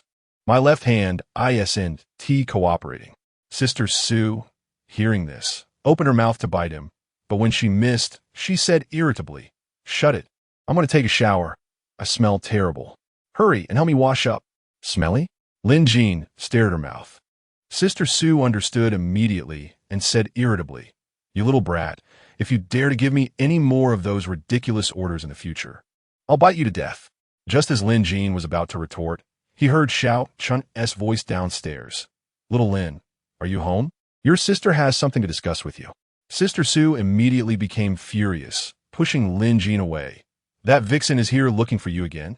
Why aren't you going? Come on, with Xiao Chun's steel-like physique, what can I do with her? How would I know what you can do with her? If she's coming to find you at this time, it must be something bad. You better hurry." Although Su Ming Wang felt jealous, if there was really something going on, could she really stop this little brat from going? If that were the case, this little brat would probably get annoyed with her in the future. In a scavenger bar, there were no dazzling neon lights. A vintage bar counter and a few round tables made up the main decor. On the holographic screen beside the bar, scavenger tasks were scrolling. Scavengers gathered in groups, holding drinks, chatting, and boasting. Song Yu, the deputy leader of the Tiger Roar scavenger group, sat at a table inside the bar, staring at his wristband, his fingers moving quickly, not knowing who he was chatting with. Beside him, his woman, Lu Fei, held a cocktail, her bright red nails making the glass look crystal clear. "Do you still remember your old classmate?" Song Yu suddenly said. Lu Fei was taken aback. "Brother Yu, are you talking about Lin Jean? Why are you thinking about him again? Why am I not happy to think of him?" "Brother Yu, didn't I tell you? I really have nothing to do with him. If there is, he's just an enemy." "Is that so? Then let me tell you some good news. His time of death has come. Are you happy?" Chapter 57. Is she the one you're looking for? Back in the day, Lu Fei was able to single-handedly attract all the boys in school to her fish pond, except for that dog Lin Jean, who paid her no mind. She considered herself a perfectionist and couldn't tolerate such a flaw existing. In order to end her high school life on a perfect note, she crazily set fire to the orphanage, intending to burn Lin Jean alive along with it. From then on, this became her psychological burden. She often woke up in the middle of the night, startled by the cries of children in the fire. In her eyes, the reason for this was that there was still one survivor left. As long as he was alive, her nightmare wouldn't end, and her conscience wouldn't be redeemed. At this moment, Lu Fei gently placed her hand over Song Yu's, gazing at him affectionately and saying, "Brother Yu, please don't be like this. It makes me feel very unfamiliar." Yet, in her heart, she cursed, thinking that she originally believed this dog could help her get rid of that psychological burden. Unexpectedly, he turned out to be useless. His dad told him to be more restrained lately, and he actually listened. She didn't know if this time there would be a turnaround. Song Yu smiled coldly, his tone laced with a hint of mockery. "Are you regretting it?" Lu Fei shook her head, pitifully saying, "Brother Yu, my life belongs to you. Why don't you believe me yet?" "Ha, that's true.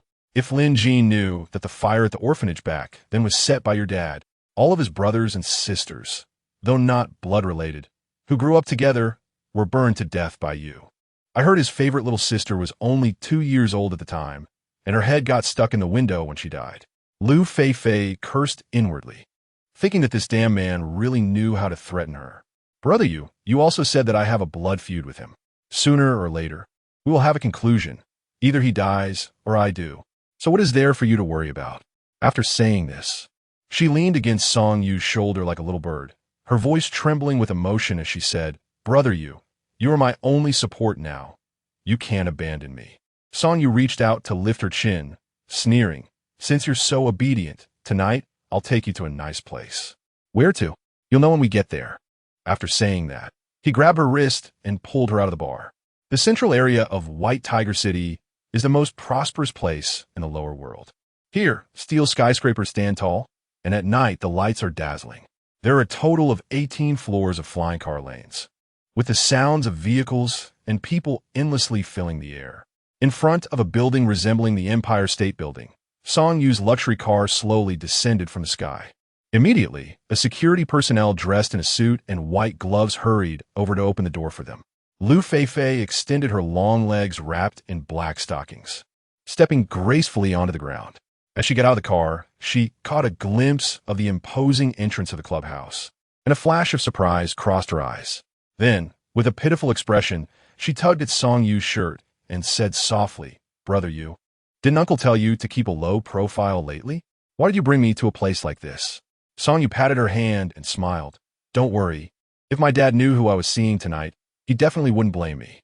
The two walked up the steps hand in hand like a couple attending a party, entering the resplendent hall through the glass doors opened by the doorman. Lu Feifei was dazzled by the luxurious decor and the wealthy people coming and going. Song Yu led her skillfully into a golden elevator, which quickly took them to the top floor above 100 levels. When the elevator door opened with a ding, they were greeted by a luxurious glass room, and through the glass, they could see a super large swimming pool on the platform, where a group of various beautiful men and women were partying. Lu Feifei, who had never felt out of place for so many years, was suddenly a bit shy. Stepping on the soft carpet in the room felt like walking on clouds. "Hey, why are you just now arriving? Dad has been waiting for you for half a day." The sudden voice startled Lu Feifei, and she quickly turned to look at the source of the sound. There at the bar, well, that wasn't the focus.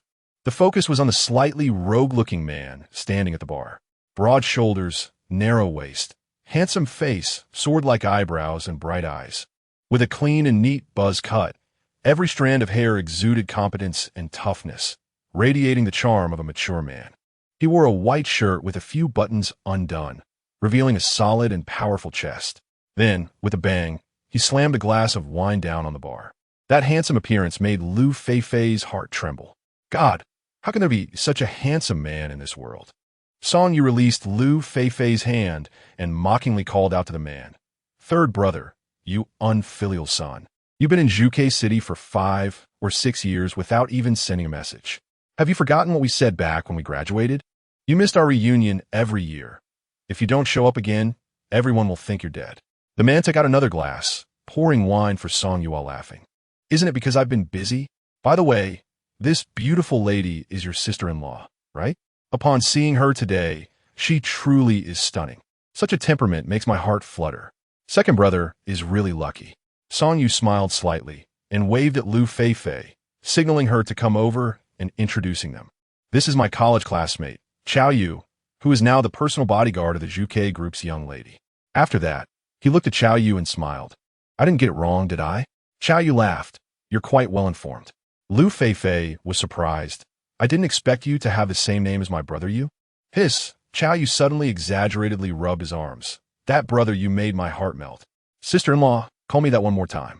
Lu Feifei then nestled her arm around Song Yu's, hiding into his embrace, and sweetly said, "I won't. I'm calling my brother Yu. It has nothing to do with you."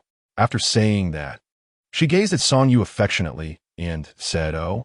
At that moment, the envy in Chao Yu's eyes greatly satisfied Song Yu's vanity, and the previous displeasure he felt due to Lin Jin dissipated. "Be good. You go play for a while. I need to talk to third brother about something." Song Yu gently patted her head. "Hey, sister-in-law, don't go. There's nothing important between me and second brother." "I won't. You're not my brother Yu. I only listen to my brother Yu." After saying that, she flipped her long hair, and the fresh breeze from her hair blew directly onto Chao Yu's face. Seeing Chao Yu's foolish expression, Song Yu held back a laugh and snapped his fingers in front of him. "All right, stop looking. That's your sister-in-law." Chao Yu had seen plenty of beautiful women, and there were many who were more beautiful than Lu Feifei, but they all paled in comparison to her in his eyes. Because Lu Feifei had the added bonus of being a sister-in-law, it instantly elevated her appeal to a whole new level. "Come on, is it so wrong to take a look?" Song Yu smiled slightly. "Haven't you seen enough of the young lady of the consortium in the past 6 years? Would you even consider someone like Feifei, who's just an ordinary girl? Now she's become someone's personal bodyguard. With your conditions, you probably could have won her over long ago, right? Don't mention it. That woman is just a freak." "A freak? No way, did she push you? Can you not talk?" "I'm saying she doesn't like men, but she enjoys collecting handsome guys. Isn't that something? What's worse is that she expects us to keep our bodies pure. Damn it. We're here to be bodyguards, not eunuchs. Anyway, I've decided that once I earn 30 million, I'm done." After saying that, Chao Yu downed the drink in his glass, then continued, "By the way, did you find out about the person I asked you to inquire about?" Song Yu smiled slightly and tapped a few times on the wristband, projecting a holographic photo of Su Ming Huang, saying, "Is this the woman?" Chao Yu quickly grabbed Song Yu's wristband and looked closely. "It really looks like her, no wonder." "What is it? You should ask less about this. Trust me, brother, this is for your own good. By the way, when did you see this woman?"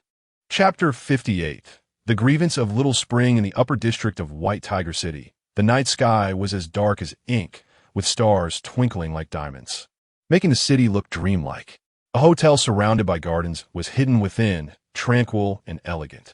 Inside the hotel room, the bathroom was filled with white mist. Su Mingli lay lazily curled up in the bathtub, the hot water covering her shoulders, with a few damp strands of hair sticking to her fair cheeks.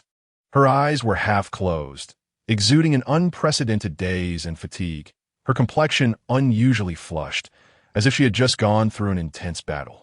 She raised her hand, gently rubbing her temples, filled with confusion. The emotions that had always eluded her had suddenly descended upon her today, catching her off guard. Yet, once she left the landfill, that intense feeling began to fade gradually. Su Mingli tried to sort out her thoughts, but her head felt heavy. That strange feeling still lingered in her heart, refusing to go away. She beckoned with her finger toward the edge of the bathtub. The maid, kneeling at the door with a towel in hand, instantly understood her meaning. She quickly stood up and carefully approached her from behind. Kneeling outside the bathtub, she extended her mechanical hands, cautiously massaging her shoulders and neck. "Xiao Ji, how many years have you been with me?"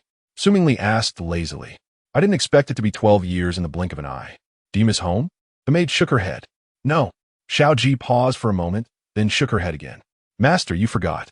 When you found me, my parents had already died at the hands of the mutants.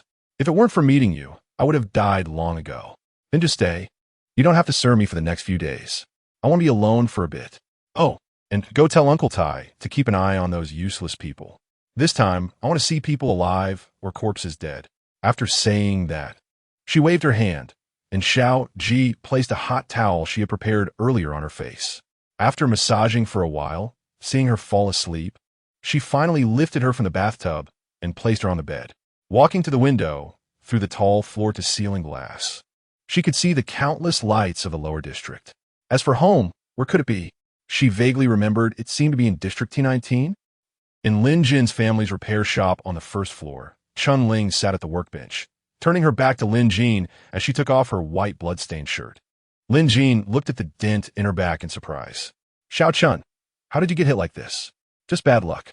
The factory assembly line malfunctioned, and a piece of iron popped out, hitting my back just right. Luckily, it was me. If it were someone else, they would have been dead by now. You should be thankful it didn't hit your head. Otherwise, we would have to hold a funeral." Lin Jin rolled his eyes at her. Then, using an electric screwdriver, he took off the outer shell on her back, revealing several broken nerve conduction fibers inside. "Stupid boy, are you disappointed that we didn't have a funeral?" He activated photon reconstruction, fixing them bit by bit, then reshaping and reattaching the deformed shell. "Not disappointed, just sad. All right, let us see if there's anywhere else that feels uncomfortable." Chun Ling moved her mechanical fingers. "Hey, your skills are getting better. In just a moment. My hand isn't numb anymore." "Not numb anymore?" Chun Ling smiled slightly. "Recently, I saved some money and installed a tactile system." "Good, if you have money. Go find someone else. If you don't have money, come find me. You say I'm your sister, and this is how you take care of your brother's business? Stupid boy, haven't you been away from home recently? You're following your cousin and have become a scavenger. Who knows if you even look down on our broken place? A golden nest or a silver nest is not as good as your own doghouse. No matter how successful I become in the future, this place will always be my home." Little Chun suddenly turned around, pointing at Lin Jin. "Hey, you said that yourself, okay?" Lin Jin smiled slightly and extended his hand. 50. "What 50? Repair fee for the prosthesis." Little Chun swatted Lin Jin's hand away. "I have no money, but I have a person. Do you want me to offer myself as compensation? Look, I don't need to eat or drink, can help you with housework, and can assist you. I guarantee you won't lose out. If you have work outside the city, you can adapt motorcycle plugins for me. When the time comes, you can ride however you want. And when you're tired, I can drive automatically. So, what do you think? Want to consider it, sister? With what you're saying, I feel like I can't find a reason to refuse." "Ah!" Lin Jin quickly pressed down her finger. "Stop nagging. If you don't want to pay the repair fee, just say so. Every time you find some random reasons, you've spoiled me. Stupid boy. Am I the one who spoiled you? Do you want to call Uncle Gu in to judge? Grandma Li is here. Uncle Gu is busy today. Stupid boy just likes to tease people. I'm not talking to you anymore. After saying that, Chun-Ling jumped down from the repair table and walked away. Lin Jean hurriedly picked up her clothes.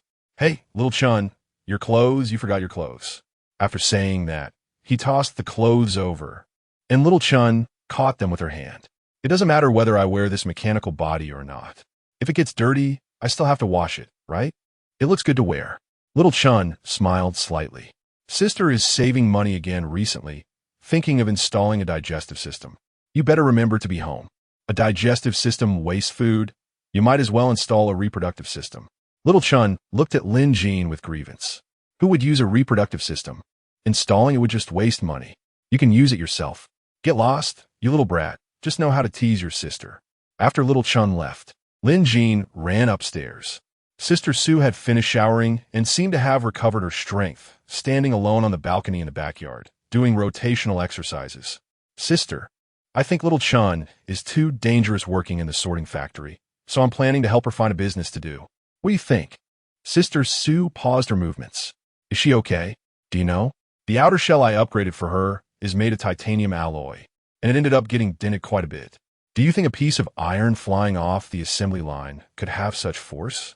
You decide this matter yourself. Aren't you jealous? Jealous my foot. You don't have the right to make your sister jealous. Then I might just marry her. You dare, Su Ming Wong said, then paused for a moment before explaining. I mean, if you want to find a wife, you need to find someone who can have kids, right? Otherwise, wouldn't the Lin family die out? But there's still you, Sister Sue. You, stupid boy, who would give birth to your child.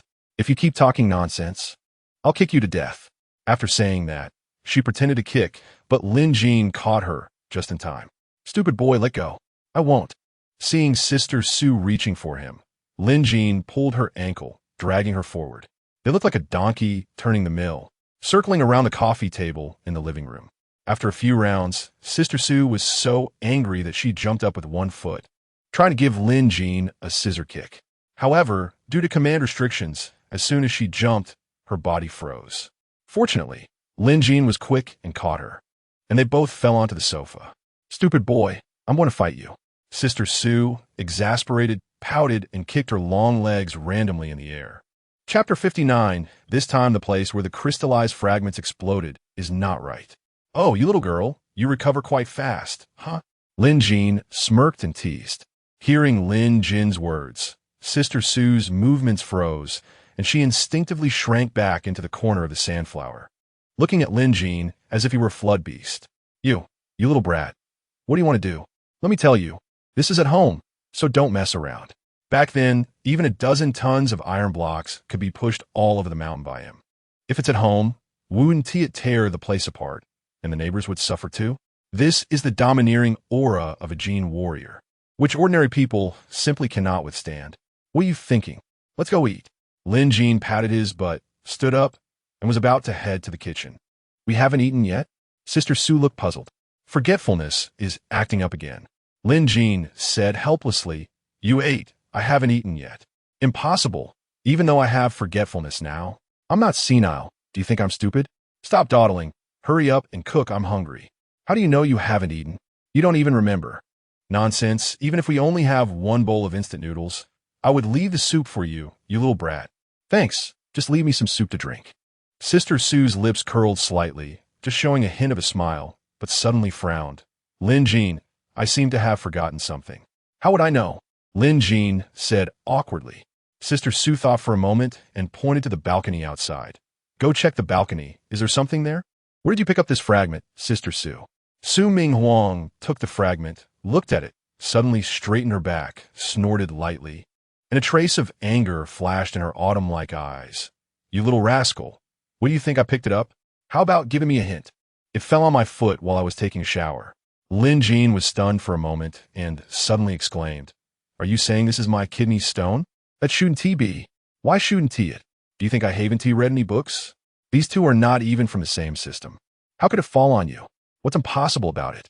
Your crystallized fragment is not a fragment of a crystallized organ. Just like when you first exploded a crystallized fragment. It didn't come from the arm bone, but exploded from the light patterns on the arm. Is there any more? Su Ming Wang pouted. There's only this one piece. Impossible. Look harder. There must be more. Su Ming Huang's face suddenly turned red, and in embarrassment and anger, she kicked over. I'll kick you. Lin Jin quickly jumped aside. If there's none, then there's none. Why kick me? By the way, is there a chance you swallowed it? This thing wouldn't explode if it's in your stomach, right? I'll kick you to death, you little brat. Sister Sue was so embarrassed that she jumped up from the sofa and kicked. Lin Jin laughed and quickly went to the kitchen, boiled water, and thought that he could only cook a bowl of plain noodles to deal with it tonight. Sister Sue's forgetfulness was getting worse. She even forgot whether she had eaten. He needed to make money quickly to buy a gene stabilizer. By the way, I wonder if crystallized fragments can be sold as crystal core fragments. If so, wouldn't I be rich? But then Lin Jin dismissed this thought. Although crystallized fragments can be used as crystal cores, there is still a difference. If some bored guy wants to trace its origin, wouldn't that expose me? The next morning, Lin Jin got up to go to the bathroom, as usual. But as soon as he stood up, his back fell a bit off, numb, and he pressed his hand on it, feeling wooden. He tried to twist his waist, and the muscles around his waist suddenly ached sharply. Could this be a side effect of unlocking the third gene lock? Last time, it was a little loss of sensation in his arm, and now it has switched to his waist. If it weren't for having a good kidney, it would probably have shown up that day. No, this thing needs to be treated quickly. Otherwise, Sister Sue would definitely blame me for not putting in the effort. Even though she doesn't like eating cilantro, she still finds it very hard. Lin Jin, have you gotten up yet? While Lin Jin was shaking his waist to relieve the soreness, he stretched his head to look into the backyard. What is Sister Sue doing so early? Come down. Sis will teach you how to shoot. In the backyard, bathed in morning sunlight, Sister Sue was wearing a V-neck black silk shirt with rolled-up sleeves. Clearly a woman with a strong career ambition. A black high-waisted short skirt with flame tattoos on her legs, faintly visible against the black and red. She was wearing a pair of black patent leather high heels, and she actually wants to teach me how to shoot? Sis, are you serious? Lin Jin deliberately elongated his voice. Nonsense. Hurry up and come over. After seeing Lin Jin jump down from the balcony, she used a long gun in her hand to poke a wooden stick for him. Lin Jin caught the stick. Sis, this is what I use to build melon racks. Cut the nonsense. Do you know what your biggest problem is right now? You have a strength of a third-tier gene warrior, but can't use it. When you encounter a waste like Hong-Won, you can still use your speed and predictive advantage to cope. But once you come across a real warrior or an ancient martial arts practitioner, your body will not keep up with your mind, and the inability to express your strength will make you feel very frustrated. A real gene warrior can multiply their basic destructive power, which requires superior martial arts skills. Do you know any? Lin Jin shook his head, no. Then come learn from me. After saying that, Sister Sue assumed a shooting stance and suddenly executed a thrusting motion. With a snap sound, the marble slab on the ground was pierced like clay by her slender heel. Then with a bang, the long gun in her hand let out a sonic boom. And on the distant wall, it pierced a small hole as if hit by a sniper rifle bullet. All of this happened in a split second. If it weren't for the broken tiles under her high heels and the small hole in the wall, one might think everything just now was an illusion. Lin Jin teased. Sister S legs look really good. Sister Sue smiled slightly, knowing that the little rascal had seen clearly, then explained. The thrust requires the force to reach the tip of the gun, entering and exiting in a straight line, quickly and powerfully, like a snake's tongue. Swift and deadly. The power of the long gun is not only reliant on the arms, but must use the strength of the whole body. When exerting force, you should push off the ground with your legs, transmitting the power to your waist, then using the waist to drive the shoulders and arms, ultimately concentrating at the tip of the gun. Next is holding the gun, which involves clamping the opponent's weapon with the gun barrel and twisting it, causing them to lose balance or drop their weapon. You need to grasp the timing and strength, accurately control the rotation of the gun barrel. Really cool. You can do it so well even in high heels. Lin Jin praised. Sister Sue, I've decided from today on, I'll learn to shoot from you. Sister Sue smiled slightly. You little brat, pay attention, don't be so cheeky. After demonstrating a few basic moves, Sister Sue began to explain the application of inch power. Because the long gun is too long, it's difficult to launch effective attacks when closing in. If you learn inch power, you can exert force in a very short distance, achieving the effect of surprise and defeating the enemy. Lin Jin was listening intently, but suddenly Sister Sue stopped talking. Sis, Why did you stop? First, absorb what I just taught you. Once you understand it, I'll teach you footwork and shooting techniques. After saying that, the plasma long gun flashed and transformed into a hairpin, which she stored in her wristband. Practice well, I'm going to cook. If I find out you're slacking off, you'll see how I deal with you. Chapter 60. The eldest sister as a mother and Sister Sue's ancient massage sister Sue was untying her apron as she walked onto the balcony. She saw the little brat, who should have been practicing with his gun in the backyard, squatting there with a stick, completely focused on playing with a hand ring. Sister Sue was furious, yanked off her apron, threw it hard against the railing, turned around, and grabbed a broom from the side before jumping down from the second floor. Today, I'll make you understand what it means to have an eldest sister like a mother. Lin Jean, who was negotiating business online, suddenly noticed a shadow of the stick flash in front of him and instinctively ducked and dashed out. He heard the sound of Sister Sue's broom hitting the spot where he had just crouched. "What's wrong again, sis?" Sister Sue spoke in a tone that suggested she was like a mother. "What's wrong? I told you to practice with your gun. What are you doing?" "I practiced." Upon hearing this little brat actually daring to argue back, Sister Sue thought, "Am I blind?" "You dare to retort." After saying that, she raised the broom and charged at him, clopping in her 10-centimeter high heels, shouting, "I told you not to talk back." "Really, I practiced." This Sister Sue's forgetfulness was truly astonishing. She forgot what she should forget and remembered nothing of what she should. The brother and sister were in a chaotic chase around the yard. "Ouch, it hurts." Seeing that she had truly hit him, Sister Sue finally stopped. Still not satisfied, hands on her hips, broom pointing at Lin Jean, ready to lecture him, when Brother Wu from next door appeared on the wall with a bowl in hand. While stirring the noodles in his bowl, he laughed. "Oh, Sue's little sister is beating her brother again early in the morning?" Brother Wu's expression stiffened. "Well, I can't provoke her, can I hide?" He quickly ducked his head down. Lin Jean said, "Sis, I really practiced, don't believe me? Look." After that, he kicked the stick on the ground into his hands, gripped it with both hands, focused, and then with a bang sound thrust the long gun out. He heard a bang on the opposite wall, and a small hole appeared, as if shot through by a bullet. Then Lin Jean, holding the stick with one hand, proudly said, "Sis, what do you think?" Su Ming Huang was taken aback. This little brat really learned it? So fast. But upon seeing Lin Jean's proud expression, her good mood dropped again. It was just the beginning. What was there to be proud of? Hurry up and keep practicing. Let us eat first, and then practice after the meal. "Sis, practice again? My old waist can't take it." "Of course. Let me ask you, before you exerted force just now, did you prepare in your mind?" Lin Ji nodded, "Yeah." "Then that's right. Who would give you time to prepare when fighting? Do you think it's a movie? You think you can pose before you strike?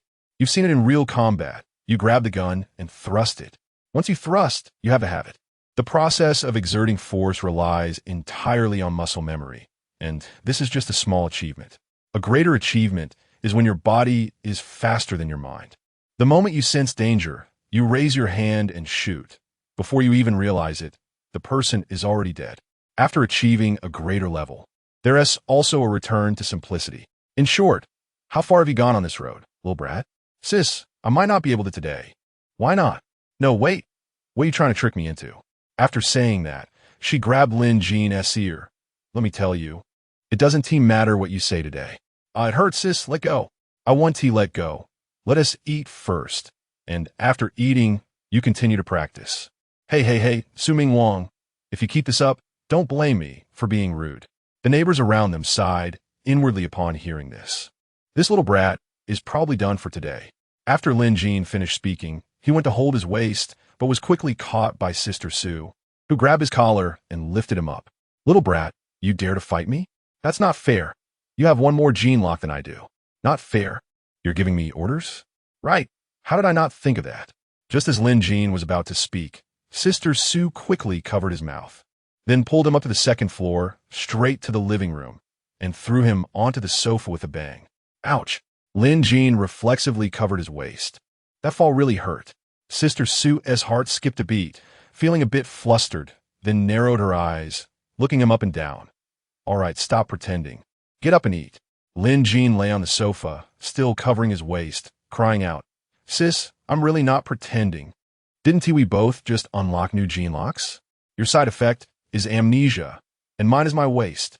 Seeing that his expression didn't seem like he was pretending, Su Ming Wong hurried to the kitchen, brought out a bottle of strong liquor, and said, "Lie down, sis will massage you." Lin Jean obediently lay on the sofa, and Sister Su lifted his shirt, poured some liquor onto her hands, breathed fire in her palm, igniting the liquor, and quickly rubbed it on his waist. Lin Jean groaned in pain. Sister Su muttered while rubbing, "Bear with it. This method can't eliminate the root cause, but at least it can make you feel a bit better." Lin Jean felt as if his waist was on fire, extremely hot, but amidst the pain, there was an indescribable sense of comfort.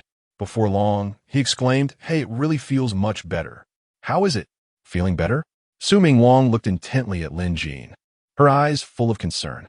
Lin Jean raised an eyebrow, a playful smile on his lips. "Sis, I didn't expect you had this skill. It would be a pity if you didn't open a massage shop. Stop talking so much." Sister Su shot him a glare, smoothly pulling his shirt down, and said irritably, "This is called ancient massage. All right, hurry up and get up to eat. If you keep talking, the food will be cold. And if you don't eat quickly, you'll only have leftovers."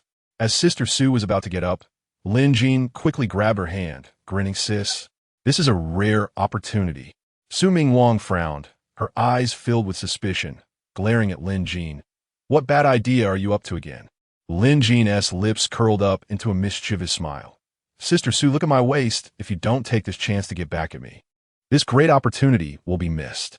Sister Su was taken aback for a moment, then quickly reacted, her cheeks slightly flushed, and spat. "Pa, shameless." Lin Jean shrugged, looking indifferent. "Well, I reminded you. It's up to you to seize the opportunity." Okay, let us eat first." Su Ming Wong lightly tapped Lin Jean's head and quickly walked to the table. Lin Jean persisted. "After we finish eating." We'll talk about it after we go out." "Go out for what?" Su Ming Wong rolled her eyes at him. "Aren't you afraid of tearing the house apart?" "Hee. There's a cellar in the backyard, originally used as a warehouse. We can tidy it up and make it our secret base." "Well, let's eat first. Didn't you say you wanted to eat fried dough sticks last time? They want to taste good when they're cold." Chapter 61. Originally wanted to recruit him, but turned out to be a waste in the morning. The hall of the Scavenger Guild was bustling with people coming and going. Chow Yu followed Lu Fei into the hall, looking around with a slight sneer, his voice unconsciously carrying a hint of superiority. "Sister-in-law, this is your Scavenger Guild in Baihu City?"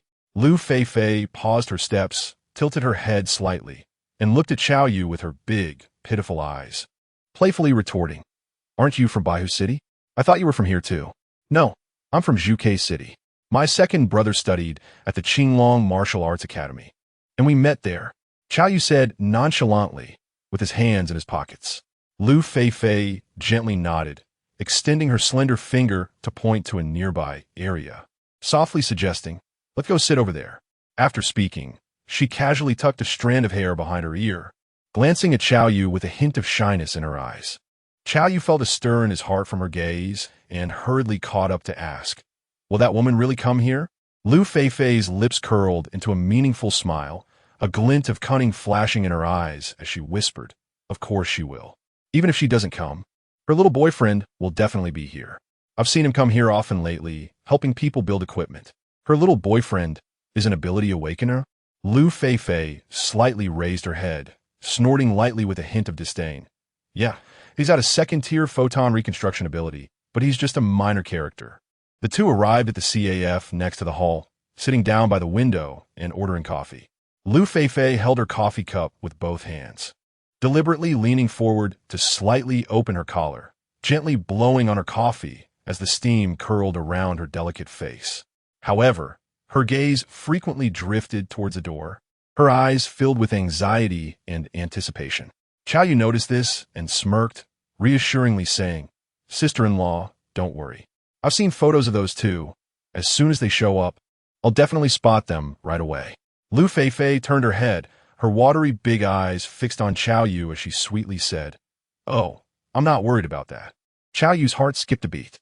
Although he knew that the brother Yu she called wasn't directed at him, Lu Fei's delicate act and her soft, sweet voice made his heart flutter, almost causing him to respond absent-mindedly. The area was filled with towering skyscrapers, resembling giant towers of metal and neon intertwined. The buildings were made of cold alloys, with complex wiring and blinking indicators covering their surfaces, while the exterior walls and giant holographic screens on the roofs cycled through dazzling advertisements, creating a surreal atmosphere. Compared to the civilian area outside, this place focused on one word: new. In the square in front of the building, hovering cars darted back and forth with a constant buzzing sound. Song Ao, looking to be in his 50s, had neatly combed gray hair and exuded an air of sharpness. He was wrapped in a black silk robe embroidered with golden threads, understated yet luxurious. Leaning back in a chair behind the desk, he had his eyes half closed as if dozing off. Hearing the door open, he suddenly opened his eyes wide. Seeing it was his son, his sharp gaze softened. Song Yu nodded, shedding his previous nonchalance, and sat down across from Song Ao with a serious expression. "Did you find out the details?" Song Ao asked as soon as Song Yu sat down. "I found out everything.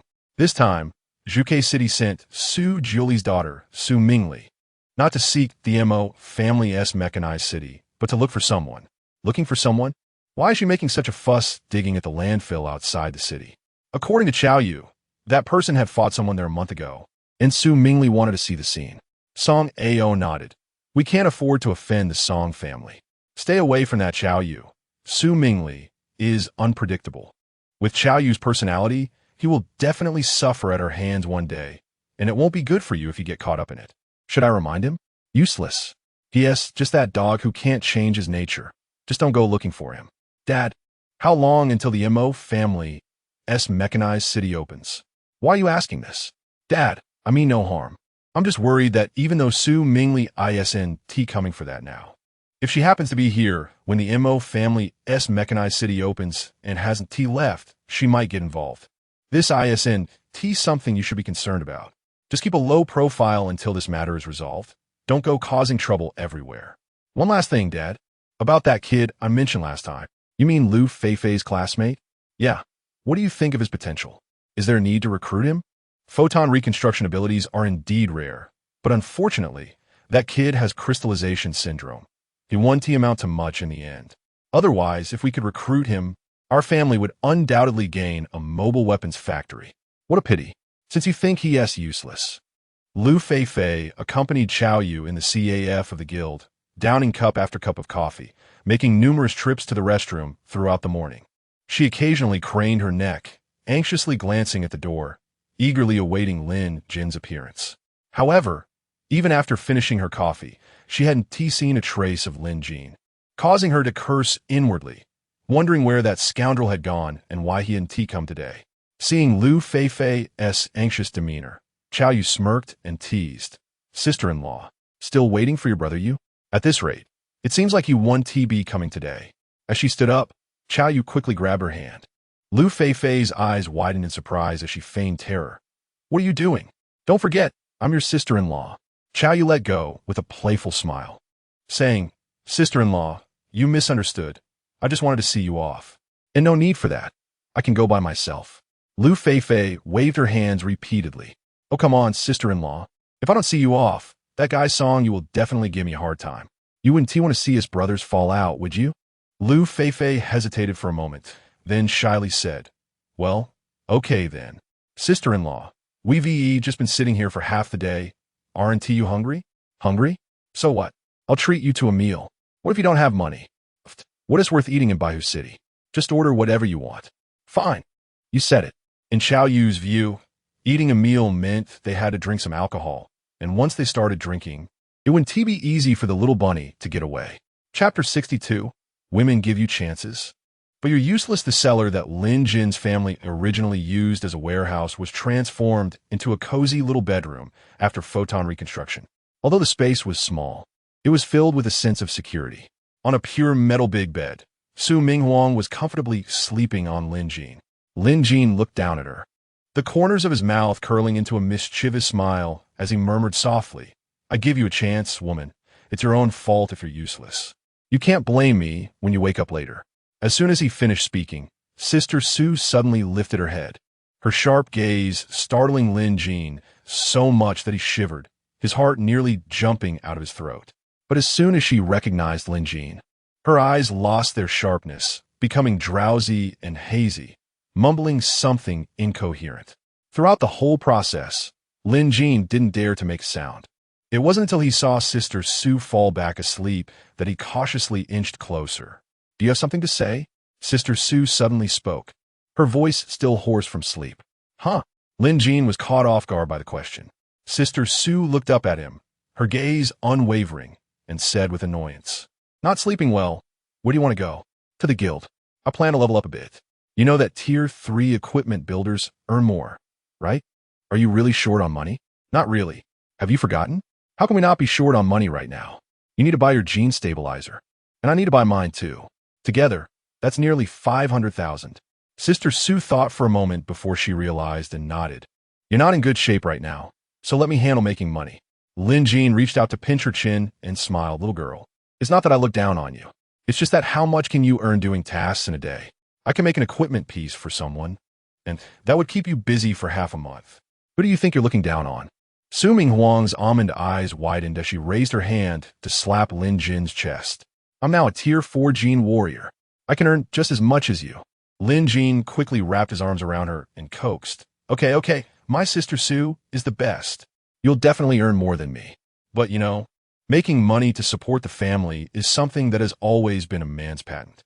From now on, just focus on looking beautiful and charming everyone outside. I'll take care of everything at home." Sister Sue chuckled and pretended to be angry. "You little rascal. Do I look like the kind of woman who is lazy and just wants to eat?" Lin Jin laughed mischievously and gently scratched her nose. "Of course not. But do you remember the woman we saw at the landfill yesterday?" Lin Jin switched the topic to mention Su Mingli. Upon hearing this, Su Minghuang instinctively shivered and said irritably, "Why bring her up for no reason? I guess she hasn't left yet. If you go out to do tasks and happen to run into her, what will you do?" Lin Jin said with a worried expression. "Then, what will we do about it?" Su Minghuang's heart began to race. "So for now, just stay home and don't go anywhere, got it?" After saying this, Lin Jin reached out and flicked her forehead. "But," Lin Jin interrupted her, "no buts. Don't worry. Making money is a piece of cake for me. I can just wave my finger to make an equipment piece and sell it for a lot." "Little rascal." Sister Sue's eyes glistened slightly. After playfully scolding him, she slowly lay on him, tightening her arms around him, burying her face in his chest, as if trying to imprint the warmth and comfort of this moment deep into her heart. After chatting with Sister Sue for a while longer, Lin Jin got up to go to the guild. While fastening his belt, he noticed that Sister Sue also got out of bed. "Why are you up so early? Don't you want to lie down a bit longer?" Sister Sue shot him a glance and stepped forward to help him tidy his clothes, mumbling, "You're going out to earn money for the family. And I can't just lie around at home, can I?"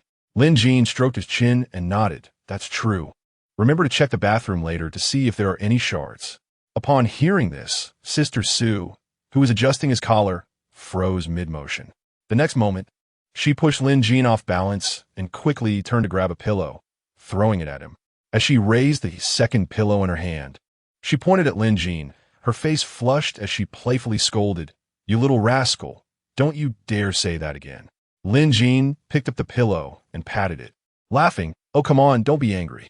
You said a shard is worth a crystal core. If you don't check and it gets washed away, wouldn't that be a pity?" "Aye."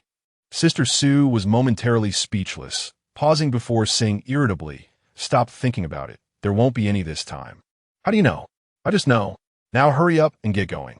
Son Yu walked into the guild hall, glancing around but not seeing Lu Feifei and Xiao Yu, muttering to himself, "It's only noon. Where did those two run off to?"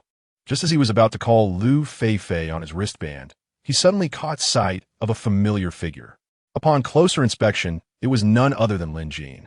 Lin Jin went straight to the level testing area, intending to change his profession level. Coincidentally, the one attending to him was the same girl from last time. The girl behind the counter was staring blankly at her computer. In this world, the number of awakened supernatural beings was rare.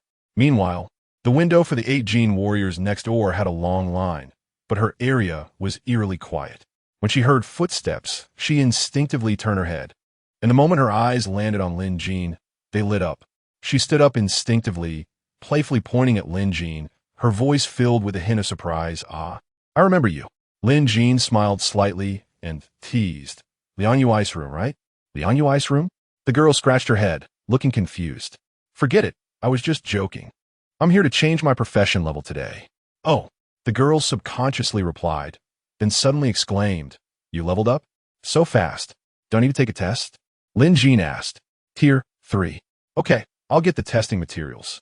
Just like last time, the test involved using photon reconstruction to construct a dagger. But this time it was with Tier 3 materials and blueprints. For Lin Jean, it was a simple task, and he completed a standard Tier 3 dagger effortlessly. Congratulations! You are now a Tier 3 equipment builder. The girl smiled brightly, her voice cheerful as she handed the wristband to Lin Jean. Lin Jean took the wristband and casually replied, Thanks. The girl stood on her tiptoes, leaning slightly forward, curiously looking at Lin Jean. Do you have something else? Lin Jean raised an eyebrow and asked, Do you have a girlfriend? The girl asked in a low voice, playfully winking after she finished speaking. Lin Jean smirked and joked, Girlfriend? Please, I have a child who is about your age. Huh? The girl's eyes widened instantly, and just as she was about to ask Lin Jean his age, Song Yu suddenly intervened, stepping between them. Lin Jean smiled coldly. Call me Dad. All right, call Lin. Song Yu instinctively responded, then quickly realized his face flushed with anger as he shouted, You're messing with me. Chapter 63. If you don't make a move, your dad will leave. Lin Jean glanced at him sideways, a hint of disdain on his lips. Oh, so you finally reacted? If you're not smart enough, don't embarrass yourself out here. The young lady at the counter chuckled softly, her eyes sparkling, thinking to herself, This Lin Jean is quite interesting, handsome and sharp-toned. Glaring fiercely at Lin Jean, he threatened, I'm not going to settle this with you now. Just wait. I'll deal with you in a couple of days. In a couple of days, I hope I'm not too busy. Who has the time to wait for you? If you have the guts, do it now. If you don't make a move, your dad will leave. You. Lin Jean looked at him disdainfully, seeing how cowardly he looked. After saying that, Lin Jean turned and left. Song Yu, a third-tier Earth attribute gene warrior, with a destructive power equivalent to 2 tons of TNT. Although Lin Jean didn't know what cards he had up his sleeve, based on this standard destructive power, his gene sequence level wouldn't be high. He was confident he could take him down before he revealed his trump card. As for the Tiger Roar scavenger team behind him, they were one of the top scavenger teams in White Tiger City. If he couldn't win, he could still run away, right? Anyway, he was on a look for ancient god relics with Sister Sue all over the world. It didn't matter where he mixed in. When the time came to run, he could even show off and say, 30 years in the east and 30 years in the west. Lin Jean found a spot in the guild hall, sat down, and opened his wristband to post an advertisement on the guild forum. Oh, bro, I saw you as a 2nd tier this morning, and now you're a 3rd tier in the afternoon? Is that real? I have a business for a 3rd tier equipment. Are you brave enough to take it? What is there to be afraid of? I'm right here in the guild hall, ready to serve you at any time. At this moment, someone else said, Bro, how do you charge? 1st tier, 13K. 2nd tier, 27K. 3rd tier, 40K. Rare blueprints cost an extra half. Damn, that's so expensive.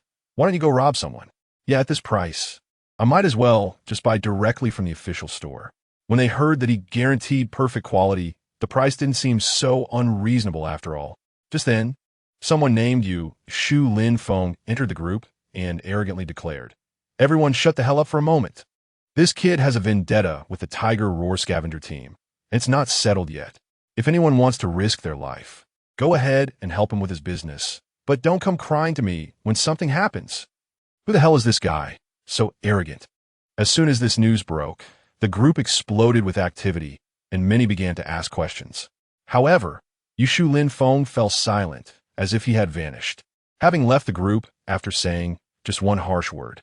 A few quick-witted individuals immediately sensed something was off and quickly exited the group. At first, only 1 or 2 left, but soon the atmosphere in the group became increasingly strange, and more people continued to leave. In the blink of an eye, the once lively chat group was left with only the group leader, Lin Jean. Shu Lin Feng? Hell, what a flashy name. Lin Jean muttered softly, glancing around the guild hall, and saw Song Yu in front of the CAF, raising his cup at him provocatively. You dumbass, you dare to challenge me. I can casually say something harsh that will make you unable to survive in White Tiger City. While Lin Jin was contemplating his strategy, a figure quietly sat down beside him. Turning around, he realized it was the young lady from the counter. "What brings you here?" Lin Jin asked, puzzled. The young lady looked concerned and quietly asked, "How did you offend the Tiger Roar scavenger team?" Lin Jin smiled casually, unconcerned, and replied, "Well, I've already offended them. Why think too much about it? Instead of worrying about this, it's better to think about how to make money." "Are you really short on money?" The young lady blinked. "You're not?" Lin Jin looked at her in surprise. "Aren't you afraid of offending the Tiger Roar scavenger team?" The young lady smiled slyly and explained, "Locals are afraid of them, but outsiders don't know. This order I have is from an outsider. However, the price is based on the guild's rates, and since it's a rare blueprint, you can charge a bit more." Lin Jin then remembered that there were similar bounty tasks in the guild. After all, there were very few awakened individuals in this world, and those with photon reconstruction abilities were even rarer.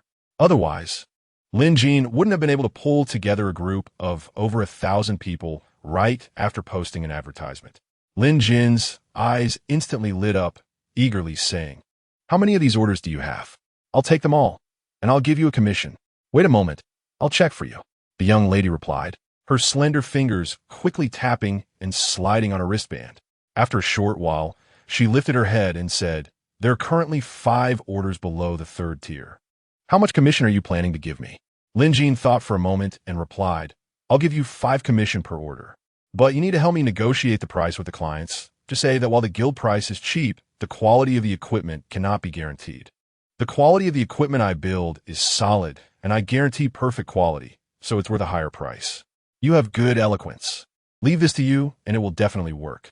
From now on, bring any orders to me, and if your performance is good, your commission can increase. What do you think?" The young lady smiled and said, "Sound good, but how do I contact you?" "This is my number." "Wait a minute. If you help me, aren't you afraid of offending the Tiger Roar scavenger team?" "Not at all. To put it bluntly, I'm just a liaison sent by the guild. The orders you take aren't from me, but from the guild. No matter how powerful the Tiger Roar scavenger team is, they can't challenge the guild, right?" Lin Jin thought about it and realized that he had indeed been overly cautious. The two exchanged contact information, and then the young lady said, "By the way, in light of the commission you're giving me, I think I should remind you of something. The reason Song Yu isn't daring to make a move on you now is not that he's afraid of you, but because the ruins of the MO Family Mechanism City are about to open. Many people want to get in, but the guild is only offering a few slots." MO Family Mechanism City? Yes, you didn't know? It opens once every 20 years, and it should be in just a few days. So if you want to make money in White Tiger City, you need to act quickly. Once they come out of the ruins, you're done for. Thanks for the heads up. I'll work hard to make money these days. The young lady smiled slightly. "Come with me to pick up the materials first. Consider it a trial run. With a sample, I can negotiate prices with others more successfully. When does the client want it?" The young lady smiled. "Of course, the sooner, the better. Don't forget, I need to use it as a sample to bargain with others. Find me a place. I'll make it for you right now." "Right now?" The young lady looked at Lin Jin in surprise. "Yes." On the other side, after setting a trap for Lin Jin, Song Yu happily called Chao Yu, urging him to come over and collect the net.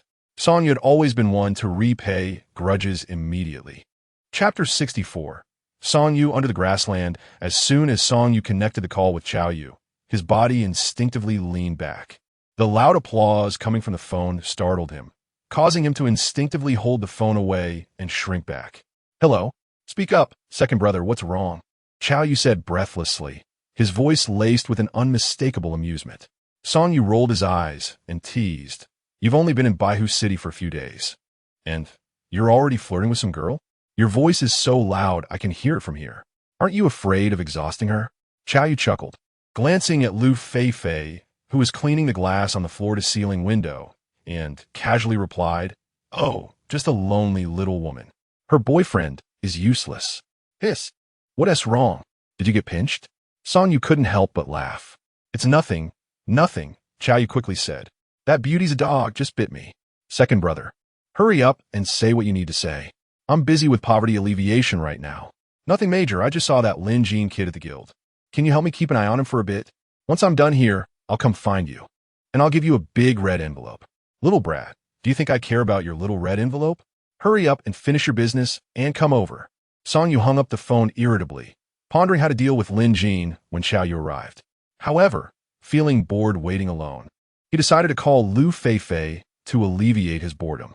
Usually, this woman would pick up immediately upon seeing his call, as if she were waiting by the phone. But this time, the phone rang for a long time before finally being answered. Hello? Why did it take you so long to answer, Feifei? I just fell asleep. Didn't T hear it? Feifei, what is wrong with your voice? It sounded a bit strange. Maybe I accidentally poked my throat with my chopsticks during lunch. Lu Feifei's tone was slightly flustered. Really? How can you be so careless? Where are you now? I'll come pick you up. I'm at, Lu Feifei gasped and quickly covered her mouth, glaring fiercely at Xiao Yu. Hey, speak up. Where are you right now? Song Yu stood up abruptly and shouted angrily. Tell me, where are you? Having been through a lot, if he still couldn't tell something was off with Lu Feifei at this moment, he would be the dumbest person in the world. Lu Feifei bit her lip, tears welling up in her eyes, and silently lamented, not knowing how to explain. At that moment, Xiao Yu wrote a character for home on the glass of the window with his finger, and Lu Feifei instantly understood. She could only say she was at home since she had previously claimed she was asleep. If she wasn't at home, where else could she sleep? I'm at home. At home, huh? Fine. I'll come find you right away. You wait for me. Song Yu hung up the phone, flipped the table in front of him, and rushed out. Don't worry, sister-in-law. Let that idiot run a bit longer. When he gets home, just tell him you're at the guild. Don't worry. My car is faster than his. I'll take you since I'm heading to the guild anyway. We'll just say we bumped into each other. Lu Feifei smiled slightly. You naughty boy. Your brain is quite clever. What did you just call me? Naughty boy. Wrong. Xiao Yu slapped her hard. Say it again. Yudi Gidge. As Song Yu burst out of the guild, he felt more alert. No need to guess, at this moment. Lu Feifei was definitely with that Xiao Yu guy. What would he do by rushing over? Catch a thief? That shameless Lu Feifei wouldn't care, but Xiao Yu, the eldest son of the Longxiang scavenging team in Zhuke City, was just as powerful as his own Hushao scavenging team. He himself was also the bodyguard of the Zhuke Consortium's young lady and could certainly speak on equal terms with Su Mingli. With such relationships and power, Song Yu simply couldn't afford to offend him. Could he just watch that shameless woman put a green hat on him and pretend he didn't know? The more he thought about it in the car, the more irritated he became. How could that shameless Lu Feifei be at home? Going to her house now would only let the two of them treat him like a dog. Thinking this, he irritably opened the door, got out of the car, and rushed into the bar across the street. On one hand, he wanted to drown his sorrows in alcohol. On the other hand, he wanted to wait for Xiao Yu to show up and use drunkenness as an excuse to give that shameless Lu Feifei a good thrashing. Once Lu Feifei was at the card table with Xiao Yu, and if she lost spectacularly, she wouldn't even remember him, Song Yu. And Lu Feifei calling out Yudi Gidge would lighten Xiao Yu's bones by several pounds. If she didn't win big today, wouldn't that be disappointing for the lady? At the same time, through her deepening understanding of Xiao Yu, she discovered that both his background and connections far outstripped Song Yu. In front of him, Song Yu was nothing but a pile of dung. So now, what Lu Feifei wanted most was for Song Yu to die. As long as Song Yu was dead, she wouldn't have to break up with him, and she would forever be Xiao Yu's sister-in-law, while also stacking a widow's buff. If that still couldn't entice Xiao Yu, she would write her surname Lu backwards from now on. Inside the bar, the flickering laser lights and psychedelic neon lights cast the entire space into a dim glow, and the mechanical electronic music reverberated through the walls. Several bodyguards in battle attire, working for Song Yu, were roughly pushing through the crowd. These men were burly, with thick faces, and usually followed Song Yu around flaunting their might, often engaging in mischief. Now, they were tasked with finding the sorrowful Song Yu who was drowning his sorrows in alcohol. Damn it, where could that kid have gone? My legs are about to break. The bearded bodyguard muttered impatiently, swinging his arm and accidentally knocking a frail young man off balance. The young man was about to explode, but quickly shut his mouth upon seeing the bodyguard's fierce expression, slipping away into the crowd. Don't worry, this kid loves to hide in places like this. He must have taken a hit outside today and is here to drown his sorrows. Everyone keep an eye out. Finally, they spotted Song Yu in a corner. His hair was a bit messy, and the table in front of him was piled high with empty bottles. The dregs of alcohol in his cup shimmered with unusual colors under the laser lights as he leaned back on the sofa, staring blankly at the dark ceiling. Don't use my dad to pressure me. Whoever dares to make me leave today, I'll go after them. Song Yu suddenly stood up, swaying a bit, and shouted at the bodyguards, pointing his finger at them. The bodyguards exchanged glances, then approached him from both sides to lift him up. They struggled to carry the flailing Song Yu out of the bar. You two help Song Xiao stay steady. I'll go get the car. The bald bodyguard instructed. Just about to go get the car, when he saw Song Yu suddenly break free from the bodyguards. Staggering forward a few steps and holding onto the railing at the curb to vomit violently. Is Song Xiao all right? Song Yu looked up, paused for a moment, rubbed his eyes and laughed. Brothers, what do you see over there? Chapter 65. Lin Jin. Let go of that girl. A few people instinctively looked in the direction pointed by Song Yu. At the dimly lit street corner, a girl in a JK uniform, Xiaojia, stood quietly waiting for the traffic light. She had bangs that brushed her eyebrows, and her long black hair fell gracefully to her waist. Her fair face bore a serene and gentle expression, giving the impression of a campus beauty from some university.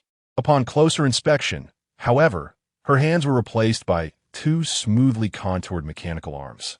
Beneath her high-waisted short skirt, her straight mechanical legs exuded a cold, hard texture, creating a stark contrast with her delicate upper body.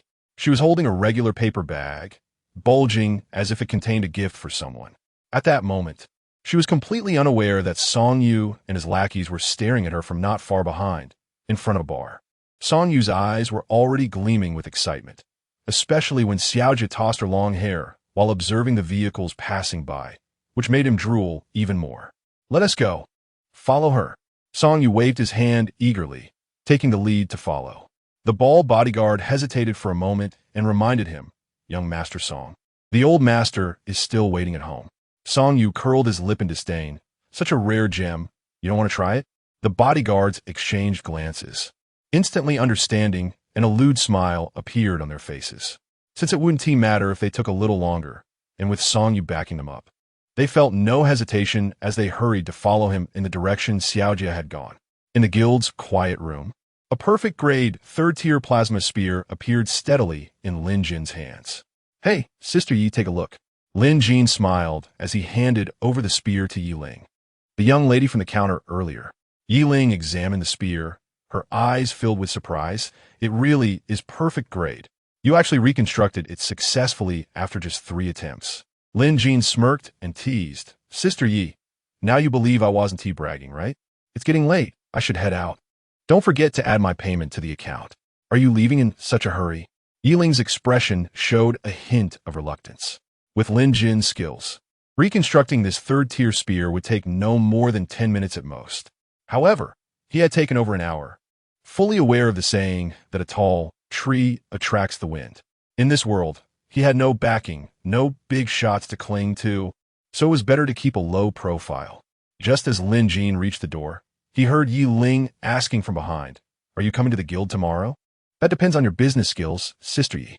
If there are orders, I'll be quick to come. TSK, what an unrefined way to put it.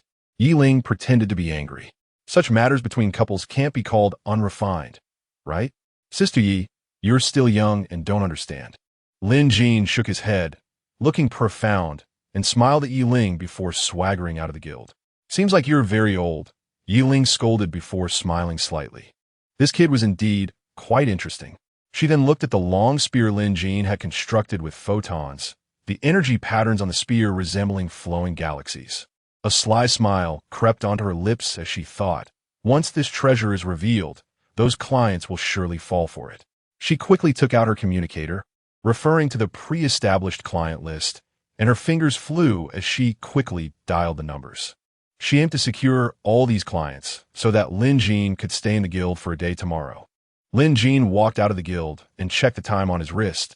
It was still not even 7 o'clock. During summer, the sun had not yet set at this hour.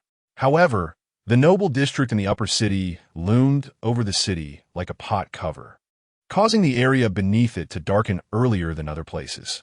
Thinking of Sister Sue back home, he quickened his pace and decided to take a shortcut.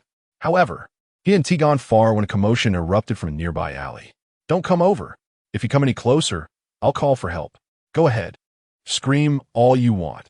Even if you shout to the heavens today, no one will come to save you. Pretty girl, Save your breath. You'll have plenty of chances to scream later. Lin Jin frowned, initially planning to pretend he hadn't heard. Such things were happening almost every day in this city, and it was better to avoid trouble.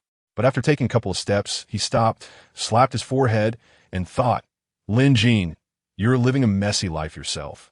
Why bother with others' affairs? Yet, in the next second, he turned around and quickly ran towards the source of the sound, shouting, let go of that girl. As soon as he shouted, he froze in place, cursing his bad luck. What a coincidence! Upon closer inspection, the leading young man was none other than Song Yu. With his 3 lackeys, they had cornered a girl in a black JK uniform against the wall. Judging by their lewd expressions, it was easy to guess what was about to happen. Feeling a surge of anger with no outlet, the heavens first sent him a pretty girl and then delivered his nemesis right to his doorstep. Was this what they called revenge for romantic failures? Lin Jin, you showed up just in time. Song Yu waved his hand, signaling his lackeys to teach Lin Jin a lesson. As the 3 lackeys were about to approach, the sharp-eyed one with a stubbly beard noticed the scavenger wristband on Lin Jin's wrist and hesitated, quietly reminding young Master Song. This guy seems to be a 3rd-tier equipment constructor from the guild. It's easy to deal with him, but he might cause trouble afterward. The bald bodyguard chimed in. Yes, young Master Song, the master recently instructed you to keep a low profile. Have you forgotten? Song Yu coldly laughed at this point. What is the point of keeping a low profile? If we let this bastard and that woman escape today, the guild will find out tomorrow anyway. The result will be the same. This? What do you mean by this? Song Yu glared at them in frustration. Just be clean about it. So many people die every day in White Tiger City. Who knows who did it? The 3 lackeys thought about it and realized what Song Yu said made sense. Although they were all 3rd-tier professionals, they were all 3rd-tier gene warriors, while the other side was just an equipment constructor with no offensive awaken abilities. Taking care of him would be a piece of cake, right? With that thought, the 3 of them rolled up their sleeves and quickly surrounded Lin Jin. Seeing this, Lin Jin pretended to be terrified, frantically pulling a steel pipe from a nearby pile of garbage, trembling slightly as if he were extremely scared. 3 3rd-tier Earth attribute gene warriors combined had destructive power of less than 7 tons. If it weren't for the fact that there was a black long-haired JK girl present, and he didn't want to expose his identity as a gene warrior, he would have really wanted to use this pipe to practice the shooting technique Sister Su had just taught him on these guys. But right now, it was time to show off. Chapter 66 Photon Reconstruction 1v for the 3 lackeys saw Lin Jin in a panic, trembling and clutching a steel pipe. And they laughed even more arrogantly. The bearded one smirked, revealing a mouthful of yellow teeth, mocking with you being such a coward. You dare to mess up our good deeds? Truly unaware of your own limits.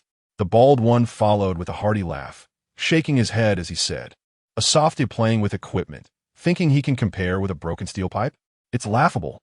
The other tall and skinny one looked disdainful, spitting a thick phlegm on the ground, saying, quickly kneel and beg for mercy.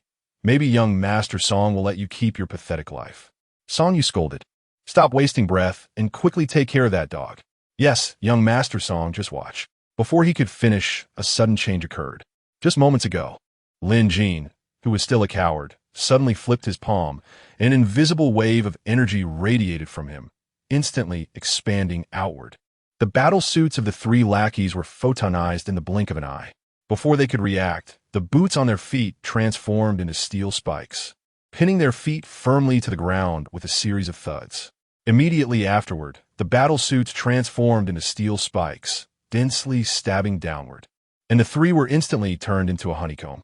With 3 muffled thuds, they fell straight to the ground, breathless, dead in the blink of an eye.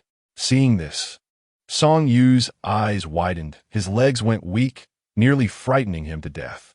He never expected that the photon reconstruction ability could be used like this, instantly taking out 3 third-tier gene warriors.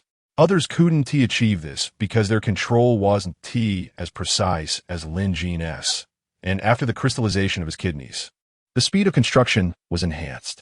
The construction was completed in an instant, a feat that other equipment builders wouldn't even dare to dream of. Plus, the opponents had underestimated him.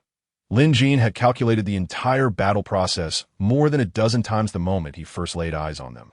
And only when the success rate reached 90% did he make his move. "Why, you better not come over," Song Yu screamed, instinctively shrinking back until he hit the high wall behind him, pressing himself tightly against it, his face pale and filled with fear. At this moment, the arrogance he had moments ago was nowhere to be found. Lin Jin certainly wouldn't approach him. As the deputy leader of the Tiger Howl scavenger group, how could he be as inept as those three lackeys? From a distance, he threw the water pipe at him. The next moment, Song Yu's panicked eyes indeed flashed with malice as he bent his knees and swung a knife. But it was a lonely strike. The water pipe suddenly photonized in midair, transforming into a brilliant light screen. The battle knife sliced through the light screen, scattering it like a swarm of fireflies. In a moment of his daze, he suddenly felt a sharp pain in his neck.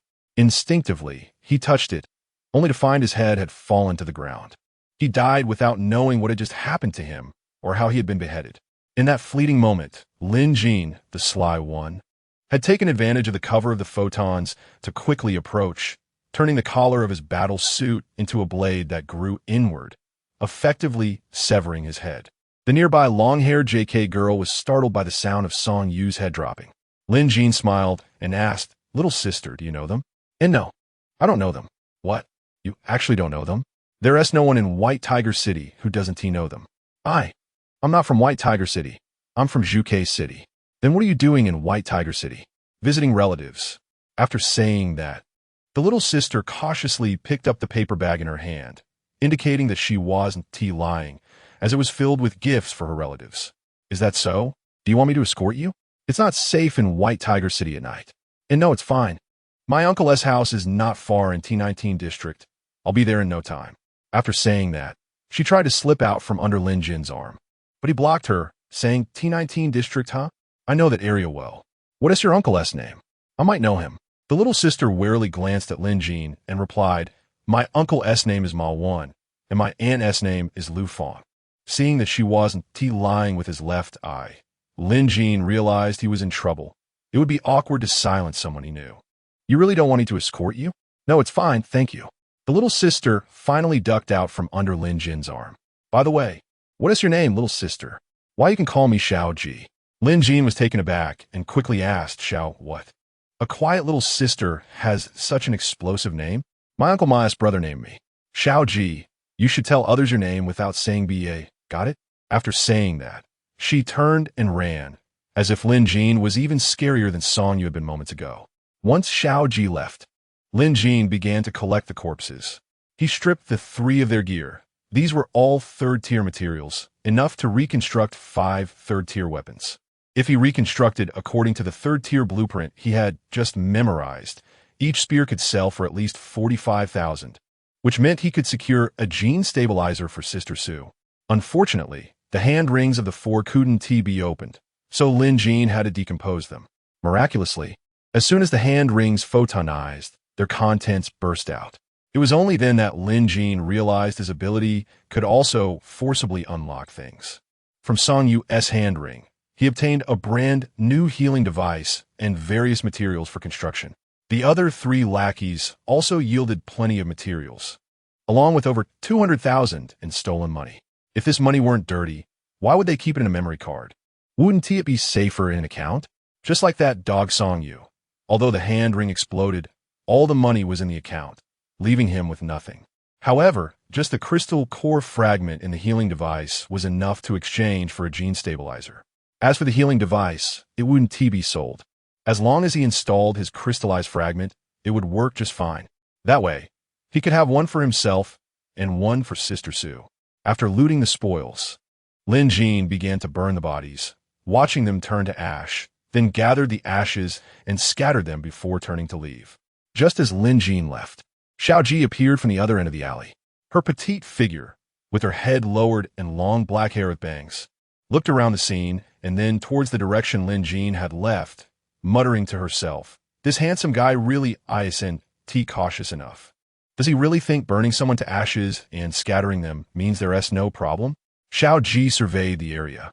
then opened her mechanical palm to release a swarm of nanobots that looked like smoke. Selecting the infiltration mode on the control screen of her mechanical arm.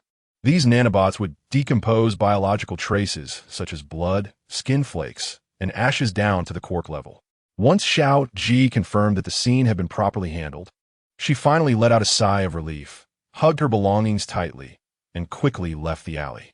As she ran, she silently blamed herself. I really am a disaster. My parents died because of me, and now this handsome guy has gotten into trouble for saving me. With her heart full of worry, she could only pray silently. Please don't let my bad luck affect him. He is a good person and doesn't he deserve to suffer? Chapter 67. Xiao Ji is actually my neighbor?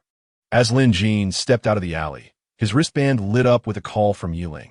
He answered the phone, still wearing his usual playful grin, as if he hadn't just been involved in a murder and cremation in the alley.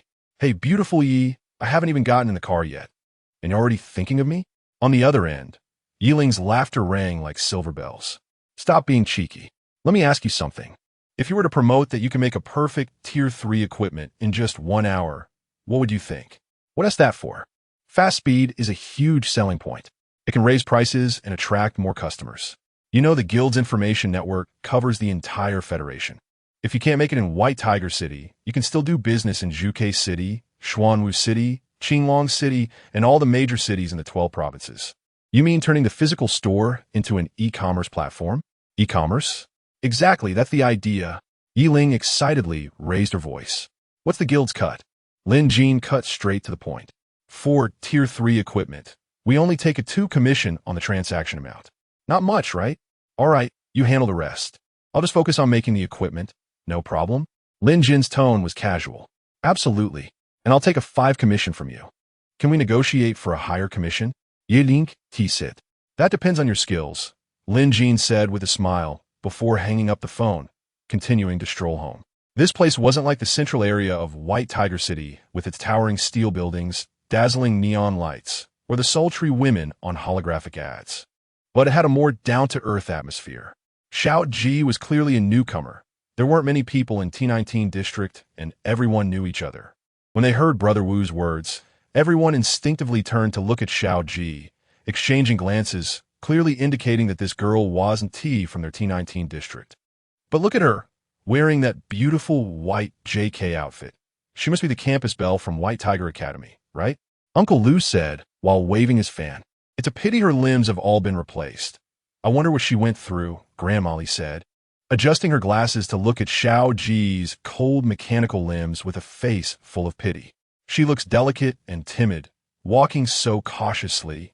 Probably someone with a small heart, Oldly speculated, puffing on his pipe. Coming here at night, could she be looking for relatives? But I haven't heard of anyone having such a distant relative. A month ago, we didn't even know that little Lin had a distant cousin. Everyone chuckled. Maybe she is here looking for someone, just at the wrong place, Brother Wu added. Everyone chimed in, their eyes following Xiao Ji's slightly flustered figure. Xiao Ji noticed their gazes and lowered her head even more, her mechanical limbs making hurried footsteps, seemingly eager to escape the scrutiny. She quickly brushed past the crowd but stopped a few steps later, nervously speaking up. Excuse me, does Mawen still live here? Her gaze swept over the crowd, finally landing on the kind-looking Grandmolly. Uncle Lu clapped his fan and asked Mawen, "Which Mawen?" "Ah, the one who used to work at the landfill. He is my uncle, and my aunt's name is Lu Fong. Do they still live here?" "Who are you to that girl?" Brother Wu asked, but was interrupted by old Gu. "You silly boy. If Ma Wen is her uncle, then she must be his niece." "But I haven't heard that Ma Wen has such a big niece," he added. At that moment, Xiao Ji's eyes suddenly lit up. "You must be old Gu, right?" "I'm Xiao Ji. When I was 3 years old, my parents and I just moved here, and it was you who helped us settle in. By the way, we lived at the corner of the street back then. My dad sold buns, and his name was Ma Wu." As soon as the elderly people present heard this, they remembered. Grandma Li stood up immediately, looking at Xiao Ji. "You're Xiao Ji? Wow, it really is Xiao Ji. Everyone come over and see. It's really that girl." As she called everyone over, she asked, "It's been over 10 years. Where did you run off to?" Although Xiao Ji was now a 20-year-old young woman, her baby face still showed traces of her childhood. In no time, everyone surrounded Xiao Ji, chatting away. They learned that her family had moved here for long, and one time, while accompanying her parents to her aunt's house in Juke City, they encountered a mutant. Almost all the people on that train died, including her parents. Xiao Ji also would have died, if not for the kindness of a stranger. Her hands and feet had been lost afterward, but she didn't elaborate on how. She only mentioned that she was doing well now, working in Juke City, and had come to White Tiger City on a business trip, wanting to see her uncle who lived here. Before long, the neighbors called Uncle Ma and Aunt Lu over. When they saw Xiao Ji, they were instantly filled with joy and tears. Xiao Ji looked at them, her heart shaking. Uncle Ma was indeed the person she had seen at the landfill. Back then, as a slave of Su Mingli, wearing a mask, even though she found Uncle Ma familiar. She could only hide her suspicions deep down and didn't dare to acknowledge him. At this moment, looking at the only remaining family member in the world, Xiao Ji's eyes turned red, and tears streamed down her face uncontrollably. Lin Jin had just gotten off the bus and immediately noticed the commotion at the entrance of his community. He couldn't help but wonder what was going on today. Had they changed battlegrounds? Why was everyone hanging around the crooked tree in front of old Ji's house? As Lin Jin thought about this, he casually walked forward. Suddenly, he slapped his forehead, remembering that Grandma Li's house was right here, and he was shocked. Could it be that old couldn't contain his loneliness and went to Grandma Li's house for fun, only to be caught by Brother Li and get into a fight? I need to check it out quickly. With that thought, a mischievous smile crept onto Lin Jin's face, and his pace quickened. As he got closer, his brows furrowed instantly. It was strange, the commotion wasn't at Grandma Li's house, but next door. My sister is looking for me? Lin Jin was puzzled. He shook his head helplessly. I told you, my sister has a bad memory lately. She'll probably forget in a moment. With a playful grin, Lin Jin said, this is what it means to hit is love and scold is love, Brother Wu. As a single dog, you wouldn't understand these things. Xiaoyi? Lin Jin was taken aback. Could it really be the same girl from before? Chapter 68. Sister discovers a new function of the crystallized fragments. Seeing Lin Jin's surprised expression, Brother Wu was also taken aback for a moment, then suddenly realized, oh right, you didn't know yet. When you moved here, everyone had already left. At this moment, Uncle Ma saw Lin Jin at the door and immediately waved to him. Hey, Shaolin, come here, let me introduce you to my niece, Xiao Ji. Lin Jin glanced at Uncle Ma and made his way through the crowd to the entrance. Uncle Ma grabbed his hand as if afraid he would run away. Come on, let me introduce you. This is my niece, Xiao Ji. Uncle Ma introduced enthusiastically, then turned to shout at Xiao Ji. Xiao Ji, come over and meet your brother Lin. The moment Xiao Ji saw Lin Jin, her pupils shrank sharply. Why is it him? Lin Jin looked Xiao Ji up and down, a smirk on his face as he teased. Are you sure you're Uncle Ma's niece? That can't be. If Uncle Ma had a daughter, how could she be as beautiful as you? Uncle Ma laughed and patted Lin Jin. You little rascal. You just love to joke with people. He then turned to Xiao Ji and said, Xiao Ji, this kid is our local repair expert. His skills are great, and he doesn't even charge. Since he moved into the community, everyone stopped looking for outsiders to fix prosthetics. Hey, Uncle Ma, I don't want to charge. Lin Jin feigned grievance. What? Are you planning to change the rules and start charging today? Uncle Ma pretended to glare at Lin Jin. Not really. Lin Jin scratched his head helplessly. That's settled then. Uncle Ma turned to Xiao Ji and instructed, Xiao Ji, if you have any problems with your prosthetics in the future, just go to him. His skills are definitely reliable. Xiao Ji nodded obediently, thinking to herself, with the photon reconstruction ability awakened, and being a Tier 3 equipment constructor in the guild, how could his skills not be reliable? In Uncle Ma's eyes, Lin Jin was the most handsome young man in Baihu City. He often regretted not having a daughter. Otherwise, marrying her to Lin Jin would surely be like striking gold. But today, although he didn't have a daughter, he did have a niece, Xiao Ji. He wanted to introduce Lin Jin to Xiao Ji, but seeing her incredibly shy demeanor, he felt troubled. This kid Lin is as slippery as an eel, and if Xiao Ji doesn't take the initiative, how will she catch him? By the way, you need to come to Xiao Ji's house tomorrow to help check the electrical appliances.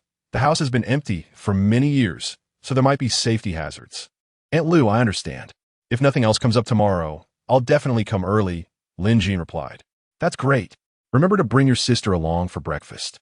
Let's skip breakfast. That would be too troublesome. No, no. This house has been unoccupied for years. You all should come and liven things up.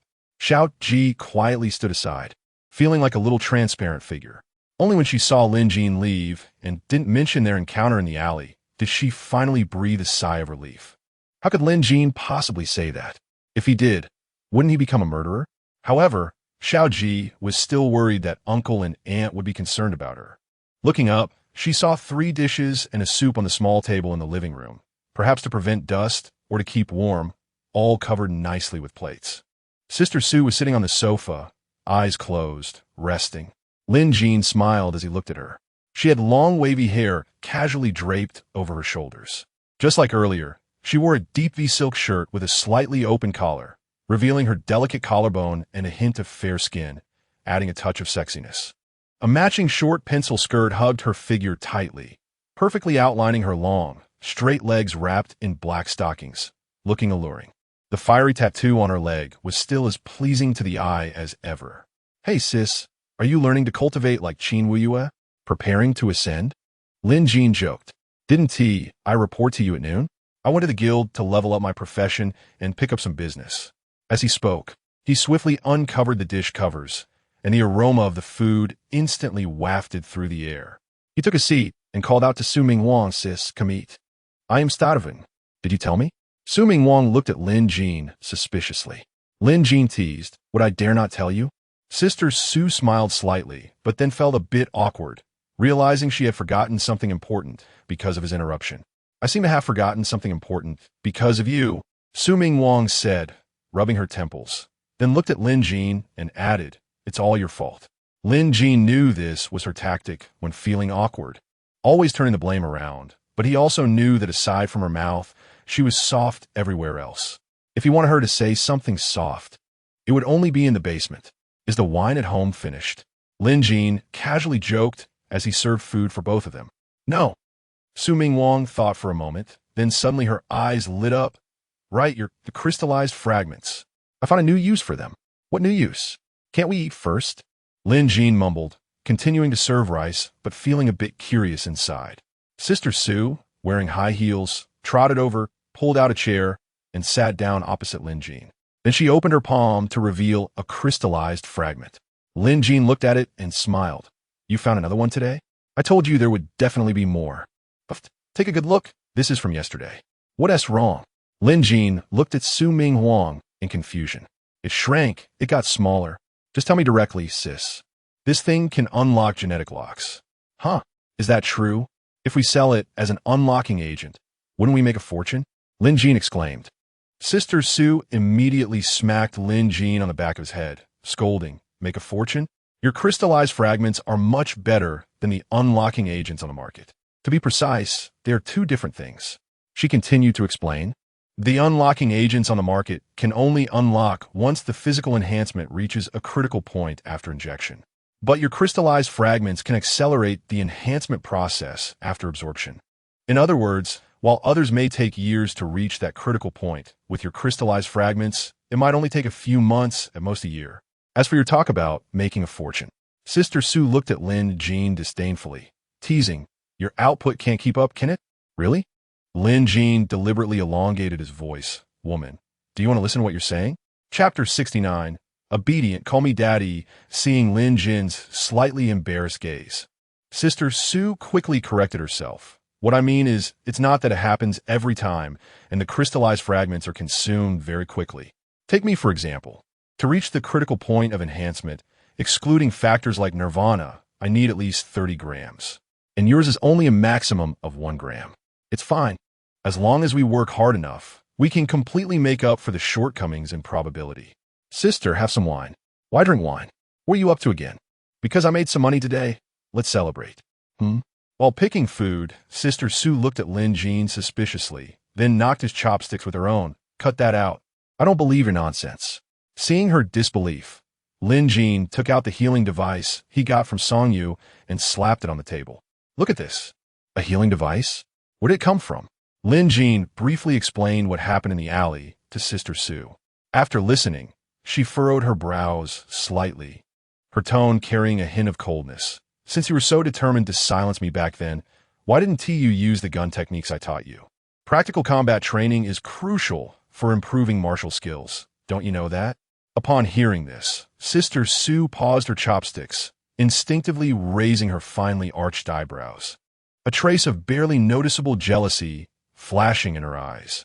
Then, with a half-smile, she said, "Oh, saving the beauty, and saving a pretty little sister too. Well done. You are getting more capable. You should know me by now. I'm only attracted to mature, charming women like you. Little girls like Xiao Ji are simply not worth mentioning in my eyes. Remember how beautiful Qin Wuyue was back then? But compared to you, she was just too young, so I never even looked at her in front of you." "Really? Of course it's true. Just think about it. Did I ever look at her properly when you were around?" Sister Sue's lips curled into a faint smile. "I'll go get some wine so we can celebrate your successful first battle tonight." After 3 rounds of drinks, as the dishes cooled, Sister Sue's fair cheeks had already turned rosy, and her gaze became a bit dazed. She stood up unsteadily, trying to grab the table for balance, but accidentally knocked over a wine glass, making a crisp sound. Despite her unsteady steps, she instinctively began to tidy up the table, her movements slow and clumsy from the drunkenness. Lin Jin leaned in to take a look and laughed. "Sister, are you okay? You seem drunk. Let me clean up." Sister Sue waved her hand stubbornly, slightly tipsy. "No need, you sit tight. I'll clean up. By the way, do you want some tea?" Lin Jin shook his head. "No thanks. All the cups at home are glass." "Whatever. I'm too lazy to serve you." After saying that, Sister Sue took the bowls and dishes, swaying as she headed to the kitchen, while Lin Jin sat on the living room sofa waiting for her to call him Daddy. Sure enough, not long after, Sister Sue's sobbing could be heard from the kitchen. Lin Jin quickly jumped up and ran into the kitchen. He saw Su Ming Huang leaning against the cabinet, slowly squatting down, hugging her knees, her head buried in her arms, shoulders trembling as she sobbed. Hearing Lin Jin's footsteps, she looked up, her face streaked with tears and her eyes swollen. "Where have you been, you little brat? I thought you didn't want me anymore." Lin Jin was taken aback. "Huh? Why didn't you call me Daddy this time?" "Sister, what's wrong?" Lin Jin squatted down beside her. Su Ming Huang looked at Lin Jin with tearful eyes, opened her mouth but only let out a whimper, then suddenly hugged him tightly, burying her head in his chest, crying and sniffling. "You little brat, where did you run off to? Do you not want me anymore?" "Sister, I'm right here. How could I not want you?" Lin Jin suppressed a laugh and responded helplessly. "You still call me sister? After treating me like that, you still call me sister?" Su Ming Huang complained with a crying tone. "I was just out of habit." As soon as Lin Jin said that, he suddenly froze. Holding Su Ming Huang's head with both hands, gently lifting it up, his eyes filled with expectation. "Sister, did you remember something? We're not actually biological siblings. Who cares if we are or not? Right now, I'm your woman, and you can't get rid of me in this life." Su Ming Huang tightened her arms around Lin Jin, mumbling. Lin Jin sighed inwardly. Well, she still hasn't remembered. But it seems her personality has changed, and she has become clingy. "Okay, I'll listen to you." Sister Sue obediently leaned on Lin Jin's shoulder, wiping her tears as she looked extremely aggrieved. "Oh, so obedient?" Lin Jin's lips curled up, a teasing thought rising. "I'm your woman. If I don't listen to you, who else should I listen to?" Sister Sue mumbled shyly. "Is that so? Then call me Daddy and let me hear it." Lin Jin raised his eyebrows with a wicked smile. As soon as Sister Sue heard this, she quickly buried her head into Lin Jin's shoulder, playfully pouting. "You're so bad I won tea. You said to be obedient, but it turns out you were tricking me." Lin Jin pretended to be disappointed. "I didn't trick you." Su Ming Huang suddenly looked up, her eyes glistening, staring seriously at Lin Jin. "But you want to even call me Daddy when I ask you to." Sister Sue quickly lowered her head, as if brewing her emotions. After a while, she finally gathered the courage to lean into Lin Jin's ear and softly whispered, "Daddy, Daddy." After saying that, she hurriedly buried her head down again. Lin Jin's spirit lifted. That's more like it. He didn't know if it was his imagination, but this Daddy sounded much more comfortable than the last time. "Come on, Daddy will take you to a good place." "Where to?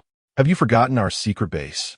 In a luxurious but cold study of the upper district of White Tiger City, Su Mingli was lazily leaning on a carved chair, her fingers unconsciously tapping on the armrest.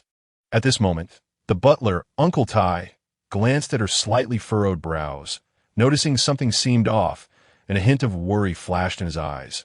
"What's wrong, miss?" Su Mingli shook her head, her eyes revealing a rare confusion. "I don't know why, but after coming to White Tiger City, I keep feeling inexplicably anxious." "No need. Where were we?" "The garbage dump has been completely excavated, and an area of 100 meters in radius has been burned flat." 100 meters in radius? Are you sure? Su Mingli narrowed her eyes slightly, a glimmer of scrutiny flashing in her golden and icy blue heterochromatic eyes, her tone unconsciously becoming more serious. "Sure. I want to see it myself." Judging from the signs at the scene, the strength of the clone increased at least threefold in that instant. "Is she dead?" "Not dead. Strangely, I also found traces of another person there, a male in his 20s, likely a first-tier ability user." Chapter 70. The Tyrant Queen's fury, originally lazily leaning against the high-backed chair, Su Mingli suddenly sat up straight upon hearing Uncle Tai's words. "What did you say? A man around 20 is with her?" "From the traces at the scene, it appears so," Uncle Tai replied. "Damn it, that's my body. What does that bitch want to do?" Su Mingli slammed her palm on the table, glaring fiercely at Uncle Tai. Uncle Tai, who usually answered every question, remained silent this time, knowing that his young lady was not asking him but merely venting her anger. In fact, Su Mingli's nature was not bad. She was the original vessel for the Fire Seed gene and the last hope of the Zhuke Consortium. Too many genetic extraction experiments had been performed on her. The lab was mostly filled with male researchers. The bloody scenes combined with physical pain led to a twisted personality, resulting in her aversion, even hatred, towards the opposite sex. The clone was currently the body she was most satisfied with, the key to escaping her fate. Yet now that she heard she was with a young man, an instinctive fear arose within her, a fear that this body would be defiled, and at this moment, she already felt that it had been. Uncle Tai, who had watched her grow up, guessed about 80 to 90% of Su Mingli's situation in an instant. However, he did not anticipate that the situation was even more severe than he thought. This was mainly due to his incomplete information. For example, Su Mingli had only told him that she had been feeling inexplicably anxious in the last couple of days. She did not elaborate on what it felt like because she was too embarrassed to speak. But Uncle Tai's words, combined with her recent odd feelings, made her terrified to discover that there was indeed some kind of sensory sharing between her and the clone. In other words, she felt that it was not just her spirit that was being defiled, but her entire body and mind. "Uncle Tai, how is the progress on Xiao Yu's side?" Su Mingli asked coldly. "I just inquired before I came here. That kid said everything is going smoothly, but he wouldn't say what the specifics are. He probably wants to take credit in front of you once he captures the clone." "You know, his thoughts are quite unrealistic," Uncle Tai replied. Su Mingli let out a cold laugh, returning to her previous lazy demeanor as she leaned back in the high-back chair. With her right hand elegantly massaging her temple, she said, "Bring him here. I want to ask him myself." Uncle Tai hesitated, saying, "Miss, this is White Tiger City. People from the lower town can't come up at night. This is your business. I want to see him within 10 minutes. Or you can go guard the Su family's tomb for me." In the lower town, at a high-end club, Xiao Yu was playing billiards with Lu Feifei, having completely forgotten about his appointment with Song Yu. Just as Xiao Yu was showing off his skills, Uncle Tai suddenly appeared behind him, scaring Lu Feifei into a shriek as she cowered into the corner of the bed. Xiao Yu was startled and quickly turned around, brandishing a long sword in his right hand. But when he saw that it was Uncle Tai, his tensed nerves relaxed. "It's you, Uncle Tai. You scare me to death." Uncle Tai said expressionlessly, "Put on your clothes and come with me. The lady wants to see you." Now, Uncle Tai glanced at Lu Feifei in the corner, causing Xiao Yu to hurriedly block his path. Okay, I'll go with you right away." After saying that, he quickly grabbed his clothes, but Uncle Tai grabbed him by the back of his neck. Then he leaped out of the room, flames flickering around him as he flew directly to the upper town, carrying Xiao Yu with him. In the blink of an eye, they arrived outside Su Mingli's study. Xiao Yu quickly shook off his nerves, and as Uncle Tai was about to push the door open, Xiao Yu stopped him, saying, "Wait a minute, Uncle Tai." He quickly fixed his hairstyle and adjusted his clothes, asking Uncle Tai, "Do I look presentable?" Uncle Tai cast a glance at him and directly pushed the door into Su Mingli's study. Inside the study, behind a carved solid wood desk, Su Mingli leaned lazily against the high-backed chair, elegantly supporting her head with her right hand. On her lap, a fluffy little hamster was happily gnawing on a nut, its cheeks puffing up. Su Mingli extended her slender, pale fingers to gently stroke the hamster's fur, her gaze betraying a hint of indifference. "Miss, Chow Yu has arrived," Uncle Tai said, standing in the center of the study and slightly bowing. Chow Yu, usually confident in the field of romance, felt inexplicably nervous at this moment and instinctively hid behind Uncle Tai. He peeked out, his eyes betraying a hint of tension. "Unso tai stipet asai, zivelin Gao Yu," and then said, "Miss, I just alerted the White Tiger Corps. I need to go handle it." Su Mingli's expression remained unchanged. She simply raised her finger slightly, signaling Uncle Tai to leave. Her gaze remained on the hamster on her lap, even though she had summoned Chow Yu for this meeting. She seemed to have completely forgotten about him, treating his arrival as if it were non-existent. Once Uncle Tai left, it was as if Chow Yu had lost his last lifeline. He instinctively reached out, wanting to stop him, but could only watch helplessly as Uncle Tai's figure disappeared behind the door. Chow Yu swallowed nervously, suddenly feeling flustered. Normally, he was seen as a charismatic young master with a prestigious background and outstanding talent, often boasting about pursuing Su Mingli. But now, alone in a room with her, an opportunity he had always dreamed of, made him feel as if there were thorns in his back. In just a moment, his forehead was covered in beads of sweat, the perspiration trickling down his temples and dripping onto his expensive suit. Su Mingli remained seated in the high-backed chair, casually stroking her little hamster. Unable to endure the silence any longer, Chow Yu finally swallowed hard, moistening his dry throat, and was about to break the silence. However, he saw that the fluffy hamster on Su Mingli's lap, having finished its food, dashed away.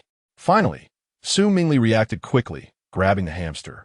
But then she violently threw it to the ground and immediately stomped on it.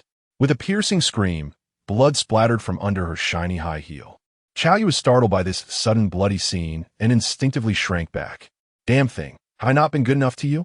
If you can't be tamed, then you might as well die." Su Mingli gritted her teeth and said, and then she viciously crushed the hamster's corpse with her pointed high heel, her fierce gaze as if directed at a mortal enemy. Little Su Mingli was about to habitually call for Xiao Ji to clean her shoes. But then she remembered that Xiao Ji was not there. She turned to look at the stunned Chow Yu, her eyes instantly turning cold, her tone commanding. "What are you still standing there for? Come over and clean my shoes." Chow Yu, whose nerves were about to break, felt a sense of relief upon hearing this. He hurriedly ran over, obediently squatting in front of Su Mingli. Just as he took out a tissue, Su Mingli rudely began wiping her bloody shoes on his expensive clothes. After finishing, she stepped on Chow Yu's knee, leaned down to lift his chin with her fingers, and with a cold smile at the corner of her mouth, asked slowly, "Did you find out about the person you were supposed to check?" Chapter 71. Su Ming Huang, "You little brat, what did you do to me yesterday?" Chow Yu was being held by the chin by Su Mingli, his eyes fixed on her beautiful face just inches away. Under the light, Su Mingli's stunning appearance appeared even more enchanting, and for a moment, he lost his senses, completely entranced, his eyes filled with infatuation and intoxication. Just then, Su Mingli suddenly raised her hand and delivered a sharp slap to Chow Yu's face. The crisp sound echoed loudly in the quiet study, piercing through the silence. Her fair hand turned slightly red from the force, and her long nails left shallow scratches on Chow Yu's face. The intense pain on his face instantly jolted Chow Yu out of his daze. He widened his eyes in terror, the fiery pain making him feel lost and panicked. "What have you found out?" I found out." Chow Yu stammered. "She is with a man, an equipment constructor registered with a guild, named Lin Jin." "Lin Jin?" Su Mingli paused for a moment, her brows slightly furrowing before quickly returning to her nonchalant demeanor, her tone carrying a hint of laziness. "What does he look like?" Chow Yu hurriedly opened his wristband and projected Lin Jin's holographic photo. Su Mingli looked down, seeing a young man in his 20s, a male, an awakened ability user, and an equipment constructor. It was indeed this guy. No wonder Su Ming Wang would be attracted to him. He turned out to be a handsome young man. But suddenly, the thought of Su Ming Wang being with this guy made her feel nauseous. Her expression darkened instantly. and she couldn't help but spit out, "Ugh, disgusting." Chow Yu thought she was scolding him and turned pale with fright, quickly nodding like a chick pecking at grains. Yes. Yes, I'm worthless. I deserve to die 1,000 deaths. Hearing Chow Yu's words, Su Mingli curled her lips into a mocking smile, disdainfully thinking, how man? Truly the most despicable creature in this world. With that thought, she kicked Chow Yu, who was squatting in front of her, and caught him off guard, sending him tumbling to the ground. Lying on the ground, he instinctively propped himself up, not knowing if he was still in shock or too afraid to get up, just staring blankly at Su Mingli. Su Mingli slowly stood up from the high-backed chair, her fitted chi-pao accentuating her slender waist. Her long legs wrapped in black stockings peeking out from a slit of her skirt. With elegant steps, the sound of her high heels striking the floor echoed crisply. Chow Yu stared, once again entranced. But the next second, Su Mingli's high heels came crashing down on him, grinding down heavily, and with a smirk she teased. "Does it look good?" Chow Yu instinctively replied, "Why, yes. It looks good. Then I'll let you see it enough today." Saying this, she pressed her hard shoe sole forcefully against Chow Yu's mouth. Before long, Chow Yu's nose and mouth began to bleed. Strangely, he seemed to feel no pain, his eyes still dazed. Seeing his foolish expression, Su Mingli felt a surge of pleasure in her heart and pressed down even harder. Finally, Uncle Tai outside could no longer bear to watch. If this continued, Chow Yu would be trampled to death, and willingly at that. Uncle Tai had seen such things before. Chow Yu was not the first, but Chow Yu was different. His father had given him a red envelope and asked him to help keep an eye on him. So Uncle Tai cleared his throat outside the door and walked in. He calmly said, "The guild just informed me that the weapons the young lady wanted are ready. They asked when it would be convenient to settle the bill. Such trivial matters. Can't you decide for yourself? Why disturb me? Miss, it seems you forgot to ask Chow Yu earlier where Lin Jin is and if there are any leads on him. If he dies, we'll have to start investigating from scratch. Did you find out something?" But Uncle Tai suddenly lowered his head and fell silent. Su Mingli was taken aback for a moment, then kicked Chow Yu in front of Uncle Tai. "How much did his father give you to cover for him?" Uncle Tai quickly bowed and clasped his hands. "Thank you, miss, for your kindness. Actually, his father didn't give much, just 3 million credit points." Su Mingli stretched her neck and asked, "Just 3 chances? Isn't this the first one? Isn't that fair?" "Fair, not unfair at all, but what if his father adds more money? Then you go take care of his father. Why keep someone so ungrateful?" "Understood. Now, what were you thinking just now? Don't tell me it's just to make me go easy on you." "Miss, since Lin Jin is a registered constructor with the guild, why don't we customize some small gadgets from him, specifically requesting him to make them, and have a personal discussion with him?" In Lin Jin's underground warehouse. That morning, he had already completed 6 pieces of Tier 3 battlesuits and 4 Tier 3 weapons. Among them, 1 battlesuit and a long spear were prepared for himself. He had added a high-frequency particle vibration layer to the tip of the Tier 3 spear. Although its penetrating power was not as good as Su's unranked flame gun, it was much stronger than the one Yi Ling had given him before. Since he had learned marksmanship from Su, he decided he didn't need an arm shield this time.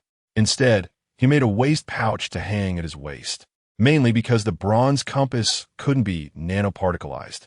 When entering battle mode, the waist pouch would directly nanoparticleize and cover his body to form the battle suit. This time, embedded in the battle suit, he wouldn't have to worry about it shifting. Yesterday, she had dehydrated again. She opened her eyes drowsily, and the blurry figure of Lin Jin gradually became clear as he sat at the foot of her bed, wearing that mischievous smile that made her both angry and fond. "Asking awake?" Su nodded instinctively, suddenly recalling something, her eyes sharpening as she grabbed Lin Jin's clothes and questioned, "What did you do to me yesterday?" Lin Jin's heart skipped a beat, thinking to himself, could it be that Sister Su has amnesia again and misunderstood that I assaulted her yesterday?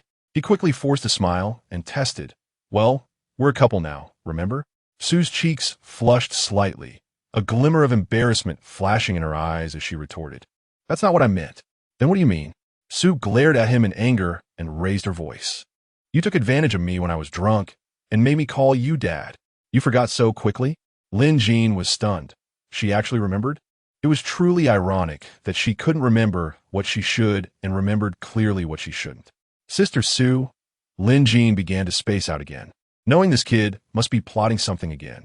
So she pulled him closer, coldly stating, "You want to make excuses, huh? Let me tell you, there's no way out this time.